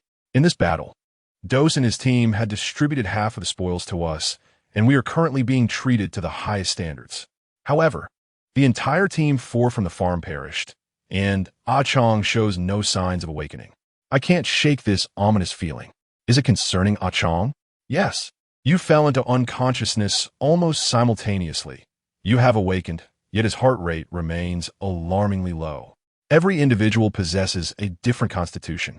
Waiting another 2 days should suffice for his recovery. His own constitution is certainly significantly superior to the average person. From an initial increase in health limit to a current comprehensive combat power of 92, along with the 50 health boost from the male team bloodline, he is undeniably robust. In contrast, Ah Chong lacks such physical enhancements, and his equipment is slightly inferior to's, so a longer recovery period is to be expected. Indeed, began to indulge in the sumptuous dinner prepared by Dos. The meal was indeed lavish, featuring canned braised pork ribs, stewed beef, canned fish, braised beef, herring, tomato-marinated fish, and baked beans. All were canned goods, of course, complemented by the classic sweet bean sauce. A variety of beverages were also available. Savored a bottle of mango juice and pineapple juice. Chapter 98, Skill Upgrade. Soon, felt completely satisfied. He pondered the intricacies of life. System. I wish to assess my combat power. Following this brush with death, I believe my strength should have slightly increased. Ding. Player information. Name. Title. Just an exemplary bounty hunter. Peak warrior. Assets. 431 Cohen coins. Identity. Farm proxy leader. Token. None. Comprehensive combat power.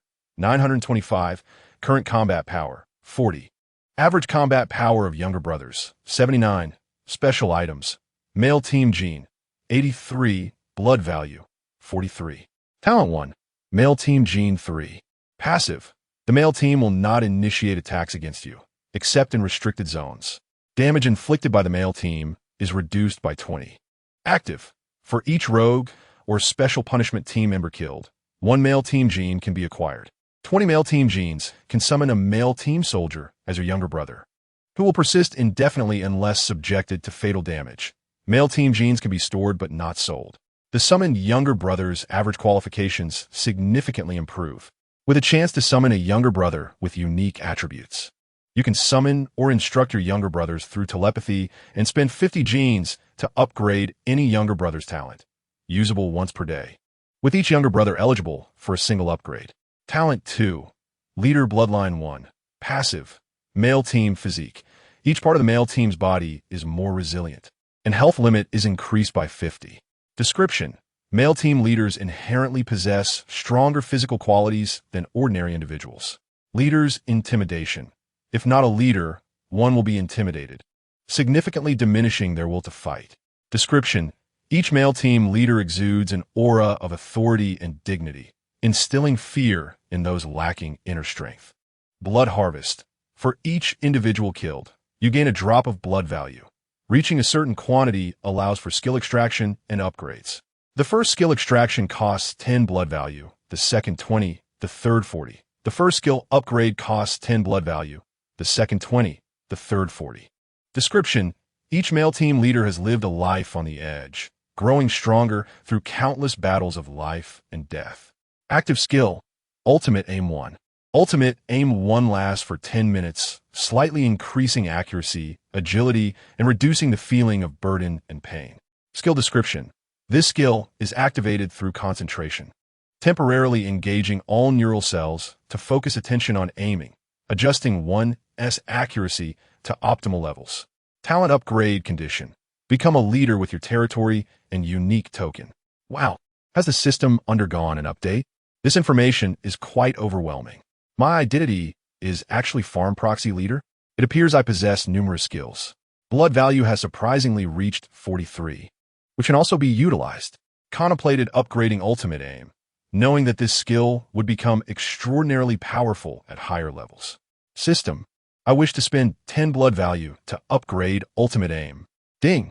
Blood value, 10. Active skill. Ultimate Aim 2. Ultimate Aim 2 lasts for 15 minutes, moderately increasing accuracy, agility, and further reducing the feeling of burden and pain. Incredible. This is truly a comprehensive enhancement. This is the treatment a protagonist deserves. Continue upgrading. Ding. Blood value, 20. Active skill. Ultimate Aim 3. Ultimate Aim 3 lasts for 15 minutes, greatly enhancing accuracy, agility, and significantly reducing the feeling of burden and pain. Skill description. This skill utilizes concentration to engage all neural cells, directing full attention toward aiming and adjusting one's accuracy to the best state. Astonishingly, felt a profound transformation within his body. A warm current coursed through him. To his surprise, his comprehensive combat power surged from 925 to 930. Remarkably, active skills can elevate overall combat power. Ding. The host's active and passive skills, all with attribute enhancements, can improve comprehensive combat power. Excellent. Realized that without upgrading skills, his combat power would take an eternity to increase through mere battles. It is worth noting that the unfortunate Dose had experienced numerous ups and downs throughout his life, achieving only a combat power of 90. Meanwhile, Fred, as a prodigy, had fought for half his life to reach a mere 95. Resolved to find an opportune moment to utilize this skill, having upgraded it to level 3 without using it even once. As he contemplated, fatigue began to envelop him. His weakened body craved restful slumber.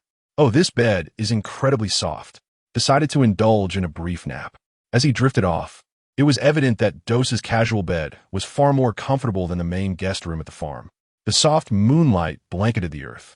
The sea lay in tranquil silence, waves gently caressing the rocks. The serene seaside villa was infused with a faint fragrance. After a considerable time, the dawn broke, and seagulls soared across the sky. In the sunlight, a vibrant scene unfolded. The villa bustled with activity, ushering in a new day. Cleaners, cooks, soldiers on guard, and patrol teams commenced their duties. In the eastern farm, An expansive area was dotted with numerous large pits, the soil within still damp. Among the towering mounds of earth lay scattered remains. Individuals clad in light blue uniforms systematically buried the post-battle corpses here.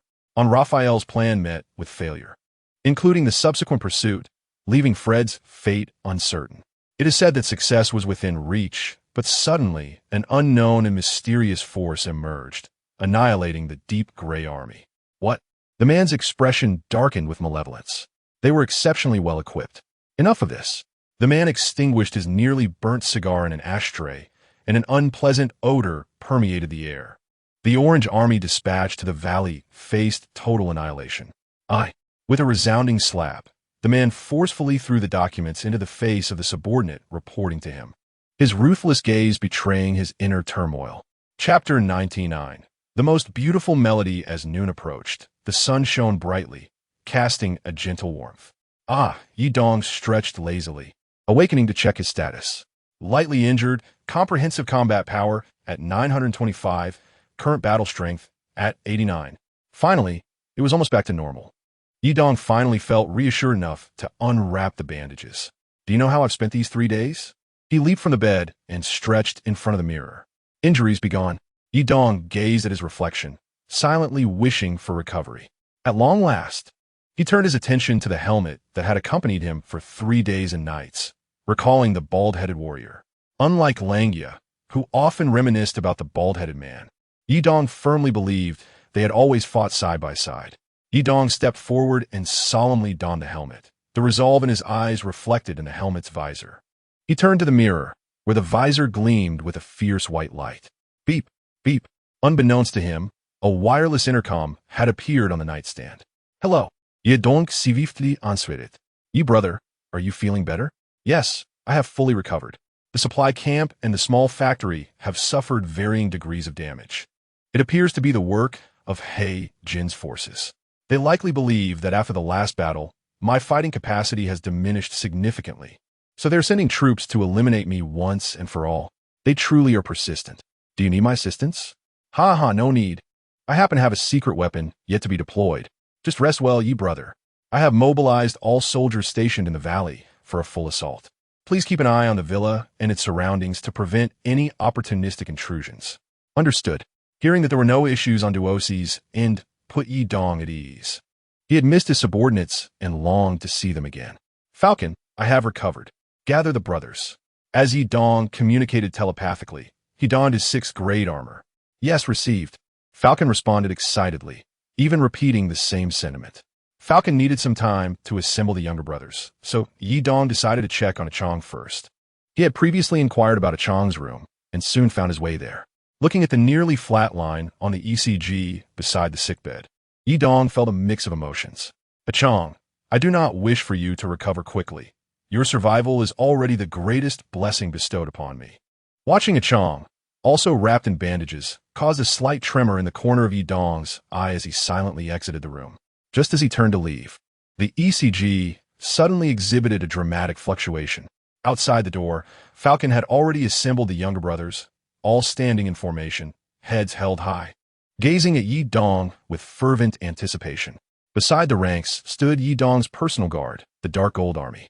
The younger brothers collectively shouted, some with tears brimming in their eyes. Since Yi Dong's fall, they had been consumed with worry for him. Falcon had been restless and despondent, and now, seeing their leader standing alive before them, their hearts finally eased. Brothers, Yi Dong addressed them, deeply moved. Chapter 100. Duosi's trump card. Yi Dong also took a moment to assess everyone's combat strength. Most had made progress, and Falcon had improved by 0.5, successfully crossing the 85 threshold. With the soldiers equipped with 4th grade armor and cowhide leg guards, their mortality rate on the battlefield was the lowest in the Dark Zone. The only casualties this time were the squad of 9, led by Achong, who had sacrificed themselves to cover Yi Dong's retreat. Yi Dong's recent acquisition of male group genes failed to summon even 5 younger brothers, resulting in a significant loss. Beep, beep.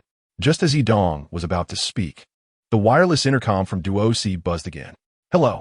The Pinot broadcasting station has come under surprise attack. They indeed kept a hand hidden. You brother, I am short-handed, so I must rely on you now. No problem. There are about 100 of them, all in third-grade gear. You must be cautious. Understood. Yi Dong hung up the intercom. Brothers, our allies are under threat again. They're the same group that previously injured me in Chong. Should we retaliate? Retaliate. Retaliate. Retaliate. All right. They're all in third-grade gear, while we are in fourth grade. Plus, we have leg armor. Though they outnumber us 2-1. Does that matter? It does not. All right. Let us strive to end this battle without casualties within 10 minutes. Yi Dong felt confident in his younger brother's capabilities. Yes. Are you joking? The average combat strength is 79, and you think they can joke around with us? We'll engage with precision. Charge! Yi Dong and all his subordinates set off from the villa towards the Pinot broadcasting station. Instantly, the southwestern part of the valley was deserted, with intense combat erupting in the northeastern sector. The special forces at the Pinot broadcasting station quickly spotted the soldiers led by Yi Dong and arranged their tactics for a high-low engagement. However, news of an ambush from behind soon reached them. Yi Dong refrained from a direct assault this time. Instead, he utilized his formidable telepathic abilities to command his subordinates' advance. The Dark Gold Army executed a flanking maneuver, while Falcon led a small team to find high ground for a sniping operation. The remaining soldiers initiated a feigned attack to gauge the enemy's weaponry and ammunition levels. The commander of the Pinot broadcasting station, having already secured control, attempted several offensives. But surrounded as they were, they found it challenging to mount an effective assault. Every time they emerged, they faced immediate death. A full 100-man unit was being overwhelmed by a team of just over 50. After 2 fruitless attempts to break out, the commander could no longer sit idle and ordered a full charge. Falcon finally seized the opportunity, successfully eliminating the commander, with several of his subordinates taking out the remaining squad leaders. Chaos ensued among He Jin's special forces. Only then did Yi Dong plunge into the enemy ranks, beginning to amass blood points. Falcon's sniper team remained vigilant, ensuring Yi Dong was safeguarded from any rear attacks. Simultaneously, the battle near the small factory was equally thrilling. Unlike Yi Dong's situation, they had 2 commanders, Duosi and Bolero. Bolero possessed exceptional combat abilities, and his subordinates were all in third-grade gear, with some even in fourth grade. Bolero's forces were not stationed in the valley, so many were unaware that Duosi possessed such a card. When Duosi faced another assault from He Jin, he began to rally allies. Bolero was Duosi's final trump card.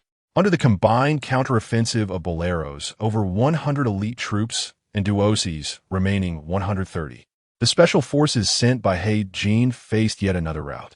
Chapter 101. A Chong's amnesia in a room within the seaside villa. The ECG monitor displayed fluctuating waves. A man slowly awakened from a bed, connected to the ECG apparatus and wrapped in endless layers of bandages. As he attempted to rise, a sharp pain coursed through his body, instantly transforming his previously dazed and disordered gaze into one of determination. He touched the bandage on his head and discovered various devices connected to his body, linked to the machinery beside him.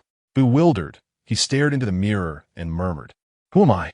He stripped himself of all the apparatus, donning only a simple outfit before stepping outside. The place was vast, yet devoid of any human presence. His sole desire was to find someone, though he was uncertain of who that person might be. He staggered forward, surrounded by an alien environment. After an indeterminate duration, he spotted 2 figures on a distant hill. He hurried towards them, and soon they noticed him as well. They raised their weapons in caution, but upon seeing that he bore no arms, they relaxed their vigilance. "Where are you from?" one asked. "Huh?" He replied, "Where is your hometown?" "Ah, forget it. We probably share the same fate, living day by day. Wandering souls at the ends of the earth. Must we be acquainted?" "Hey, brother, you seem quite robust. Why not join forces with us from now on?" Chong, clad in a gray vest and a tattered jacket, revealed his muscular arm through the frayed fabric. "Brother, you clearly have some training," remarked a wanderer donning a headscarf as he approached to squeeze Chong's bicep, which felt remarkably firm. "What's your name?" "No, I don't know." Chong responded, bewildered, yet he sensed a kinship in their attire. "No name? That's normal. I don't have one either. They call me Shigo. You seem strong. Let us call you Chong." "Hey, that name works. From now on, you shall be Chong. I am Mao, and this is Shigo. Henceforth, we are family." A man carrying a standard weapon clapped A-Chong's shoulder and declared, "Do you have a gun? Didn't you see I'm unarmed? Oh, here. I just found this 31. See if you can use it." A-Mao handed A-Chong the 31 from his back. "Brother, in these chaotic times, it's tough for everyone. Let us band together. Strength lies in numbers." Shigo exclaimed, raising his modified 79 Thus, A-Chong, somewhat dazed, joined this duo of wanderers. "Let us move quickly. This is Dos S territory. There are often many guards around here," A-Mao cautioned, glancing warily about. A-Chong felt an odd sense of familiarity with the surroundings, as if he had been here before, yet he could recall nothing. "Let us go elsewhere to scavenge." Shigo shouted their rallying cry while putting an arm around A-Chong. Chapter 102. A resounding victory at the supply camp. The sound of gunfire echoed, and soldiers lay in formation on a mound, unleashing a fierce barrage. Shell casings soared from the heated barrels. The entire supply camp was shrouded in smoke and flames. A man in an orange military uniform, wielding a fully modified 14, dispatched several foes. "Brother Bolero, your prowess has greatly improved. It was thanks to Brother Duo's willingness to accept me that I stand here today. Flank them and end this battle." "Understood." Inside a tent, bullets riddled the fabric. Only one officer remained within. "What? Bolero?" The officer, head of the task force, spied the man in orange through a gap in the tent. "Retreat! Retreat!" He urgently communicated via his headset. "You cannot escape." The officer recognized the voice. The enemy was drawing near. "Bolero? Dus." The officer cried out, "Someone come. There is someone here." Hearing footsteps approach, he panicked, his grip on the 110 faltering. Dos S voice resonated within the tent. "No, help me. I'm in trouble." Those were the officer's final words spoken into the headset. A fragmentation grenade was tossed into the tent, exploding instantly. Bolero feared the officer had not perished completely and fired several rounds with his Golden Eagle. At the Pino Broadcasting Station, Gene 18, report. "I've been hit. Come this way. I can't handle this kid." On one side, there was level 4 armor and ammunition, while the other had level 3 armor and lower-tier weapons, lacking a commander. The outcome was evident. Yidong surged into enemy lines, prepared with 1550-round magazines, charging into the densest enemy formations. Blood value. 6. Protect the boss. The Falcon and Sniper Squad swiftly opened fire to safeguard Yidong. The tide of battle turned overwhelmingly in favor of Yidong's side, which suffered nearly no casualties while successfully eliminating the special forces. Following this, there was a lengthy process of gathering and tallying spoils, as well as tending to the wounded. Report, boss. We had only 10 minor injuries and 4 severe ones. The entire squad suffered no fatalities. The Falcon excitedly reported. Yidong had essentially been the only one to charge, while the rest maintained a safe distance. His heart swelled with exhilaration. Against double the enemy numbers, emerging victorious without a single casualty was a feat worthy of boasting for a year. Yidong had also dispatched 26 foes, and under the protection of the Falcon-S Sniper Squad, he felt no fear of ambush. Their weapons could not penetrate his formidable armor, and wherever he went, not a blade of grass remained. Ding ding. Chapter 103. The Tale of Bolero. Soon, Yidong's spoils were tallied. 76 74s, 1 fully modified weapon, approximately 26.5, 45 by 39 mm rounds of level 1, about 13 level 3 rounds, 68 level 4.9 by 19 mm rounds, 26 slightly damaged level 3 armors, 38 moderately damaged level 3 armors, 86 level 3 helmets, 124 military first aid kits, 56 fast-acting painkillers, 42 various bandages, 189 simple surgical bags, 60 bottles of taurine drinks, 22 offensive grenades, 23 smoke grenades, expending 58 grenades, 3,317 level 4.9 by 39 mm rounds, 7 pieces of level 4 armor, 2 level 4 helmets, 34 battlefield first aid kits, 8 cans of special painkillers, 17 standard surgical kits, 26 endurance syringes, 23 regeneration syringes, and 16 muscle syringes, netting a profit of 658. Sigh, the earnings are meager. Yidong still reminisced about the hefty gains from the previous encounter at Beishan. These special forces in level 3 gear were indeed inferior. What? Yi Dong immediately attempted to reach A Chong through mental connection, but something seemed to obstruct their link. System, why can't I contact A Chong? Ding. Contact will be severed if the subordinate is deceased or suffers brain damage. A Chong must still be alive. If someone intended to kill him, there would be no need for such unnecessary measures. The only possibility is that A Chong sustained a head injury. But where could he have gone? As Yi Dong pondered, Dose approached with a man beside him. Brother Yi, I sincerely apologize. I promised you rest, yet I've troubled you again. This man must be the secret weapon Brother Duo mentioned. Ha ha ha, greetings, I am Bolero. Bolero? Gold bar box. Yi Dong vaguely recalls an event for his past life in a game, an activity centered around seizing gold bar chests. Greetings, I am Yi Dong. He politely extends his hand. Yi Dong, are you the man possessed by the god of death? 1 against 40, an unstoppable force. I am flattered. Yi Dong smiles on the surface, while inwardly reflecting on how close he came to defeat even after such a feat as Yi Dong approaches. Information about Bolero reveals itself. Name, Bolero identity. Dorse's trusted aid token, none status. Lightly injured overall combat power. 89 current combat power. 885 average combat power of subordinates. 74 special item. Gold bar chest talent. Bolero's Awakening 2 passive. Exceptional physique. Every part of Bolero's body is more resilient. With a 20 increase in health limit. Introduction. Bolero's efforts have endowed him with physical qualities surpassing those of ordinary individuals. Intimidation. Opponents weaker than Bolero will experience intimidation, resulting in increased negative energy and diminished combat desire. Introduction. Bolero's formidable firepower instills fear in those with fragile hearts. Active concealment? Quite impressive. I never anticipated that Dorse had such a trump card. Yi Dong muses. May I be so bold as to inquire about your story? Yi Dong, still unfamiliar with Bolero, is eager to understand how he came to be Dorse's trusted aide. I was originally born in a small village.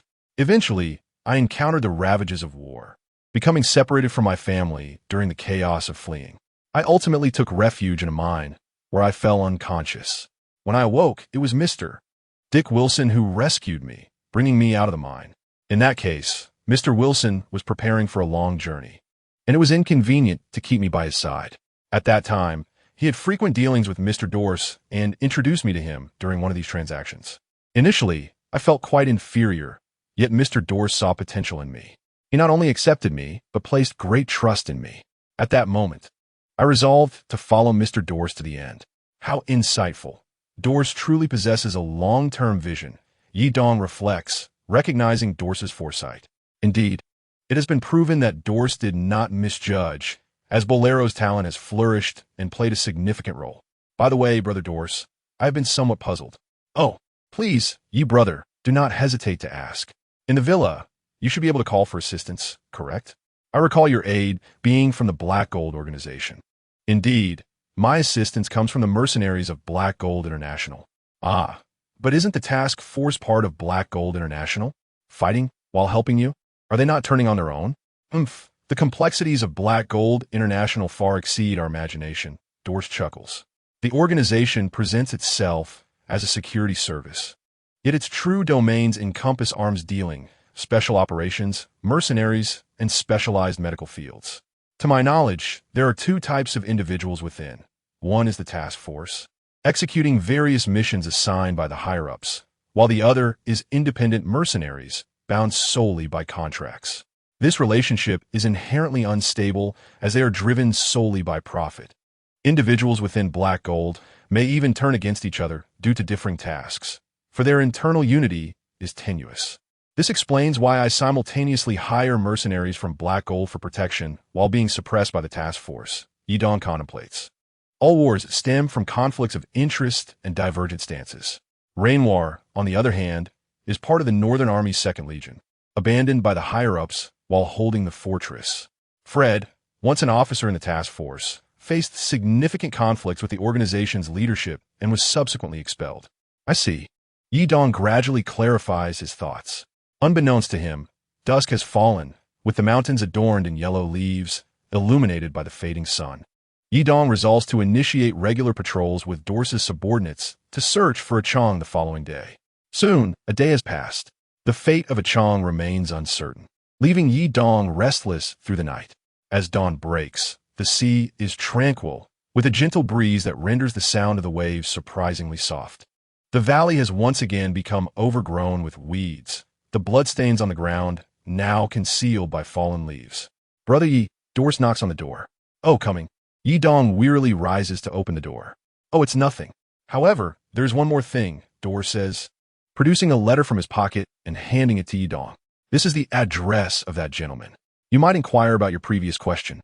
He is undoubtedly the most capable person in the entirety of Camona to assist you. He is currently thriving and has access to numerous underground trading channels, along with a substantial armed force at his disposal. I believe he can certainly help you. Wonderful. The thought of meeting Dick Wilson excites Yidong. When you meet him, you may mention my name. We have engaged in several transactions, so it may hold some weight. Yes, thank you. Yidong solemnly accepts the envelope, nodding. The journey may be somewhat distant. How many people do you plan to bring? If it's only one or two, you may take my helicopter. Let me consider. Yidong slowly opens the envelope, revealing a map of the Camona region. Dick Wilson's location lies to the northeast of the valley and southwest of the former television station in the game. The normal trading market would not be situated so far afield, but Yidong suspects the frequent conflicts in the central region are to blame. Additionally, being established in the coastal region to the east facilitates external trade. This journey is indeed lengthy.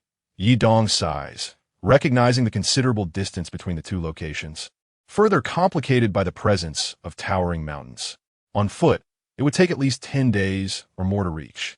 Moreover, the areas traversed lack official authority, and wanderers are sure to be prevalent. Should they encounter a formidable band of marauders along the way, the journey could prove perilous. With this in mind, he can only afford to take one loyal subordinate by helicopter. However, Wolfong must oversee the farm, remaining in the North Mountain to protect Fred, while Eagle must manage the remaining subordinates in the valley. With a Chong missing, Yidong finds himself without any available companions. Shall I summon a few? Given the current genetic limitations, he can only summon up to 10, with a low probability of obtaining quality individuals. Even if he does summon someone of merit, they require training and growth. Going alone is exceedingly dangerous. What should I do? Bolero. An idea springs to Yidong's mind. Bolero, having encountered Dorse through Dick Wilson, would be a valuable ally.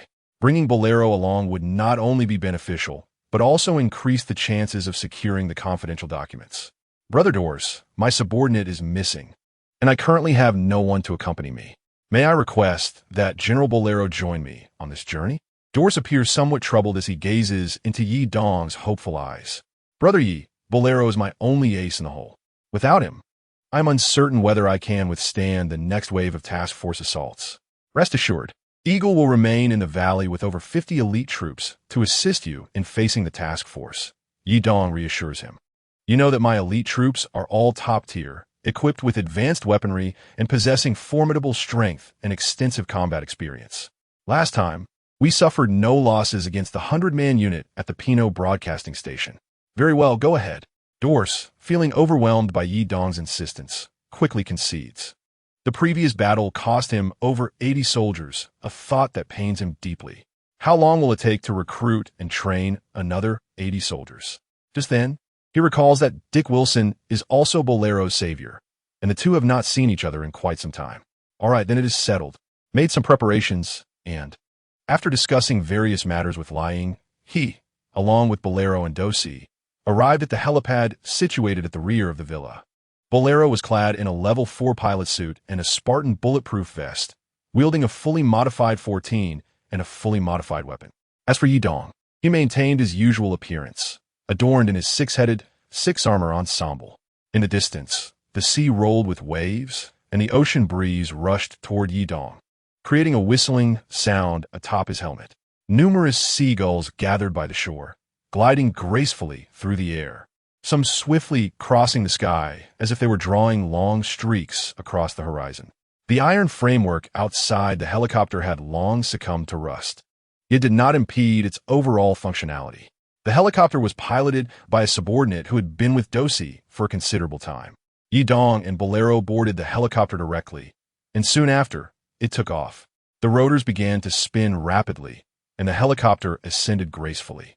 This was Yi Dong's first experience of such a gradual ascent, with the cold wind howling beside him, providing an exhilarating sensation.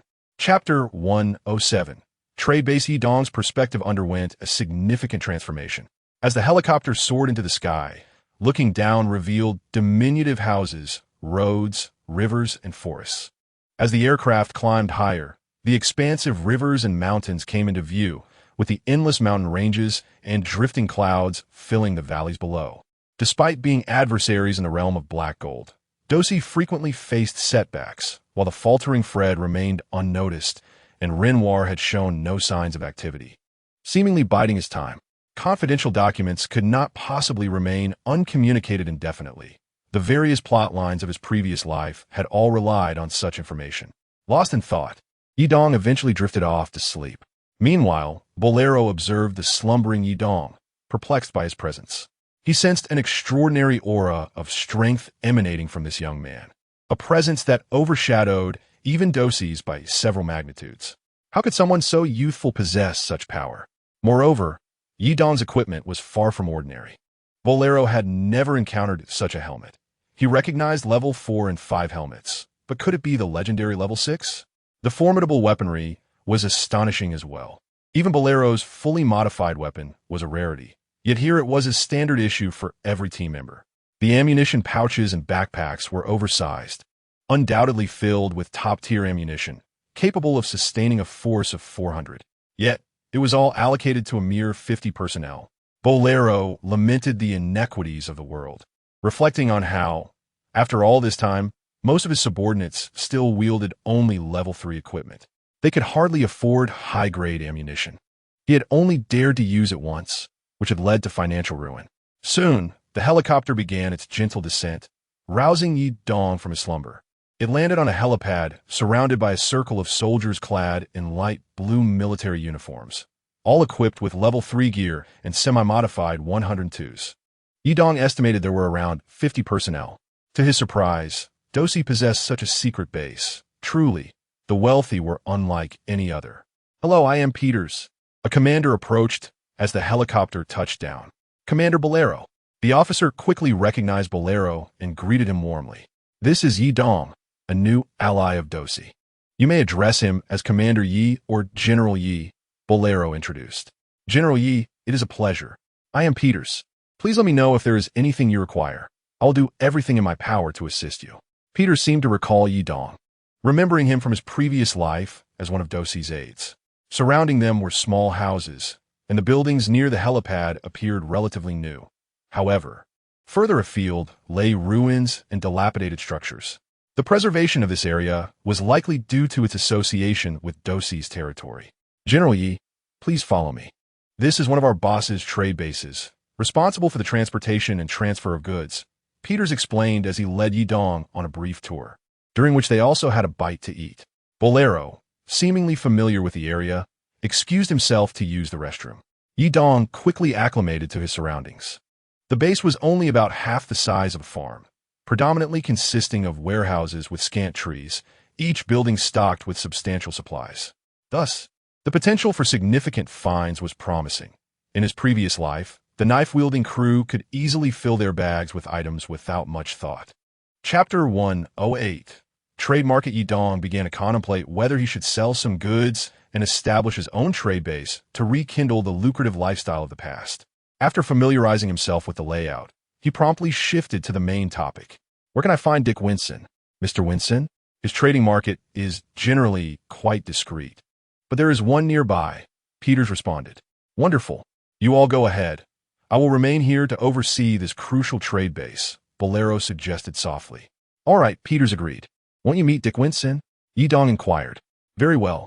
General Yi, please follow me," Peters said, checking his radio before leading the way. Yi Dong quickly followed, feeling a mix of excitement and nervousness at the prospect of meeting Dick Winson. Peters guided Yi Dong through a stretch of ruins to another trade base that resembled the first but was double its size. Numerous vendors were present, selling weapons, ammunition, medical supplies, and armor. "Is it always this lively?" Yi Dong exclaimed, witnessing the bustling atmosphere of the dark zone for the first time. Today was indeed a revelation. People were trading goods in a flurry of activity.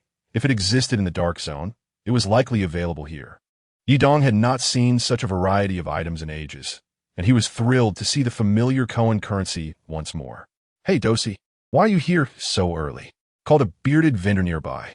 The vendor's long hair and beard nearly obscured his face, and his tattered clothing suggested a rugged lifestyle. "Just the usual," Dosi replied. "Oh, this friend of mine is quite well dressed."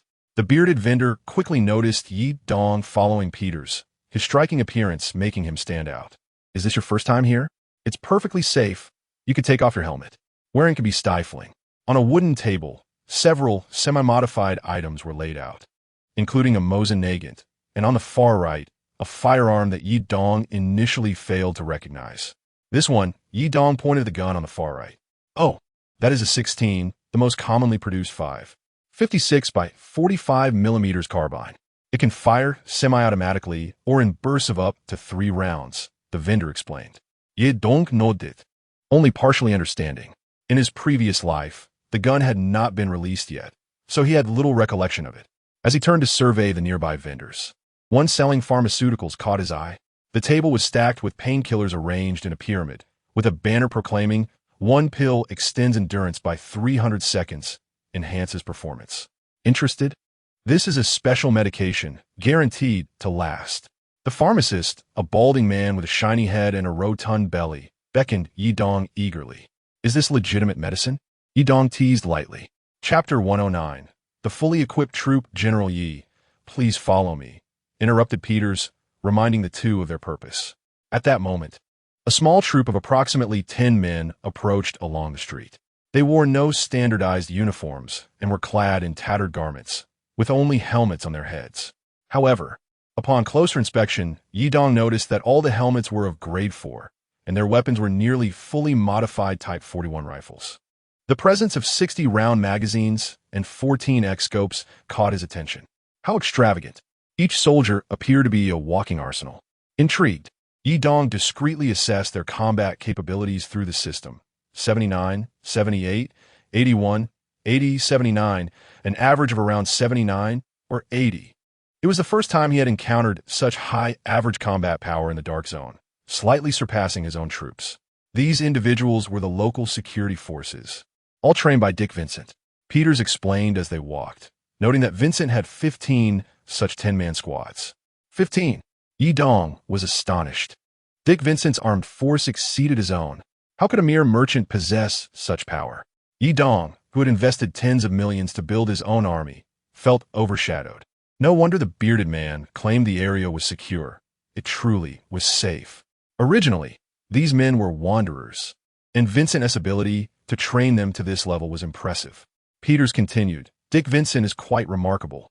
Yi Dong had previously regarded him merely as an exceptional businessman, unaware that he had a more formidable side. If he were to develop further over the years, he might unify the entire Kemona region.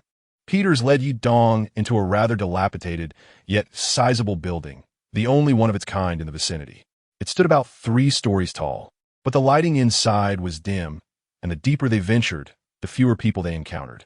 Peters guided Yi Dong further in, where guards stood every 5 meters. Clad in 613 body armor, tactical helmets, and holding modified Type 90 rifles. Their synchronized stances were impressive. The guards seemed oblivious to Yi Dong and Peters, remaining utterly still. "Type 90, truly impressive," Yi Dong remarked, acknowledging Vincent's capabilities. Reaching the end of the hallway, they encountered a password-protected iron door. Peters quickly entered the code, revealing a long descent into the underground. The staircase extended beyond sight, plunging into what seemed an endless abyss. "Are we there yet?" Yi Dong wanted it, feeling the distance was excessive. "Just ahead," Peters assured him. Upon arriving underground, Yi Dong was struck by the sight of an underground trading market. He followed Peters closely, feeling slightly breathless, perhaps due to the thin air. Finally, they reached level ground. "Show your pass." A burly man blocked their way. Peters retrieved a walkie-talkie from his pocket, pressed a few buttons, and showed the burly man the screen. Chapter 110. The One-Eyed Dragon Squad amidst the battlefield. Remnants of war and bloodshed lay strewn across the ground. The air was thick with the scent of blood and scorched earth, rendering the area desolate and forlorn. Near a dilapidated structure, 5 or 6 men in tattered clothing rummaged through the remaining supplies. Their bodies bore numerous scars, revealing they had taken many lives. Fresh corpses lay scattered, the stark red of blood contrasting sharply against the grim, gray earth. "Boss, these men have nothing on them. They must be refugees," one of the one-eyed men scoffed. As the leader of this territory, he reigned supreme in the absence of any troops. He and his few subordinates engaged in lawlessness, prospering through their own labor. Meanwhile, hidden among the trees near the decrepit building, 3 individuals were covertly observing the group. "Achong, come here," a Mao whispered, pointing at the men. "Do you see those over there?"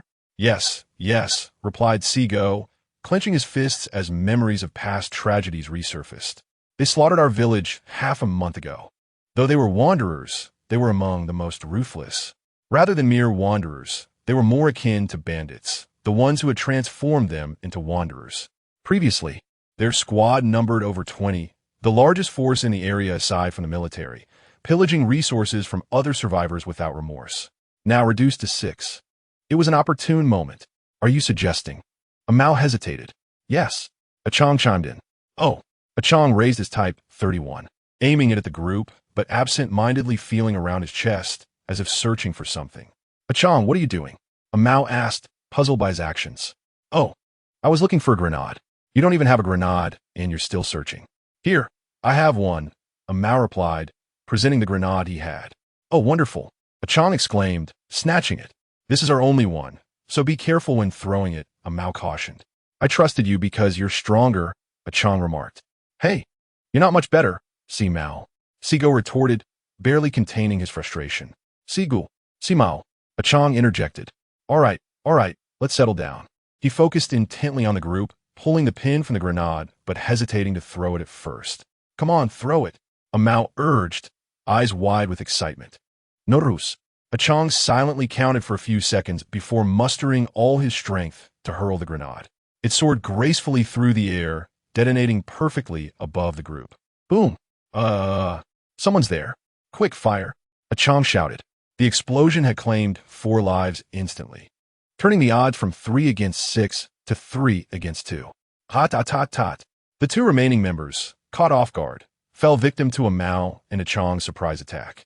The battle concluded amidst the dissipating smoke from Achong's Type 31 rifle. Chapter 111. Looting equipment. Wow, that grenade just took out 4 of them. Sigo exclaimed, exhilarated. "Is this the legendary instant explosion?" A Mao appeared enlightened. "Achong, please accept my admiration." Through this battle, Sigo developed immense admiration for Achong. It seems we hit the jackpot. Let's see what we got," Achong remarked. "Achong, what did you do before this? You have some skills." A Mao inquired as they began to search for spoils. "Well, I can't recall," Achong replied, scratching his head, unable to remember his past. The 3 commenced their search for valuables. "Wow, a fully modified Type 79. That's mine," Sigo exclaimed, thrilled. "What? You think it's useless?" "You can't fathom the joy of repairs. I'm going to check the loot from the one-eyed dragon leader. It must be substantial." 74, not bad. Whoa, a level 3 special armor and a one-eyed dragon eye patch. Straight into my pocket. The military first aid kit, a simple surgical bag, and field bandages. Achong rummaged through their supplies, yet he felt something was amiss. At last, he had avenged a Mao, but suddenly his vision blurred. His family and friends had narrowly escaped the army's massacre, only to encounter this band of brigands. Shigo began to whisper, tracing circles on the ground with the muzzle of his Type 79 rifle. As Achong approached, he overheard a chilling phrase, "May you die a miserable death." Soon, the trio had scavenged all the spoils, and Achong finally acquired some gear. An old infantry bulletproof vest rated at level 2, a vintage steel helmet, a leather motorcycle vest with ammunition pouches, a Type 74 rifle with level 1 ammunition, and a canvas camping backpack. Shigo also donned a level 2 vest, but he now wielded a fully modified Type 79. Mao had equipped himself with level 3 armor and had also switched to a Type 74 rifle. The group had little sustenance left, only 8 cans and 4 bottles of canary milk. Thus, they pressed onward, hoping to find something to eat. At this moment, it was noon, the sun blazed high in the sky, and the rifle not only became scalding hot, but also reflected blinding rays of light, making it unbearable to look at directly. As they walked, they stumbled upon an abandoned village. The ground was littered with dust, torn rags, and shattered tiles, a testament to the ravages of war. Some houses had collapsed halfway, others had cracked roofs, and some walls had been blown apart. After searching for a while, they finally discovered a standing house. "Ah, we can finally rest," sighed Shigo, feeling utterly exhausted under the relentless sun, as if he had grown thinner. The trio was about to enter when they heard a noise. "Is someone inside?" A mouse silently mouthed. Achong nodded in affirmation. Shigo quickly pointed towards the door and then at himself. "What?" A mouse mouthed back. Shigo gestured emphatically, and Achong began to understand. "I will go in and kill," he signaled, hoisting his Type 74 and crouching to approach the door, ready to assist Shigo in opening it. Amao also crouched, lifting his weapon and mimicking a gesture to advance. To an outsider, they might have appeared as special forces. Chapter 112, The Abandoned Village. With a swift motion, Achong pushed the door open, and Shigo dashed inside. "Don't move," he shouted. The room was empty. "Damn it, just a mouse." Achong rushed in and caught sight of the mouse scuttling beneath a wooden table. What a relief! It was just a false alarm. Shigo entered, gun raised. However, this incident did draw Chong's attention to the food scraps on the floor. "Look at the food debris," he remarked, picking up a piece, crushing it between his fingers, and then bringing it to his nose. It's a compressed biscuit, somewhat dry, but not entirely so. It must have been left a day or two ago, slightly softened. "Wow, you can tell that?" Shigo replied, unimpressed. "They must have left, either that or..." Achong pondered, "But if they left, where are the bodies?" "They must be around here," a mouse suggested. "No, from our observations earlier, the corpses outside were from much earlier. After death, within 6 to 12 hours. The skin dries and hardens, turning waxy yellow. The body's tissues contain various enzymes that, post-mortem, lead to structural breakdown and softening, a process known as autolysis. After 12 days, the body becomes putrid and emits a foul odor. Then eventually it turns to bones. In this tumultuous world, where could they have gone? Surely, if there was food, they would have chosen to stay here. The presence of so many crumbs suggests they weren't lacking in sustenance," Amount analyzed, eliminating all improbable factors, whatever remains. No matter how bizarre, must be the truth. A glint of cold light flashed in Achong's eyes. Meanwhile, Shigo was struggling to keep up with the two, utterly baffled by their discourse. "Let us check other rooms. We need more data," he suggested. "Good." Shigo and Amao, already viewing Achong as their leader from the earlier skirmish, trusted his words implicitly. The trio swiftly began to search each room.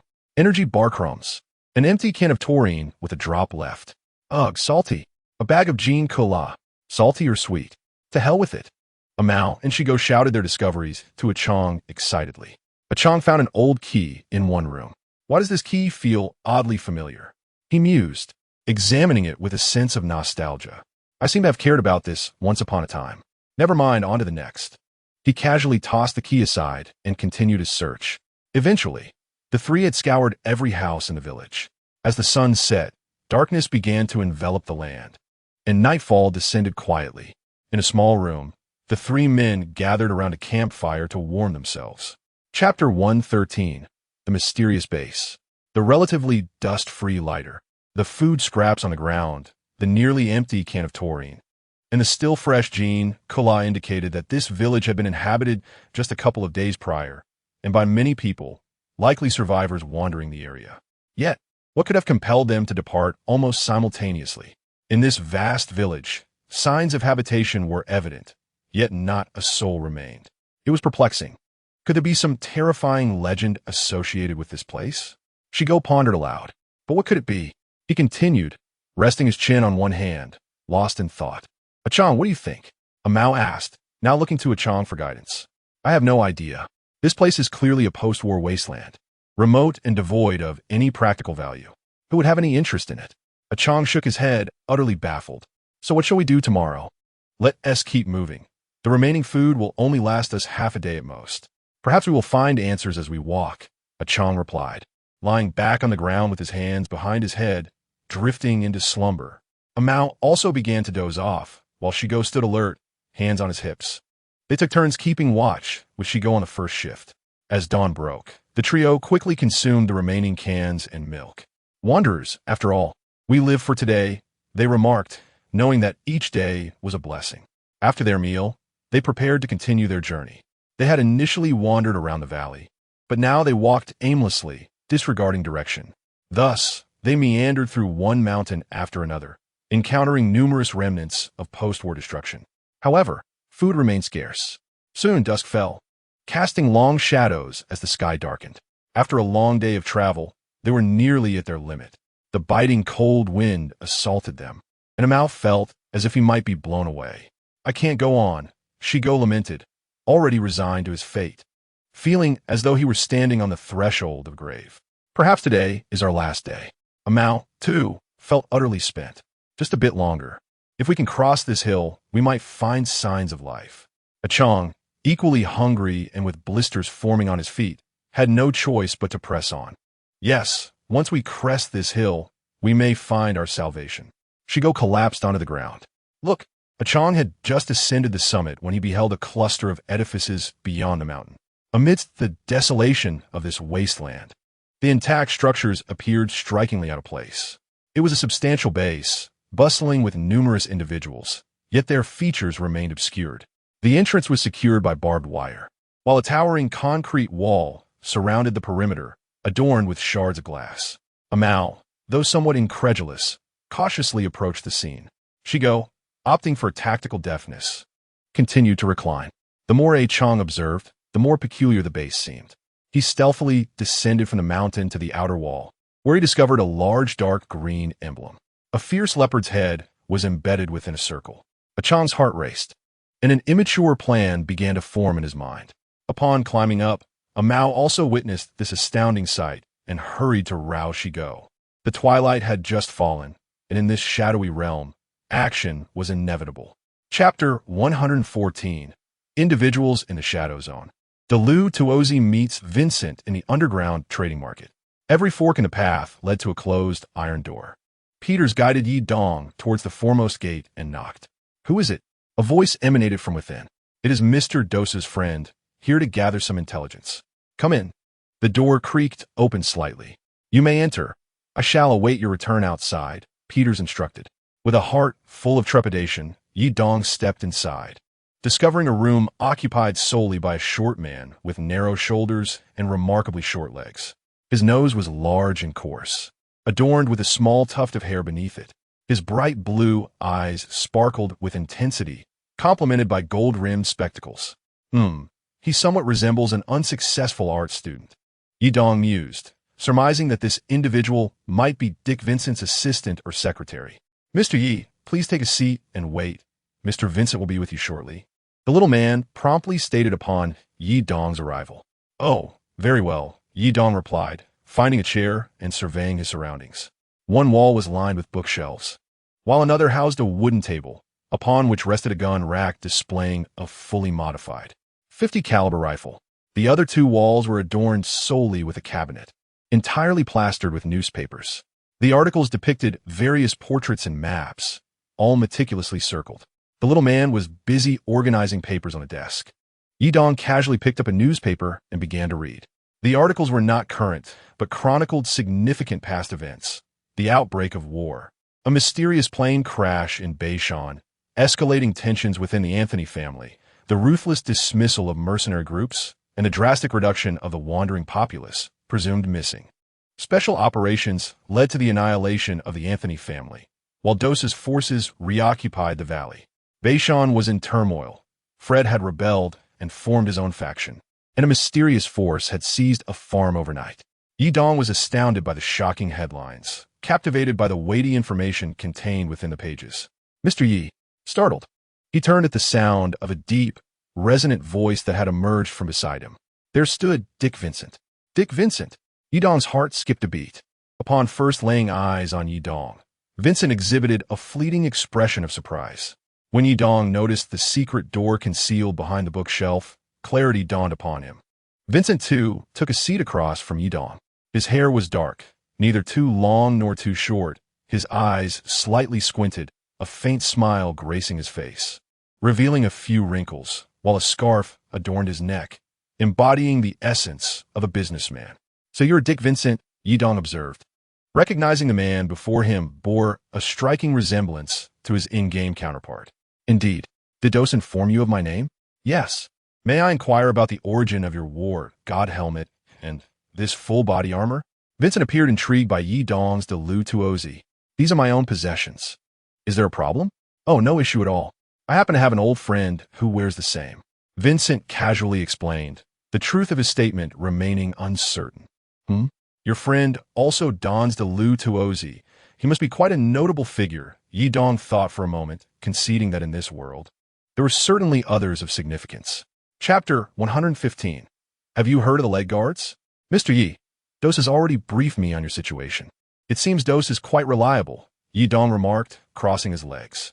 "Unknown origin, identity, equipment, and combat power. I must admit, conversing with such an enigmatic individual makes me rather apprehensive," he stated, uncrossing his legs. "In this world, not everything necessitates an explanation. Profit is the true standard of all actions."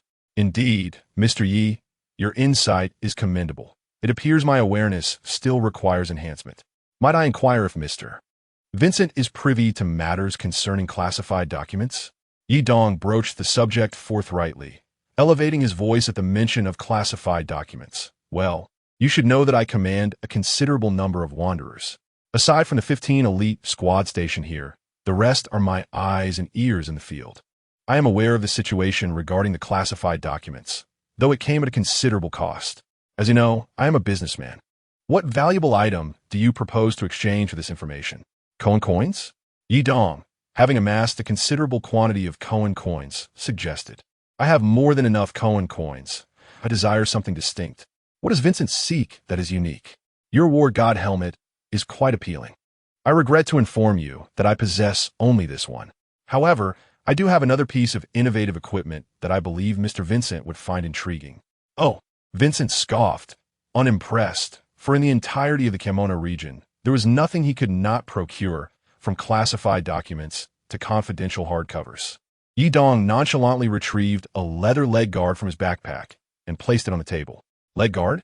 Vincent's interest was piqued, for currently, neither Oates, nor 0 Point, nor 926, nor any other equipment company had produced protective leg gear. This leg guard is crafted from high molecular materials and can withstand any degree of harm. Yidong had no understanding of what constituted high molecular, but he believed in embellishing its merits. However, its flaw was evident. After 2 uses, it would deteriorate. Yet, this was not a significant drawback. Donning 2 leg guard for warmth in the cold was quite reasonable. Any degree of harm? Vincent pondered deeply. "May I test it first?" He remained skeptical, finding it hard to believe such a remarkable item existed in this world. "Feel free," Yidong replied, reclining in his chair with his hands behind his head. Trust between man and system was essential. Vincent produced a pristine assault dagger from his waist. At that moment, Yidong received a notification from the system. Ding. Weapon name: assault dagger. Quality: excellent. Stamina cost: 8. Armor damage: 13. Strike speed: fast. High probability of inflicting wounds. Range: medium. Description: a high-end assault dagger produced by 0 Point Company, forged from high-strength steel, resembling a slender sword with dual edges, its blade pattern flowing like water. And the cross-section of the blade is slightly diamond-shaped, enhancing its piercing power. Good heavens, system, why do weapons also possess a catalog? Yidong wondered. Ding. Weapons are categorized by quality. Only upon encountering high-quality weapons does a catalog appear. What constitutes quality? Yidong lowered his gaze upon his engineering shovel, lost in contemplation. The system indicated that the host's cold weapon was of ordinary quality, hence no prompt was provided. The quality of weapons is ranked based on the combination of their global craftsmanship and construction, classified into 4 categories: ordinary, fine, exquisite, and radiant. Weapons ranked within the top 5 are classified as fine quality, while those in the top position are deemed exquisite and the very top, radiant. Goodness, no wonder I have yet to encounter any fine or superior weapons. The requirements are exceedingly high. As Yidong pondered this, Dick Vincent was exerting all his strength to stab his tactical dagger against a leather shin guard. The blade cut through, leaving merely a faint scratch that gradually faded. Not even a breach? Dick Vincent was baffled. His tactical dagger was certainly no ordinary cold weapon. Moreover, the shin guard was visibly thin, yet remained unpierced. Yi Dong, however, was unfazed.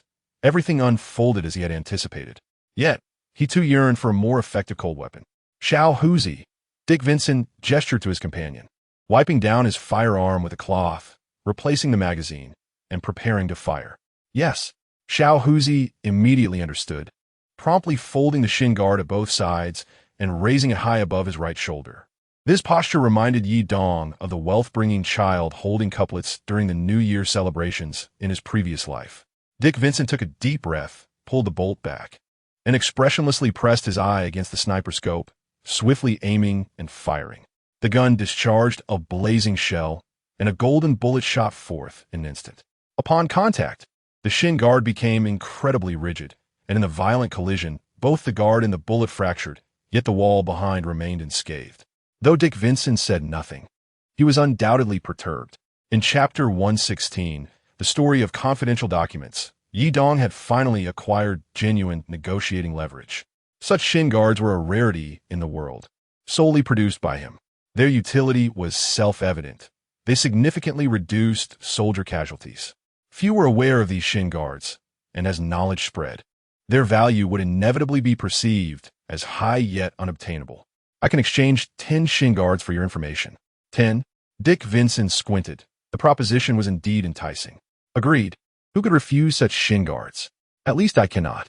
Yi Dong would not suffer losses either. His shin guards sustained considerable were in combat, and the 10 offered to Dick Vincent were insufficient for a single battle.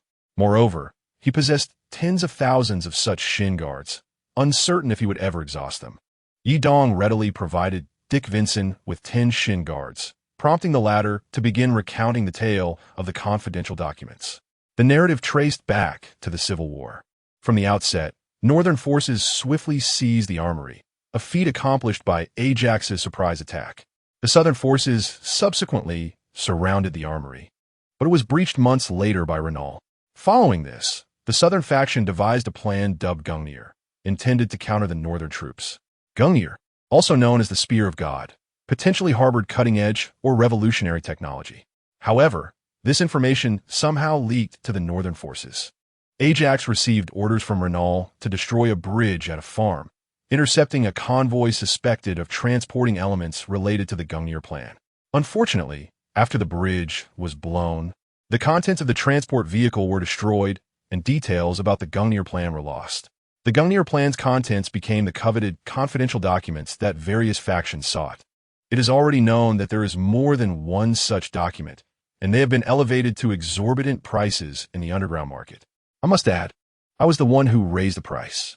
I'm also quite curious about what could be referred to as the Spear of God. Among the wreckage from the explosion, only parts resembling rocket gyroscopes were discovered. So, Mr. Vincent, how many confidential documents do you possess? Yi Dong inquired with certainty, knowing that Vincent, well acquainted with the entire event and possessing vast resources, could not possibly have none. You see right through it, Dick Vincent remarked. Ajax was present at the scene and only took a portion. He was unaware that more lay within the wreckage.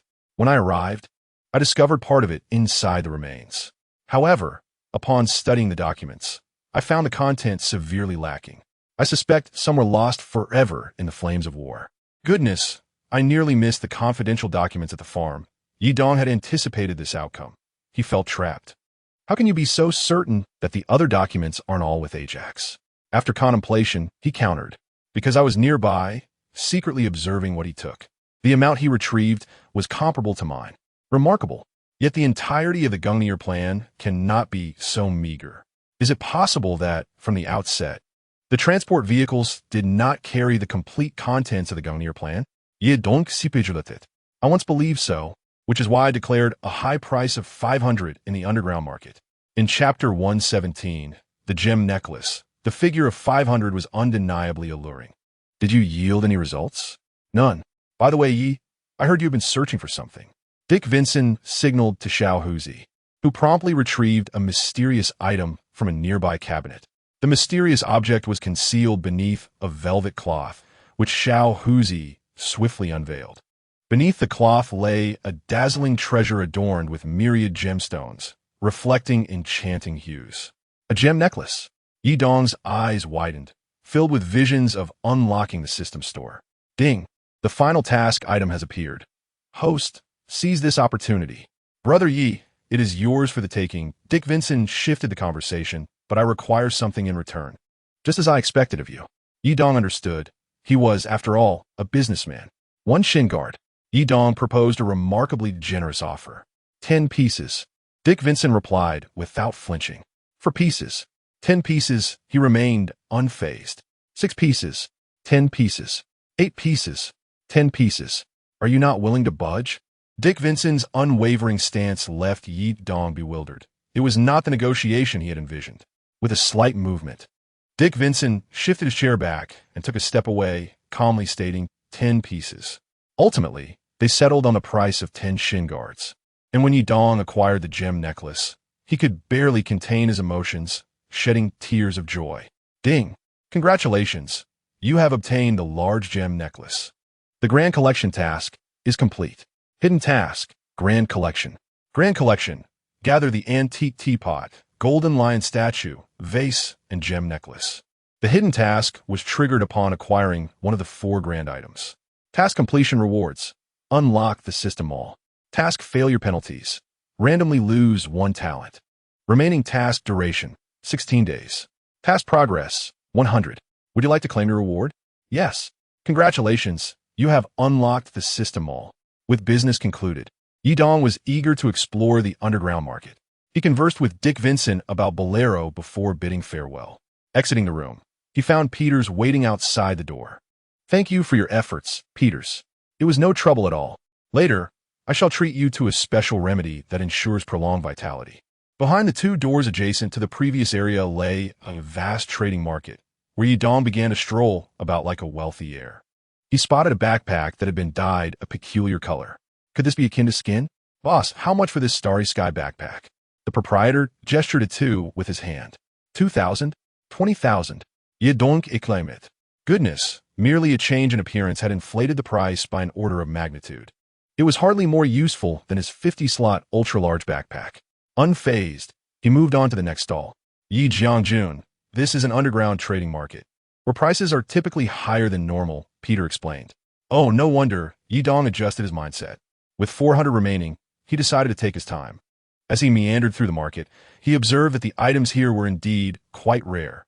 Even standard goods sported unique appearances.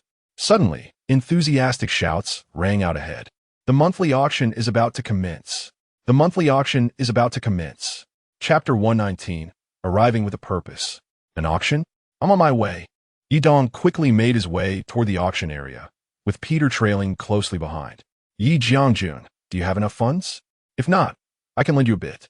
If you see something you truly desire, let us do our utmost to secure it. Peter remarked as they walked, having noticed that Yi Dong had not purchased anything prior. No need, I'm just browsing, Yi Dong replied nonchalantly, confident that everything would eventually belong to him. Soon, a large circle formed at the center of the underground trading market. In the middle stood a muscular man clad in a black tank top, his arms adorned with tattoos. He appeared to be the auctioneer for the event. Numerous guards encircled the perimeter, maintaining order, all donned in level 4 gear, wielding nearly fully modified 18 firearms. Once again, it was Dick Vincent's elite squad. The auctioneer instructed the guards to distribute identity number tags to all attendees.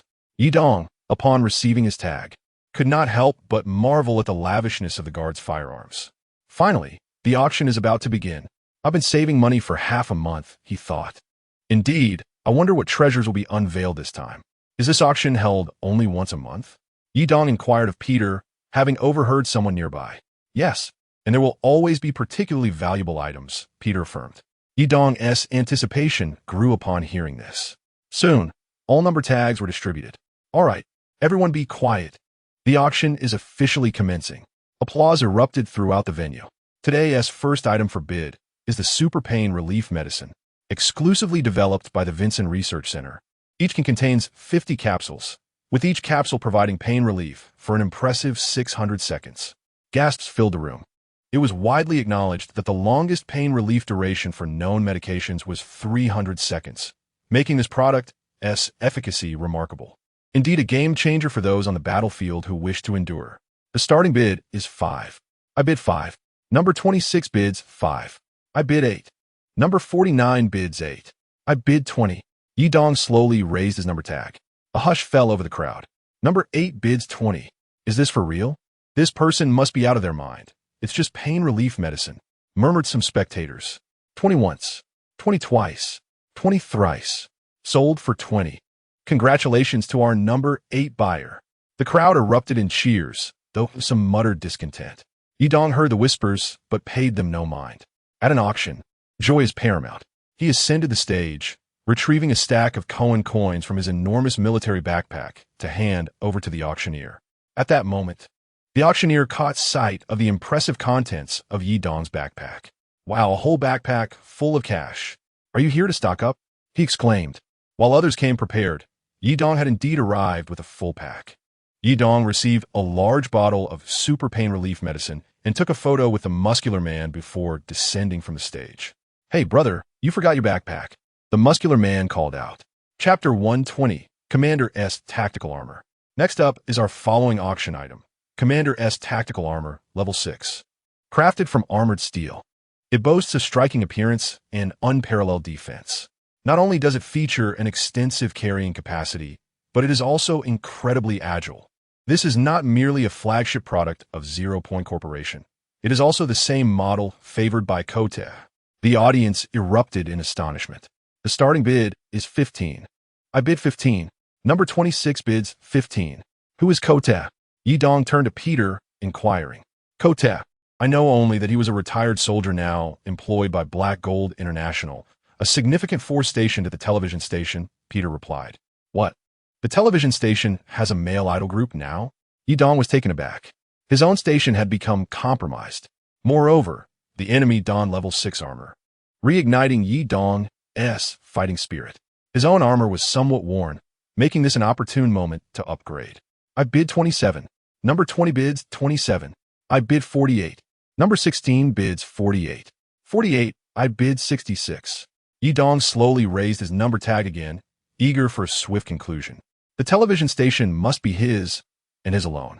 The room fell silent as all eyes turned to Yidong. After approximately 2 seconds, number 8 bids 66. 66 once. 66 twice. 66 sold. The muscular man was nearly frenzied, hastily declaring the victory before Yidong could change his mind. Congratulations to our number 8 buyer. A spectator exclaimed, Goodness, that was quick. 66 once, twice, thrice. Is that even standard practice? You don't understand. Money is the rule, another replied. In a corner of the room, someone muttered, Is this person insane? 66 for armor? We cannot fathom the world of the wealthy. Wow, this person is truly impressive. One remarked, Hey, weren't you just criticizing him? You don't get it. The foolish with little money shout, while the foolish with wealth call for daddy.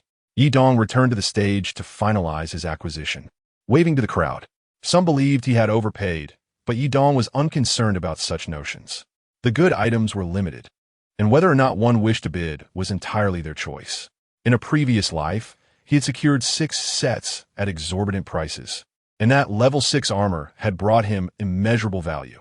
As Yidong approached, the system provided additional details. Ding! Commander S Tactical Armor, Level 6 Tactical Armor, Capacity, 20. Ballistic Resistance, 6. Material, Armored Steel, Mobility Speed, 7. Human Machine Efficiency, 5. Protection Area, Chest and Upper Abdomen.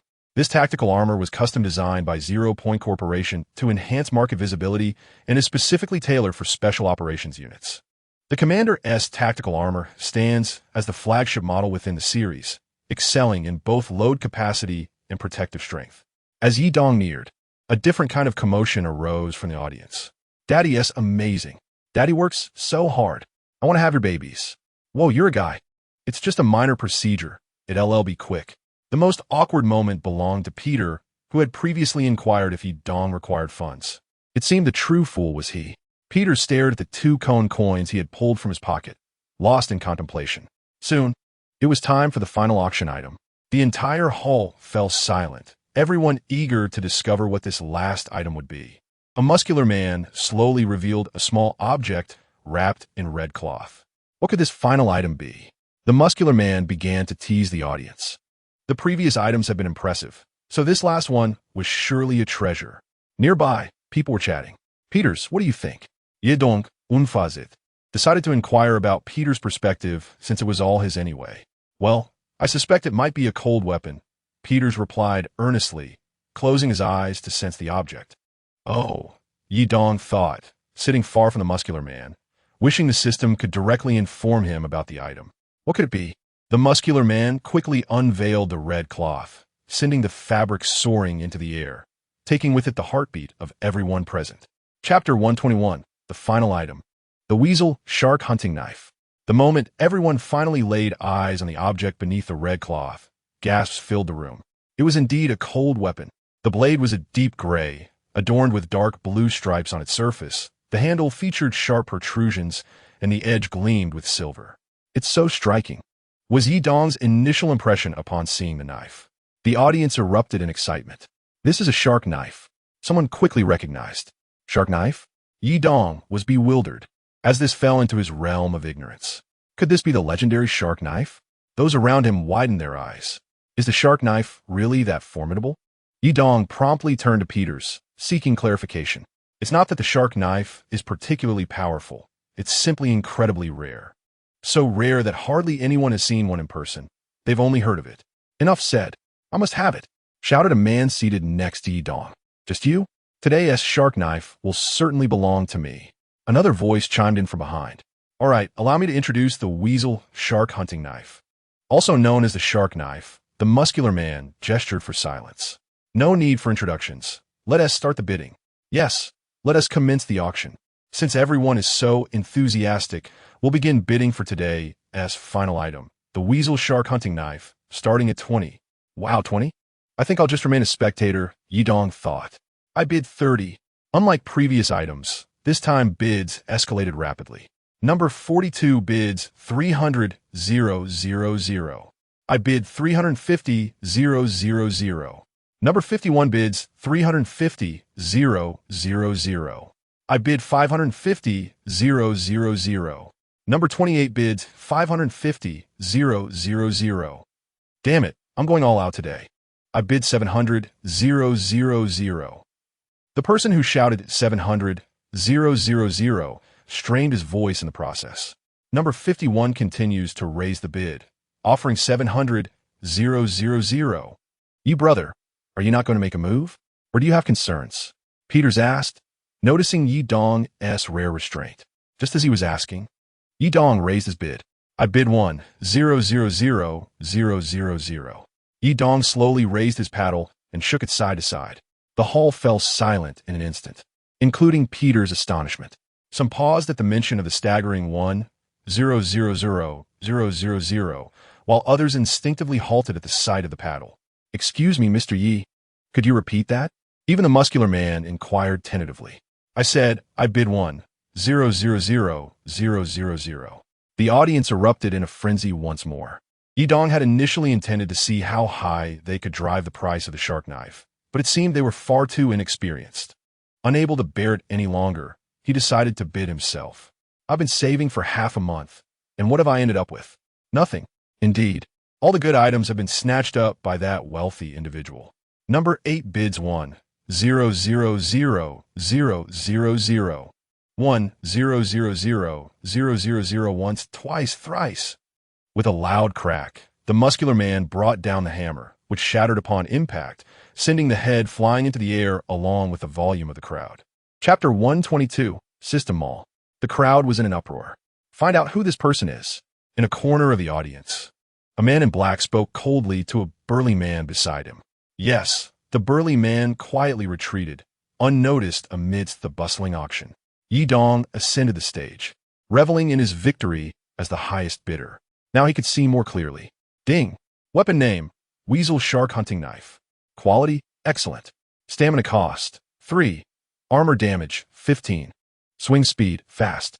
High probability of causing wounds. Swing range, medium. Description: inspired by the weasel shark, the Chapman Company has crafted this top-tier cold weapon for true warriors. A skilled hunter can hunt fierce beasts with just this knife. The knife is made from a top-grade alloy, lightweight, and razor-sharp, allowing the wielder to strike like lightning. Wow!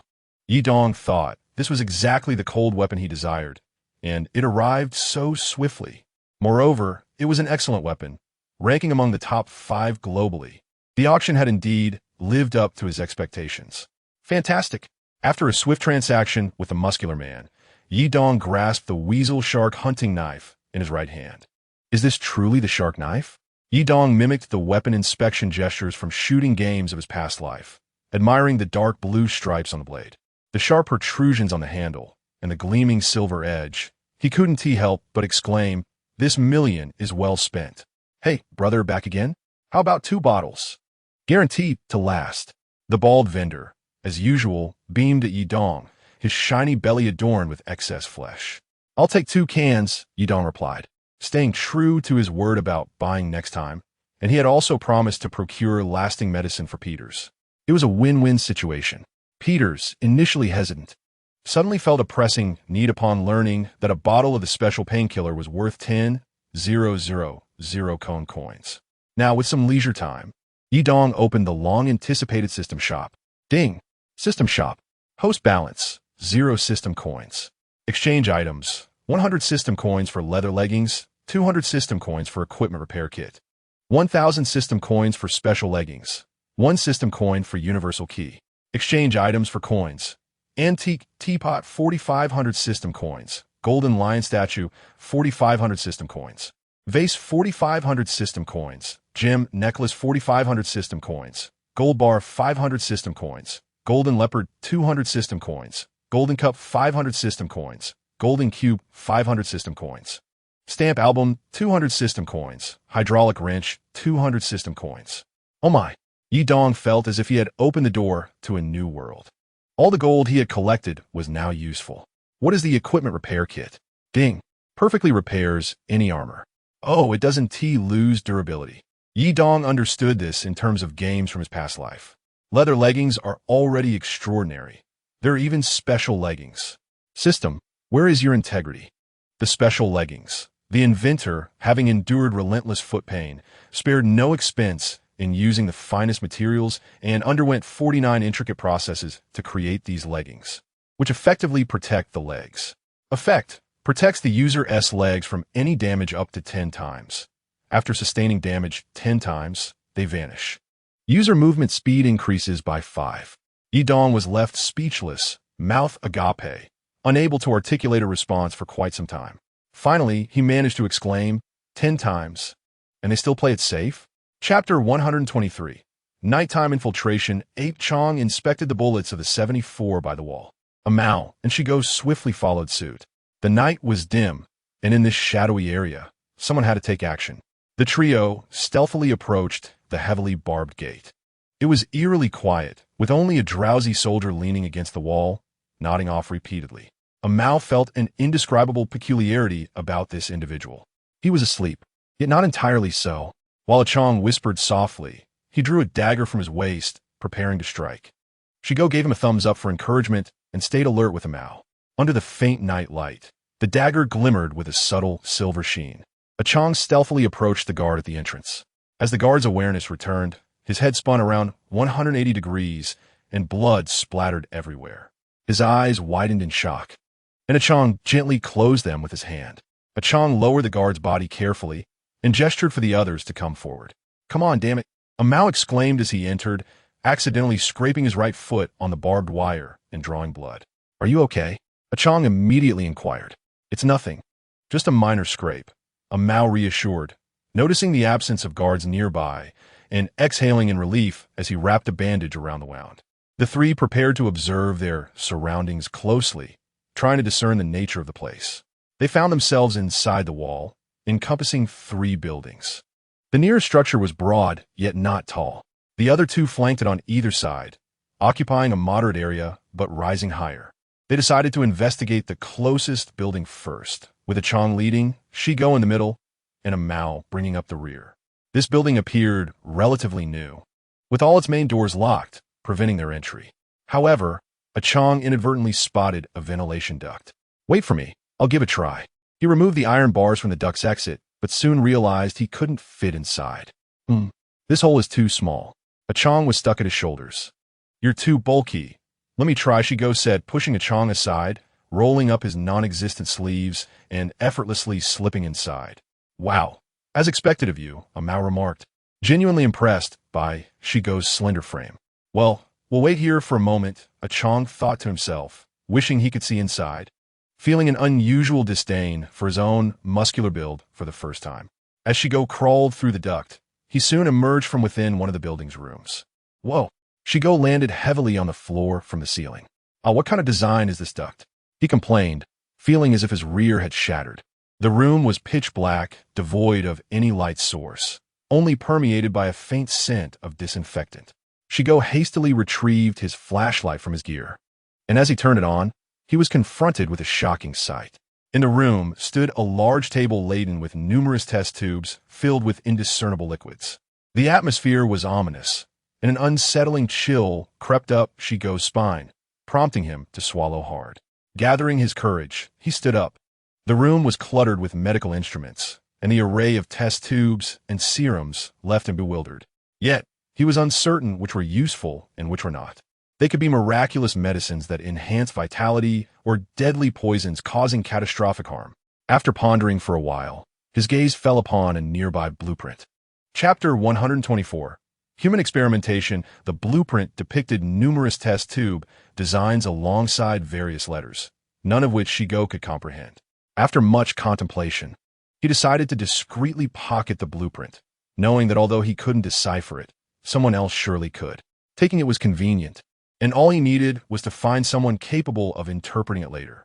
"You or Shigo, you have nothing to lose, so there is no need for fear."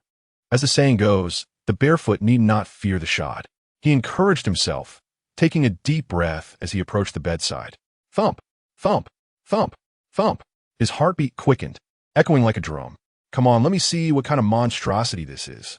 With a mixture of trepidation, Shigo lifted the white cloth. Whoa! He was startled awake, as if emerging from a dream.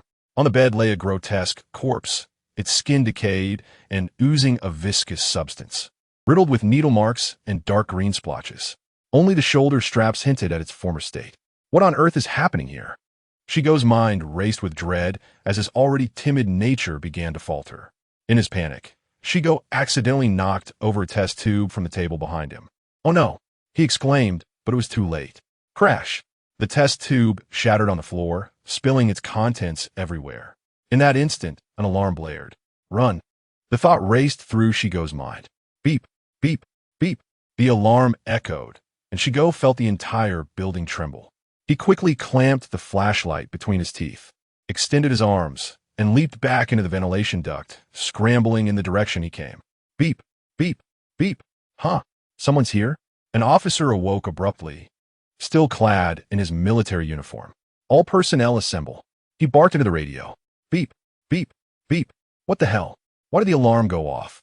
A mouse said nervously. "I don't know, but it's probably Shigo's doing," a Chong replied, gripping his weapon tightly, sensing an impending confrontation.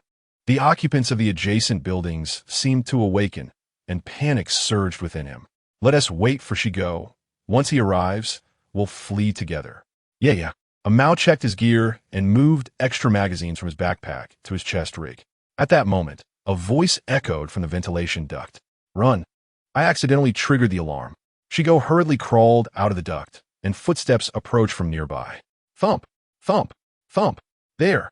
Hearing the alarm, numerous soldiers rushed toward their location. A Chong spotted an enemy in the distance and quickly opened fire. Bang, bang, bang. The enemy, not new to combat, immediately sought the nearest cover after taking 2 shots to his helmet. "Run," a Chong shouted, achieving his goal as the 3 dashed toward safety. The sound of footsteps indicated at least 20 pursuers behind them, making confrontation unfeasible. Bang, bang, bang, bang, bang. The sound of bullets striking cover and buildings echoed behind them. "Damn it, if only we had a grenade right now," a Chong grumbled as he ran. "I have one," Shigo said, swiftly tossing a grenade to Achong. It's the only one I have. Show me what you can do. No problem. Achong pulled the pin from the grenade and hurled it backward. Chapter 125. Special physique and dual wielding 10 times. What a thrill. Let's switch it up. Yidong immediately exchanged the gold he had collected for system coins. 4,500, 4,500, 4,500, 4,500, 5,000, 2,000, 18,700 system coins. With approximately 18,000 system coins, he decided to exchange for 2 pairs of special leg armor. Ding! 2,000 system coins. Congratulations on acquiring 2 pairs of special leg armor. Yidong donned 1 pair, feeling invincible in terms of defense. Even a mightiest would be of no consequence. After Yidong occupied the farm overnight, it remained relatively tranquil, experiencing only minor skirmishes with wandering enemies. The situation to the north, however, was peculiar, as no special forces had launched an attack. This led to speculations that Heijin might be conserving their strength for a larger offensive later on. Currently, my average combat power stands at 79.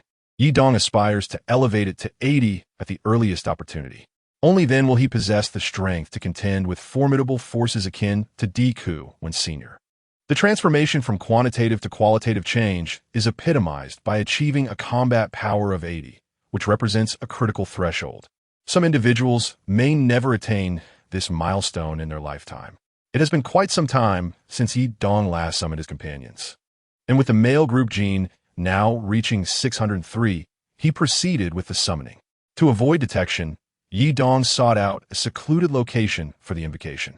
Summoning, with a resounding chime, 30 radiant forms emerged, each distinct in appearance.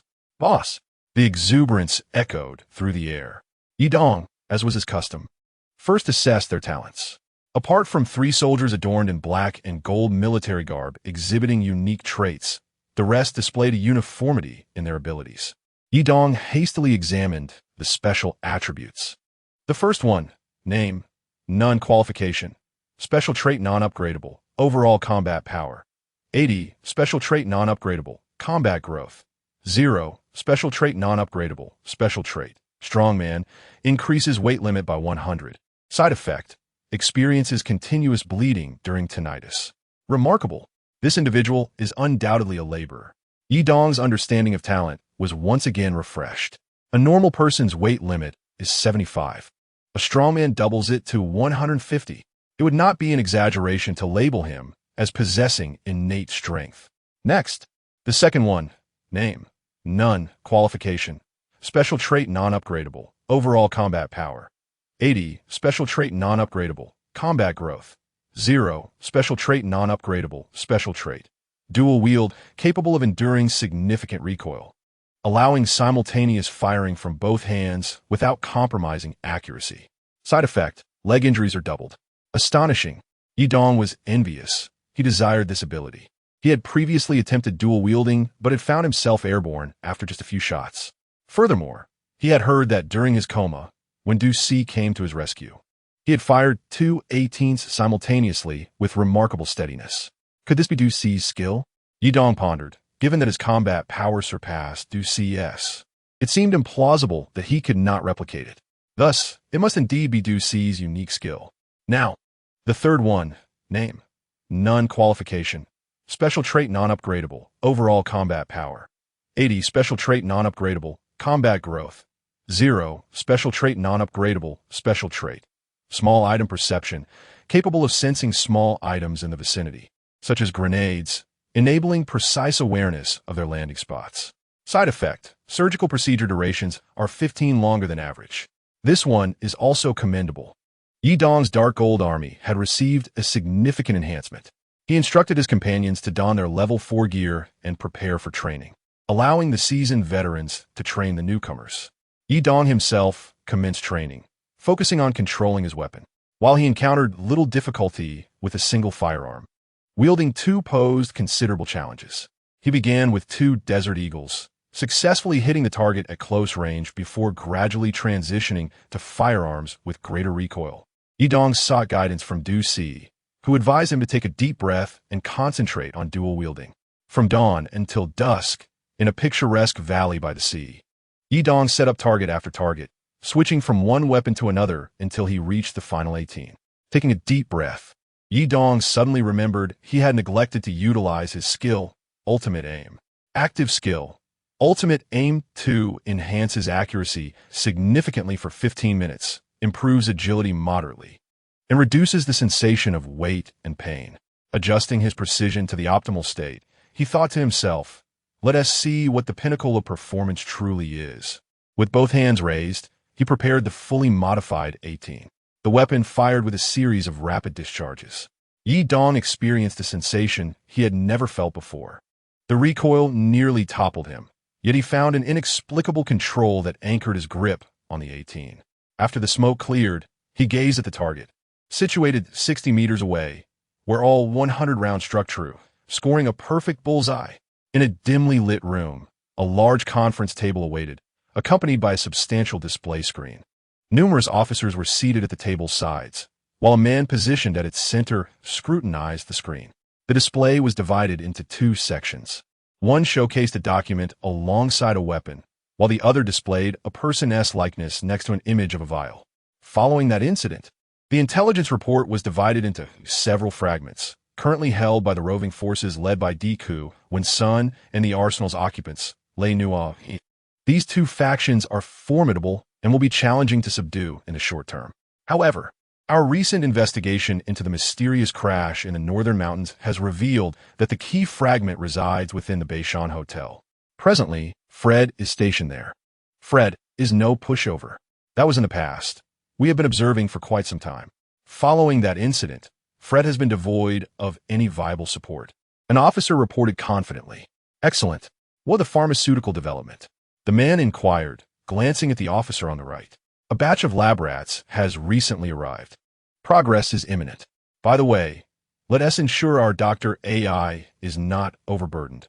He is indeed our great asset, the man remarked with a slight smile.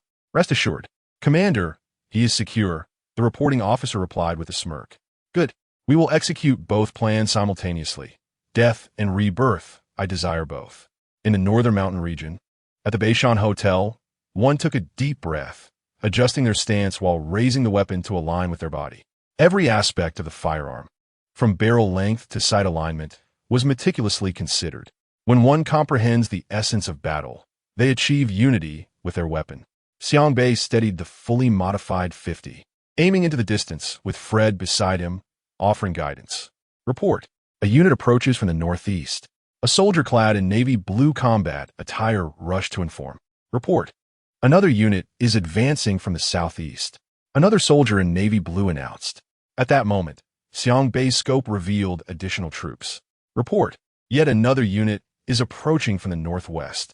He exclaimed, adjusting the magnification. Dark gray uniforms. It's Heijin Guiji. Have they finally arrived? Fred coldly stated, grabbing a radio from his pocket. All personnel, prepare for battle. Boss, we're in trouble. It's Heijin Guiji. Xiang Bei swiftly communicated telepathically with Yidong. I understand. Hold your ground. I'll be there shortly.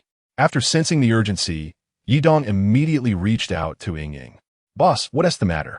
Notify everyone to prepare for departure. Destination, Beishan. Understood.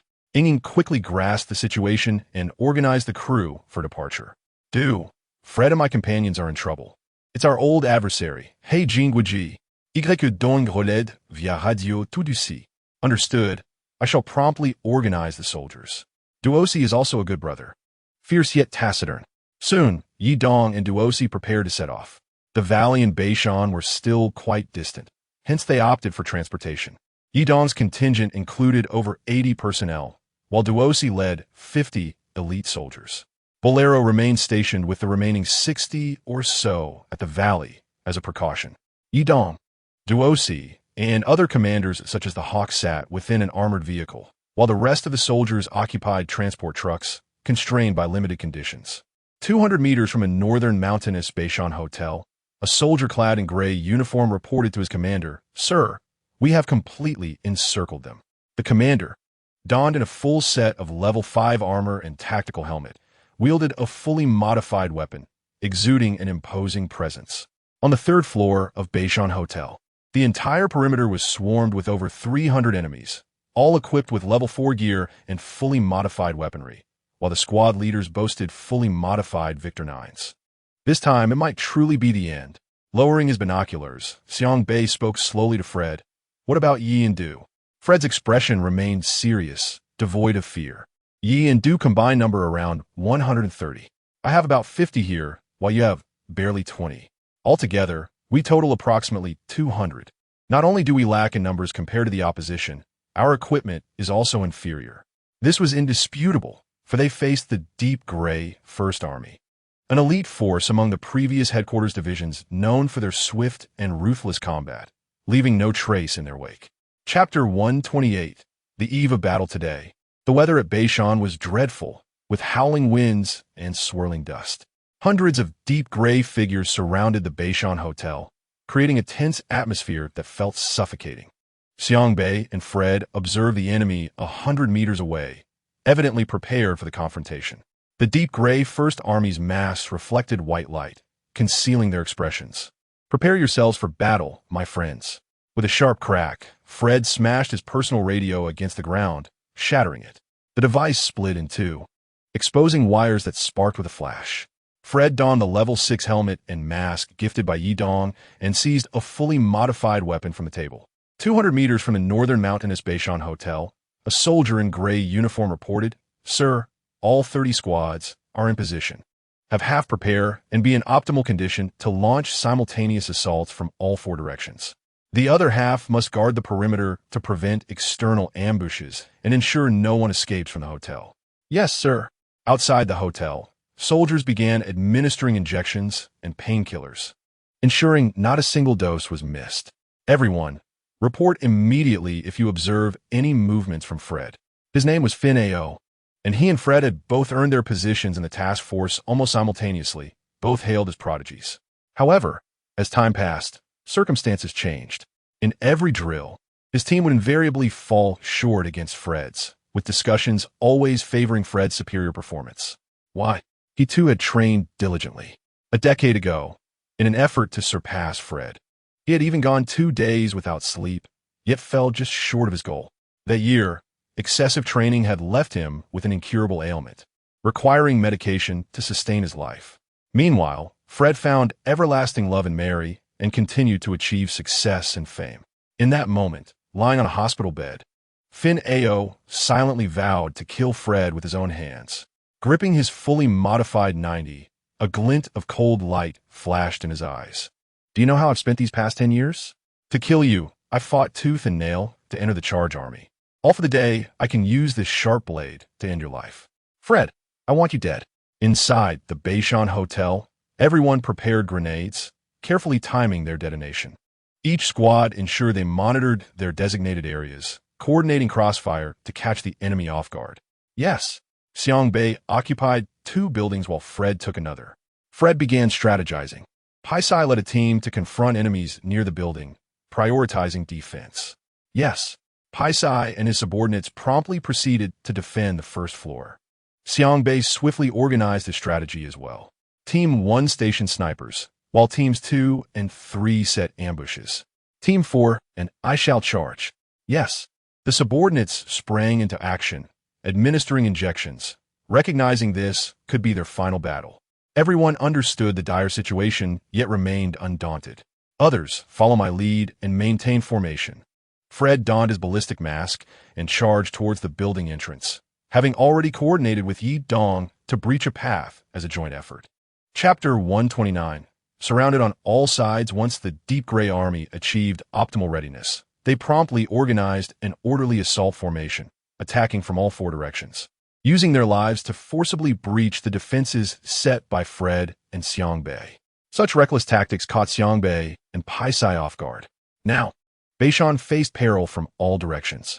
The impact of Fred's defensive measures disrupted the enemy's advance to some extent, yet in the chaos of a 100-person battle, these few grenades were but a drop in the bucket. You are finished. Fred instantly entered combat mode, unleashing a relentless barrage of fire. The flashes of gunfire claimed nearly 10 lives in an instant.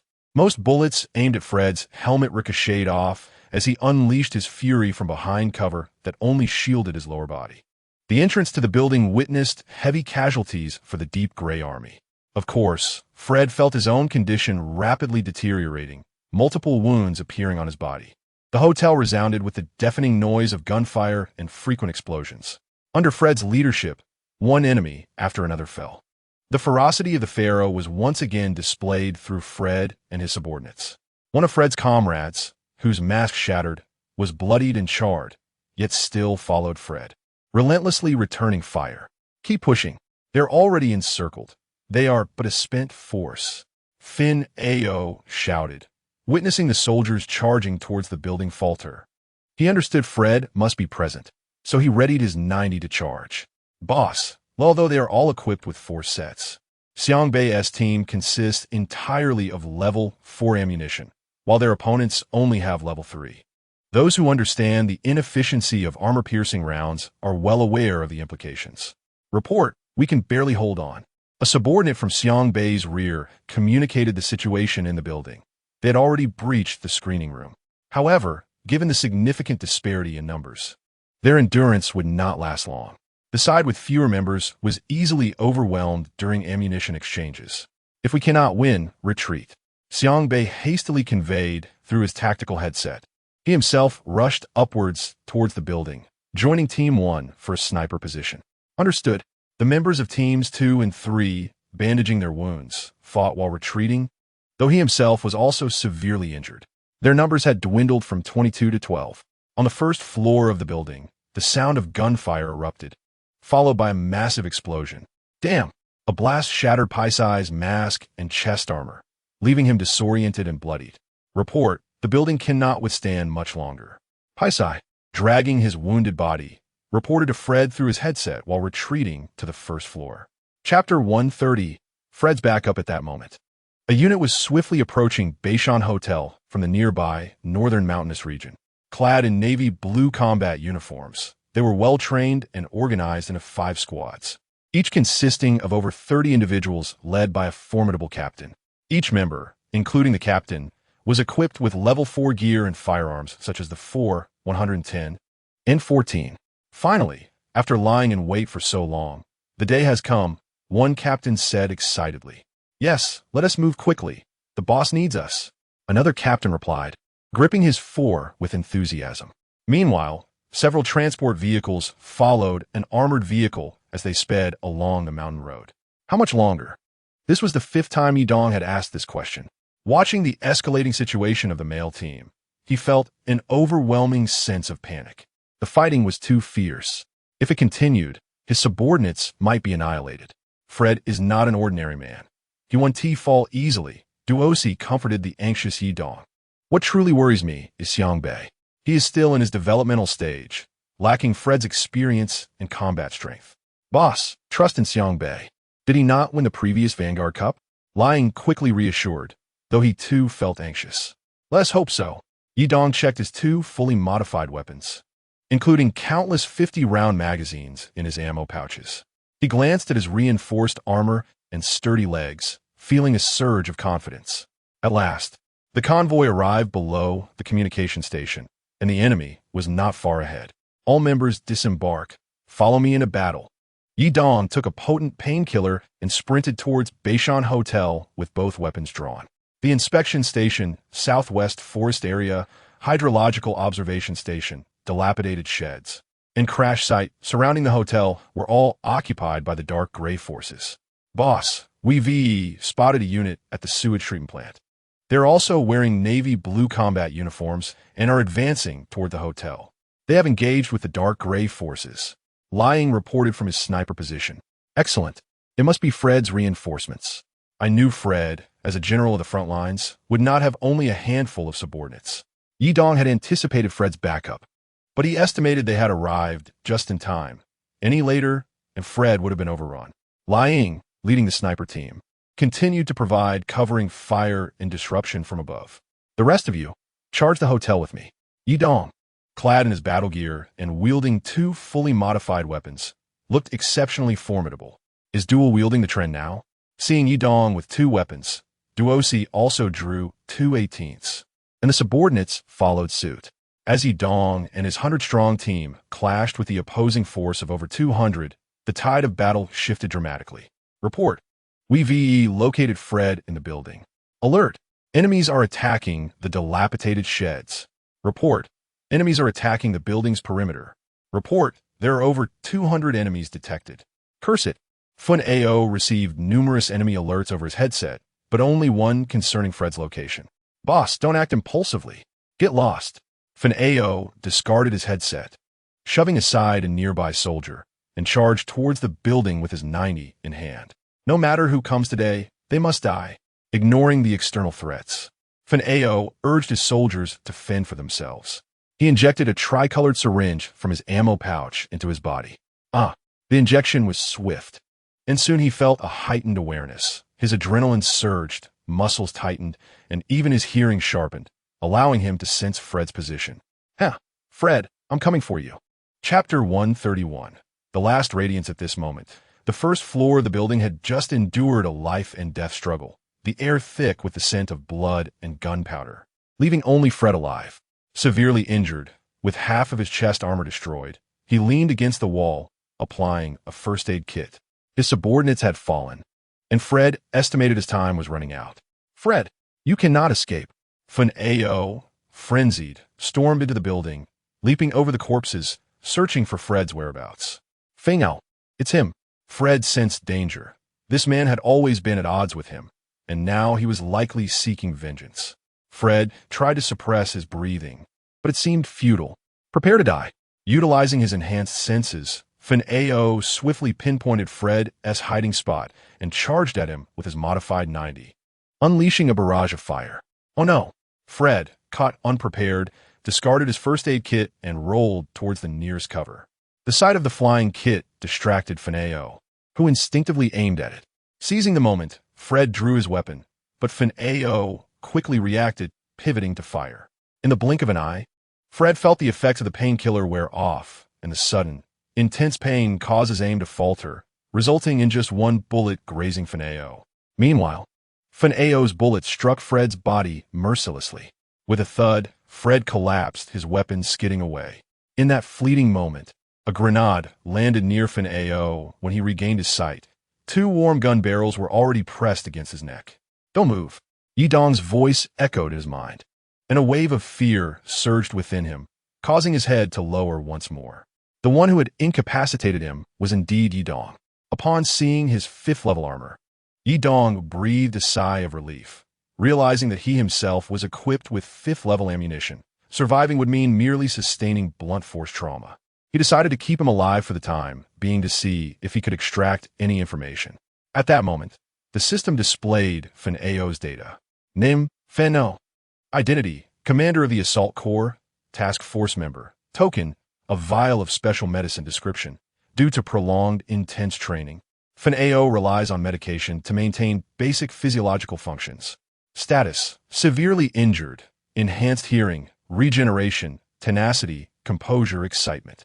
Comprehensive combat power, 90, current combat power, 82. Average combat power of subordinates, 76. Talent, Task Force Officer 3, Fun AO exclusive. Officer physique, every part of the body is more resilient, increasing health points by 25. Description, Fun AO possesses a physique superior to that of ordinary individuals due to rigorous training. Officer's pressure, the aura of a commander exudes a formidable pressure in battle, instilling fear in weaker opponents and diminishing their fighting spirit. Description, Fun AO possesses a ferocity and authority unattainable by normal task force members, causing those with weak hearts to tremble in fear. Goodness, so many buffs! Yidong exclaimed upon seeing this status, suddenly feeling a sense of familiarity. Duosi also entered, examining Fred's injuries. Thanks to the protection of his 6th-level helmet, Fred had only his chest armor shredded and limbs severed, yet he still clung to life. Chapter 132. Rescuing the Little Brother. Upon seeing Fred, who was on the brink of death, Yidong felt a mix of emotions and casually checked his status. Name, Fred. Identity, former leader of Beishan Hotel, former task force member. Status, near death. Comprehensive combat power, 95, current combat power, 48, average combat power of subordinates, 76. Talent. Leader S Bloodline 3, Fred exclusive. Group physique. Every part of the body is more resilient, increasing health points by 70. Description. Fred possesses a physique stronger than that of ordinary individuals due to his formidable talent and diligent training.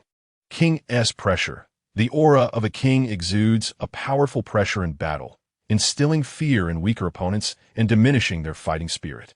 Description. Fred possesses an imposing presence and authority that ordinary people cannot fathom, making those with weak hearts feel intimidated. Desperate survival. When in a disadvantaged position during battle, he can unleash powerful fighting spirit, secreting large amounts of hormones that significantly alleviate pain and weight burden. Description. Fred has survived numerous life and death situations, allowing him to unleash greater power in adversity. Leader S charisma. His immense charisma attracts subordinates, making them readily admire him. Description. Fred, known for his loyalty, commands the unwavering faith of his subordinates. Just staying alive is enough, was Yidong's assessment after reviewing Fred's status. Fred fell into a faint after weakly murmuring something. What did he just say? I don't understand, just move him. Alas, Fred's survival today was largely thanks to the support of another unit. They had borne the brunt of the firepower, allowing them the opportunity to rush in. The battle outside was not yet over, so Yidong instructed Duosi to take care of Fred while he prepared to fight alongside his subordinates. Hut, hut, hut, hut, hut. A soldier in dark golden uniform was loading bullets. He was 115, a member of Beishan's team and an early veteran. At that moment, he heard the sound of hurried footsteps nearby. He quickly assessed the direction and number of individuals at the staircase corner below. Distinguishing sounds was a fundamental skill taught by Wolf Fong. They were trained not only to identify the source and number of footsteps, but also to discern whether the sound was from footstep generators. Hut, hut, hut. He aimed his gun at the stairway and fired a volley. Zzz, pop, pop. Instantly, he eliminated 2 advancing dark gray soldiers. So steady. Someone come here, it's an ambush. However, only 2 men ascended the stairs. The other quickly began to report for reinforcement. Looking at the 15 bullets left in his magazine, 115 still approached the stairway. He feigned a charge down the stairs, knowing the opponents would likely be bracing at the top. Bang, bang, bang, bang. The enemy's prediction failed, and all shots missed. Damn! 115, witnessing the dwindling ammunition, felt his composure shatter. He rapidly retreated upstairs, contemplating his next move. At that moment, Yidong sensed his subordinates nearby and hurried over. Quick, quick, quick, he's upstairs. The assault corps team arrived below, 115, observing the corpses strewn about, ready to inject themselves with red and green needles before charging. What the hell? So many people. 115's magazine was already empty, and blood was seeping from his foot. He could barely move. He wished for a single-player mode in the Dark Zone in his next life. Chapter 133, Yuan appears. Yidong listened to the footsteps and discerned 4 individuals standing around the corner ahead, unsure of their actions. He directly peeked out and fired his flash gun. Zzz. He swiftly eliminated 1. Blood value. 1. Male gene. 16. There's someone. Zzz. As Yidong peeked again, he was shot in the head. Bang, bang, bang, bang. Thankfully, all the shots were deflected. Yidong decided to take matters into his own hands. Zid, zid, zid, zid. Blood value. 3. Male. 12. Yidong fired both guns simultaneously, taking out the remaining 3. He blew the smoke from the gun's muzzle. To him, using a flash gun was merely a habit. Dual wielding was the reality. This time, Yidong donned 2 specially made leg guards, radiating confidence as he raised his guns. Can the little brothers upstairs hear me? Yidong communicated telepathically. I'm here, boss. Thankfully you arrived in time. I had already prepared my last words. Rest assured, with me here, nothing will happen. Yidong's telepathy was remarkably adept at distinguishing friend from foe. W name, Charlie Yuan identity, Fred's deputy, former Special Task Force member token, none status, regeneration, calm, excitement overall, combat power, 89 current combat power, 89 average combat power of subordinates, 76 talent, deputy, physique 3, exclusive to Charlie Yuan deputy physique. Each part of the body is more resilient, increasing maximum health by 20. Introduction.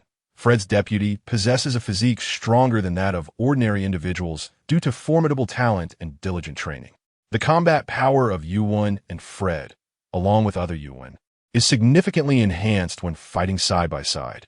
Charlie Yuan is one of the earliest followers of Fred, sharing a bond of loyalty and life and death with him. Name: Nash Yuan. Identity: Fred's deputy, former Special Task Force member. Token: None. Status: Calm. Light injury. Overall combat power: 89. Current combat power: 88. Average combat power of subordinates: 75. Talent: Deputy Physique 3. Exclusive to Nash Yuan Deputy Physique. Each part of the body is more resilient, increasing maximum health by 25. Introduction: Fred's deputy possesses a physique stronger than that of ordinary individuals due to formidable talent and diligent training. The combat power of Yuan and Fred, along with other Yuan, is significantly enhanced when fighting side by side. Nash Yuan is one of the earliest followers of Fred, sharing a bond of loyalty and life and death with him. Name: Corbin Yuan. Identity: Fred's deputy, former Special Task Force member. Token: None. Status: Regeneration, Resilience, Calm. Excitement. Overall combat power: 89. Current combat power: 89. Average combat power of subordinates: 77. Talent: Deputy Physique 3. Exclusive to Corbin Yuan Deputy Physique. Each part of the body is more resilient. Yedong once again felt the sting of a small knife. Reflecting on the peculiar group he had finally located at Beishan Hotel, those with the ability to lock one's hands and chest from across a building. He would never forget the moment in his past when he found himself caught by Fred and his men, perishing due to a mere crack in the wall. Frustrated, he had shattered his phone. "I am Yedong, brother to Fred," he introduced himself, despite the anger boiling within. "Indeed, we are the deputies of Fred, the strongest forces under his command. Fred is truly fortunate to have the three of you as his deputies," Yedong sincerely remarked. No, there are two more deputies, Liam and Frank, who are off fighting enemies on another front." The revelation of 5 deputies, each possessing such formidable strength, shattered Yedong's worldview once more. Reminiscent of his encounter with Dick Vincent. "General Yi, how is our leader faring? The battle seems to be winding down." "He must be all right," Charlie Yuan quickly interjected. "Yes, let's go see him," Corbin Yuan added anxiously, pondering how Fred must look now, likely sporting a face full of white hair. "We have been waiting for a signal for nearly a month." Charlie Yuan shook his head. "His condition is not great, but he is not in immediate danger," Yedong stated plainly. "What?" Nash Yuan exclaimed, his excitement palpable. "What do you mean?" Corbin Yuan inquired. "In simple terms, he is near death," Yedong replied calmly. Nash Yuan erupted in outrage. "Aren't you brothers? He is on the brink of death, and you are here chatting with us?" Charlie Yuan echoed his sentiment with fervor. "Take us to him now. We must protect our leader." Corbin Yuan insisted. "Calm down. He is under Dosa's watch and will be fine." "Follow me," Yedong reassured them. "Fred is too resilient to fall," he thought, his concern shifting to his own subordinates. "Xiangbei, how fares your side?" Yedong inquired mentally as he walked. "It is done. The entire Deep Gray Army has been annihilated.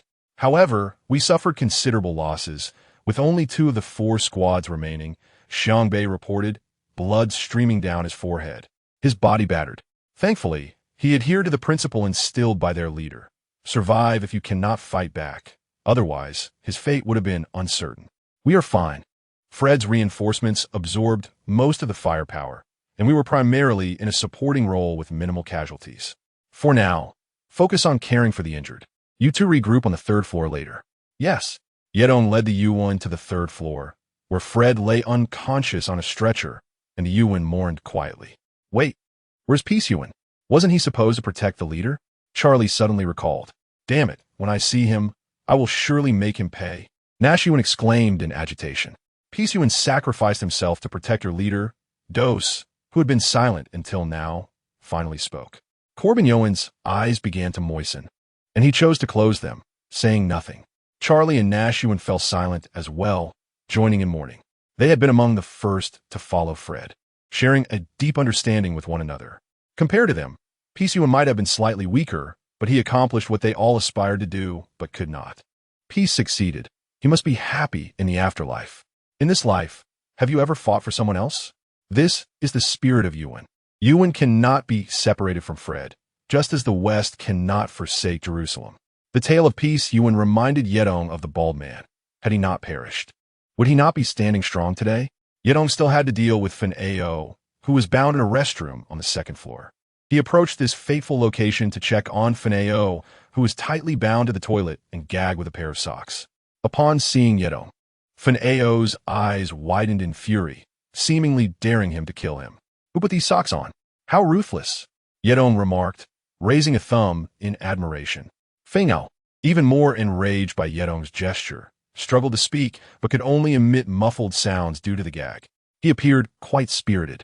So Yedong decided to leave him for now. Boss, check my combat power. I feel I have broken through, Xiangbei exclaimed, his attention solely on his own strength. Yedong, curious himself, checked Xiangbei's stats. System, display combat power. Ding. Name, Xiangbei Yuan qualification. Overall combat power, 87 combat power growth, 35. Impressive. Rest well, Yedong advised without disclosing Xiangbei's combat power. Hey, how high is high? Xiangbei pressed eagerly. Yedong, although the gap is certainly not vast, the intensity of training cannot cease. And Xiangbei harbors his own calculations. The two individuals remain engaged in their relentless pursuits, much to Yedong's delight. Next comes the tallying of the wounded and the inventory of spoils. Their unwavering allegiance to Yedong necessitates that he provides them with an explanation. Once the war concludes and the Dark Zone finds peace, Yedong is determined to ensure that each of them leads a prosperous life, securing a good piece of land for them. As he reminisces about his deceased comrades, a sense of sorrow overtakes him, prompting him to seek solitude for a while. Yedong slowly makes his way to the outer wall of the building, gazing at the scenery of Beishan. The recent weather has been unkind, and a light rain begins to fall. The rhythmic patter of the rain fills the air, mingling with a hint of dampness that mirrors Yedong's melancholic mood. The world around him seems to transform into shades of gray, the walls exuding a musty odor accompanied by a faint hint of gunpowder. Distant murmurs from within the building become indistinct, muddled by the rain.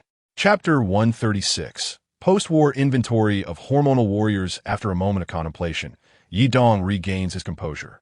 It is essential to pause occasionally for the sake of mental and physical well-being. The time has come for the joyous task of counting the spoils. First and foremost, there are 241 fully modified submachine guns, granting unfettered access to the world of firearms. Additionally, there are 16 fully modified and 14 modified Victor 9s, along with one fully modified 90. Truly, the depth of the Grey Army is reflected in their impressive bounty. Approximately 76 rounds of 9mm 63 ammunition, level 3. 8,606 rounds of 9mm 731 ammunition, level 4. 442 rounds of 5. 728mm 190 ammunition, level 4. 126 pieces of slightly damaged level 4 armor. 138 pieces of moderately damaged level 4 armor. 86 level 4 helmets with masks, and 186 level 4 helmets without masks, along with 280 tactical headsets for commanders, 926 field backpacks, 300 units of 100 battlefield medical kits, 126 cans of special analgesics, 189 military surgical kits, 360 bottles of Hongyang beverages, 322 2-unit attack grenades, 323 4-unit smoke bombs, 126 stamina injectors, 133 regeneration injectors, 116 muscle injectors, a total of 300 hormonal warriors. They expended 108 grenades, 5,317 rounds of 9mm 79 ammunition, level 4, 37 pieces of level 4 armor, 12 level 4 helmets, 64 battlefield first aid kits, 18 cans of special analgesics, 67 standard surgical kits, 56 stamina injectors, 53 regeneration injectors, and 46 muscle injectors, netting a profit of 6,658. Yedong felt as if he might cut himself with a knife in his astonishment, his expression akin to that of someone who has uncovered several state secrets. He must concede that this was the richest team he has ever encountered. The neatly arranged cans of special analgesics surpass anything he has seen in the trading market. Pleasing the compulsive organizer in him, and delighting the hoarders alike. The stacks of pristine 100 battlefield medical kits could easily furnish a bed. As he walks, Yidong brushes his hand over the surface of each medical kit, relishing the sensation. These supplies evoke memories of neatly organized warehouses from his past life in gaming, the exquisite materials stirring a sense of comfort within him. Of course, these spoils are not solely his to keep, as they must also be shared with Duosi and Fuliide. Yidong assesses the situation. He currently has approximately 10 loyal followers from the Dark Gold Army, over 50 from Langya at the farm, 35 from Lying, some of whom were lost during the previous confrontation with Duosi, and 20 from Xiangbei, totaling 115 individuals. This is a significant decrease from when they first arrived, but Yidong can only affirm that he has done his utmost. Duosi, along with Bolero, still holds over 100 members, yet most of them are equipped with level 3 gear. Fuliide now commands 5 major lieutenants, totaling over 160 members, all equipped with level 4 gear. Fuliide has transformed from the weakest link among the trio to the most formidable presence. In terms of combat prowess, both his leadership and lieutenant capabilities surpass those of Yidong, although Yidong's average combat strength among his followers remains slightly higher. In this comparison, Yidong may have lost, but it was not a complete defeat. Moreover, with 6 sets of protective leg gear, Yidong feels adequately prepared even against a fully armed Fuliide. Chapter 137. The Alliance of Beishan in the New Century. As night descends, the inky darkness envelopes the sky, thick as if painted with a deep, unrelenting ink, devoid of even the faintest star. The heavens are not purely black. Rather, a subtle, deep blue permeates the darkness, stretching far into the distance. A night mist rolls in, and the late autumn chill sends a shiver through Yidong. It has been a long and exhausting day, and all have retreated to their rest. Just as Yidong prepares for sleep, he notices Xiangbei reclining on a chair on the first floor, gazing at the night sky. "What troubles you?" Yidong inquires, settling into a chair beside him. "Boss, there's been something I've pondered incessantly," Xiangbei replies. "What is it?" Yidong prompts. "For the past few days, I've been inseparable from Fuliide, yet I never realized when he signaled for help." "You mean Yuan and the others?" Yidong clarifies. "Yes. Can you recall any peculiar or unreasonable occurrences during our time together?" Xiangbei ponders. In the stillness of the night, Xiangbei gazes at the stars, lost in thought. "Wait, I think I have an idea," he suddenly exclaims, recalling the walkie-talkie that Fuliide had crushed before the battle. At that moment, he had been quite bewildered. It was an item he usually carried, worth several thousand yuan. Why would he destroy it? "I understand now," Xiangbei declares, realization dawning upon him. The walkie-talkie would continuously transmit signals, and once it was damaged, the signal would cease. This interruption in communication served as a warning of Fuliide's peril. In retrospect, had they chosen to confront Fuliide earlier, it is likely they would have suffered severe losses. A shiver of apprehension runs through Yidong as he expresses gratitude for his past kindness. As dawn approaches, the thin mist weaves through the forest, and the rising sun bathes the treetops in golden light. A refreshing breeze invigorates the spirit. Fuliide awakens, now conversing with Yidong and Duosi on the 3rd floor of the building. Yidong is surprised. It seems Fuliide always revives the day after a near-fatal encounter, recovering remarkably well. Everyone has a different constitution. Yidong muses silently. He checks Fuliide's status. Name: Fuliide identity: former Special Forces member of Beishan Hotel token. Fuliide's wedding ring: 1. Status: minor injury. Comprehensive combat power: 95 current combat power, 93 average combat power of followers, 77 talent. Leader's bloodline: 3. Fuliide's exclusive team trait: Fuliide's resilience. Fuliide recovers astonishingly fast. Duosi remarks upon witnessing Fuliide's revitalized state. Yidong remains silent, accustomed to it by now. "This time, thanks to you both," Fuliide says slowly. "To express my gratitude, I shall forego the spoils." "Ha ha, you are too modest, my friend. We are brothers, and it is only natural to assist one another. If you refuse, then neither shall we accept them. Right, Yidong?" "What? The spoils all belong to me? Oh dear, how embarrassing."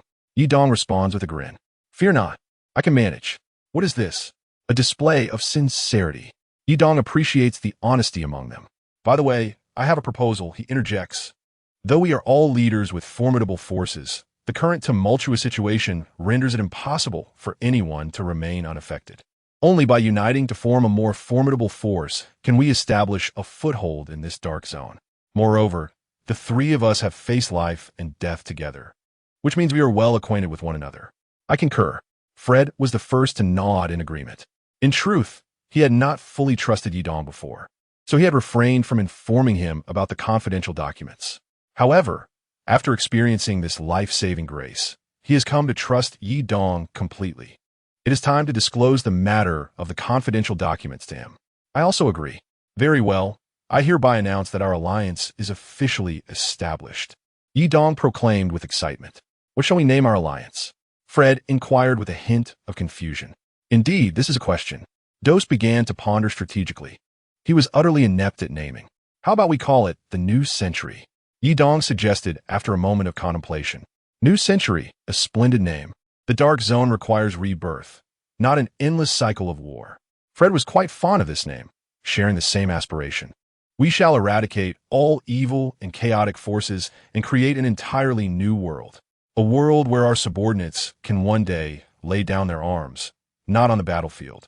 Chapter 138, Struggles for Power. Very well, it is settled. Dos also supported this name. Should we have a totem as well? Fred continued. This is also a question. Dos resumed his strategic contemplation, lacking any knowledge of totems. How about a gilded phoenix? Yidong exclaimed, as the phoenix symbolically represents rebirth. Moreover, the gilded color is both impressive and striking. Excellent, it is decided. Dos also endorsed this totem. By the way, should we appoint a leader for our alliance? Fred continued. Who will be a suitable candidate for this leadership? Dos ventured to ask. As for me, I shall decline. The valley is in dire need of reconstruction, and I lack the capability at this moment. Dos shook his head and continued speaking. In terms of seniority, Fred would be the most appropriate choice. This was Yidong's thought. I am rather old now. Let Brother Yi take the lead as the alliance leader. Fred felt somewhat weary lately. After all he had been through, the vigor of his youth had gradually faded. He was even contemplating who might succeed him. Among the 5 major Yuan, who would be the most fitting? Very well, then it is decided. Yidong did not push back further. As the leader of the alliance, Yidong held the greatest authority and decision-making power within the alliance. Yidong, Fred, and Dos would serve as the 3 major council members, each commanding their respective forces and coordinating matters among them. The spoils from this battle would belong to the entire alliance. Dos's subordinates were all equipped with Tier 4 armor. To this, Dos could only say it was exceedingly delightful. The news of the alliance among the 3 major forces swiftly spread throughout the Dark Zone, encompassing regions such as Camona, the Marlos Mountain Range, and the Marlos Plains, excluding the northern and southern military factions. The current Dark Zone is divided among several major forces.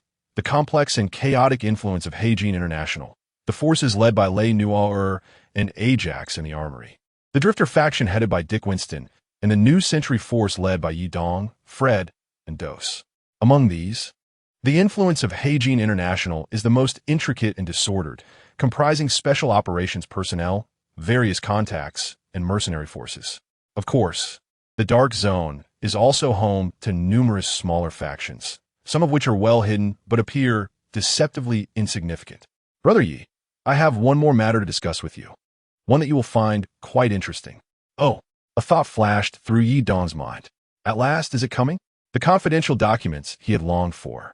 Regarding the confidential documents, Fred said with a smile as he gazed at Yidong. Fred produced the confidential documents he had previously discovered in the lounge.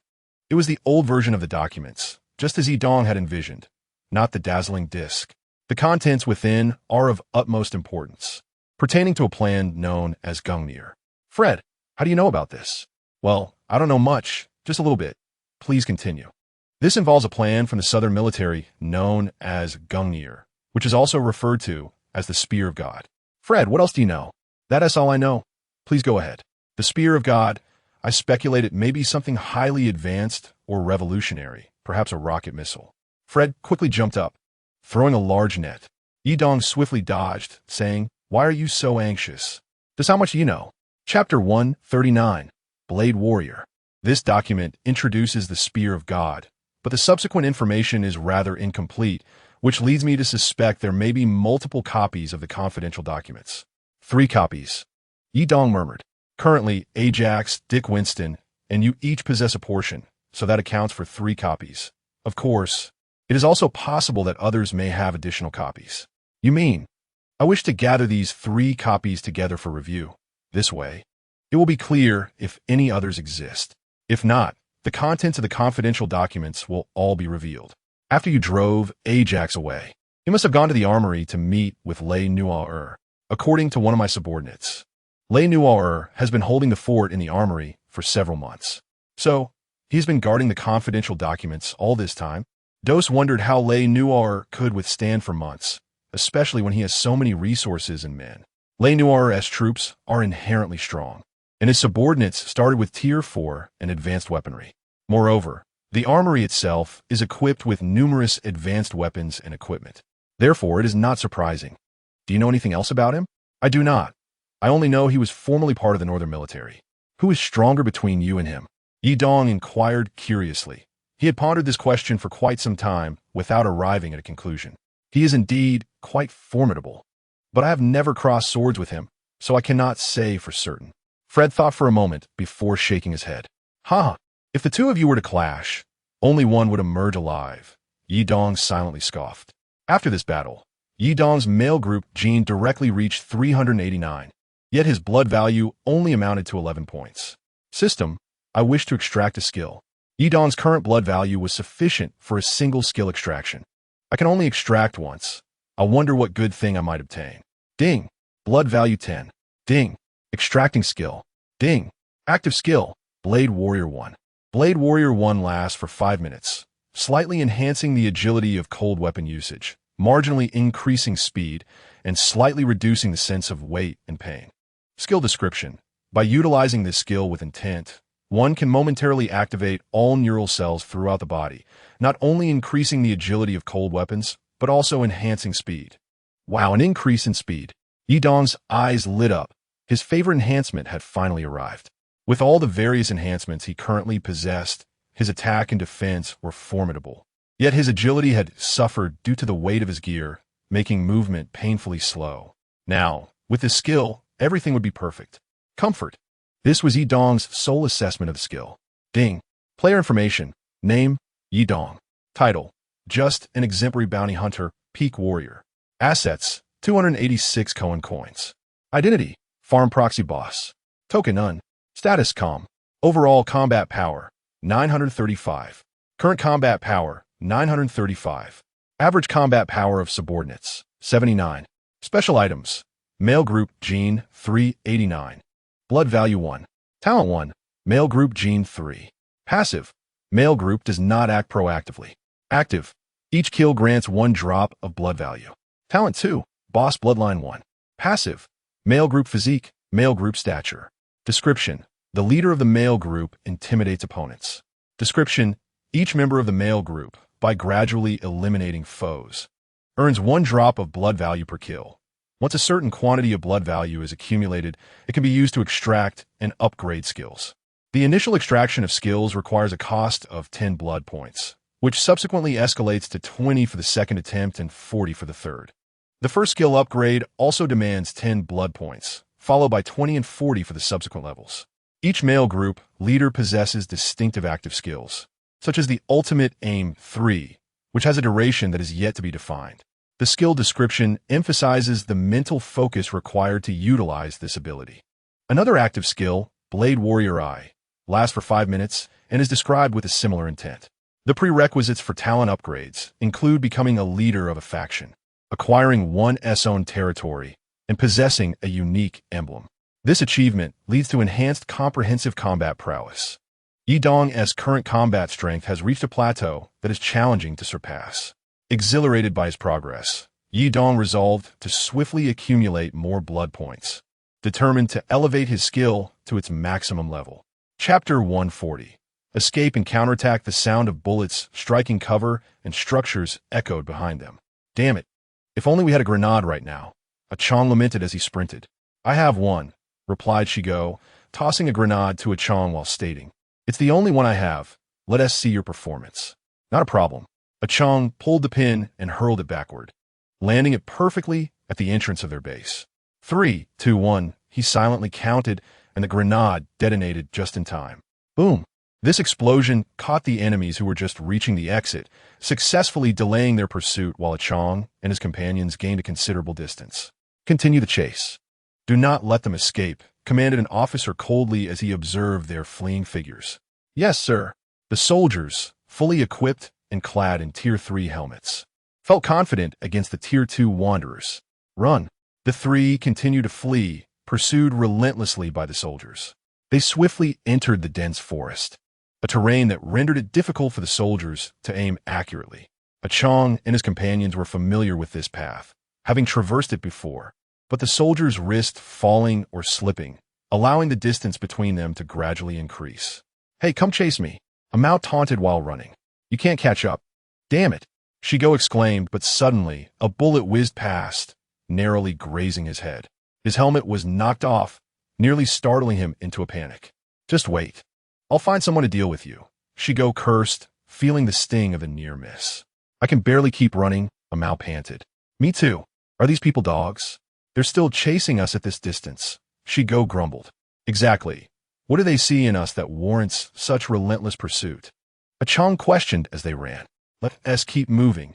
Otherwise, we'll have to inform you from the heavens, Shigo replied, now running faster without his helmet, quickly overtaking Achong.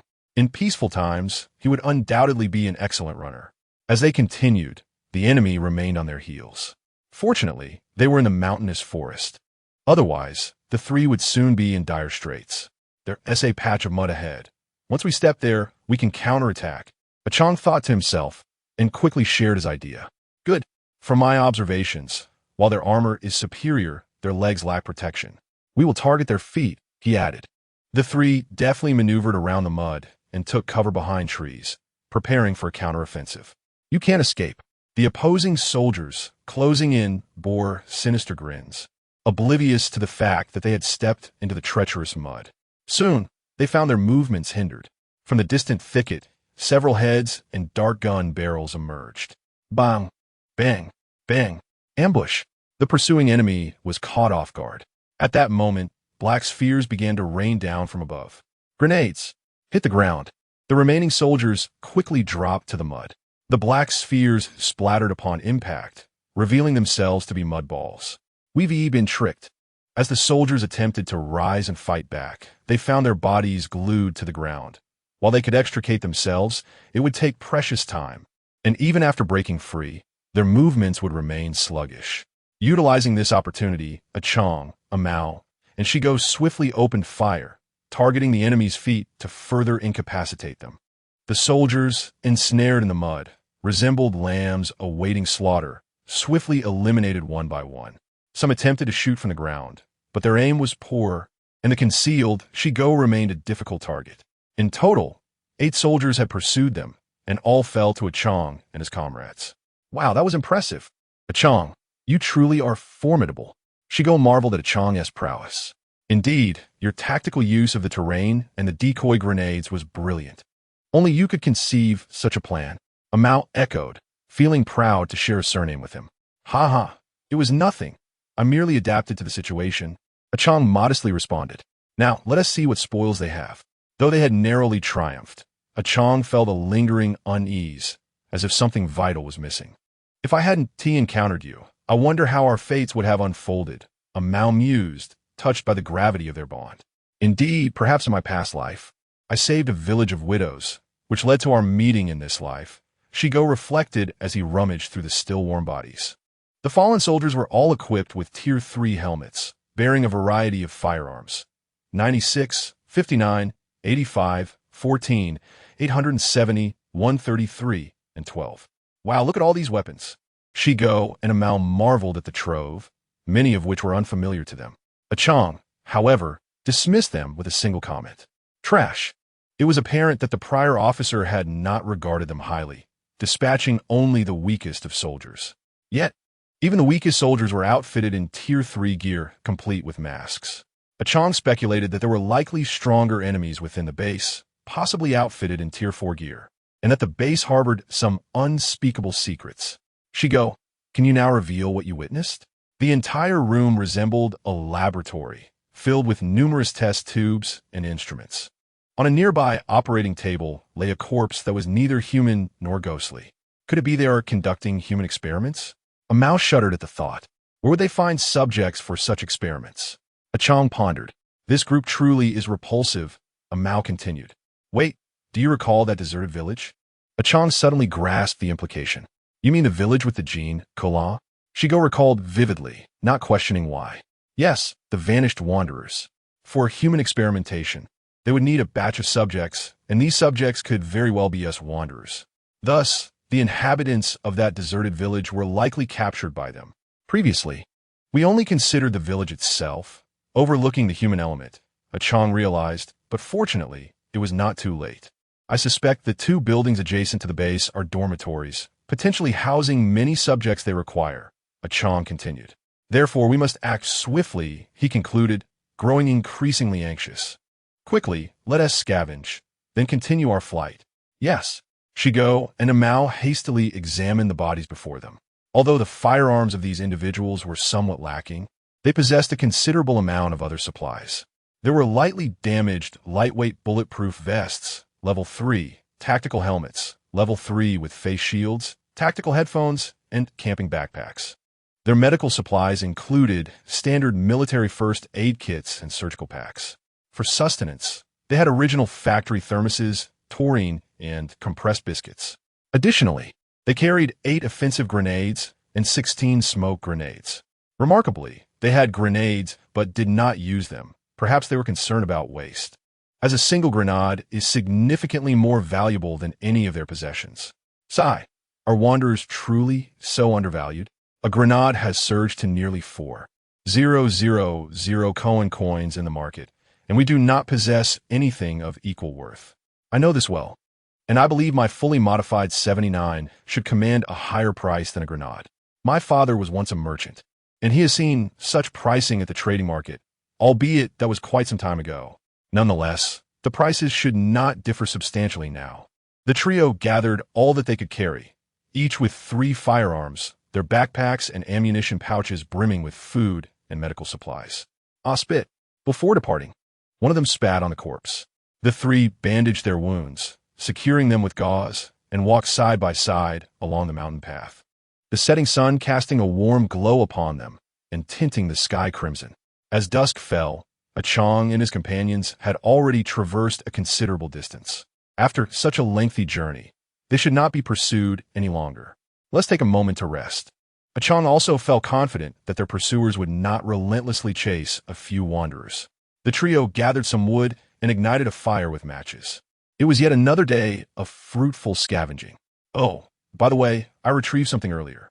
Shigo rummaged through his backpack and produced a blueprint. The blueprint was a pale blue, adorned with numerous illustrations of test tubes and accompanied by various characters. What is this? A Chong paused momentarily, silently hoping it was not something of great significance. Wow, it looks quite advanced, exclaimed Mao, his excitement palpable despite his inability to comprehend it. Yet his curiosity for new discoveries remained undeterred. Oh no, a Chong thought, if this blueprint holds great importance, the 3 of them might find themselves longing under the night sky, transformed into spring mud to nurture me.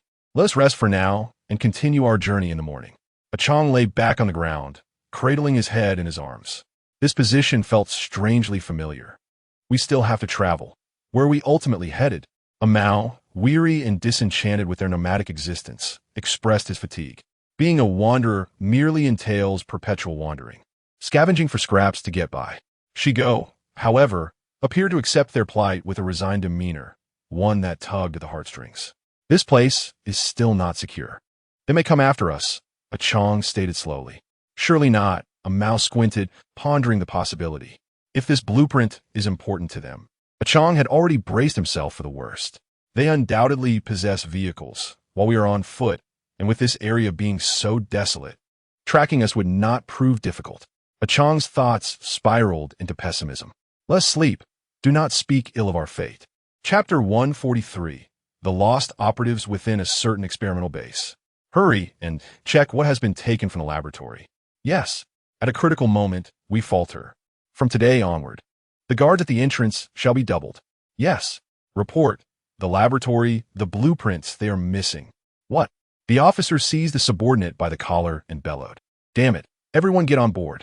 The officer shoved aside the reporting subordinate, donned his aviator cap, and issued a loud command. But they have been gone for so long.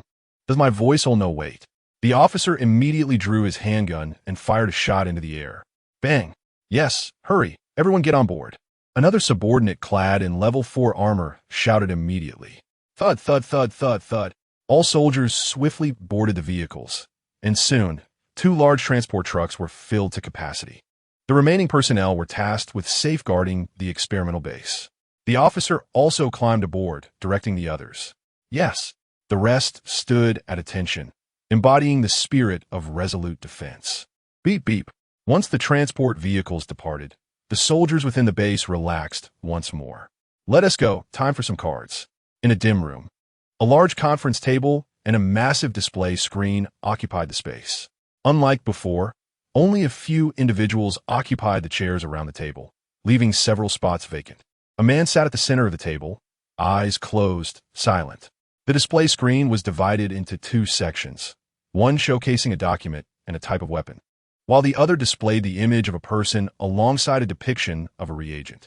The Deep Gray Army has failed, and Fred still possesses a trump card. One officer, seated to the left of the table, began. It appears we have lost this round. Another officer on the right concurred. All intelligence has fallen into enemy hands. You truly are a useless bunch. The man in the center opened his eyes and scolded without reservation. Useless subordinates. After reprimanding, the man nonchalantly produced a cigar. However, we now face a problem. Our special operations unit has dwindled significantly. The officer on the left continued. Don't we receive new operatives every day? Yet, similarly, many operatives withdraw daily. Previously, we maintained a balance or gradual increase, but for some reason, the numbers are steadily declining. The environment in the dark zone has changed. The officer on the right quipped. Increase mission rewards. Let us distribute an additional 1,000 Cohen coins daily. The man in the center stated as he lit his cigar. Is there a problem? No issue. And what about Renoyer? It has been months. Why has it not been captured? Renoyer is proving more troublesome than we anticipated. He employs advanced weaponry from the armory, consistently minimizing casualties. Even what? He has come perilously close to breaching our encirclement on several occasions. Quite intriguing. The man took a puff from his cigar, speaking slowly. Very well. How goes the television station's plan? He turned to the officer on the right. Report, boss. With numerous generals providing security, progress has been remarkably smooth. The experimental base is also proceeding in an orderly fashion. Good. We must hasten. They are pressing me for updates. Yes. Chapter 144. Kimona television station, 2 transport trucks traversed the mountain road when suddenly they came upon a large patch of mud by the roadside. Within the mud lay several indistinct corpses. Stop. The officer gestured for the transport to halt. He approached and examined the bodies. He picked up a small amount of viscous fluid from one of the corpses and brought it to his nose. It had an odd scent, reminiscent of saliva. Nearby, the soldiers swiftly inspected the bodies. Report. They are our men. They must be nearby. We must locate them. Alive or dead. We must find them, the officer stated coldly. Yes.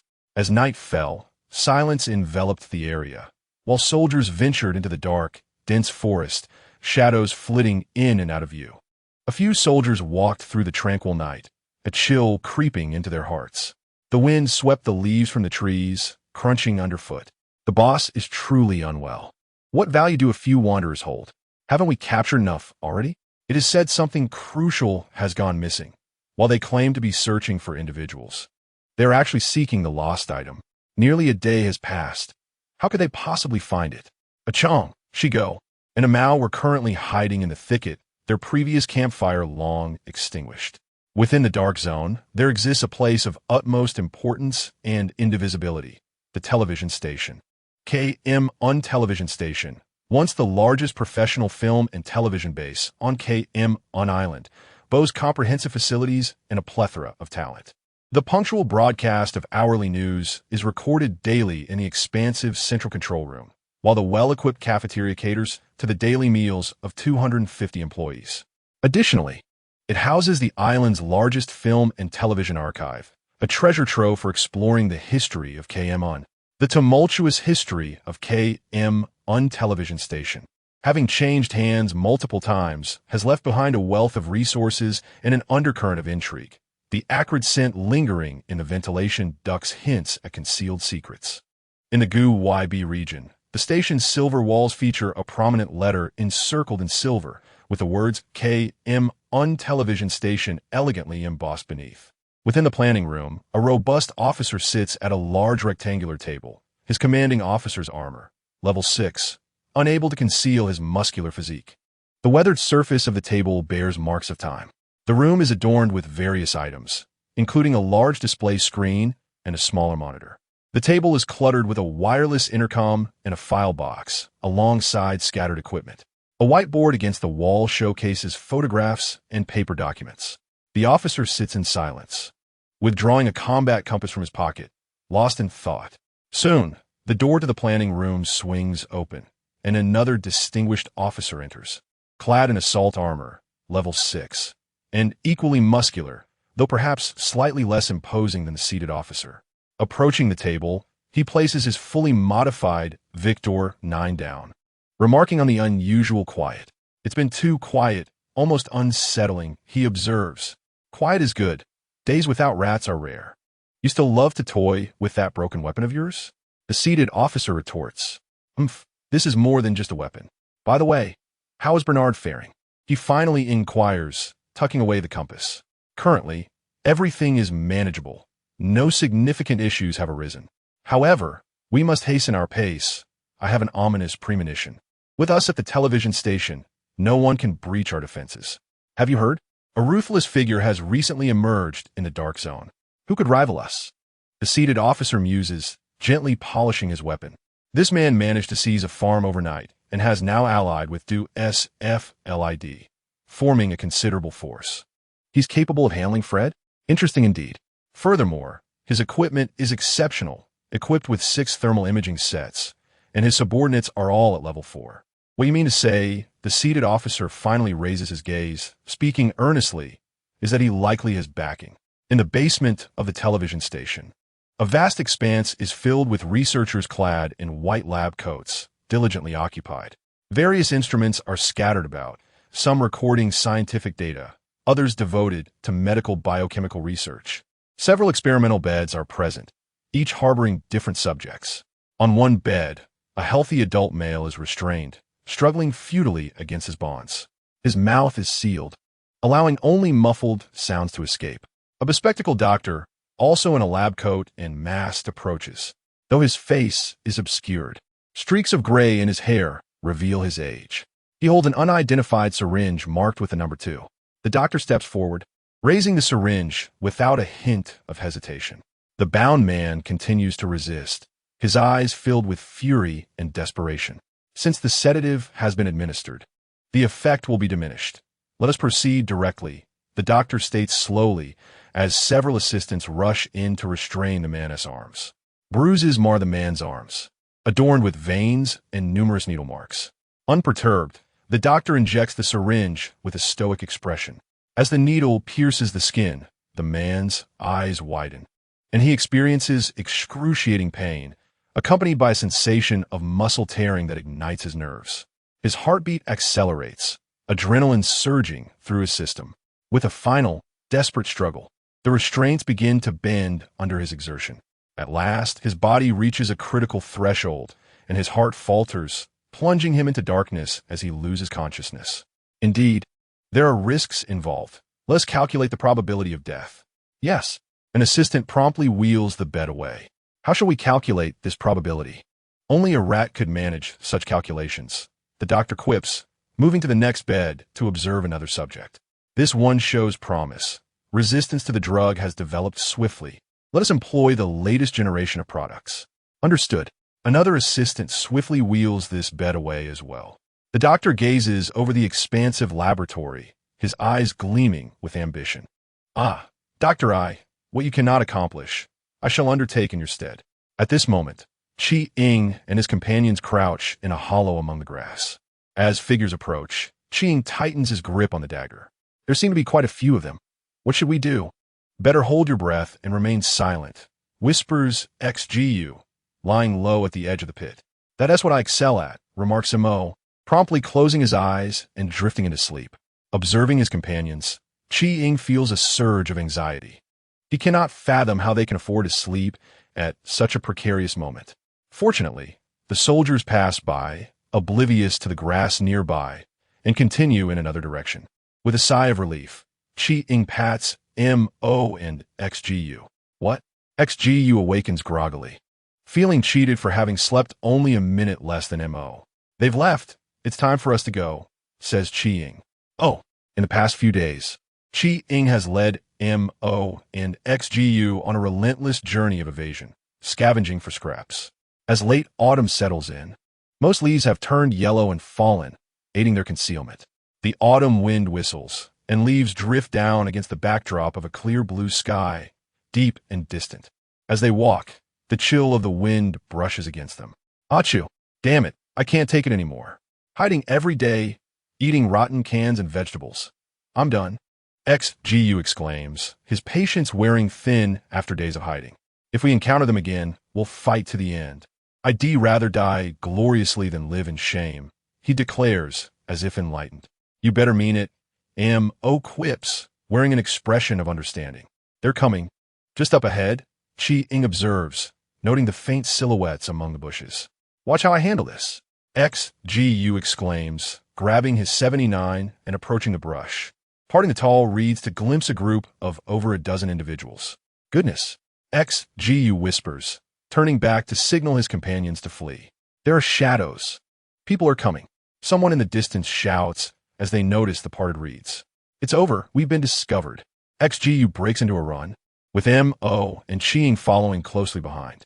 Dense reeds lay between them and their pursuers, complicating the latter's ability to aim. Aren't you eager for a glorious death? Hurry up. Mo taunts as they flee. The recent turn of events for Shigo, though anticipated, arrived with startling swiftness. You must reflect on the purpose of your existence, Achong earnestly advised. Since the onset of his amnesia, he had wandered in a fog of confusion, oblivious to his identity and purpose. Yet, within him lingered a singular thought, to survive and to seek a certain individual, someone he could not name, yet felt was profoundly significant. He was determined to endure, to live well, and this resolve had sustained him through the trials of recent days. Shigo found himself momentarily speechless. Since becoming a vagrant after losing everything, he had not contemplated his aspirations. His sole desire was to satiate his hunger and secure a place to rest, taking each day as it came.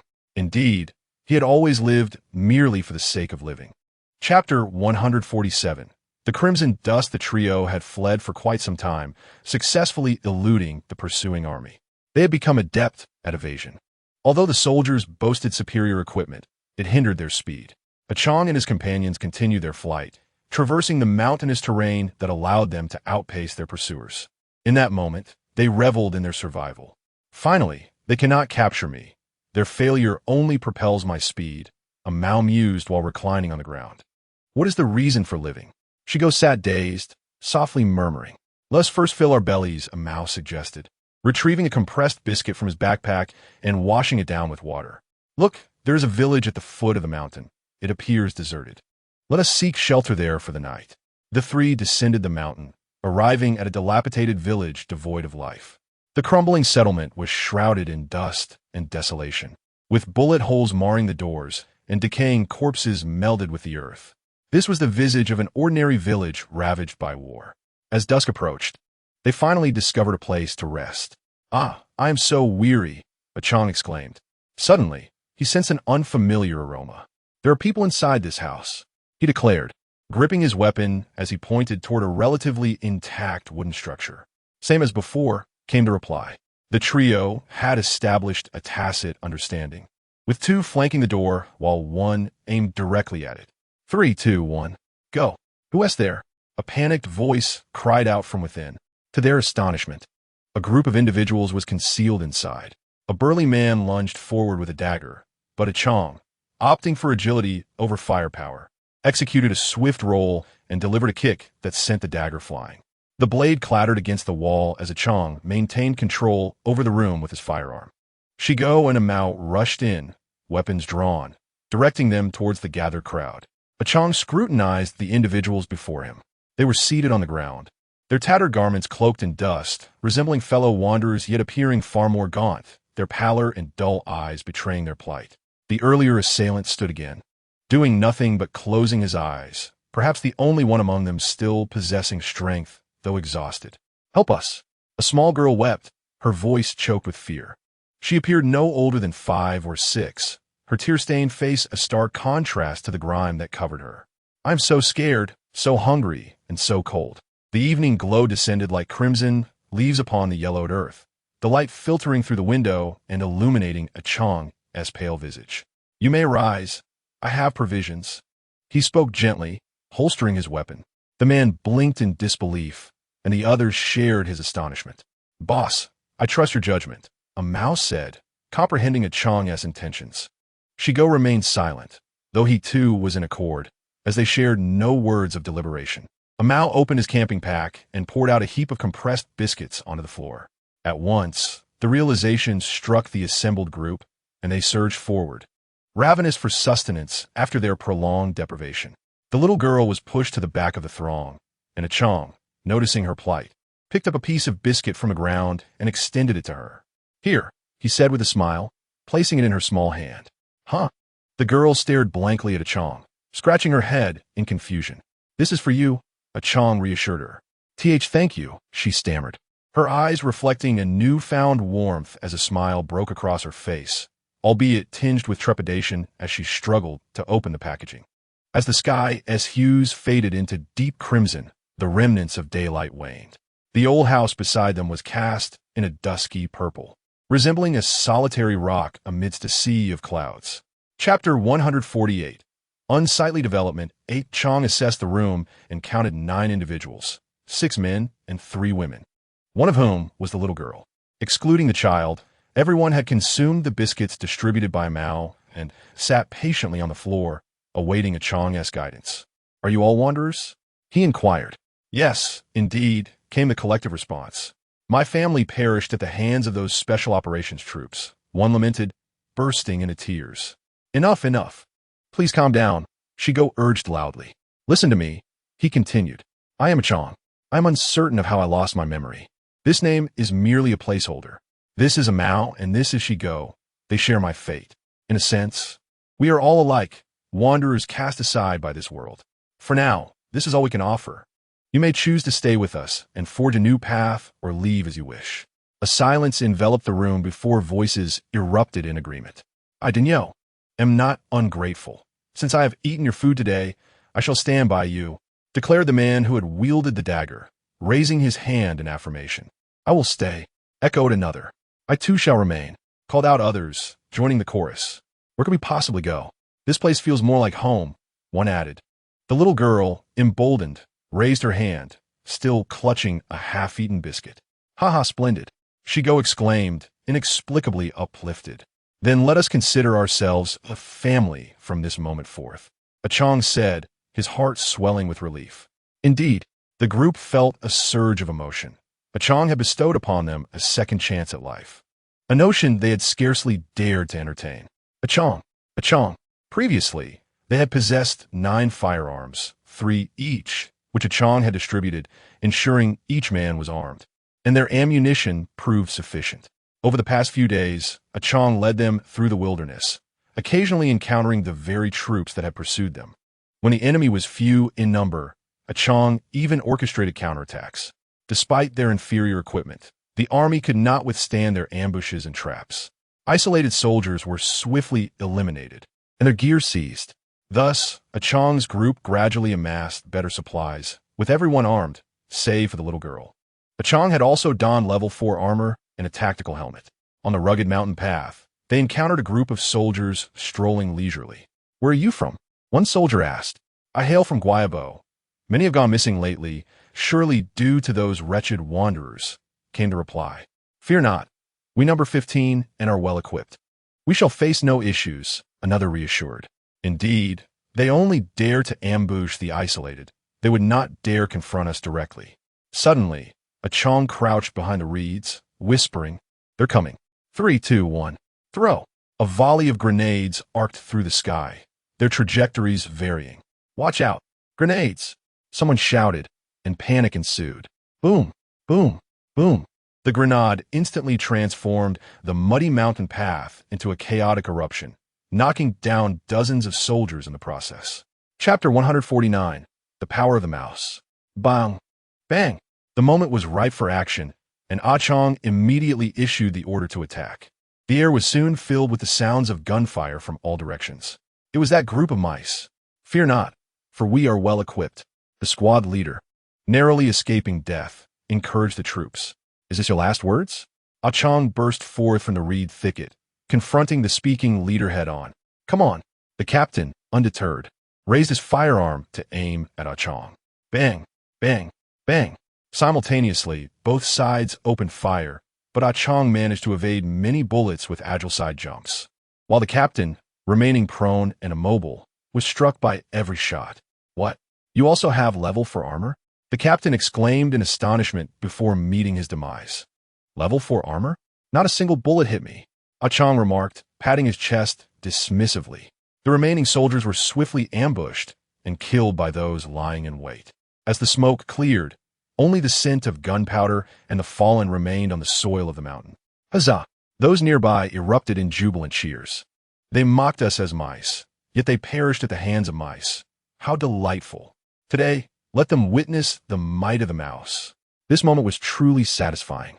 "Our leader is incredible," Ah Chong murmured, as a fleeting yet significant thought flashed through his mind, only to vanish just as quickly. "Ah Kyang, everyone speaks highly of your prowess." Shigo approached the dazed Ah Chong, patting him on the shoulder. "It's nothing. Come, let us search for spoils."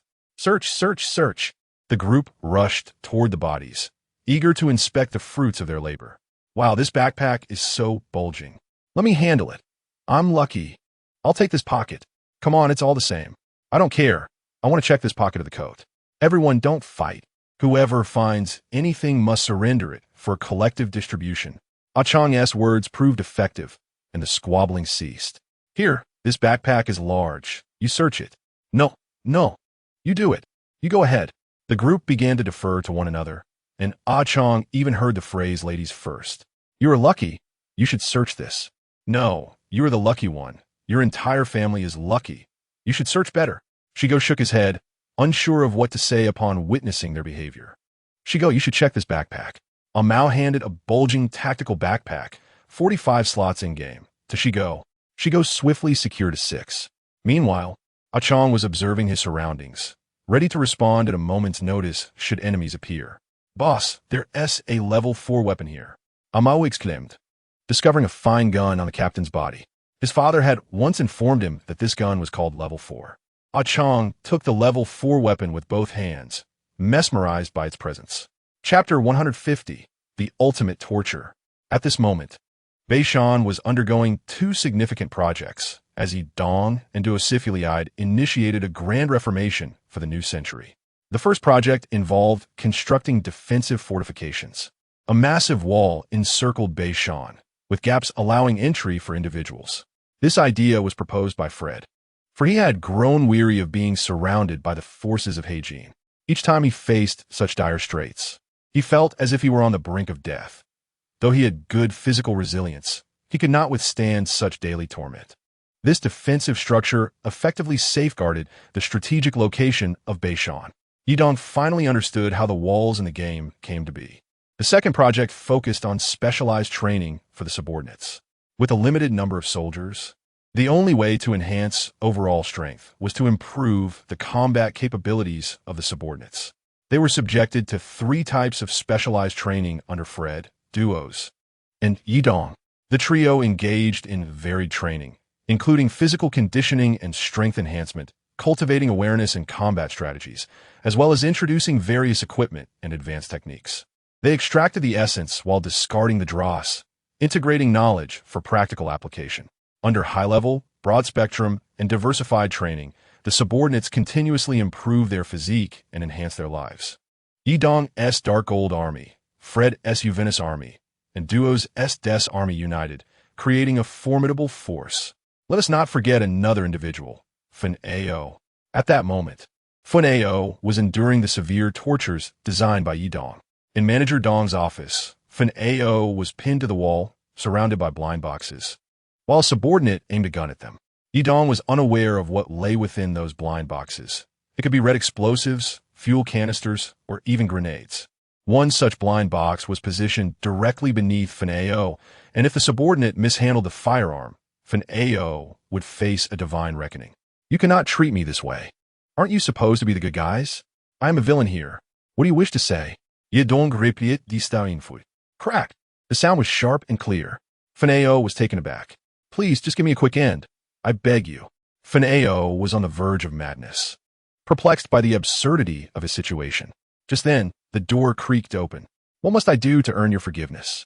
Seeing Fred enter, Fan Ao's panic intensified. Forgiveness is a matter for Paisai. What I intend to do is take you to meet Paisai. Fred raised a desert eagle, seething with rage. He would never forget the deeds committed by Fan Ao. This desert eagle was originally a gift you bestowed upon Paisai, wasn't it? Yidong remarked slowly, eyeing the aged firearm. Yes. Fred closed his eyes. It was his beloved subordinate. He could not let him die so easily. He still had questions to ask. Yidong approached Fred and whispered, "Let the ultimate torture commence." Yes. Several soldiers clad in dark gold uniforms emerged from the room to retrieve the necessary items. No, please. What are you planning to do? Fan Ao suddenly felt a sense of foreboding. Speak only what you know, or you may find yourself unable to speak later. Ha ha. I am a general. No matter what, I will not divulge anything. Very well. I look forward to your performance. Yidong closed his eyes, a faint smile gracing his lips. Soon, the subordinates brought in a box of items. What is this sweet bean sauce? Fan Ao was bewildered, unaware that today would become the most unforgettable day of his life. Hee, an evil smile rarely graced Yidong's face. Chapter 151. Enhanced Level 6 Armor. Yidong refrained from envisioning the scene with Fan Ao, for a far more captivating matter had arisen. The system store unexpectedly featured enhanced armor. Ding. System store. Host balance. 16,700 system coins. 1,000 system coins can purchase enhanced vests. Level 3 armor enhancement vest. 3. Level 4 armor enhancement vest. 4. Level 5 armor enhancement vest. 5. Level 6 armor enhancement vest. 6. Note. Enhanced armor possesses superior durability and provides comprehensive protection. Wow, enhanced armor! Yidong exclaimed with excitement. 1,000 system coins can buy a special leg armor. It is worth noting that a gold cup valued at 50,000 coins only yields 500 system coins. Good heavens, the system has truly overlooked something significant. 1,000 system coins require 100,000 coins. I could easily purchase a new one for that much. Moreover, enhanced armor offers superior durability. Why not spend 200 system coins on an equipment repair kit instead? System, where's your face? Yidong patted his own face and spoke to the system within his mind. As a principal player, Yidong had an aversion to elements that disrupted the balance of the game. No purchase. Ding. Enhanced Level 3 Armor, Bulletproof, Level 3, made of special molecular materials. Movement Speed 3, Human Machine Efficiency 0, Protection Areas, Chest, Upper Abdomen, Lower Abdomen, Left and Right Arms. The introduction states that this Level 3 armor is somewhat different. Upon wearing it, one feels remarkably lighter. An increase in movement speed? Wait a moment. Yidong's interest peaked again. System. Let me see the enhanced Level 6 armor. Ding. The host detests elements that disrupt game balance. Viewing is denied. What the hell? You've gone too far, acting like you're the master of the house. Hurry. Ding. Why is the host so anxious? You want to learn bad things, don't you? Ding. Enhanced Level 6 Armor. Bulletproof Level 6, made of special molecular materials. Movement Speed 3, Human Machine Efficiency 0, Protection Areas, Full Upper Body. The introduction states that the Level 6 armor provides comprehensive protection, making one feel as if they're in space. Full upper body protection. Isn't this just a spacesuit? What is the difference? More agile? Indeed, no reduction in human-machine efficiency. Hey system, what are you doing? Oh dear. Bye. If you'd said so earlier, I would have purchased it right away. Truly. Purchase 6 pieces, directly enhance to level 6 armor. Ding. Purchasing enhanced vest 6, system coins 6,000, balance 10700 system coins. Yidong removed his bulky armor. Ding. Enhance. Enhance. Ding. Congratulations on acquiring enhanced level 6 armor. Wow. Yidong gazed at the brand new armor before him, utterly astonished. Let us go. Yidong donned his level 6 armor again. It fitted perfectly in some areas. He tried swinging his fist to loosen up, and the previous weightiness of the heavy armor was instantly replaced by a sense of lightness. It was a perfect amalgamation of safety and agility. Chapter 152. AI Wei Ta in the Malrose Plains, Chamu Town Farm. The Wolf Tooth had been appointed by Yi Dong as the chief administrator of the farm, overseeing all its affairs. At this moment, the farm, under the construction of Wolf Tooth, it had acquired a new name, Land of the Boy Band. Currently, in the Land of the Boy Band, there were trainings, repairs, and classes taking place. Yes, you read that correctly. Some were attending classes. Wolf Tooth now resembled a teacher. Abnormal states can negatively affect oneself. When experiencing an abnormal state in the motel's first floor, numerous soldiers were diligently studying the knowledge of the dark zone imparted by Wolf Tooth. Some of this knowledge was derived from Yi Dong's previous game, and since he had mentioned it to Wolf Tooth, it was preserved to prevent it from being lost, despite some being somewhat useless. Boss, what does blunt damage mean? A soldier clad in black and gold military attire approached to inquire. Blunt damage occurs when a bullet strikes armor but fails to penetrate, inflicting only minimal damage on the enemy. Generally, high-caliber bullets can penetrate low-level armor, but there is a small probability of blunt damage. Wow. If blunt damage doesn't penetrate during a shootout and one gets countered, wouldn't that be quite disheartening? What a frustrating mechanism. Players in the past felt the same way, leading to a game modification. Modified? Did they eliminate blunt damage or reduce its triggering probability? No, they simply changed the name, rebranding blunt damage as ineffective penetration. Report. A group of individuals has arrived from the north, claiming they wish to enter our farm to search for something. They have already been intercepted by our personnel outside. Oh, quickly take me to see. This matter instantly piqued Wolf Tooth's interest. The farm had been exceedingly peaceful lately, leaving Wolf Tooth with little to do. Now, finally, there was something to engage with. The farm was not large, and soon, those donned in level 5 helmets and equipped with fully modified Wolf Tooth gear, along with level 4 fully armored subordinates, arrived at the northernmost part of the farm, where a road led to the northern mountainous region.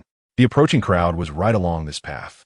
Leading them was a woman, with fair skin and a delicate face, quite rare in the dark zone. Yet, her eye bags appeared somewhat heavy, and her deep-set eyes seemed to be filled with untold stories. Behind her was a group of about 10 task force members, clad in level 4 tactical armor, wearing tactical helmets and sporting advanced weaponry, albeit mostly bear guns. Each task force member bore varying degrees of injury, some even wrapped in bandages. Their backpacks appeared small, suggesting they were not affluent. Upon seeing Wolf Tooth, she immediately recognized who truly held authority over the farm. Hello, I am AI Wei Ta. She extended her hand toward Wolf Tooth in a gesture of goodwill. After a handshake, AI Wei Ta got straight to the point. I have lost some items on the farm. Could Mr. Wolf Tooth allow us to search? First, tell me, who are you? This farm holds significant meaning for Wolf Tooth. He had vowed to safeguard this territory for the boss and could not allow any errors. I am a humanitarian rescuer, providing medical services for local residents and task force members. You actually assist task force members? In Wolf Tooth's mind, task force members were merely a profit-driven bunch. They do receive rewards for completing missions, yet some task force members possess conscience and boundaries. So, why should I let you in? Give me a reason. Wolf Tooth said coldly. AI Wei Ta pondered, but found herself at a loss for words. What the hell? Why is this person so arrogant? A task force member behind AI Wei Ta couldn't help but mutter softly. AI Ma is simply too soft-hearted. If it were me, I would have just shot. Don't you see what equipment they have? They're much stronger than Ajax. Indeed, if a fight broke out, we would be the ones at a disadvantage. Chapter 153. Father's clue Wolf Tooth. How has the farm been lately? Yidong's voice echoed in Wolf Tooth's mind. Yidong would inquire about the farm's circumstances every few days. Boss, a woman came today, saying she wanted to enter the farm to retrieve something. A woman? What's her name? There are few women in the dark zone, and a face immediately surfaced in Yidong's mind. She said her name is AI Weita. AI Weita. Yidong did not expect AI Weita to appear, let alone in his own farm. Does she have anyone with her? Yidong hastily inquired. Yes, about 10 task force members, but they seem to be injured and not very formidable. If you can control the situation, let them in for now. Disarm their weapons. Try to accommodate her requests as much as possible. I will arrive shortly. Fred noticed Yidong rushing past, a hint of surprise flashing in his eyes. Wait a minute. What was he wearing? Fred felt something was off. Perhaps he had misjudged. Yes. Wolf Tooth nodded. Our boss says you can enter, but you must first surrender your weapons. We can assist you in searching for your items. AI Wei Ta and the task force members were bewildered. What just happened? They only saw Wolf Tooth nodding before they were allowed entry. Could someone have communicated through an earpiece? AI Wei Ta glanced at the task force members beside her, seeking their opinions. The current situation is quite unfavorable for us. We wouldn't stand a chance in a fight. However, if they truly wanted to kill us, they could have done so already. Therefore, I believe we can tentatively place our trust in them. I didn't expect the farm to possess such formidable armed forces. We can only choose to trust them for now. We will surrender our weapons. We will enter with AI Ma. Yes, we will surrender our weapons. All right, weapons can be surrendered over here. Wolf Tooth let out a sigh of relief, instructing his subordinates to bring over the weapon crates, thankfully averting any conflict. He believed the boss would arrive promptly. The situation is as follows. I have a package that encountered some issues during delivery. The courier was attacked by wanderers on the northern path of the farm. The package is hidden near an abandoned dock by the farm's artificial lake. Can we search there? This package is very important to me. Thank you. The matter concerning the package is trivial. Xiao Jieba, please check near the abandoned dock to see if there is a package. If you find one, bring it back. Yes, yes. Xiao Jieba immediately dashed towards the dock by the artificial lake. I had them assist you. Is there anything else you need? Wang Ya continued. Yes, there is. Please send someone to check the second floor of the residential building. Wang Ya dispatched another subordinate. Understood. Also, check the second floor of the residential building in the northeast of the farm for any intelligence leads. Here, follow her instructions. Yes. May I inquire what you seek these for? It is for my father, a medical expert who went missing several months ago in Camona. I was informed that there might be clues in these areas of the farm. These individuals are the wounded I assisted on my way here, and they are now my bodyguards. Evita pointed to the special forces beside her. Indeed, it was Ida who saved my life, a special forces member behind Evita said excitedly. Me too. Ida helped heal my leg. Another special forces member, with his leg bandaged, chimed in. I too. The others echoed in agreement. Since we've surrendered our weapons, let's rest at the inn for a while. Chapter 154. Return to the farm. Wang Ya invited Evita and her companions to the motel. Please, make yourselves comfortable. Wang Ya graciously welcomed them, understanding the importance of those his superior valued. Upon entering the motel, Evita and the Special Forces members were pleasantly surprised by its cleanliness and spaciousness. This motel is quite nice. It is surprisingly tidy and spacious. General Wang Ya certainly has an eye for elegance, the Special Forces members remarked. Boss, we found a package at the dock by the artificial lake. Good, give it to Ms. AI. Yes. Boss, I found that intelligence on the second floor of the residential building. It's for Ms. AI. Thank you so much, General Wang Ya.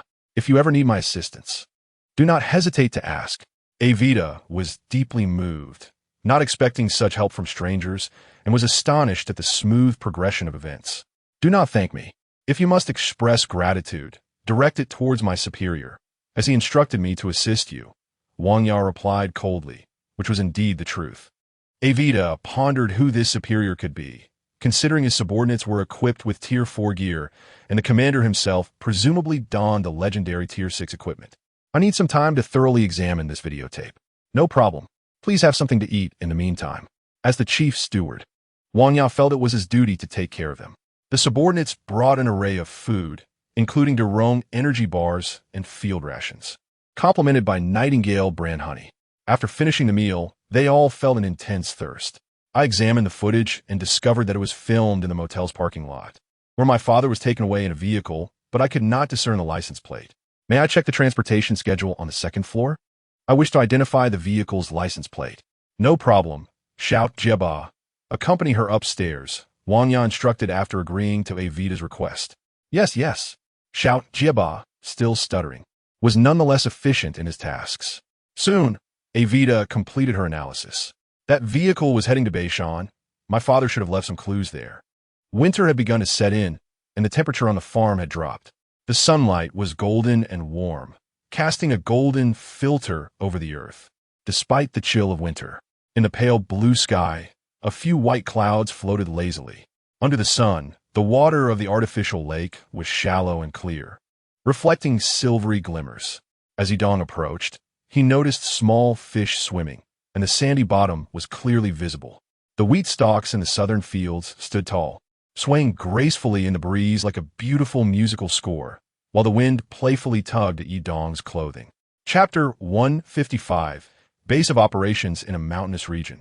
The peaks rose and fell in a captivating panorama, with winding paths leading deep into the terrain. The once abundant fallen leaves were now gradually diminishing. Along the nearby path, only a few trees remained, their leaves sparse, and the ground was littered with weeds and stones. A group of armored wanderers settled on the ground.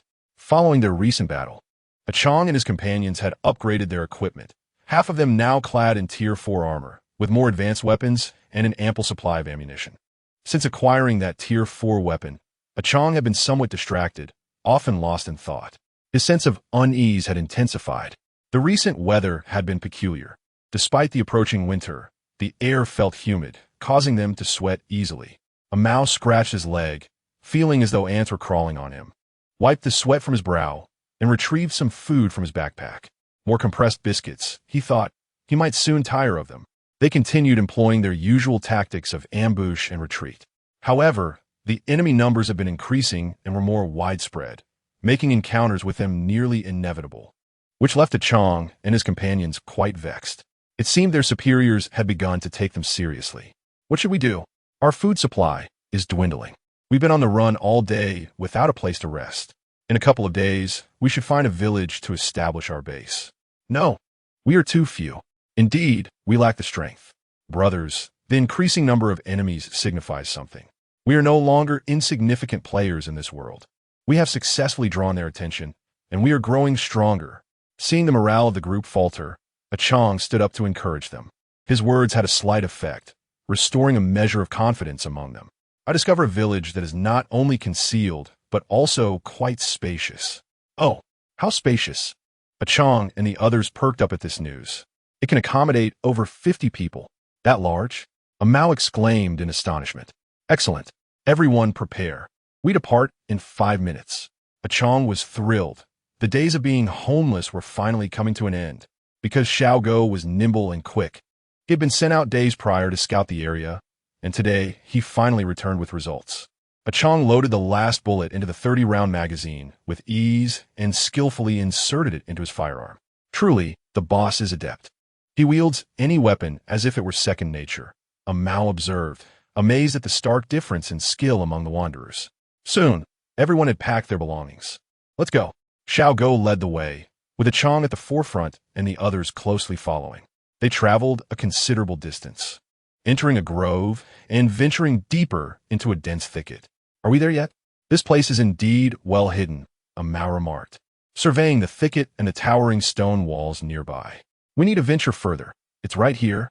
Xiaogo took a few steps and pointed to a narrow passageway beside him. The passage was flanked by tall stone walls, narrow and long, appearing to vanish into darkness from the outside. Perhaps it was also due to the approaching dusk. So narrow. How can we get through? Amao exclaimed, finding it too cramped. Just like this, we can manage, Xiaogo replied, sidling through the passage with ease. Though it was tight, they could enter one by one. Achong assessed the width on either side and declared, let's proceed, one by one. He beckoned to the others, who followed suit. And soon everyone began to make their way inside. Chapter 156. The peach blossom paradise on either side of the passage stood towering stone walls.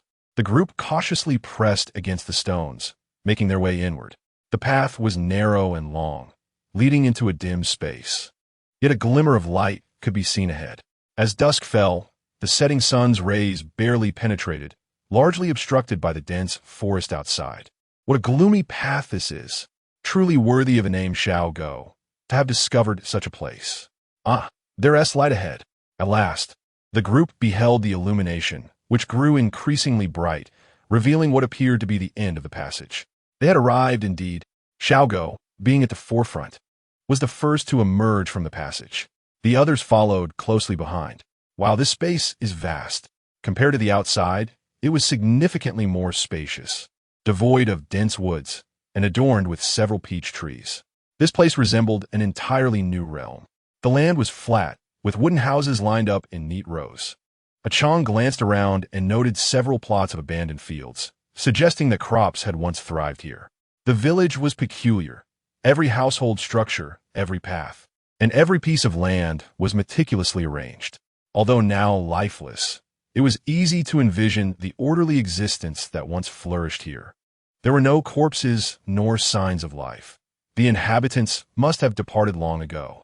Aha, a peach blossom paradise. Look, there are even a few peach trees. Oh my, pink peach blossoms. Hold on, stay vigilant. Chang remained cautious in this unfamiliar territory. He led a few individuals to cautiously scout the area. Each house was filled with dust and cobwebs. After finishing the last reconnaissance, Chang declared it safe for occupancy. Hooray! After a prolonged state of tension, everyone felt physically and mentally exhausted, finally able to relax. Chang assigned each house a number. Starting with the first room, they entered as Room 001, followed by Room 002, Room 003, and so forth. Besides the ordinary dwellings, the village also featured a blacksmith shop, a 3-story house belonging to the village chief, and an abandoned well among other structures. The rooms were not large, but there were quite a few, and Chang allowed each person have their own. Unable to reach a consensus, he took residence in the chief's house. Located at the village's center, the chief's home boasted 3 stories, with windows on the 3rd floor providing a clear view of the entire village's activity. Everyone began to stockpile supplies and inventory their gear and ammunition. Sleep, sleep. I am utterly exhausted. Xiao Go, I never expected to finally get a good night's rest in my lifetime.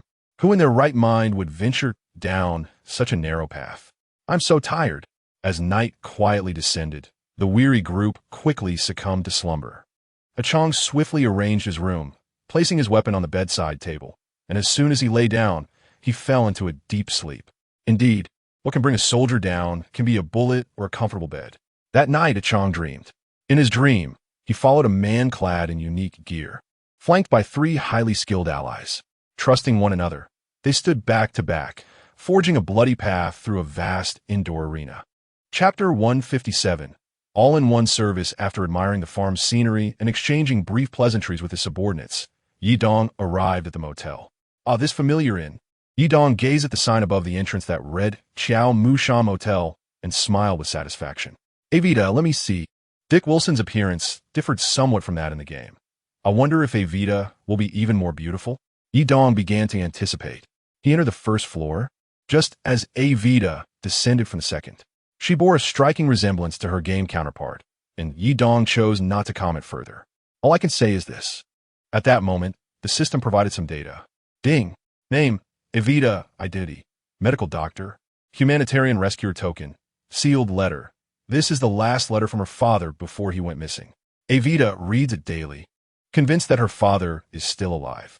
Status, calm overall combat power, 65 current combat power, 65 talent.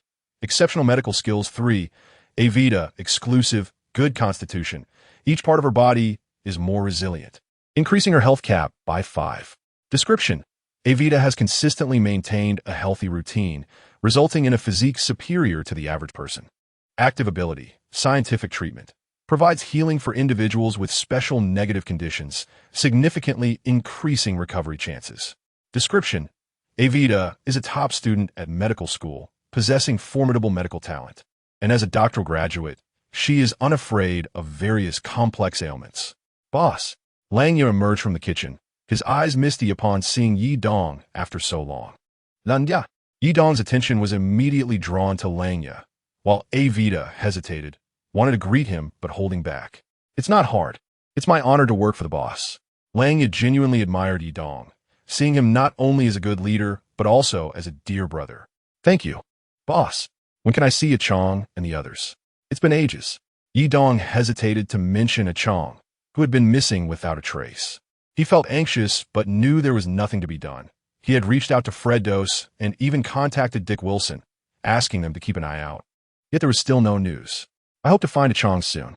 As for now, it was best not to inform him. He is currently undergoing rigorous training in the valley. You need to keep up, or he may surpass you again. Yi Dong replied slowly after some contemplation. Oh, competing with me? I'm off to practice shooting now.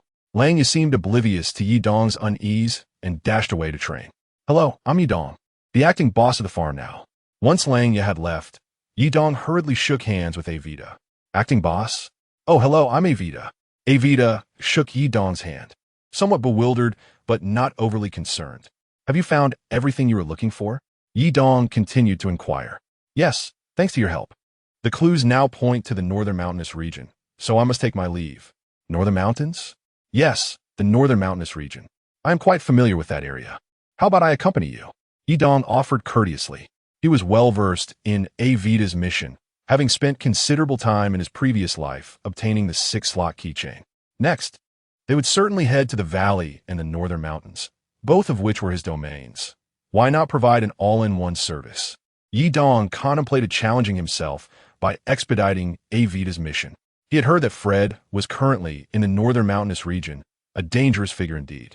Furthermore, a new alliance had recently formed there, apparently named New Century. New Century, they echoed in unison. What? You're the infamous god of death. What god of death? Yi Dong exclaimed, bewildered. Had he truly killed that many? Oh, it's nothing. We don't know each other. Why do you want to help me? Avita suddenly asked with seriousness. You may not recognize me, but I know you. As a local humanitarian rescuer, you have aided many locals and task force members. Regardless, that makes you a good person. Helping you seems entirely reasonable. Reasonable. Let's set off. Avita was solely focused on finding her father and felt she had no choice but to proceed this way. Little Stutter, give this to Lang Yu later. Yi Dong retrieved 2 items from his backpack and handed them to Little Stutter. Yes. Little Stutter gazed at the 2 pairs of trousers he was holding, resembling their usual leather leg guards, but slightly different. Chapter 158. Randall Fisher, a transport vehicle, was steadily making its way along the road from the farm to the northern mountains. On the slightly bumpy transport truck sat Yi Dong, Avita, and their respective subordinates. The soft yellow sunlight streamed through the car window as Yi Dong gazed outside, watching the trees swiftly retreat into the distance. What kind of equipment is that? I've never seen it before. Is it newly released? Avita scrutinized the unique gear Yi Dong wore, beginning to question her own vision. Indeed, it is a recent release, Yi Dong confirmed without denying it. Which company produced it? Why have I never encountered it before?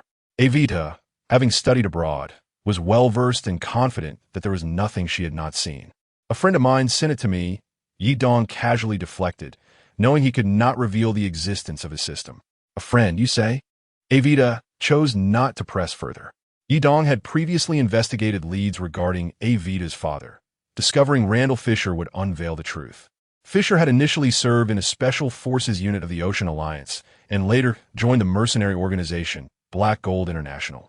As a frontline combatant, he had participated in various regional conflicts, and during the outbreak of the Civil War, he was dispatched to Kemona as a local commander and primary action overseer.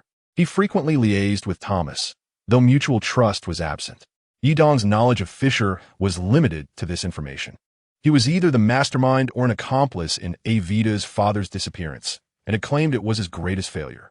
Yi Dong pondered whether he should disclose this to Avita, but reconsidered how he would explain it, opting instead to let her discover it in due time.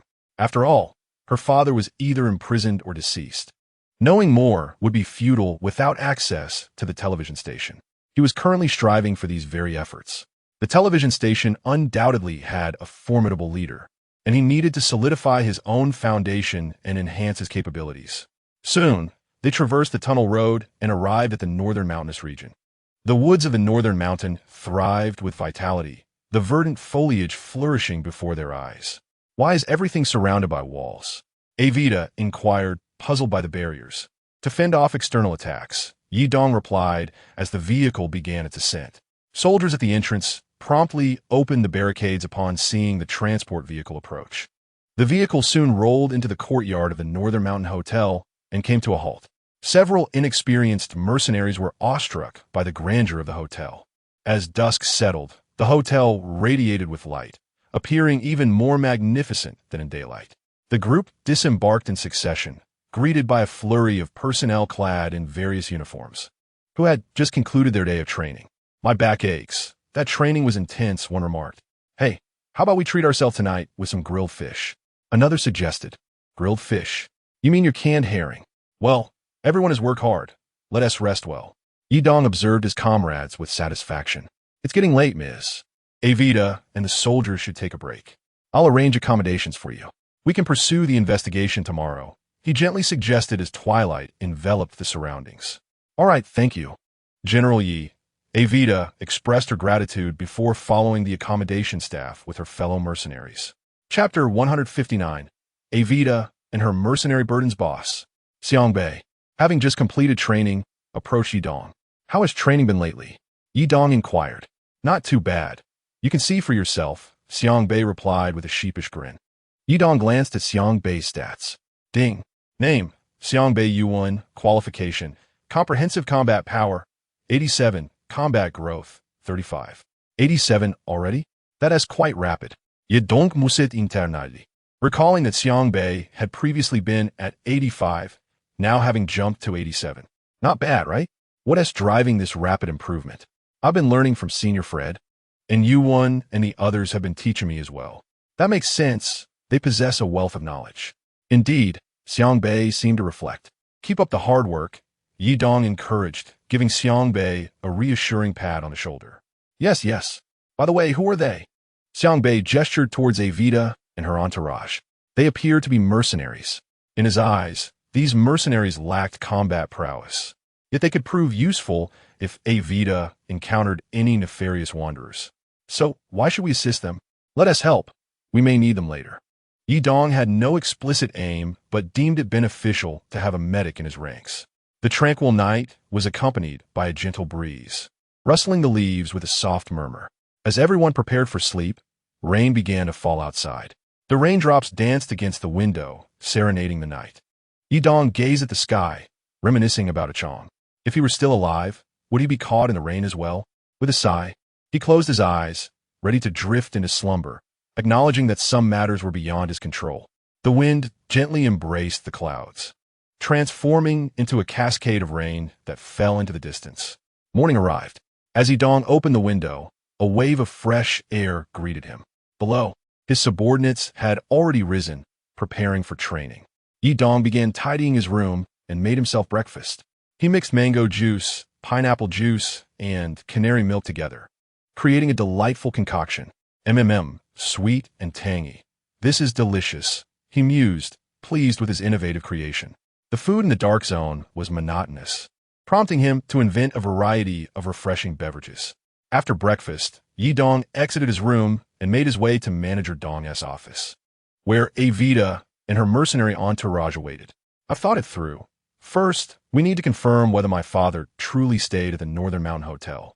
I wish to examine the front desk's check-in records. Fine. Yidong, somewhat annoyed, reflected on the tasks he had been forced to undertake even after his rebirth. Fortunately, both the valley and Northern Mountain were now his territories, making travel convenient. He greeted Dos Fred and instructed 115 to accompany Avita. He still needed to train his subordinates. Yes, 115 was elated at receiving a new task, thrilled he wouldn't have to train today. Why am I so lucky? He exclaimed joyfully as he prepared to leave with Avita. 115, it seems there has been fierce combat in the Northern Mountain. Can you check the walls adjacent to Dong? Avita immediately shifted into analytical mode. No problem. There are no traces whatsoever. This is not what I envisioned. What is this? 115, bring a camera. We should inspect the wastewater treatment plant. There may be remnants of a plan on the first floor whiteboard. it could yield clues. Oh, understood.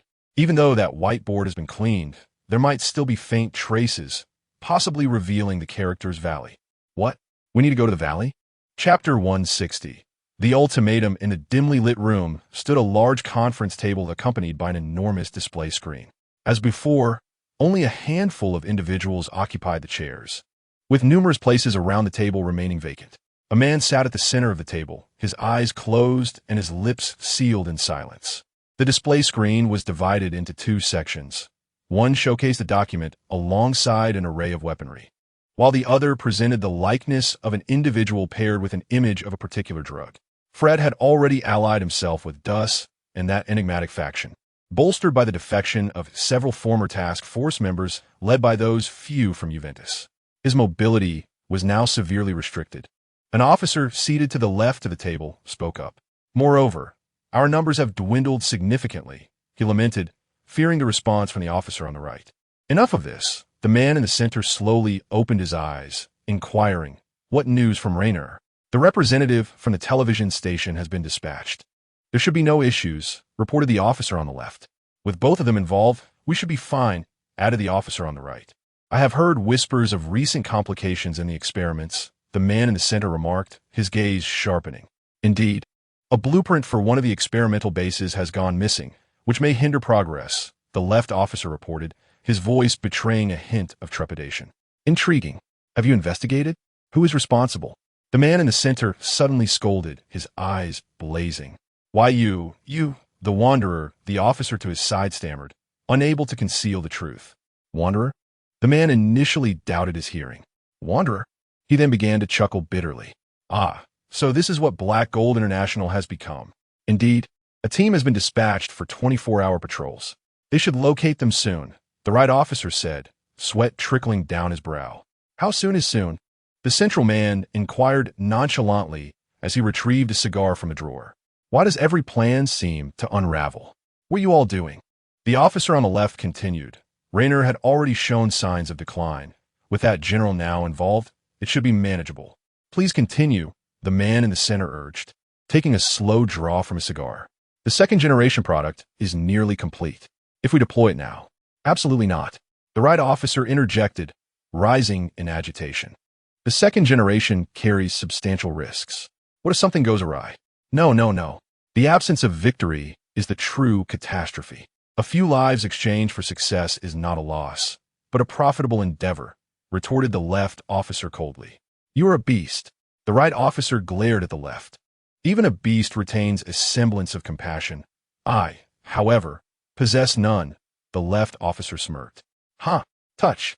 How many units of the second generation do we have? And when can we deploy them?" The man in the center applauded, slowly revealing his true nature. "We have 500 in stock. It should suffice," the right officer replied, his gaze cast downward. "When will the third generation be available?" "Progress has been remarkably swift, with significant breakthroughs. The third generation will arrive soon." "Yes, we must expedite matters." An ultimatum has been issued from their side. Chapter 161. The armory crisis in the Marlos Mountain Armory. Smoke hung thick in the air, corpses littered the ground, and destruction reigned supreme. The buildings lay in ruins, ravaged by missile strikes. Tattered clothing and shattered tank fragments cluttered the ground, while the tank turrets lay in disarray. The war was methodically dismantling everything in this place. The distant smoke had tainted the sky a dismal gray. Inside the fortress command room, an officer donned in a masca, helmet and mask, along with a level 5 defender body armor, sat upright in contemplation before a large sand table, seemingly lost in thought. The terrain on the sand table was distinctly undulating, marked in various locations. If Yi Dong were present, he would instantly recognize the man as Rainer, the leader of the frontline fortress. This sand table was a nearly perfect three-dimensional replica of the fortress's geography. On the adjacent wall, a large album illustrated various operational routes and tactics for offense and defense. The officer removed his heavy armor and placed it on the table. Glancing at the notes on the whiteboard, he added the number 41 next to a previous figure. In the months prior, he had endured 41 waves of attacks. And through superior equipment, advantageous terrain, and his formidable command skills, the incoming task force members had rarely gained the upper hand.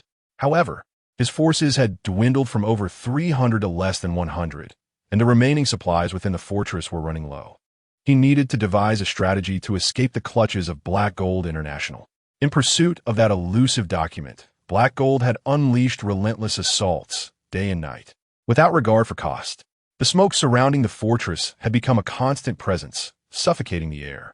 Raynor's subordinates were beginning to lose their appetites, becoming increasingly listless. To cope, Raynor had implemented shifts, but even that was becoming untenable. At this rate, they would inevitably be overrun. Raynor glanced at the document Ajax had brought earlier. Although incomplete, it contained the crucial information he needed. This could serve as his bargaining chip. He now had to seek assistance from someone who would also be enticed by the document. Someone willing to collaborate and whom he could trust. He had already identified a candidate. Ajax, come in, Raynor said into the wireless intercom nestled in his pocket. Understood, came the decisive voice from the other end, bringing the conversation to a swift conclusion. Soon, a soldier entered the room. His gear had been upgraded. Clad in a level 4 tactical vest, yet his prominent nose and red beret remained unchanged. I have a task for you. What task? A mission that bears our very survival, an essential undertaking. Without delay, Ajax exited the room, carefully retrieving a level 3 helmet adorned with team insignia from a nearby supply box, solemnly placing it upon his head. Chapter 162, Ajax's Dilemma inside a precisely sealed armored vehicle. 3 men sat in silence. Boss, what is our mission this time? Why are we even leaving the fortress? The driver queried, casually steering the vehicle. Yes, it's just the 3 of us. What if we encounter Black Gold's task force? Another soldier in the back seat pondered aloud. The lives of everyone in the fortress rest upon our shoulders. We have no choice but to proceed, Ajax replied from the center. Behind Ajax sat Reuben Jackson, while Jordan Jackson was at the wheel. Raynor had instructed him to select the 2 most capable from his original team, as the rest of the Jacksons had perished in earlier skirmishes. Ajax could only lament how arduous this task had become.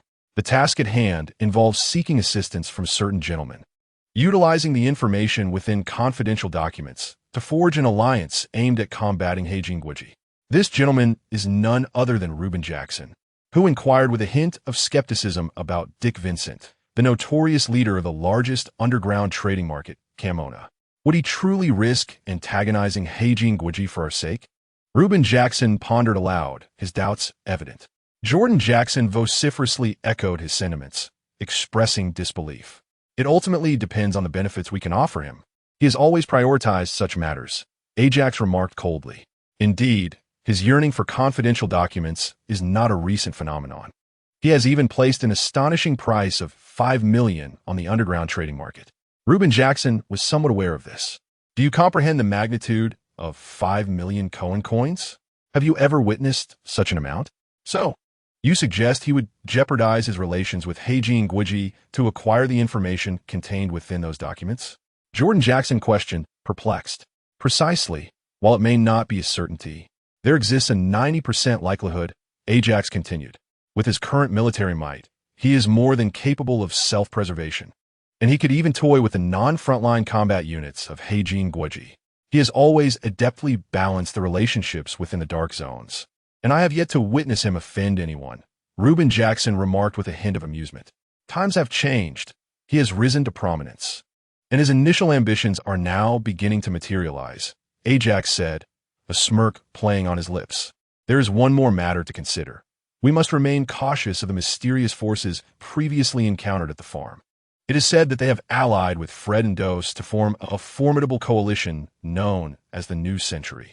Before long, the vehicle traversed increasingly desolate terrain. Is this truly the correct path? There are scarcely any signs of life, Jordan Jackson remarked as he gripped the steering wheel.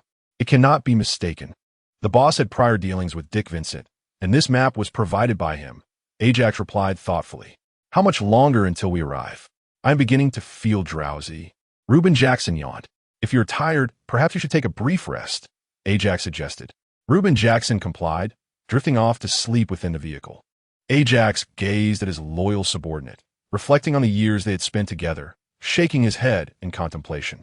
Other leaders such as Fred, Dose, and Renoir wield power and influence, while he finds himself lost and wandering. Had it not been for Renoir's refuge, he might have perished in the wilderness. The quest for strength continues. How can one truly become stronger? Chapter 163. The Frontline Fortress, Wave 42 of the assault on a mountain road in the Marlos region. Several vehicles, primarily transport trucks, including an armored vehicle, proceeded at a measured pace. The officer, with an air of confidence, scrutinized the map, seemingly assured of victory in the forthcoming battle.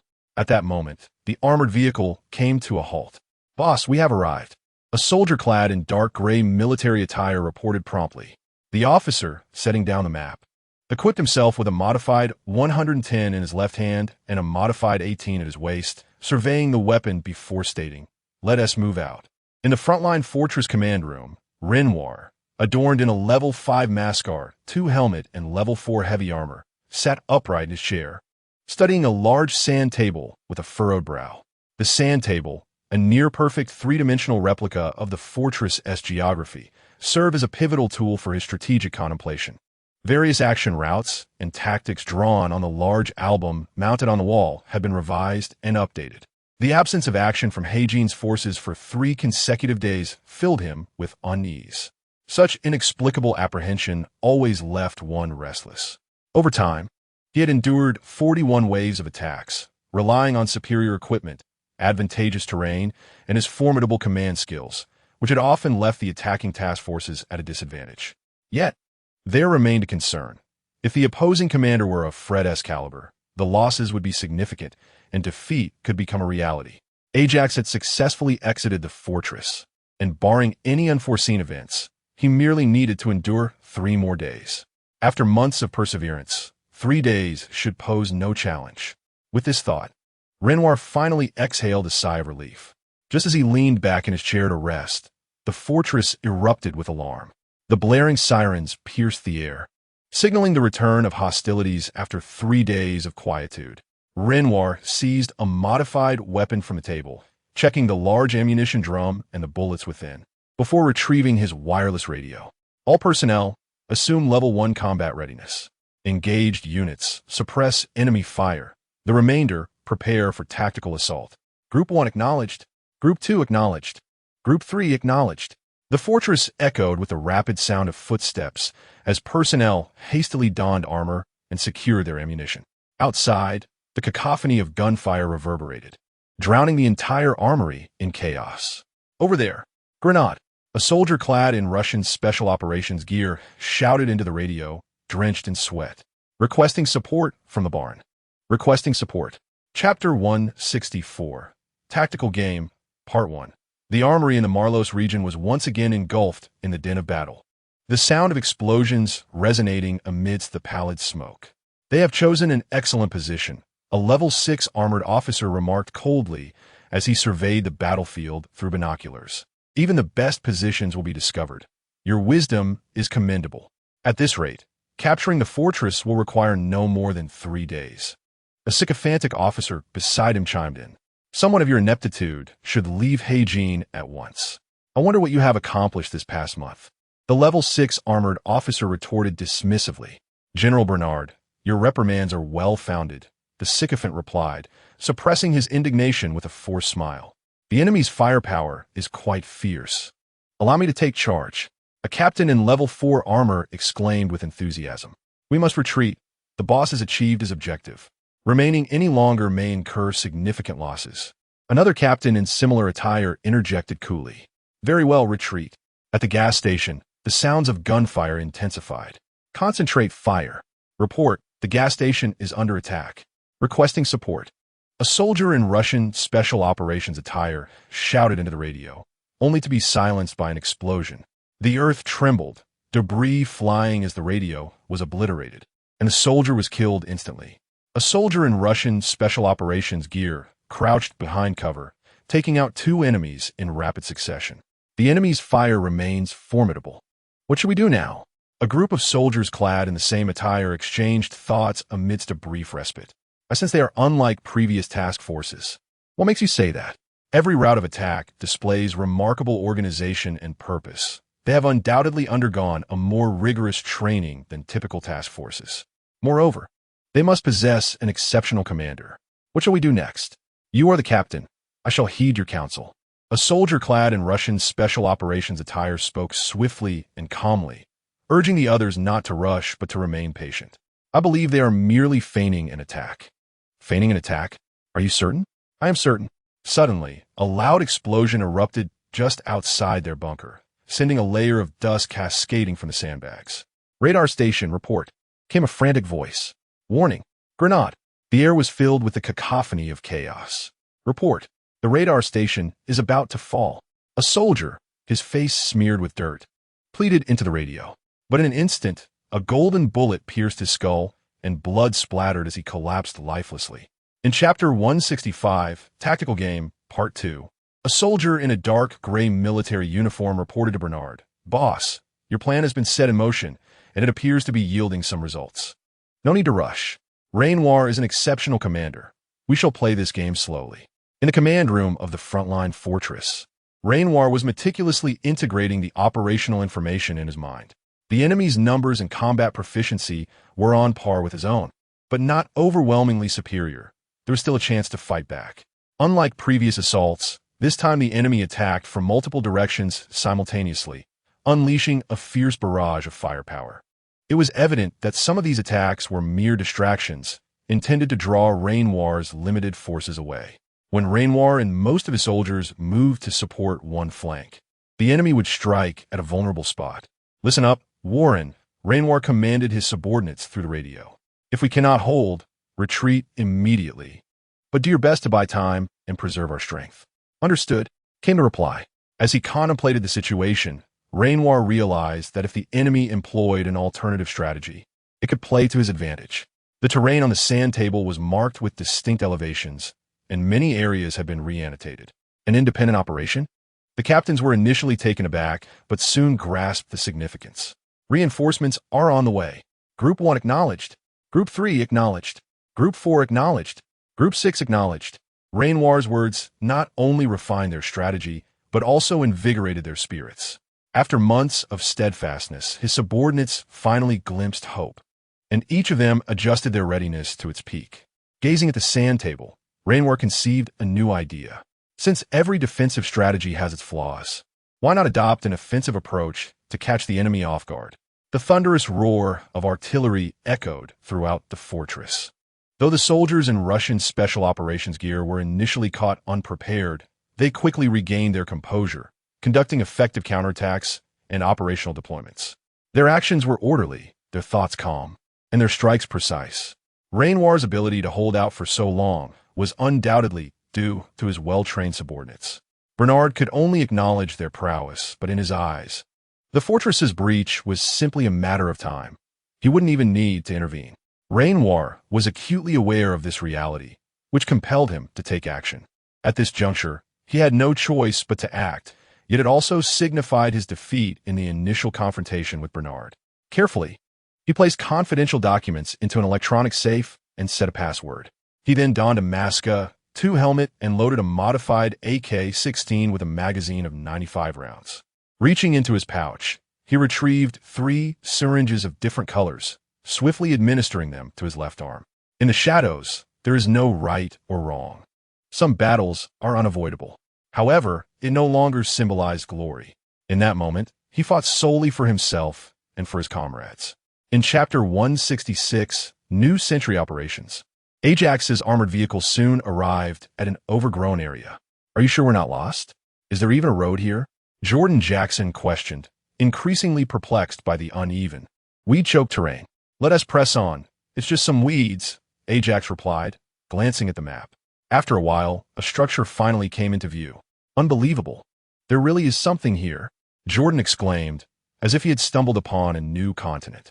The vicinity was dotted with small warehouse-like buildings, and a few scattered individuals were moving cargo. In the distance, a vast helipad and larger, taller buildings could be seen. Upon spotting the buildings, the people within took notice of them. Soon, several individuals, along with a nearby patrol, approached. "This must be the place. It looks promising," Reuben Jackson remarked as he stepped out of the vehicle, followed closely by Jordan and Ajax. "Hello, you're prohibited from entering." "Who are you?" the patrol leader demanded. "I am a subordinate of Rainoir," Sent to conduct business with Mr. Dick Vincent, Ajax replied. Rainoir's business? The patrol leader appeared puzzled. Let me make a call. He picked up the radio and dialed Dose. Hello? A low voice responded on the other end. Boss, someone wants to meet Dick Vincent and is passing through our territory. Let them through. However, this person claims to be Rainoir's subordinate and is wearing a red beret. I suspect he is Ajax. Upon hearing this name, Dose seemed to recall something. Hold on. Wait a moment, he said, hanging up the radio. You three, wait here. Ajax showed no signs of annoyance, understanding the gravity of the situation. This mission was critical, and he recognized the need to tread carefully. May I ask, where exactly is this? Reuben Jackson inquired politely. This was originally the territory of the Anthony family and is now one of Dose's trade bases, the patrol leader explained, gradually warming to them. I didn't expect to find myself on Dose's turf, Ajax mused. It is said that Dose has a particularly close relationship with Dick Vincent and has always collaborated with him, Reuben added thoughtfully. Indeed, he should allow us entry. Ajax was well aware of this connection. At the North Mountain Hotel in the northern mountainous region, Ajax has made an appearance. Yi Dong was astonished, recalling Ajax's previous escape and now realizing his significance once more. Yes, around my trade base, Dose confirmed. Brother Yi, you mentioned that some confidential documents are still in his possession, correct? Fred said, as if formulating a plan. Correct, but they are certainly not with him now. I know Ajax too well. He would entrust such crucial items to Rainoir, as he lacks the strength to safeguard them himself. I suspect they are with Rainoir. Yi Dong concluded. Is he seeking Dick Vincent? Fred continued to probe. Indeed, Dose replied. This matter is quite complex, Fred pondered, already forming hypotheses in his mind. We should go as well. This may be our only chance to gather all the documents and unveil the truth behind the Gungnir project, Yi Dong stated solemnly. Agreed. Dose and Fred echoed in unison. However, this is a transaction between others, Fred began cautiously. No worries, I will handle matters with Dick Vincent, Dose asserted confidently. All right, it's settled then. Let us depart immediately, Yi Dong proclaimed decisively. Chapter 167. Return to the trade market. Duo C persuaded Diku when Sun by leveraging the information contained in the confidential documents held by Yi Dong. The three of them promptly set off to prepare for their journey to Diku when Sin's underground trading market. To expedite their arrival in the valley, they decided to send a Jiakusi ahead while they would later convene. Upon reaching the hotel lobby, they prepared to board an armored vehicle. We really ought to establish a helipad at Beishan, Duo C remarked with a smile as he gazed at the armored vehicle. Boss, where are you headed? Came the voice of 115, who emerged from the hotel with a somewhat aggrieved expression. 115, just follow AI Dama and fulfill your tasks. She will not treat you poorly, Yi Dong consoled, noticing the dark circles under 115's eyes. I'm either going to the valley or Beishan. I'm so exhausted, 115 said, unable to bear it any longer as he longed for training.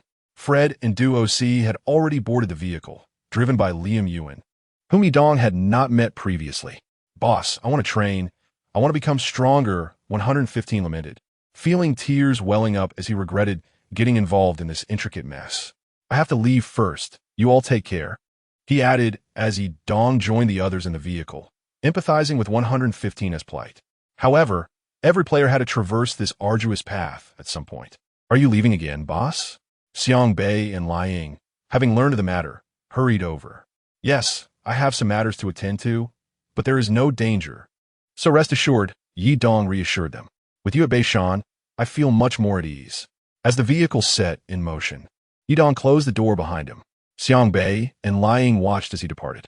Before long, the trio arrived at Duo CS Valley and transferred to a helicopter bound for the trade base. The experience of flying in a helicopter was remarkable. As they ascended into the sky, the ground below transformed into diminutive warehouses, roads, and forests. The helicopter offered a panoramic view of the nearby rivers and mountains, with wisps of white clouds drifting through the endless mountain ranges. The aircraft soared above the clouds in the vast blue sky as the sun began its descent, ushering in twilight, merging the azure sky and sea of clouds in the sunset, revealing a breathtaking scene. Soon, they hovered above Diku when Sin's trading market, the helicopter's rotors gradually slowing as it descended. I never expected to return so quickly, Yi Dong mused to himself as he squinted against the sunlight. The helicopter gently landed on the helipad, and the three disembarked. Wow, this truly is a bustling place, Fred exclaimed, taking in the lively trading market nearby. Let us go, Yi Dong said, stretching his limbs. This reinforced level 6 armor is quite flexible. Fred and Duo C had previously inquired about it, but Yi Dong had maintained that it was a gift from a friend, revealing nothing more. Eventually, Fred and Duo C ceased to press the matter. Duo C, evidently well acquainted with the area, guided Yi Dong and Fred through a labyrinthine route until they arrived at the basement level where Diku Wensen's conference hall was located. Though Yi Dong had traversed this path before, it still felt somewhat unfamiliar, yet Duo C's presence made it significantly easier. In this familiar corridor, Yi Dong once again encountered Diku Wensen's 4 fully equipped squads, the only distinction being that the weapons utilized by the squads this time were all semi-modified. Chapter 168. The drowsy Ruben Wong. The conference hall should be on this level, Duo C remarked, surveying the surroundings.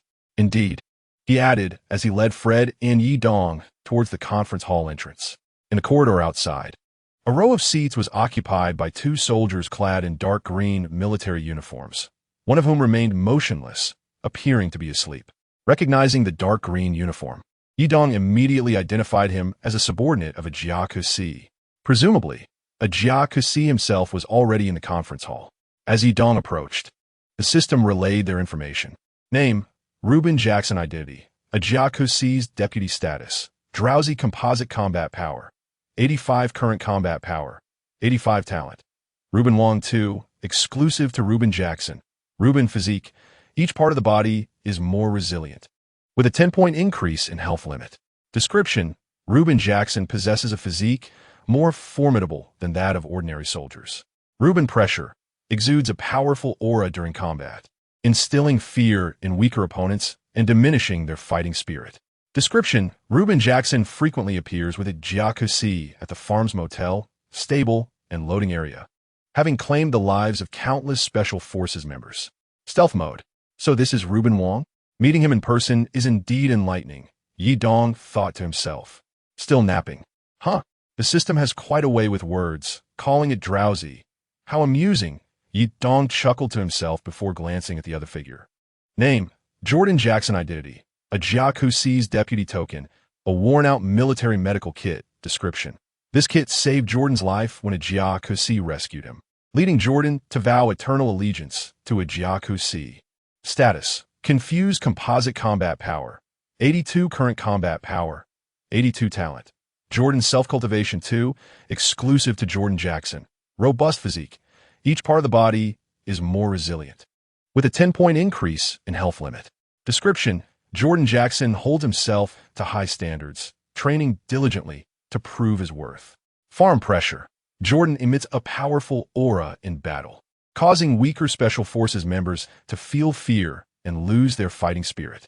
Description, Jordan Jackson frequently appears with a Jiaku Si at the Farms Motel, stable, and loading area, having claimed the lives of countless Special Forces members. Stealth mode. Well, this power level is quite reasonable, Yi Dong silently assessed. Duo C knocked on the door, and the three entered. The conference hall was spacious, adorned with a grand crystal chandelier hanging from the ceiling.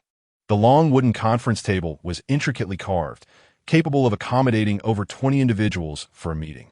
Yi Dong quickly noted Diku Wensen sa Niarbi, distinguished by a few strands of white hair, alongside a Jiaku Si who sported a red beret. It's you. A look of surprise crossed a Jiaku Si's face as he locked eyes with Yi Dong. Chapter 169. The weakest leader, a Jiaku Si brothers duo Yi, and a come sit. Diku Wensen greeted warmly upon spotting Yi Dong and his companions. However, Yi Dong was acutely aware that in Diku Wensen's eyes, they resembled walking classified documents. It's you, the killing god. Yi Dong? Yakisi exclaimed, unable to sit still upon recognizing Yi Dong's level 6 war god helmet. The image of that moonlit night on the farm flashed through his mind, with a silvery light illuminated Yi Dong's helmet, radiating a chilling aura. Me? Yi Dong, whose vigilance had always prompted him to wear the helmet except when sleeping, was surprised to be recognized today. We have no enmity between us. A Jiakusi shouted excitedly upon confirming Yi Dong's identity. How can I be? Yi Dong, seeking clarification, inquired. The defeated foe. Under the anticipation of everyone present, Yi Dong slowly uttered these 4 words. At that moment, the system displayed a Jiakusi's data. Name, a Jiakusi identity. Leader of the farm, former northern officer. Token, a well-maintained military knife. Description, a delicately crafted combat knife. Its potential in battle may be lacking. However, for a Jiakusi, the recognition of authority is far more significant than superior equipment. Status, Furious Composite Combat Power, 86 Current Combat Power, 86 Average Power of Subordinates, 66 Talent. Warrior Spirit 3, exclusive to a Jiakusi. Warrior Physique, each part of the body is more resilient, with a 25-point increase in health limit. Introducing Ajax, who possesses a physique more formidable than that of the average soldier. The aura of combat emanates a palpable intimidation, instilling fear in weaker opponents and significantly diminishing their fighting spirit. Ajax is frequently found in automobile motels, stables, and loading zones on farms, having claimed the lives of countless task force members. In moments of dire adversity, he can unleash a devastating strike by depleting his own physical capabilities, igniting a fierce spirit of battle, and flooding his body with hormones that drastically enhance his aiming precision and reaction speed, while remarkably reducing pain and the sensation of burden. Due to his innate talents, Ajax has long faced a bottleneck in his abilities. However, when his resilience reaches its limit, he can temporarily shatter this barrier and unleash extraordinary power, albeit at a significant risk to his life. He chooses to remain discreet, possessing considerable prowess. His combat strength is rapidly surpassing that of the northern forces, a realization that dawned upon Yi Dong after reviewing Ajax's data. This level of combat capability cannot be dismissed lightly. Rather, it demands a degree of respect. However, the third passive ability appears to hold promise. Hello, this is my brother, Yi Dong, Duosi introduced as he extended his hand towards Ajax. The leaders of their respective factions were already well acquainted, yet Yi Dong was a newcomer. Duosi was well aware that Ajax recognized Yi Dong. His introduction served to convey his allegiance to Yi Dong. Conversely, Dick Vincent stood with Duosi, compelling Ajax to set aside past grievances for the sake of collaboration. Indeed, Yi Dong is also my brother, Fred quickly interjected, comprehending Duosi's intentions. Ajax was momentarily taken aback. Fred was a figure he could never afford to offend. Let us sit down and discuss our collaboration in earnest, Ajax decided, prioritizing business matters over personal vendettas. After all, a gentleman's revenge may take a decade, but Ajax's grievances were far from resolved. Ultimately, one's shortcomings are the root of all sins. Chapter 170. Mutual benefit and win-win. I have come to discuss a potential collaboration, Ajax stated slowly after adjusting his mindset. A crucial part of the confidential documents you seek is in my possession. The significance of these confidential documents is self-evident, as they contain information regarding the Southern military's Gungnir project, a powerful weapon hailed as the Spear of Destiny. I wish to exchange this vital intelligence for your protection. Protection? You mean for yourself and Rainwar? Indeed. Heijin International is aware of our possession of the confidential documents, and their recent assaults have become increasingly frequent. After months of steadfast defense, the fortress is now critically low on resources, and even General Rainwar is uncertain of our ability to hold the line. Thus, I am here to negotiate a mutually beneficial arrangement. Haha, a fine proposition of mutual benefit. Do you comprehend the complexity and vastness of Heijin International's power? Duosi spoke with palpable disdain and deep understanding of Heijin. He had previously collaborated with them, but those individuals were ultimately untrustworthy. You have no idea how many predatory eyes lurk behind that ferocious leopard's head, watching you closely. Ajax, you should know that I have also engaged in numerous collaborations with Heijin. Countless task force members approach me for trade daily, Dick Vincent remarked. His ability to flourish rapidly stemmed from his adept maintenance of relationships among various factions to achieve equilibrium and maximize profit. If this matter were to irreparably sour relations with Heijin International, my losses would be immeasurable. A mere 5 million against a lifetime of financial opportunities. One must discern the greater value, Dick Vincent continued. Yi Dong perceived that Dick Vincent's rejection was merely a fade, a test of the waters, or a quest for maximum profit. Oh, is it truly worth only 5 million? Ajax countered directly. 5 million is merely a price set by certain unscrupulous merchants. The information contained in those documents is priceless.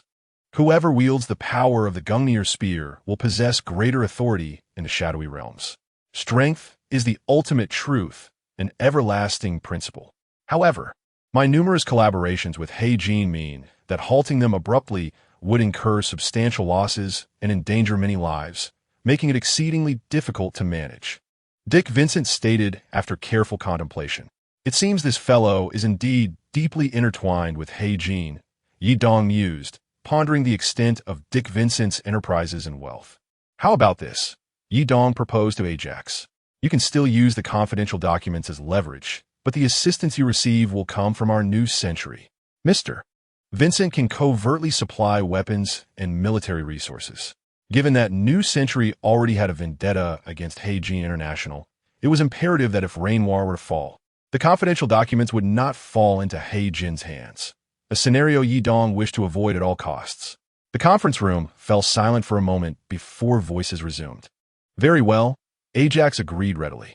New Century was a formidable force, even surpassing Dick Vincent's arm strength, making this an advantageous deal. Absolutely, Dick Vincent affirmed after a moment's consideration. He could avoid offending Heijin while securing the coveted confidential documents. What sort of weaponry and resources could possibly require 5 million? This deal could not merely be classified as profitable. It was a resounding victory. Now that we have reached an agreement, could you enlighten me about the current situation at the fortress? Yi Dong inquired. The situation at the fortress is quite grim. Food, tactical equipment, and gear are in short supply. If Heijin were to launch an assault after my departure, we could only hold out for 3 more days at most. And now, how many days remain? Ye donc peut-être injustement. Since my departure, nearly 2 days have elapsed, Ajax lamented. Surely, it cannot be that coincidental. I just left. And Heijin's forces would advance immediately? Though they had been inactive for 3 days and nights, no, based on Heijin's patterns, I find it highly probable. Duosi remarked gravely. His expertise in this area lent him considerable credibility. Indeed, it is conceivable that the fortress is already engaged in combat with Heijin, Fred analyzed seriously. If that is the case, our time is limited, Duosi admitted, feeling the pressure. Let us depart for the fortress. Action speaks louder than words. Regardless of whether Heijin has launched an attack, we must hasten our arrival to ensure Rainoir's safety. Chapter 171. Full mobilization. Yi Dong could not permit Rainoir to perish thus. He had yet to meet him in this new life. Yi Dong was unwilling to accept the prospect of only encountering a lifeless Mascar helmet. Such talent must not be lost.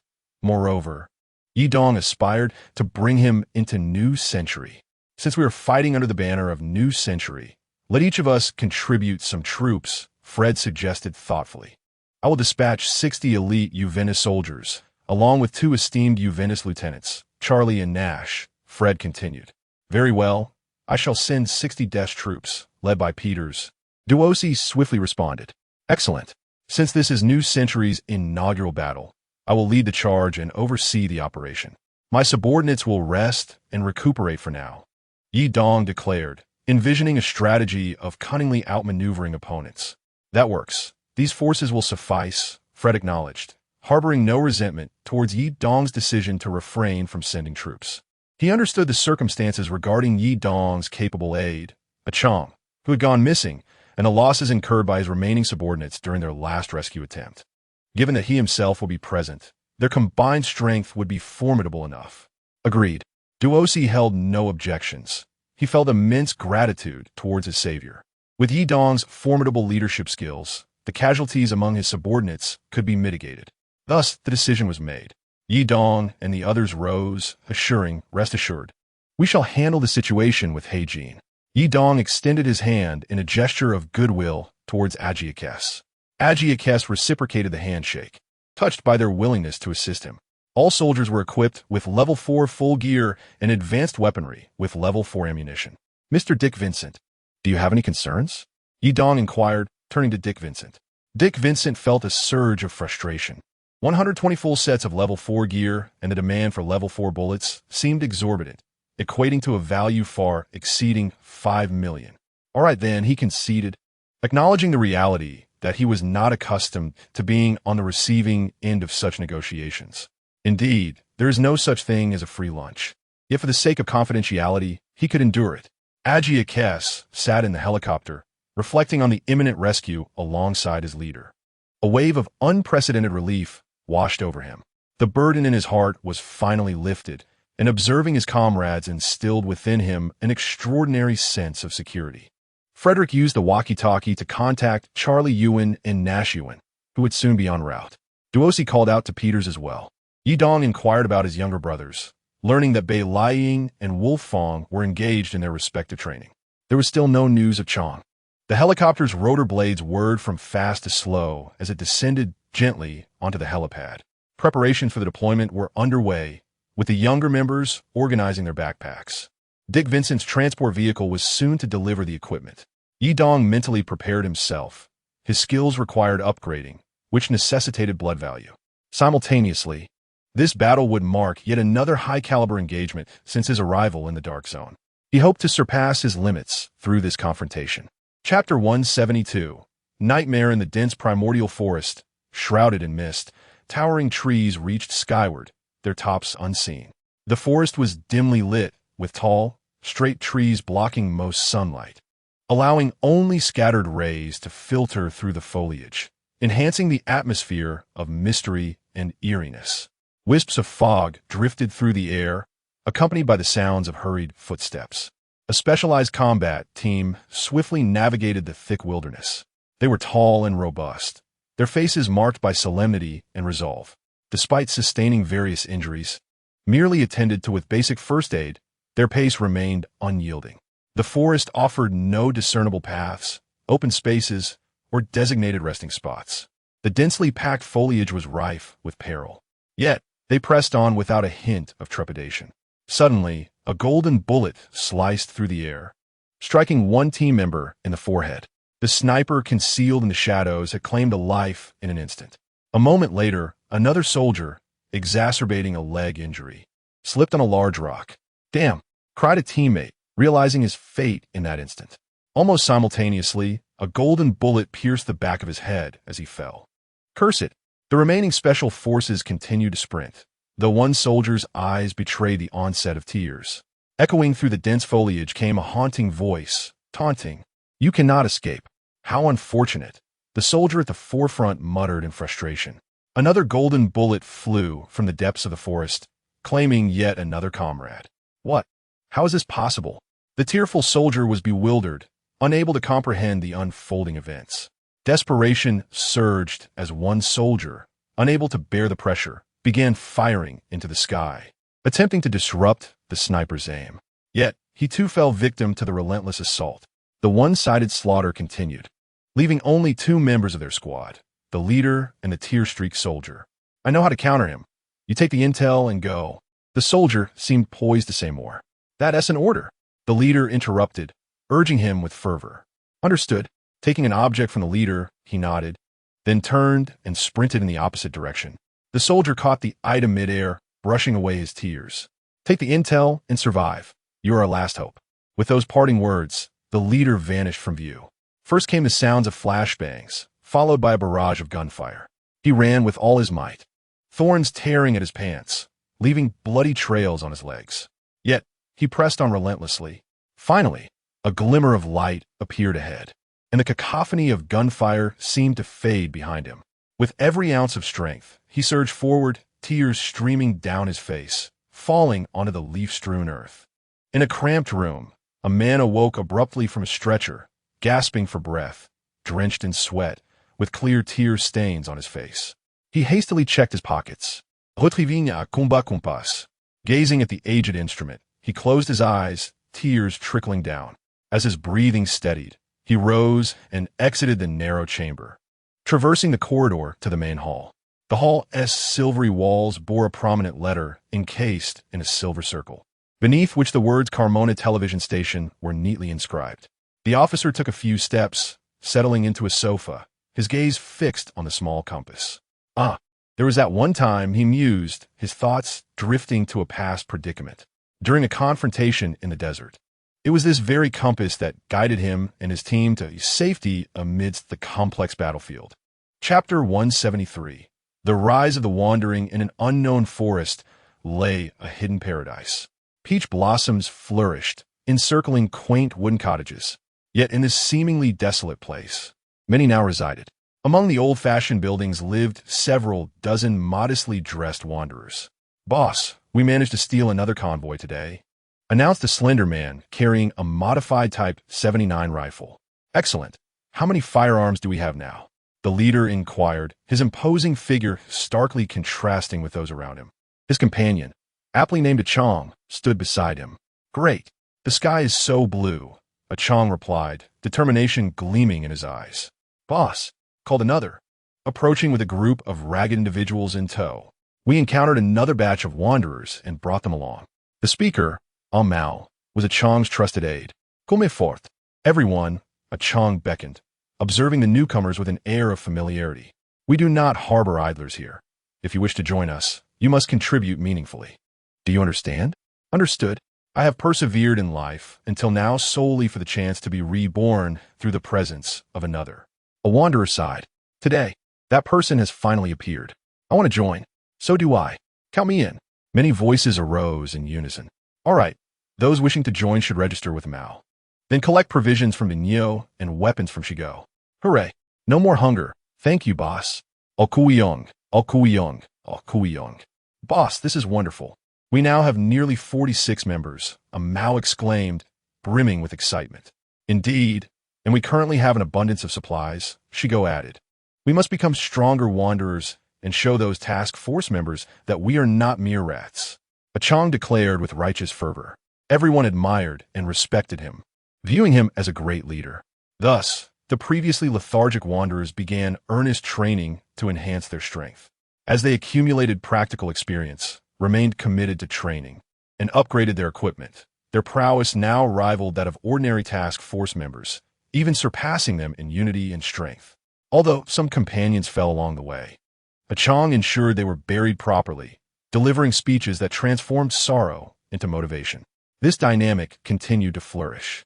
Presently, the area could still accommodate many more. Hence, Achong chose not to move, but when the day came that they could no longer reside here, he would march directly into the lair of Heijin to exact revenge. Chapter 174. On the brink, in a dim, enclosed room, a large rectangular conference table and a massive LCD screen dominated the space. To the left in the southern region lay a mountainous terrain. The center was filled with expansive farmland, and to the right, a valley unfolded. The northern area was densely populated with buildings. Several officers sat upright at the conference table, engaged in discussions. A man occupied the center of the table, conversing through a wireless intercom. Yes, understood. I assure you the mission will be completed." Once the conversation concluded, he sighed in relief. His name was Carter, the head of Heijin International in the Kamona region. Recent events had derailed many of his plans, and the Heijin influence in Kamona was teetering on the edge of collapse, even facing fragmentation. "Now, please report on the latest developments," Carter said, regaining his composure and adopting a serious tone. "Report. There's been an interruption in the supply of mice from the experimental base, which may impact our research progress," an officer on the right expressed, visibly troubled. Next, Carter slowly extracted a cigar, feeling disillusioned with the situation. "We have seen a significant reduction in trade volume with that gentleman," an officer on the left spoke softly, his head bowed. "That gentleman, Dick Vincent? Why?" Carter questioned, perplexed. Dick Vincent had always been driven by profit. The gains from their partnership with Heijin were immeasurable. Was he preparing for something by slowing down trade? He claims there is no stock left, yet our investigations show his trade volume with Dorse remains unchanged, and may have even increased, the officer continued. Carter appeared to harbor a strong dislike for Dorse, his brow furrowing at the mere mention of the name. Dorse has now formed an alliance with Fred and that mysterious force, making it difficult for us to act, another officer chimed in from the right. "At least we have Bernard with Rainoir, so there shouldn't be any issues there." He stated he only needs 3 days, the officer added. Fred possesses some confidential documents, and Rainoir also has. Carter trailed off. Are you suggesting? An officer's eyes widened as if a thought had struck him. They may unite because of this, another officer quickly interjected. They might form an alliance using the confidential documents as a bond, and then Fred's group would support Rainoir. Consequently, our plan to isolate Rainoir will fail. Prepare to launch simultaneous attacks on Bayshon and the Valley. A feint at Bayshon will suffice to hinder their support for Rainoir. Carter ordered, lighting his cigar slowly. Understood. That will be all for today. You may disperse, he declared, feeling slightly dizzy, waving his hand towards the officers beside him. The officers exited the conference room in unison. Shortly after, a soldier entered quietly and handed Carter a document. Upon reading it, Carter's brow furrowed tightly, and he extinguished his cigar. Chapter 175. Marching to the Fortress Yidong and his comrades were prepared for deployment. The younger members were promptly organizing their medical supplies, rallying each other's spirits. Dick Vincent's transport vehicles had swiftly delivered an array of equipment, armored vests, and weaponry. Yidong glanced at the armor. It comprised various models of Level 4 protection, including 623, 613 for O1, Fortress, and Spartan types. The rich variety indicated that Dick Vincent had limited stock of Level 4 gear, hastily assembled under time constraints. The weapons transported by Dick Vincent were nearly fully modified Level 5 models. While not classified as high-grade weaponry, their enhanced attributes were nonetheless impressive. In the past, they had been dubbed the common man's artifact by players. With the ammunition being 731, Yidong chose not to question it further. Naturally, relying solely on submachine guns would not suffice, so Dick Vincent had also prepared models 110, 16, 4, and Mosin, all semi-modified and utilizing Level 4 ammunition. The younger members donned their new armor and wielded their new firearms, each brimming with enthusiasm. Yidong examined his weapon, feeling an inexplicable sense of detachment lately, perhaps due to its age. He still carried a Chong's fully modified 41, which he tested and found to be stable. Finally, everything was ready. Yidong, along with Ajax, Reuben Jackson, Jordan Jackson, Peters, Charlie Ewan, and Nash Ewan, occupied an armored vehicle, while the remaining soldiers were seated in transport vehicles. They set off towards a frontline fortress. Can we go any faster? Ajax asked, still feeling anxious despite being in the vehicle. Rest assured, this is the fastest we can go, Yidong reassured him softly, though he harbored a bad premonition. Suddenly warning, a patrol squad in dark gray uniforms ahead. Good heavens, there's a patrol squad? Dark gray Heijin International? Gunfire erupted as they realized they had been spotted. The bullets struck the armored vehicle, failing to penetrate its defenses. The exterior merely dented slightly, with the bullets ricocheting off harmlessly. Damn it, they're behind cover, and the terrain prevents our armored vehicle from advancing. We can't shoot effectively from here. Stop the vehicle. You all protect it and maintain vigilance. I will handle the patrol squad. Yidong swiftly administered painkillers and devised a battle plan. If the vehicle were to be damaged, their progress would be severely hindered. Fortunately, the armored vehicle was in the lead rather than a standard transport truck. Otherwise, several vehicles would have already sustained damage. Yidong could not allow that to happen. He decided to employ 2 active skills, Blade Warrior and Extreme Aim. Channeling his thoughts, he activated these skills, feeling his body grow stronger and more agile in an instant. One skill enhanced his speed, while the other improved his accuracy. Yidong swiftly aimed and fired, executing 3 shots in seamless succession, eliminating 4 nearby enemies in an instant. Over there, the patrol squad was soon captivated by the rapidly approaching Yidong, who became the target of their gunfire. The 3rd-level bullets struck against Yidong's reinforced 6th-level armor, merely producing a flurry of white powder. The sound of sizzling and the faint cries echoed as his blood value reached 3. In approximately 10 seconds, the entire patrol team was obliterated. Yidong then proceeded to enter the vehicle, prompting the driver to commence the movement of the armored car. To Yidong's surprise, there were still numerous patrol squads along the route. Although it only required a minimal expenditure of ammunition to eliminate them, the delay was considerable. Fortunately, most of the patrol teams were not hindered by the same terrain issues as before, allowing Yi Dong and his companions to eradicate them from the vehicle with ease. He decided to accumulate his blood value first, aiming to upgrade his skills. The sounds of sizzling continued as his blood value incremented to 2, then to 3. A notification chimed. Blood value has reached 20 points. The host may choose to upgrade skills.